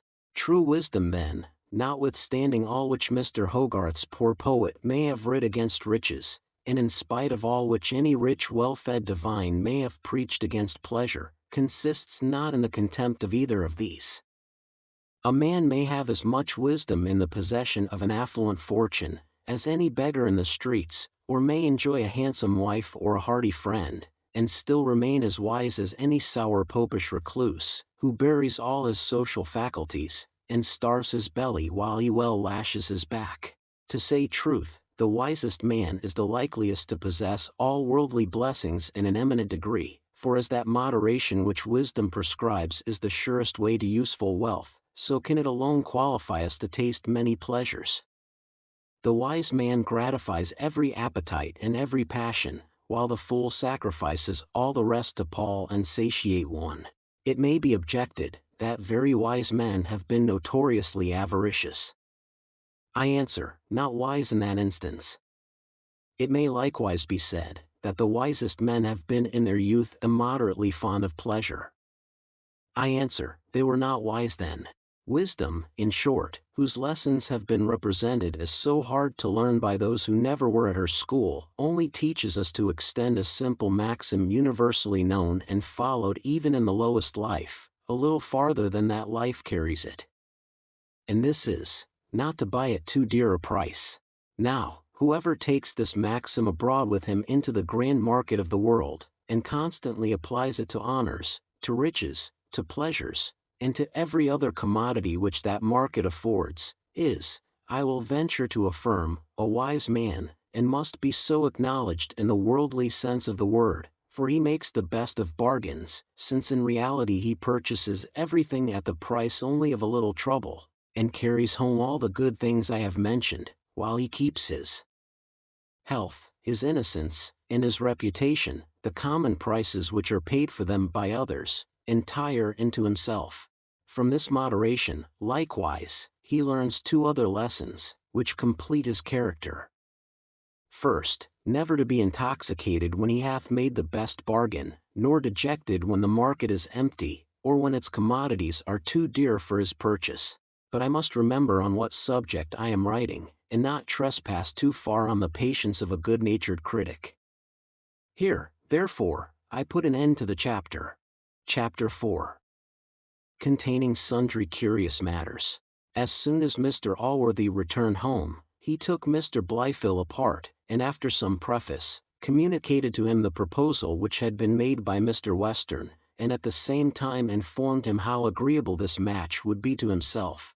The charms of Sophia had not made the least impression on Blifil, not that his heart was pre-engaged, neither was he totally insensible of beauty, or had any aversion to women, but his appetites were by nature so moderate, that he was able, by philosophy, or by study, or by some other method, easily to subdue them, and as to that passion which we have treated of in the first chapter of this book, he had not the least tincture of it in his whole composition.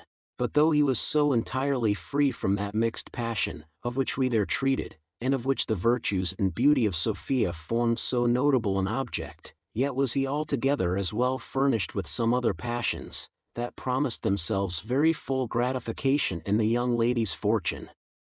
Such were avarice and ambition, which divided the dominion of his mind between them.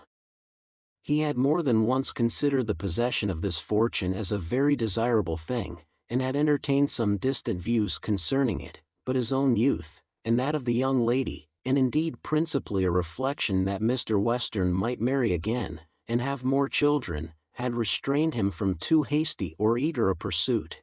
This last and most material objection was now in great measure removed, as the proposal came from Mr. Western himself.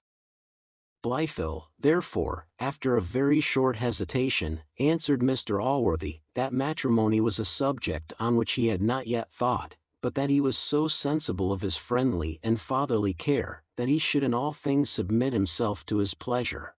Allworthy was naturally a man of spirit, and his present gravity arose from true wisdom and philosophy, not from any original phlegm in his disposition, for he had possessed much fire in his youth, and had married a beautiful woman for love. He was not therefore greatly pleased with this cold answer of his nephew, nor could he help launching forth into the praises of Sophia, and expressing some wonder that the heart of a young man could be impregnable to the force of such charms, unless it was guarded by some prior affection. Blifil assured him he had no such guard, and then proceeded to discourse so wisely and religiously on love and marriage, that he would have stopped the mouth of a parent much less devoutly inclined than was his uncle. In the end, the good man was satisfied that his nephew, far from having any objections to Sophia, had that esteem for her, which in sober and virtuous minds is the sure foundation of friendship and love. And as he doubted not but the lover would, in a little time, become altogether as agreeable to his mistress, he foresaw great happiness arising to all parties by so proper and desirable an union.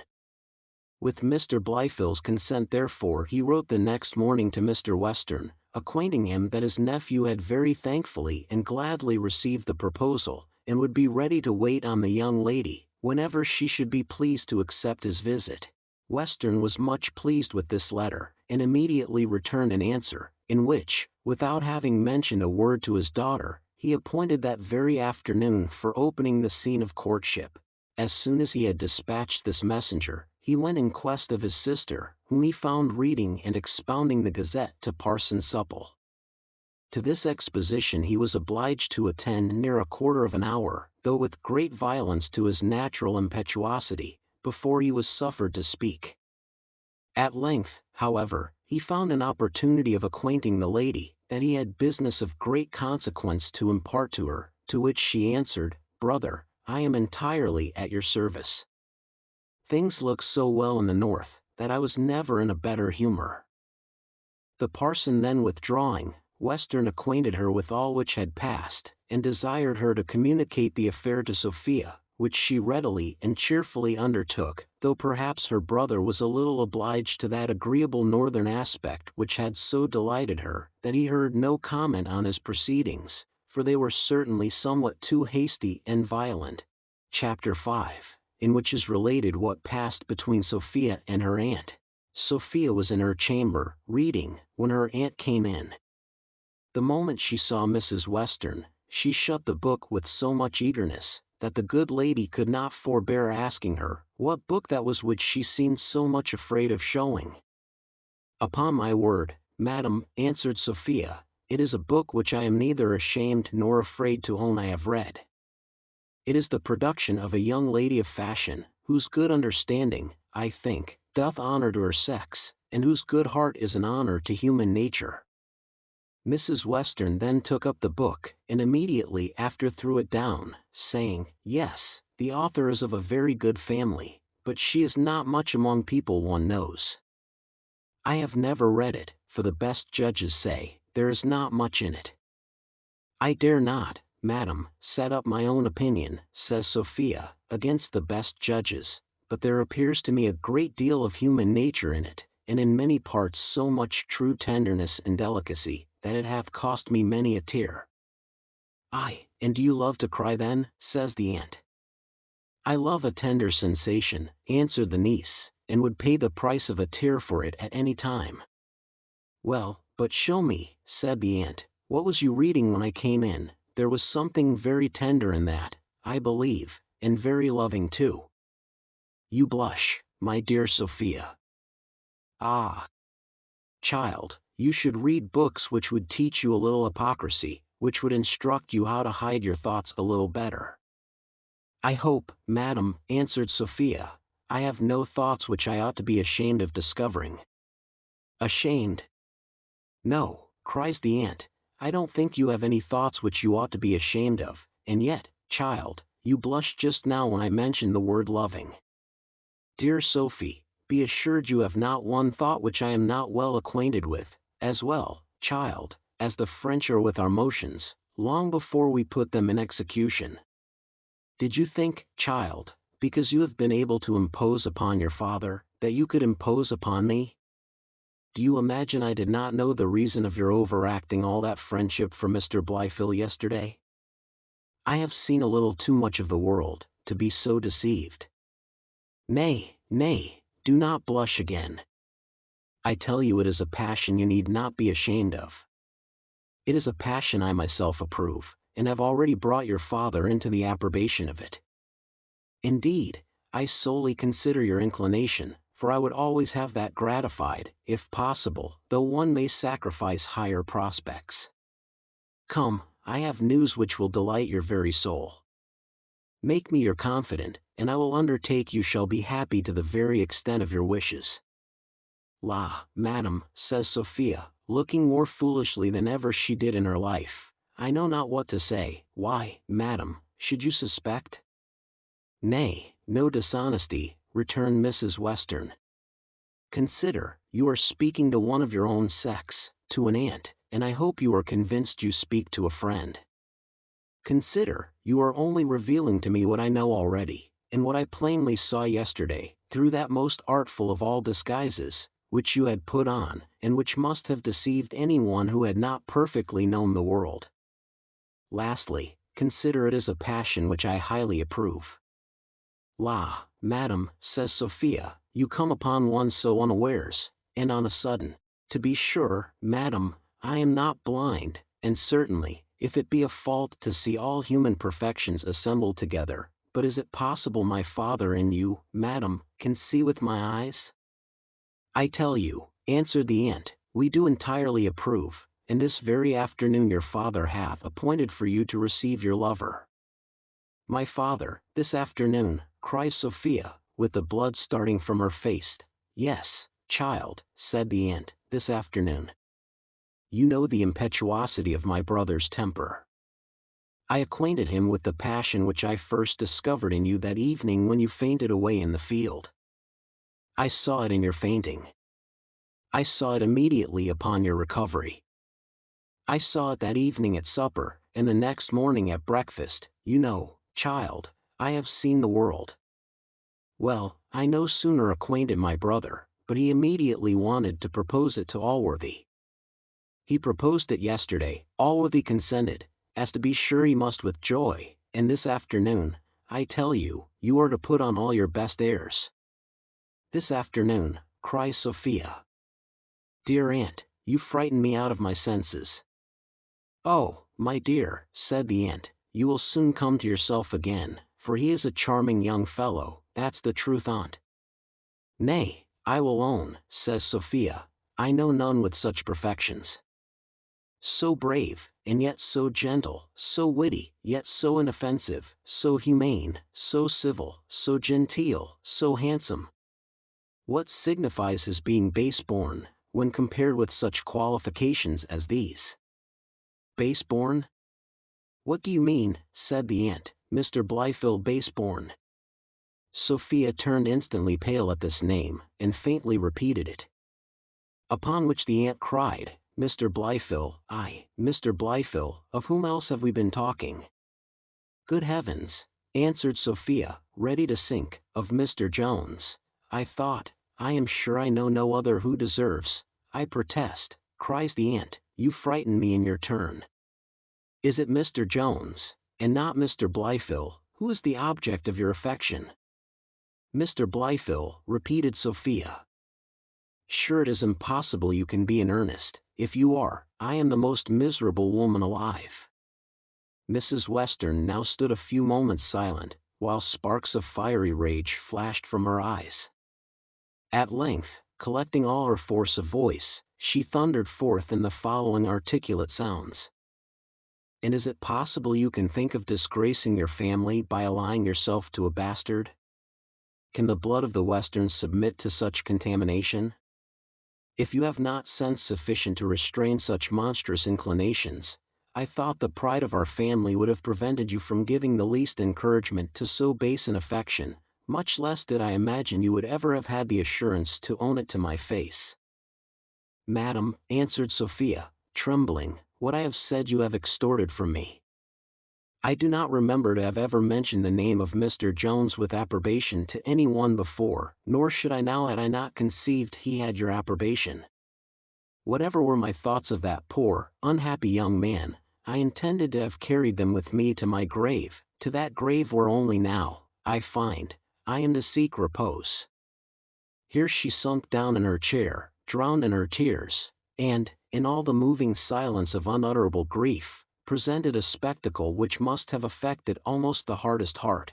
All this tender sorrow, however, raised no compassion in her aunt. On the contrary, she now fell into the most violent rage, and I would rather, she cried, in a most vehement voice, follow you to your grave, than I would see you disgrace yourself and your family by such a match. Oh heavens! Could I have ever suspected that I should live to hear a niece of mine declare a passion for such a fellow? You are the first, yes, Miss Western, you are the first of your name who ever entertained so groveling a thought. A family so noted for the prudence of its women, here she ran on a full quarter of an hour, till, having exhausted her breath rather than her rage, she concluded with threatening to go immediately and acquaint her brother. Sophia then threw herself at her feet, and laying hold of her hands, begged her with tears to conceal what she had drawn from her, urging the violence of her father's temper, and protesting that no inclinations of hers should ever prevail with her to do anything which might offend him. Mrs. Western stood a moment looking at her, and then, having recollected herself, said, that on one consideration only she would keep the secret from her brother, and this was, that Sophia should promise to entertain Mr. Blyfield that very afternoon as her lover, and to regard him as the person who was to be her husband. Poor Sophia was too much in her aunt's power to deny her anything positively. She was obliged to promise that she would see Mr. Blyfield, and be as civil to him as possible, but begged her aunt that the match might not be hurried on. She said, Mr. Blyfield was by no means agreeable to her, and she hoped her father would be prevailed on not to make her the most wretched of women. Mrs. Western assured her that the match was entirely agreed upon, and that nothing could or should prevent it. "I must own," said she, "I looked on it as on a matter of indifference, nay, perhaps, had some scruples about it before, which were actually got over by my thinking it highly agreeable to your own inclinations, but now I regard it as the most eligible thing in the world, nor shall there be, if I can prevent it, a moment of time lost on the occasion." Sophia replied, "Delay at least, madam, I may expect from both your goodness and my father's. Surely you will give me time to endeavor to get the better of so strong a disinclination as I have at present to this person." The aunt answered, she knew too much of the world to be so deceived, that as she was sensible another man had her affections, she should persuade Mr. Western to hasten the match as much as possible. "It would be bad politics, indeed," added she, "to protract a siege when the enemy's army is at hand, and in danger of relieving it." "No, no, Sophie," said she, "as I am convinced you have a violent passion which you can never satisfy with honor, I will do all I can to put your honor out of the care of your family, for when you are married those matters will belong only to the consideration of your husband. I hope, child, you will always have prudence enough to act as becomes you, but if you should not, marriage hath saved many a woman from ruin." Sophia well understood what her aunt meant, but did not think proper to make her an answer. However, she took a resolution to see Mr. Blyfield, and to behave to him as civilly as she could, for on that condition only she obtained a promise from her aunt to keep secret the liking which her ill fortune, rather than any scheme of Mrs. Western, had unhappily drawn from her. Chapter 6. Containing a dialogue between Sophia and Mrs. Honor, which may a little relieve those tender affections which the foregoing scene may have raised in the mind of a good-natured reader. Mrs. Western, having obtained that promise from her niece which we have seen in the last chapter, withdrew, and presently after arrived Mrs. Honor. She was at work in a neighboring apartment, and had been summoned to the keyhole by some vociferation in the preceding dialogue, where she had continued during the remaining part of it. At her entry into the room, she found Sophia standing motionless, with the tears trickling from her eyes. Upon which she immediately ordered a proper quantity of tears into her own eyes, and then began, "O Gemini, my dear lady, what is the matter?" "Nothing," cries Sophia. "Nothing." "Oh dear madam," answers Honor, "you must not tell me that, when your ladyship is in this taking, and when there hath been such a preamble between your ladyship and Madam Western." "Don't tease me," cries Sophia, "I tell you nothing is the matter." "Good heavens! Why was I born?"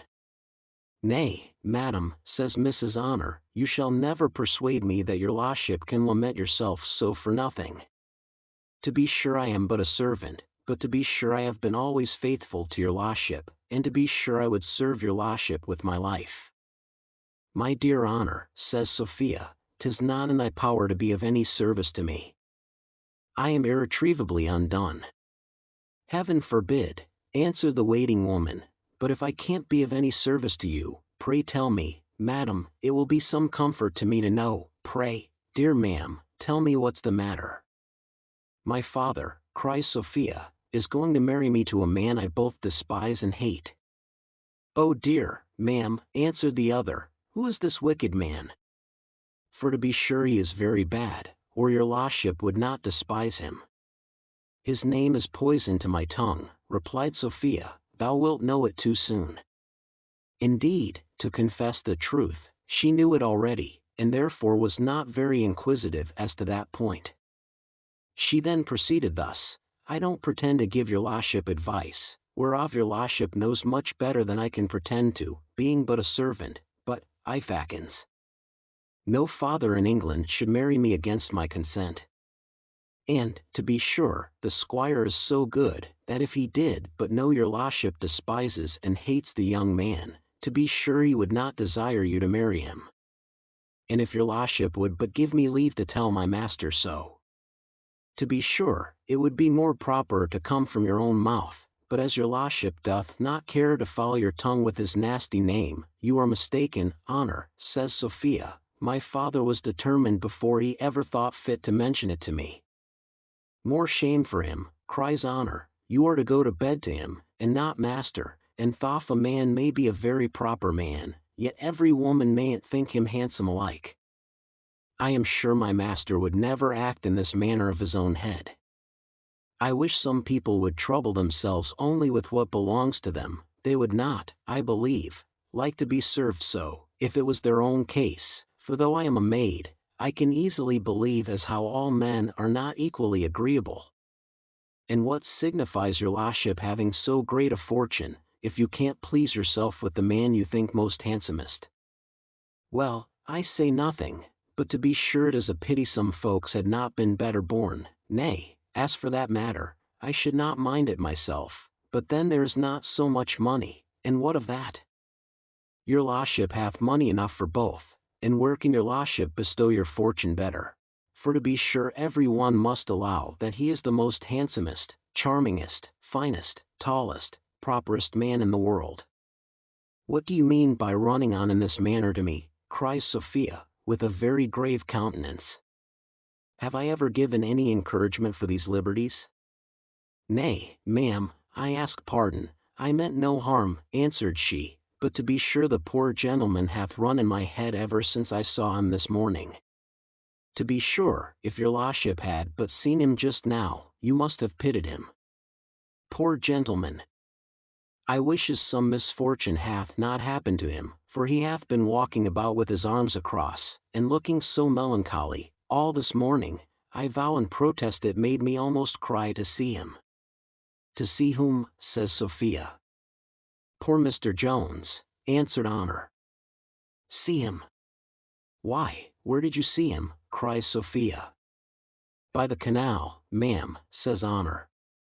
"There he hath been walking all this morning, and at last there he laid himself down. I believe he lies there still.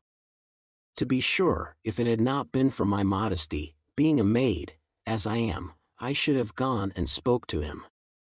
Do, ma'am, let me go and see, only for a fancy, whether he is there still. Pew, says Sophia. There? No, no, what should he do there? He is gone before this time, to be sure. Besides, why should you go to see? Besides, I want you for something else. Go, fetch me my hat and gloves. I shall walk with my aunt in the grove before dinner. Honor did immediately as she was bid, and Sophia put her hat on, when, looking in the glass, she fancied the ribbon with which her hat was tied did not become her, and so sent her maid back again for a ribbon of a different color, and then giving Mrs. Honor repeated charges not to leave her work on any account, as she said it was in violent haste, and must be finished that very day. She muttered something more about going to the grove, and then sallied out the contrary way, and walked, as fast as her tender trembling limbs could carry her, directly towards the canal. Jones had been there as Mrs. Honor had told her. He had indeed spent 2 hours there that morning in melancholy contemplation on his Sophia, and had gone out from the garden at one door the moment she entered it at another. So that those unlucky minutes which had been spent in changing the ribbons, had prevented the lovers from meeting at this time, a most unfortunate accident, from which my fair readers will not fail to draw a very wholesome lesson. And here I strictly forbid all male critics to intermeddle with a circumstance which I have recounted only for the sake of the ladies, and upon which they only are at liberty to comment. Chapter 7. A picture of formal courtship in miniature, as it always ought to be drawn, and a scene of a tenderer kind painted at full length. It was well remarked by one, and perhaps by more, that misfortunes do not come single.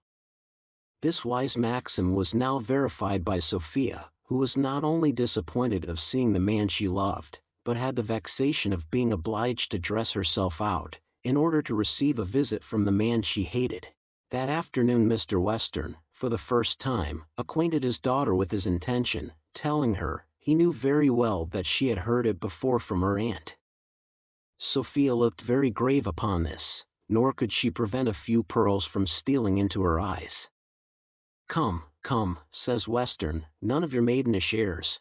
I know all, I assure you sister hath told me all. Is it possible, says Sophia, that my aunt can have betrayed me already? I, says Western, betrayed you. I. Why, you betrayed yourself yesterday at dinner. You showed your fancy very plainly, I think. But you young girls never know what you would be at. So you cry because I am going to marry you to the man you are in love with. Your mother, I remember, whimpered and whined just in the same manner, but it was all over within 24 hours after we were married. Mr. Blyfill is a brisk young man, and will soon put an end to your squeamishness. Come, cheer up, I expect on every minute. Sophia was now convinced that her aunt had behaved honorably to her, and she determined to go through that disagreeable afternoon with as much resolution as possible, and without giving the least suspicion in the world to her father. Mr. Blyfill soon arrived, and Mr. Western soon after withdrawing, left the young couple together. Here a long silence of near a quarter of an hour ensued, for the gentleman who was to begin the conversation had all the unbecoming modesty which consists in bashfulness.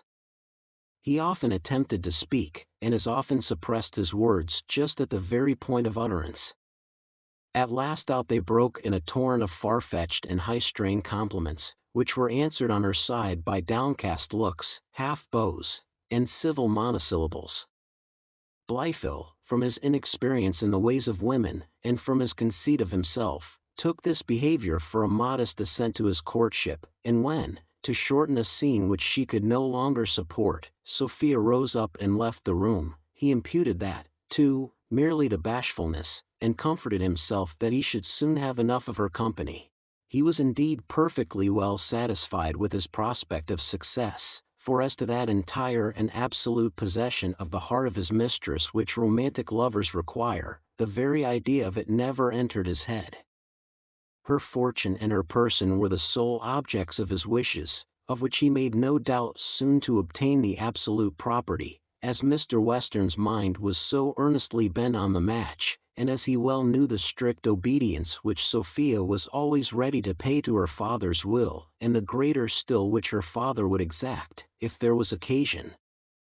This authority, therefore, together with the charms which he fancied in his own person and conversation, could not fail, he thought, of succeeding with a young lady, whose inclinations were. Of Jones he certainly had not even the least jealousy, and I have often thought it wonderful that he had not. Perhaps he imagined the character which Jones bore all over the country, how justly, let the reader determine, of being one of the wildest fellows in England, might render him odious to a lady of the most exemplary modesty. Perhaps his suspicions might be laid asleep by the behavior of Sophia, and of Jones himself, when they were all in company together. Lastly, and indeed principally, he was well assured there was not another self in the case. He fancied that he knew Jones to the bottom, and had in reality a great contempt for his understanding, for not being more attached to his own interest. He had no apprehension that Jones was in love with Sophia, and as for any lucrative motives, he imagined they would sway very little with so silly a fellow. Blifil, moreover, thought the affair of Molly Seagrim still went on, and indeed believed it would end in marriage, for Jones really loved him from his childhood, and had kept no secret from him, till his behavior on the sickness of Mr. Allworthy had entirely alienated his heart, and it was by means of the quarrel which had ensued on this occasion, and which was not yet reconciled, that Mr. Blifil knew nothing of the alteration which had happened in the affection which Jones had formerly borne towards Molly. From these reasons, therefore, Mr. Blifil saw no bar to his success with Sophia. He concluded her behavior was like that of all other young ladies on a first visit from a lover, and it had indeed entirely answered his expectations. Mr. Western took care to waylay the lover at his exit from his mistress. He found him so elevated with his success, so enamored with his daughter, and so satisfied with her reception of him, that the old gentleman began to caper and dance about his hall, and by many other antic actions to express the extravagance of his joy, for he had not the least command over any of his passions, and that which had at any time the ascendant in his mind hurried him to the wildest excesses. As soon as Blifil was departed, which was not till after many hearty kisses and embraces bestowed on him by Western, the good squire went instantly in quest of his daughter, whom he no sooner found than he poured forth the most extravagant raptures, bidding her choose what clothes and jewels she pleased, and declaring that he had no other use for fortune but to make her happy. He then caressed her again and again with the utmost profusion of fondness, called her by the most endearing names, and protested she was his only joy on earth. Sophia, perceiving her father in this fit of affection, which she did not absolutely know the reason of, for fits of fondness were not unusual to him, though this was rather more violent than ordinary, thought she should never have a better opportunity of disclosing herself than at present, as far at least as regarded Mr. Blifil, and she too well foresaw the necessity which she should soon be under of coming to a full explanation.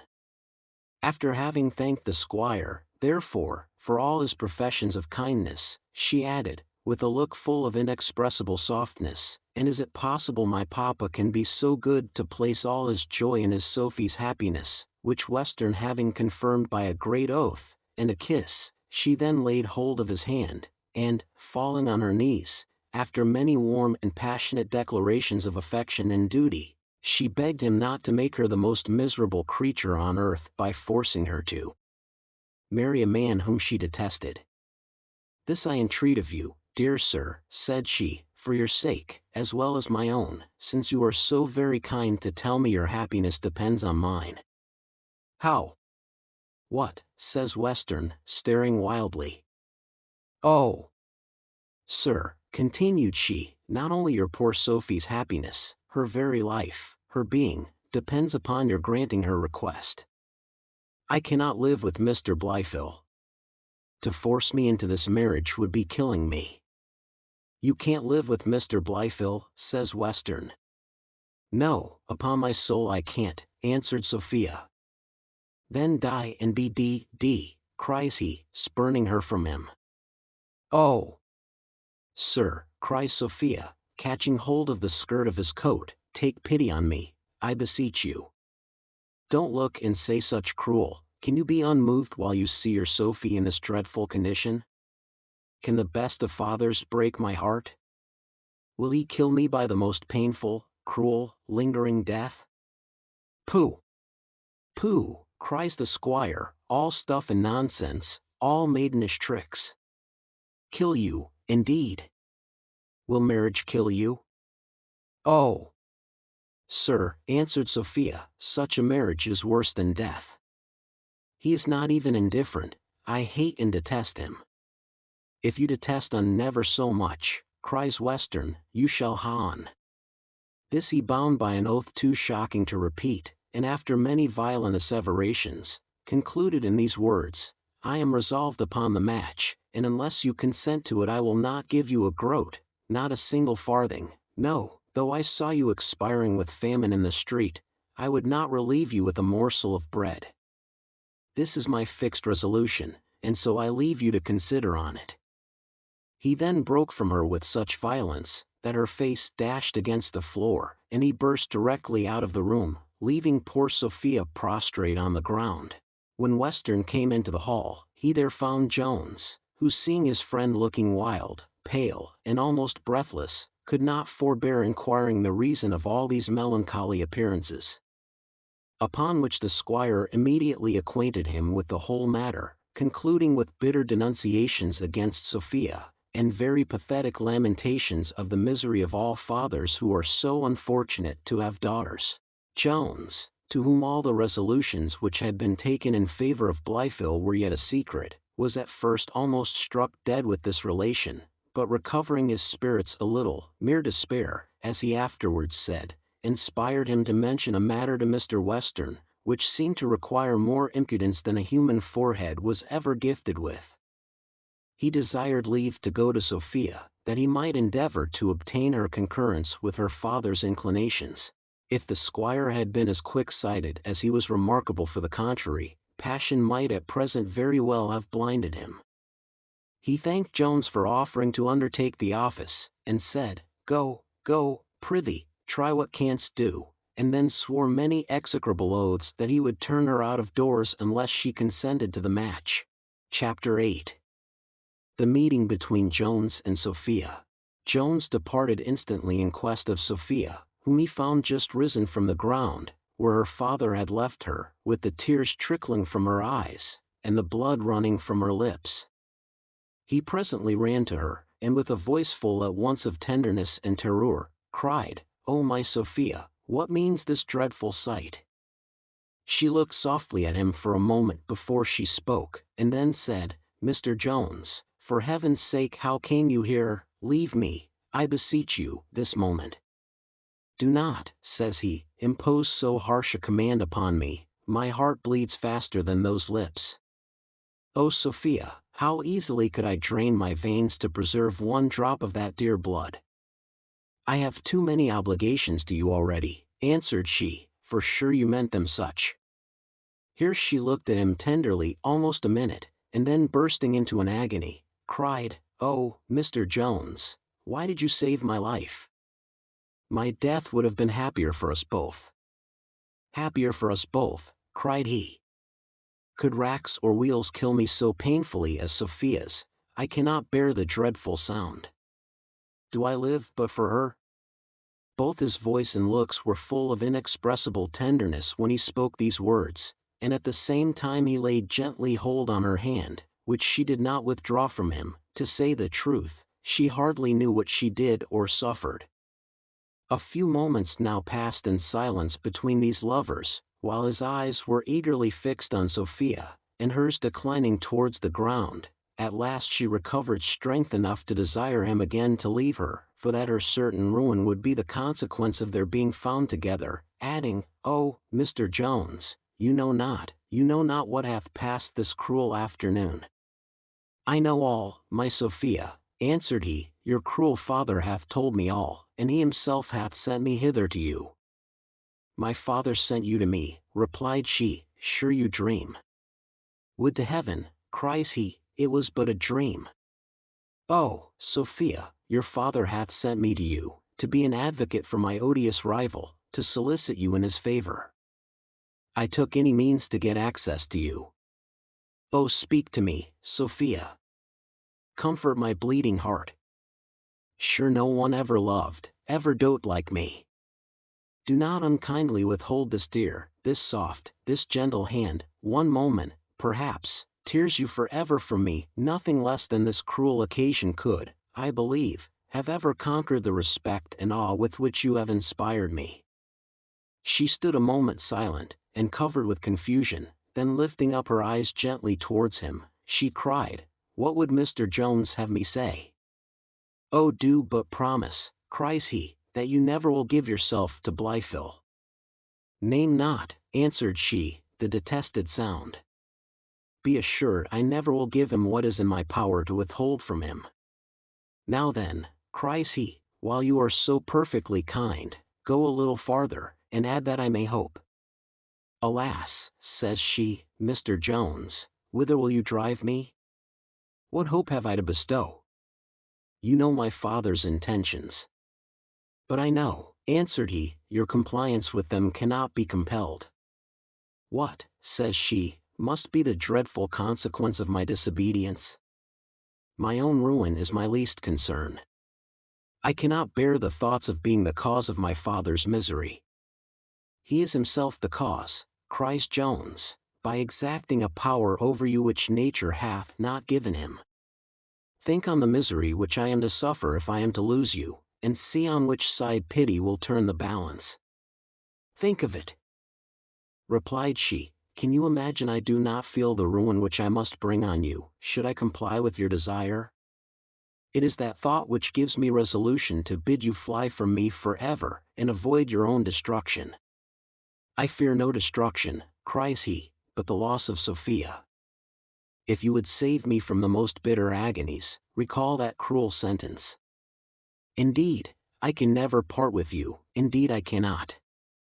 The lovers now stood both silent and trembling, Sophia being unable to withdraw her hand from Jones, and he almost as unable to hold it, when the scene, which I believe some of my readers will think had lasted long enough, was interrupted by one of so different a nature, that we shall reserve the relation of it for a different chapter. Chapter 9. Being of a much more tempestuous kind than the former. Before we proceed with what now happened to our lovers, it may be proper to recount what had passed in the hall during their tender interview. Soon after Jones had left Mr. Western in the manner above mentioned, his sister came to him, and was presently informed of all that had passed between her brother and Sophia relating to Blifil. This behavior in her niece the good lady construed to be an absolute breach of the condition on which she had engaged to keep her love from Mr. Jones a secret.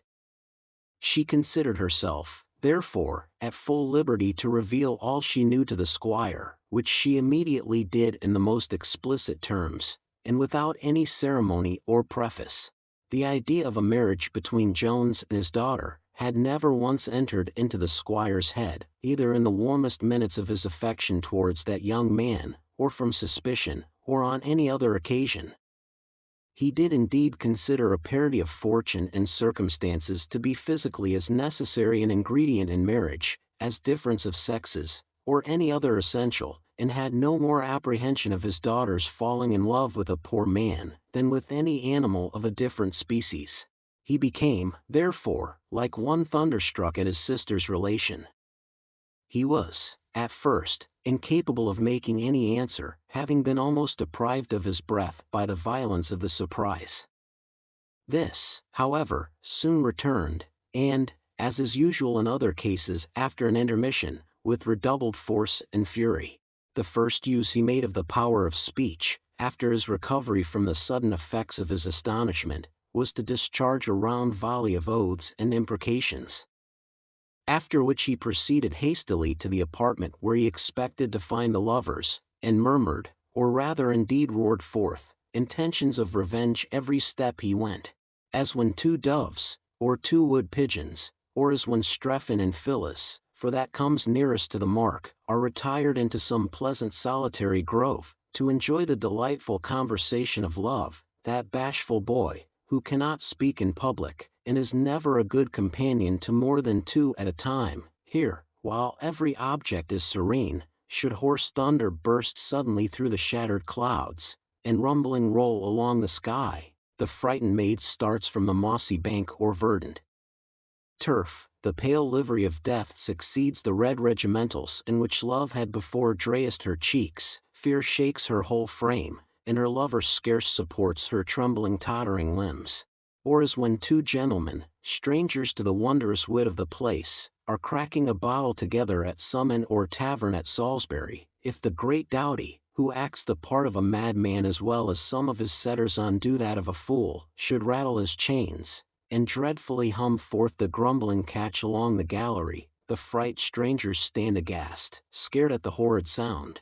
They seek some place of shelter from the approaching danger, and if the well-barred windows did admit their exit, would venture their necks to escape the threatening fury now coming upon them. So trembled poor Sophia, so turned she pale at the noise of her father, who, in a voice most dreadful to hear, came on swearing, cursing, and vowing the destruction of Jones. To say the truth, I believe the youth himself would, from some prudent considerations, have preferred another place of abode at this time, had his terror on Sophia's account given him liberty to reflect a moment on what any other ways concerned himself, than as his love made him partake whatever affected her. And now the squire, having burst open the door, beheld an object which instantly suspended all his fury against Jones. This was the ghastly appearance of Sophia, who had fainted away in her lover's arms.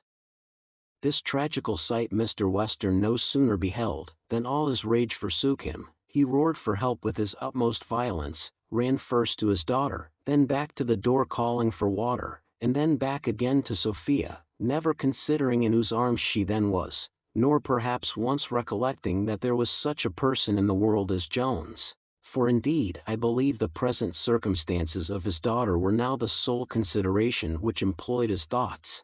Mrs. Western and a great number of servants soon came to the assistance of Sophia with water, cordials, and everything necessary on those occasions.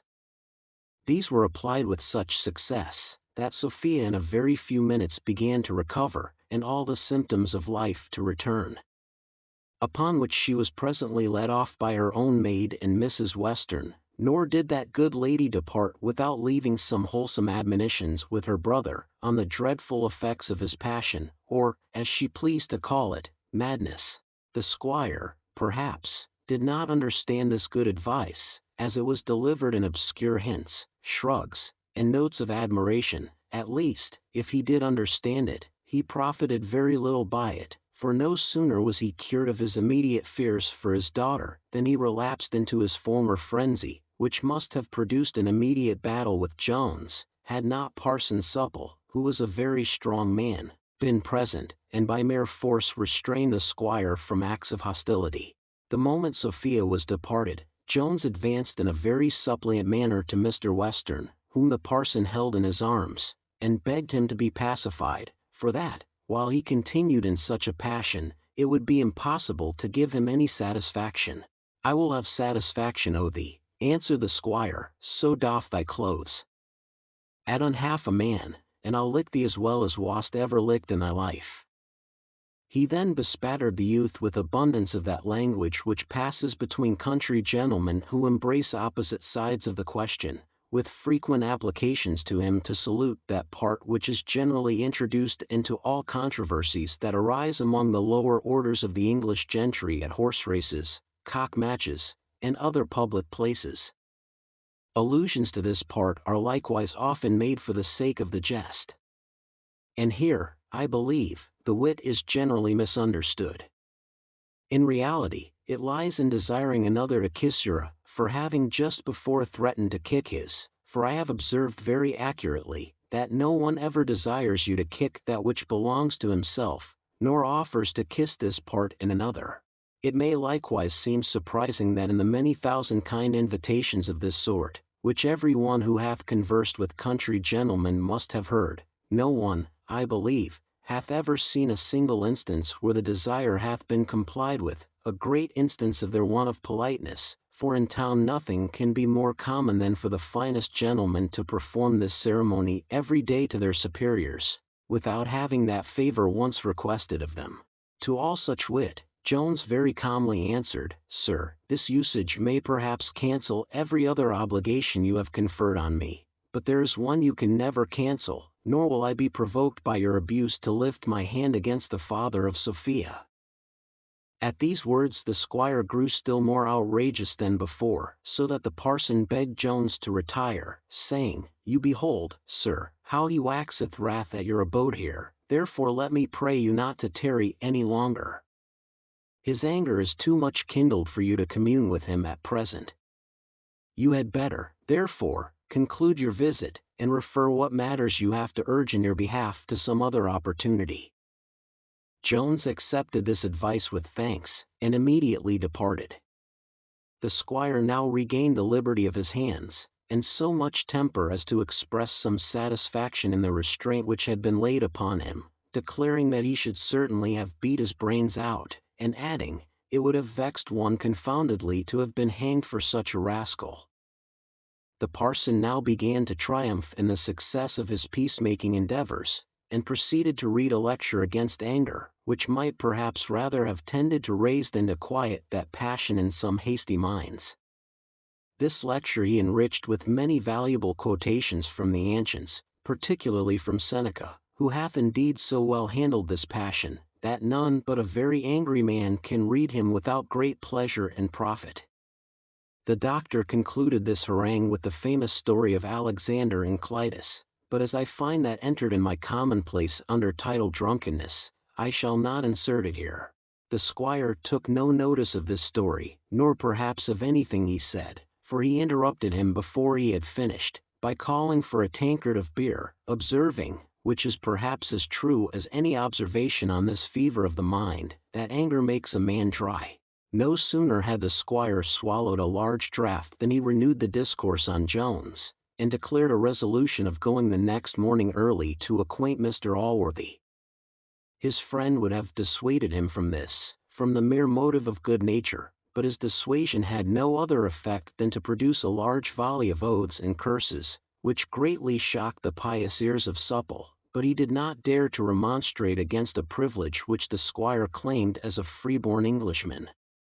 To say truth, the parson submitted to please his palate at the squire's table, at the expense of suffering now and then this violence to his ears. He contented himself with thinking he did not promote this evil practice, and that the squire would not swear an oath the less, if he never entered within his gates. However, though he was not guilty of ill manners by rebuking a gentleman in his own house, he paid him off obliquely in the pulpit, which had not, indeed, the good effect of working a reformation in the squire himself, yet it so far operated on his conscience, that he put the laws very severely in execution against others, and the magistrate was the only person in the parish who could swear with impunity. Chapter 10, in which Mr. Western visits Mr. Allworthy. Mr. Allworthy was now retired from breakfast with his nephew, well satisfied with the report of the young gentleman's successful visit to Sophia, for he greatly desired the match, more on account of the young lady's character than of her riches, when Mr. Western broke abruptly in upon them, and without any ceremony began as follows. There, you have done a fine piece of work truly. You have brought up your bastard to a fine purpose, not that I believe you have had any hand in it neither, that is, as a man may say, designedly, but there's a fine kettle of fish made on up at our house. What can be the matter, Mr. Western, said Allworthy. Oh, matter enow of all conscience, my daughter hath fallen in love with your bastard, that's all, but I won't gie her a halfpenny, not the 20th part of a brass farden. I always thought what would come o' breeding up a bastard like a gentleman, and letting un come about to Vox houses. It's well vorun I could not get it un, I'd a licked un, I'd a spoiled his caterwauling, I'd a taught the son of a whore to meddle with meat for his master. He shan't ever have a morsel of meat of mine, or a varden to buy it, if she will ha on, one smock shall be her portion. I'd sooner gie my estate to the zinking fund, that it may be sent to Hanover to corrupt our nation with. I am heartily sorry, cries Allworthy. Pox o' your sorrow, says Western, it will do me abundance of good when I have lost my only child, my poor Sophie, that was the joy of my heart, and all the hope and comfort of my age, but I am resolved I will turn her out o' doors, she shall beg, and starve, and rot in the streets. Not one halfpenny, not a halfpenny shall she ever hae o' mine. The son of a bitch was always good at finding a hare sitting, and be rotted to en.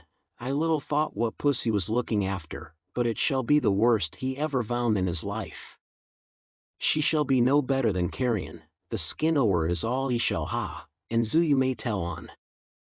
I am in amazement, cries Allworthy, at what you tell me, after what passed between my nephew and the young lady no longer ago than yesterday. Yes, sir, answered Western, it was after what passed between your nephew and she that the whole matter came out. Mr. Blifil there was no sooner gone than the son of a whore came lurching about the house. Little did I think when I used to love him for a sportsman that he was all the while a poaching after my daughter. Why truly, says Allworthy, I could wish you had not given him so many opportunities with her, and you will do me the justice to acknowledge that I have always been averse to his staying so much at your house, though I own I had no suspicion of this kind. Why, zounds, cries Western, who could have thought it? What the devil had she to do why? He did not come there according to her, he came there a-hunting with me. But was it possible, says Allworthy, that you should never discern any symptoms of love between them, when you have seen them so often together? Never in my life, as I hope to be saved, cries Western, I never so much as zeed him kiss her in all my life, and so far from courting her, he used rather to be more silent when she was in company than at any other time, and as for the girl, she was always less civil to en than to any young man that came to the house. As to that matter, I am not more easy to be deceived than another, I would not have you think I am, neighbor. Allworthy could scarce refrain laughter at this, but he resolved to do a violence to himself, for he perfectly well knew mankind, and had too much good breeding and good nature to offend the squire in his present circumstances. He then asked Western what he would have him do upon this occasion, to which the other answered, that he would have him keep the rascal away from his house, and that he would go and lock up the wench, for he was resolved to make her marry Mr. Blifil in spite of her teeth. He then shook Blifil by the hand, and swore he would have no other son-in-law. Presently after which he took his leave, saying his house was in such disorder that it was necessary for him to make haste home, to take care his daughter did not give him the slip, and as for Jones, he swore if he caught him at his house, he would qualify him to run for the gelding's plate. When Allworthy and Blifil were again left together, a long silence ensued between them, all which interval the young gentleman filled up with sighs, which proceeded partly from disappointment, but more from hatred, for the success of Jones was much more grievous to him than the loss of Sophia. At length his uncle asked him what he was determined to do, and he answered in the following words, Alas! Sir, can it be a question what step a lover will take, when reason and passion point different ways? I am afraid it is too certain he will, in that dilemma, always follow the latter. Reason dictates to me, to quit all thoughts of a woman who places her affections on another. My passion bids me hope she may in time change her inclinations in my favor. Here, however, I conceive an objection may be raised, which, if it could not fully be answered, would totally deter me from any further pursuit. I mean the injustice of endeavoring to supplant another in a heart of which he seems already in possession, but the determined resolution of Mr. Western shows that, in this case, I shall, by so doing, promote the happiness of every party, not only that of the parent, who will thus be preserved from the highest degree of misery, but of both the others, who must be undone by this match. The lady, I am sure, will be undone in every sense, for, besides the loss of most part of her own fortune, she will be not only married to a beggar, but the little fortune which her father cannot withhold from her will be squandered on that wench with whom I know he yet converses. Nay, that is a trifle, for I know him to be one of the worst men in the world, for had my dear uncle known what I have hitherto endeavored to conceal, he must have long since abandoned so profligate a wretch. "How?" said Allworthy. "Hath he done anything worse than I already know? Tell me, I beseech you." "No," replied Blifil, "it is now past, and perhaps he may have repented of it." "I command you, on your duty," said Allworthy, "to tell me what you mean." "You know, sir," says Blifil, "I never disobeyed you, but I am sorry I mentioned it, since it may now look like revenge, whereas, I thank heaven, no such motive ever entered my heart, and if you oblige me to discover it, I must be his petitioner to you for your forgiveness." "I will have no conditions," answered Allworthy. "I think I have shown tenderness enough towards him, and more perhaps than you ought to thank me for." "More, indeed, I fear, than he deserved," cries Blifil, "for in the very day of your utmost danger, when myself and all the family were in tears, he filled the house with riot and debauchery. He drank, and sung, and roared, and when I gave him a gentle hint of the indecency of his actions, he fell into a violent passion, swore many oaths, called me rascal, and struck me." "How," cries Allworthy, "did he dare to strike you?" "I am sure," cries Blifil, "I have forgiven him that long ago. I wish I could so easily forget his ingratitude to the best of benefactors, and yet even that I hope you will forgive him, since he must have certainly been possessed with the devil, for that very evening, as Mr. Thwackum and myself were taking the air in the fields, and exulting in the good symptoms which then first began to discover themselves, we unluckily saw him engaged with a wench in a manner not fit to be mentioned. Mr. Thwackum, with more boldness than prudence, advanced to rebuke him, when, I am sorry to say it, he fell upon the worthy man, and beat him so outrageously that I wish he may have yet recovered the bruises. Nor was I without my share of the effects of his malice, while I endeavored to protect my tutor, but that I have long forgiven, nay, I prevailed with Mr. Thwackum to forgive him too, and not to inform you of a secret which I feared might be fatal to him. And now, sir, since I have unadvisedly dropped a hint of this matter, and your commands have obliged me to discover the whole, let me intercede with you for him."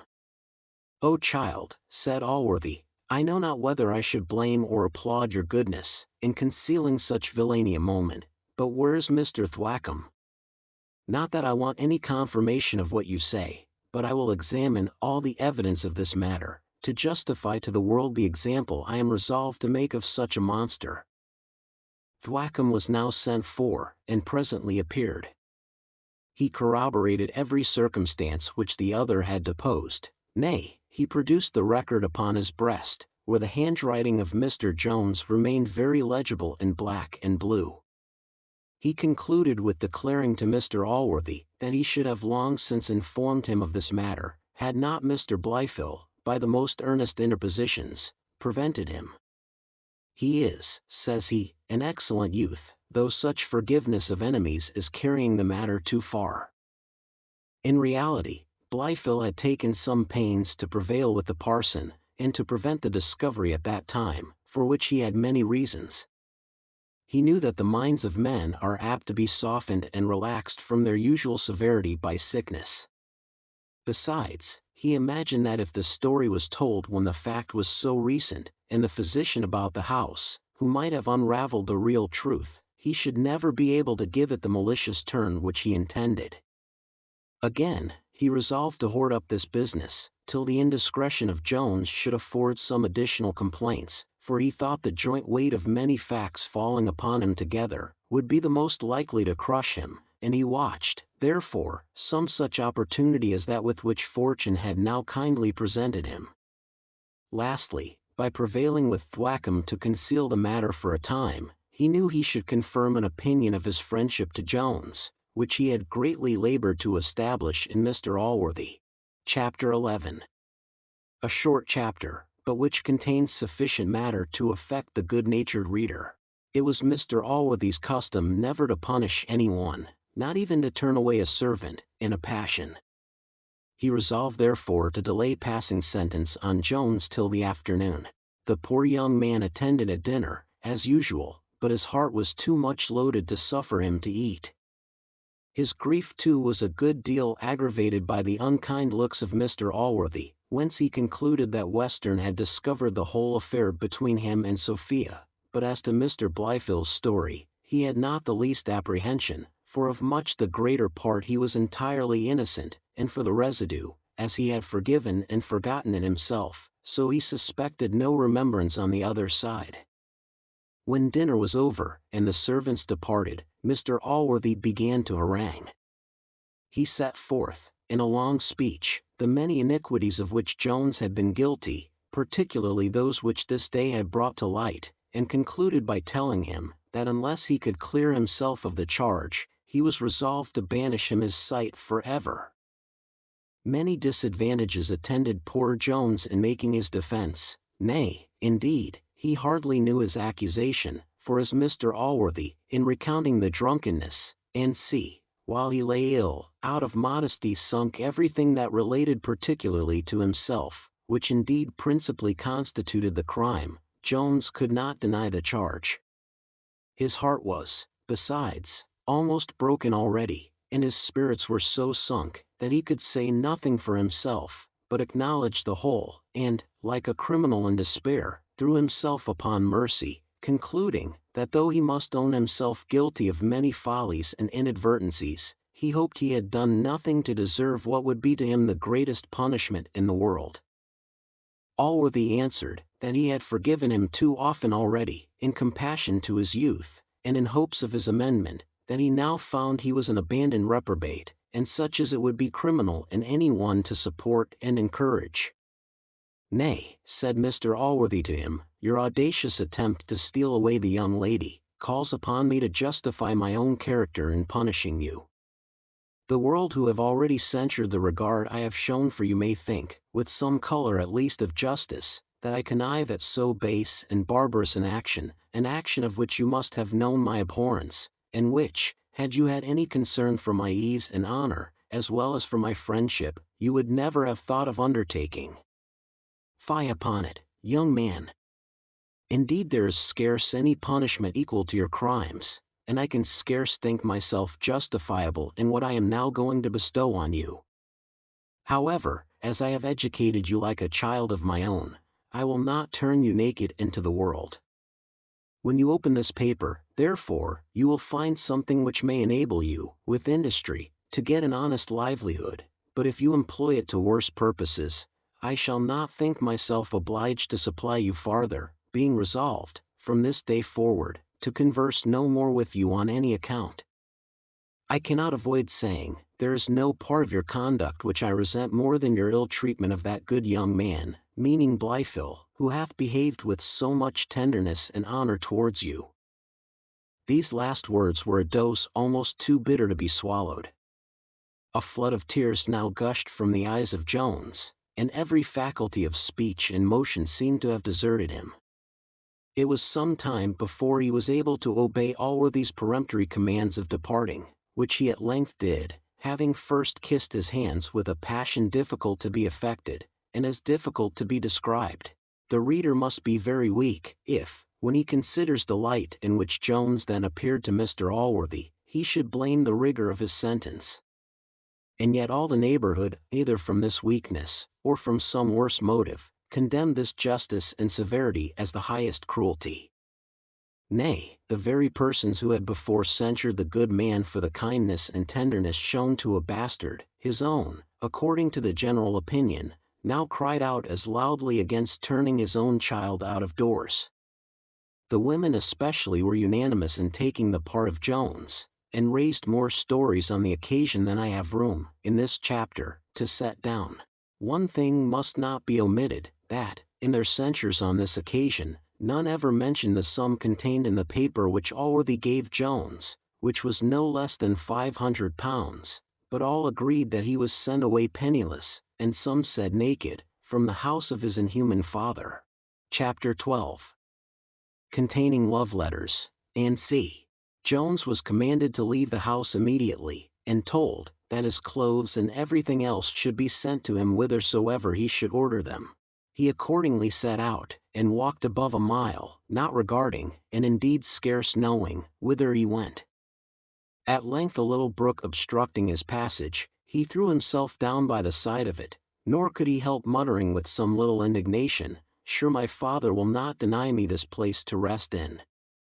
Here he presently fell into the most violent agonies, tearing his hair from his head, and using most other actions which generally accompany fits of madness, rage, and despair.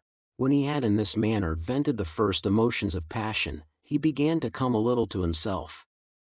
His grief now took another turn, and discharged itself in a gentler way, till he became at last cool enough to reason with his passion, and to consider what steps were proper to be taken in his deplorable condition. And now the great doubt was, how to act with regard to Sophia.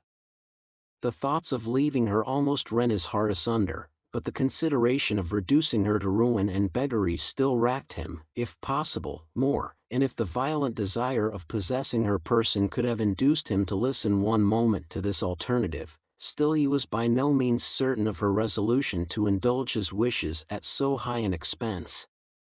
The resentment of Mr. Allworthy, and the injury he must do to his quiet, argued strongly against this latter, and lastly, the apparent impossibility of his success, even if he would sacrifice all these considerations to it, came to his assistance, and thus honor at last backed with despair, with gratitude to his benefactor, and with real love to his mistress, got the better of burning desire, and he resolved rather to quit Sophia, than pursue her to her ruin. It is difficult for any who have not felt it, to conceive the glowing warmth which filled his breast on the first contemplation of this victory over his passion. Pride flattered him so agreeably, that his mind perhaps enjoyed perfect happiness, but this was only momentary. Sophia soon returned to his imagination, and allayed the joy of his triumph with no less bitter pangs than a good-natured general must feel, when he surveys the bleeding heaps, at the price of whose blood he hath purchased his laurels, for thousands of tender ideas lay murdered before our conqueror.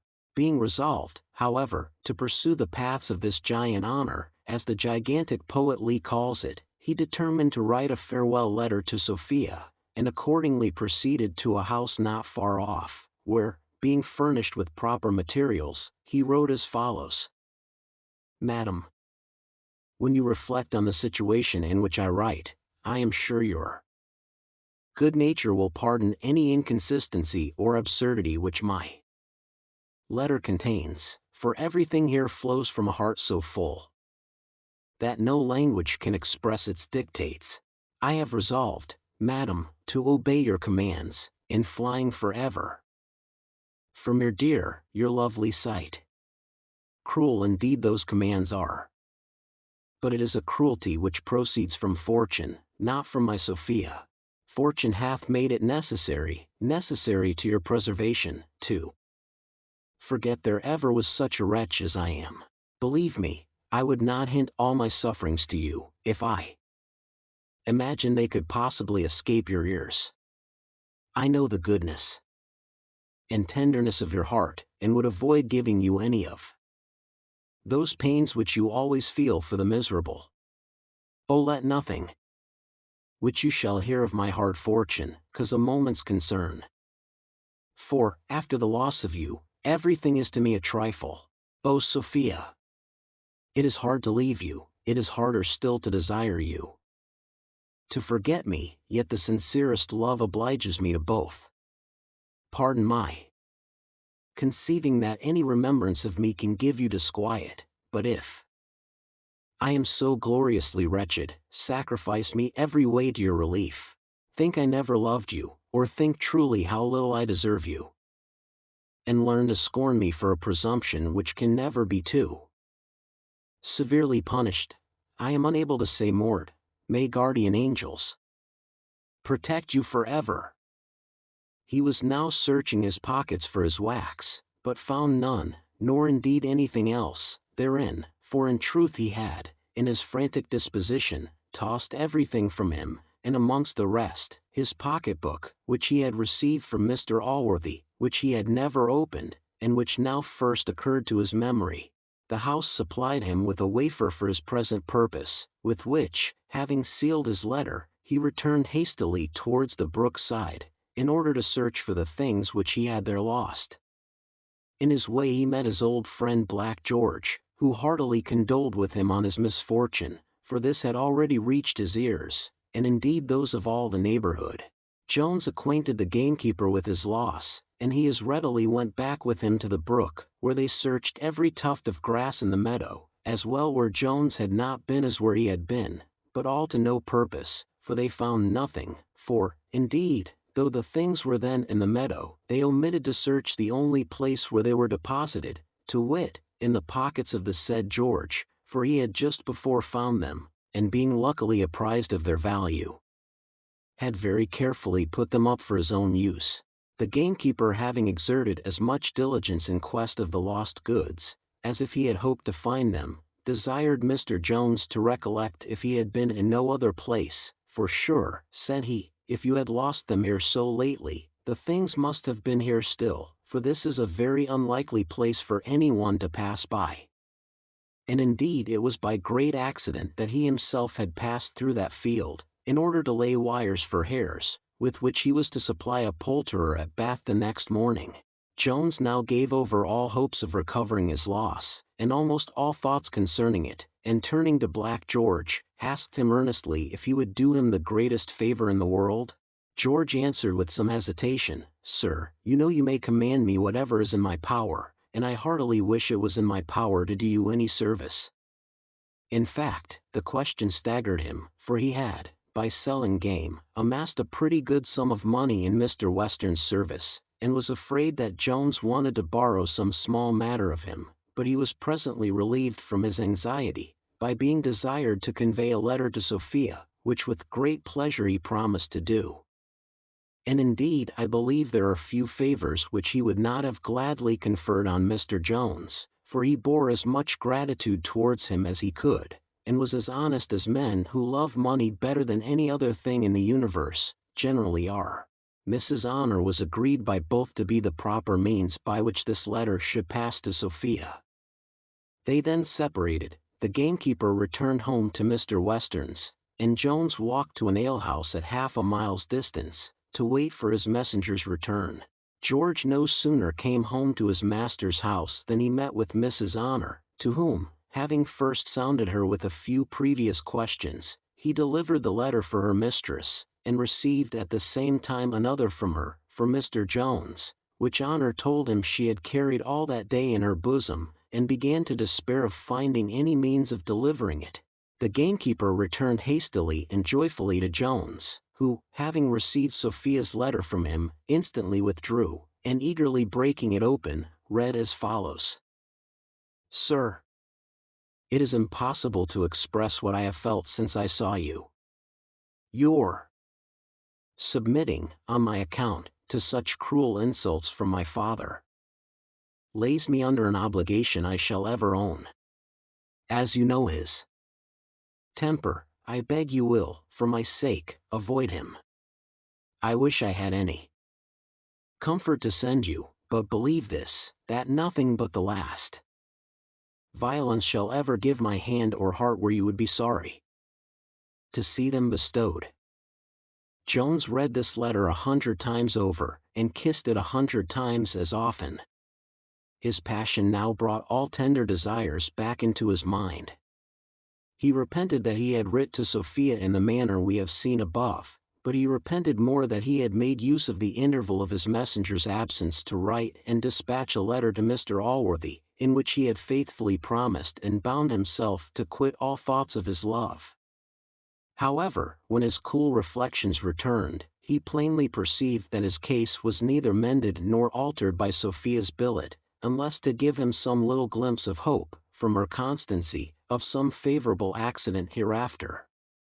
He therefore resumed his resolution, and taking leave of Black George, set forward to a town about 5 miles distant, whither he had desired Mr. Allworthy, unless he pleased to revoke his sentence, to send his things after him. Chapter 13. The behavior of Sophia on the present occasion, which none of her sex will blame, who are capable of behaving in the same manner. In the discussion of a knotty point in the court of conscience, Sophia had passed the last 24 hours in no very desirable manner. During a large part of them she had been entertained by her aunt with lectures of prudence, recommending to her the example of the polite world, where love, so the good lady said, is at present entirely laughed at, and where women consider matrimony, as men do offices of public trust, only as the means of making their fortunes, and of advancing themselves in the world. In commenting on which text Mrs. Western had displayed her eloquence during several hours. These sagacious lectures, though little suited either to the taste or inclination of Sophia, were, however, less irksome to her than her own thoughts, that formed the entertainment of the night, during which she never once closed her eyes. But though she could neither sleep nor rest in her bed, yet, having no avocation from it, she was found there by her father at his return from Allworthy's, which was not till past 10 o'clock in the morning. He went directly up to her apartment, opened the door, and seeing she was not up, cried, "Oh! You are safe then, and I am resolved to keep you so." He then locked the door, and delivered the key to Honor, having first given her the strictest charge, with great promises of rewards for her fidelity, and most dreadful menaces of punishment in case she should betray her trust. Honor's orders were, not to suffer her mistress to come out of her room without the authority of the squire himself, and to admit none to her but him and her aunt, but she was herself to attend her with whatever Sophia pleased, except only pen, ink, and paper, of which she was forbidden the use. The squire ordered his daughter to dress herself and attend him at dinner, which she obeyed, and having sat the usual time, was again conducted to her prison. In the evening the jailer Honor brought her the letter which she received from the gamekeeper. Sophia read it very attentively twice or thrice over, and then threw herself upon the bed, and burst into a flood of tears. Mrs. Honor expressed great astonishment at this behavior in her mistress, nor could she forbear very eagerly begging to know the cause of this passion. Sophia made her no answer for some time, and then, starting suddenly up, caught her maid by the hand, and cried, "Oh, Honor! I am undone." "Mary forbid," cries Honor, "I wish the letter had been burnt before I had brought it to your la'ship. I'm sure I thought it would have comforted your la'ship, or I would have seen it at the devil before I would have touched it." "Honor," says Sophia, "you are a good girl, and it is vain to attempt concealing longer my weakness from you. I have thrown away my heart on a man who hath forsaken me." "And is Mr. Jones," answered the maid, "such a perfidy man?" "He hath taken his leave of me," says Sophia, "for ever in that letter. Nay, he hath desired me to forget him." Could he have desired that if he had loved me? Could he have borne such a thought? Could he have written such a word? "No, certainly, ma'am," cries Honor, "and to be sure, if the best man in England was to desire me to forget him, I'd take him at his word. Mary, come up. I am sure your la'ship hath done him too much honor ever to think on him, a young lady who may take her choice of all the young men in the country. And to be sure, if I may be so presumptuous as to offer my poor opinion, there is young Mr. Blifil, who, besides that he is come of honest parents, and will be one of the greatest squires all hereabouts, he is to be sure, in my poor opinion, a more handsomer and a more politer man by half, and besides, he is a young gentleman of a sober character, and who may defy any of the neighbors to say black is his eye. He follows no dirty trollops, nor can any bastards be laid at his door. Forget him, indeed! I thank heaven I myself am not so much at my last prayers as to suffer any man to bid me forget him twice. If the best he that wears a head was for to offer to say such an affronting word to me, I would never give him my company afterwards, if there was another young man in the kingdom. And as I was a-saying, to be sure, there is young Mr. Blifil." "Name not his detested name," cries Sophia. "Nay, ma'am," says Honor, "if your la'ship doth not like him, there be more jolly handsome young men that would court your la'ship, if they had but the least encouragement. I don't believe there is a young gentleman in this county, or in the next to it, that if your la'ship was but to look as if you had a mind to him, would not come about to make his offers directly." "What a wretch dost thou imagine me," cries Sophia, "by affronting my ears with such stuff? I detest all mankind. Nay, to be sure, ma'am, answered Honor, your lordship hath had enough to give you a surfeit of them. To be used ill by such a poor, beggarly, bastardly fellow. Hold your blasphemous tongue, cries Sophia, how dare you mention his name with disrespect before me? He used me ill? No, his poor bleeding heart suffered more when he writ the cruel words than mine from reading them. Oh! He is all heroic virtue and angelic goodness. I am ashamed of the weakness of my own passion, for blaming what I ought to admire. Oh, Honor! It is my good only which he consults, to my interest he sacrifices both himself and me. The apprehension of ruining me hath driven him to despair. I am very glad, says Honor, to hear your lordship takes that into your consideration, for to be sure, it must be nothing less than ruin to give your mind to one that is turned out of doors, and is not worth a farthing in the world. Turned out of doors, cries Sophia hastily, how? What dost thou mean? Why, to be sure, ma'am, my master no sooner told Squire Allworthy about Mr. Jones having offered to make love to your lordship than the squire stripped him stark naked, and turned him out of doors. Ha, says Sophia, I have been the cursed, wretched cause of his destruction. Turned naked out of doors. Here, Honor, take all the money I have, take the rings from my fingers. Here, my watch, carry 'em all. Go find him immediately. For heaven's sake, ma'am, answered Mrs. Honor, do but consider, if my master should miss any of these things, I should be made to answer for them. Therefore let me beg your lordship not to part with your watch and jewels.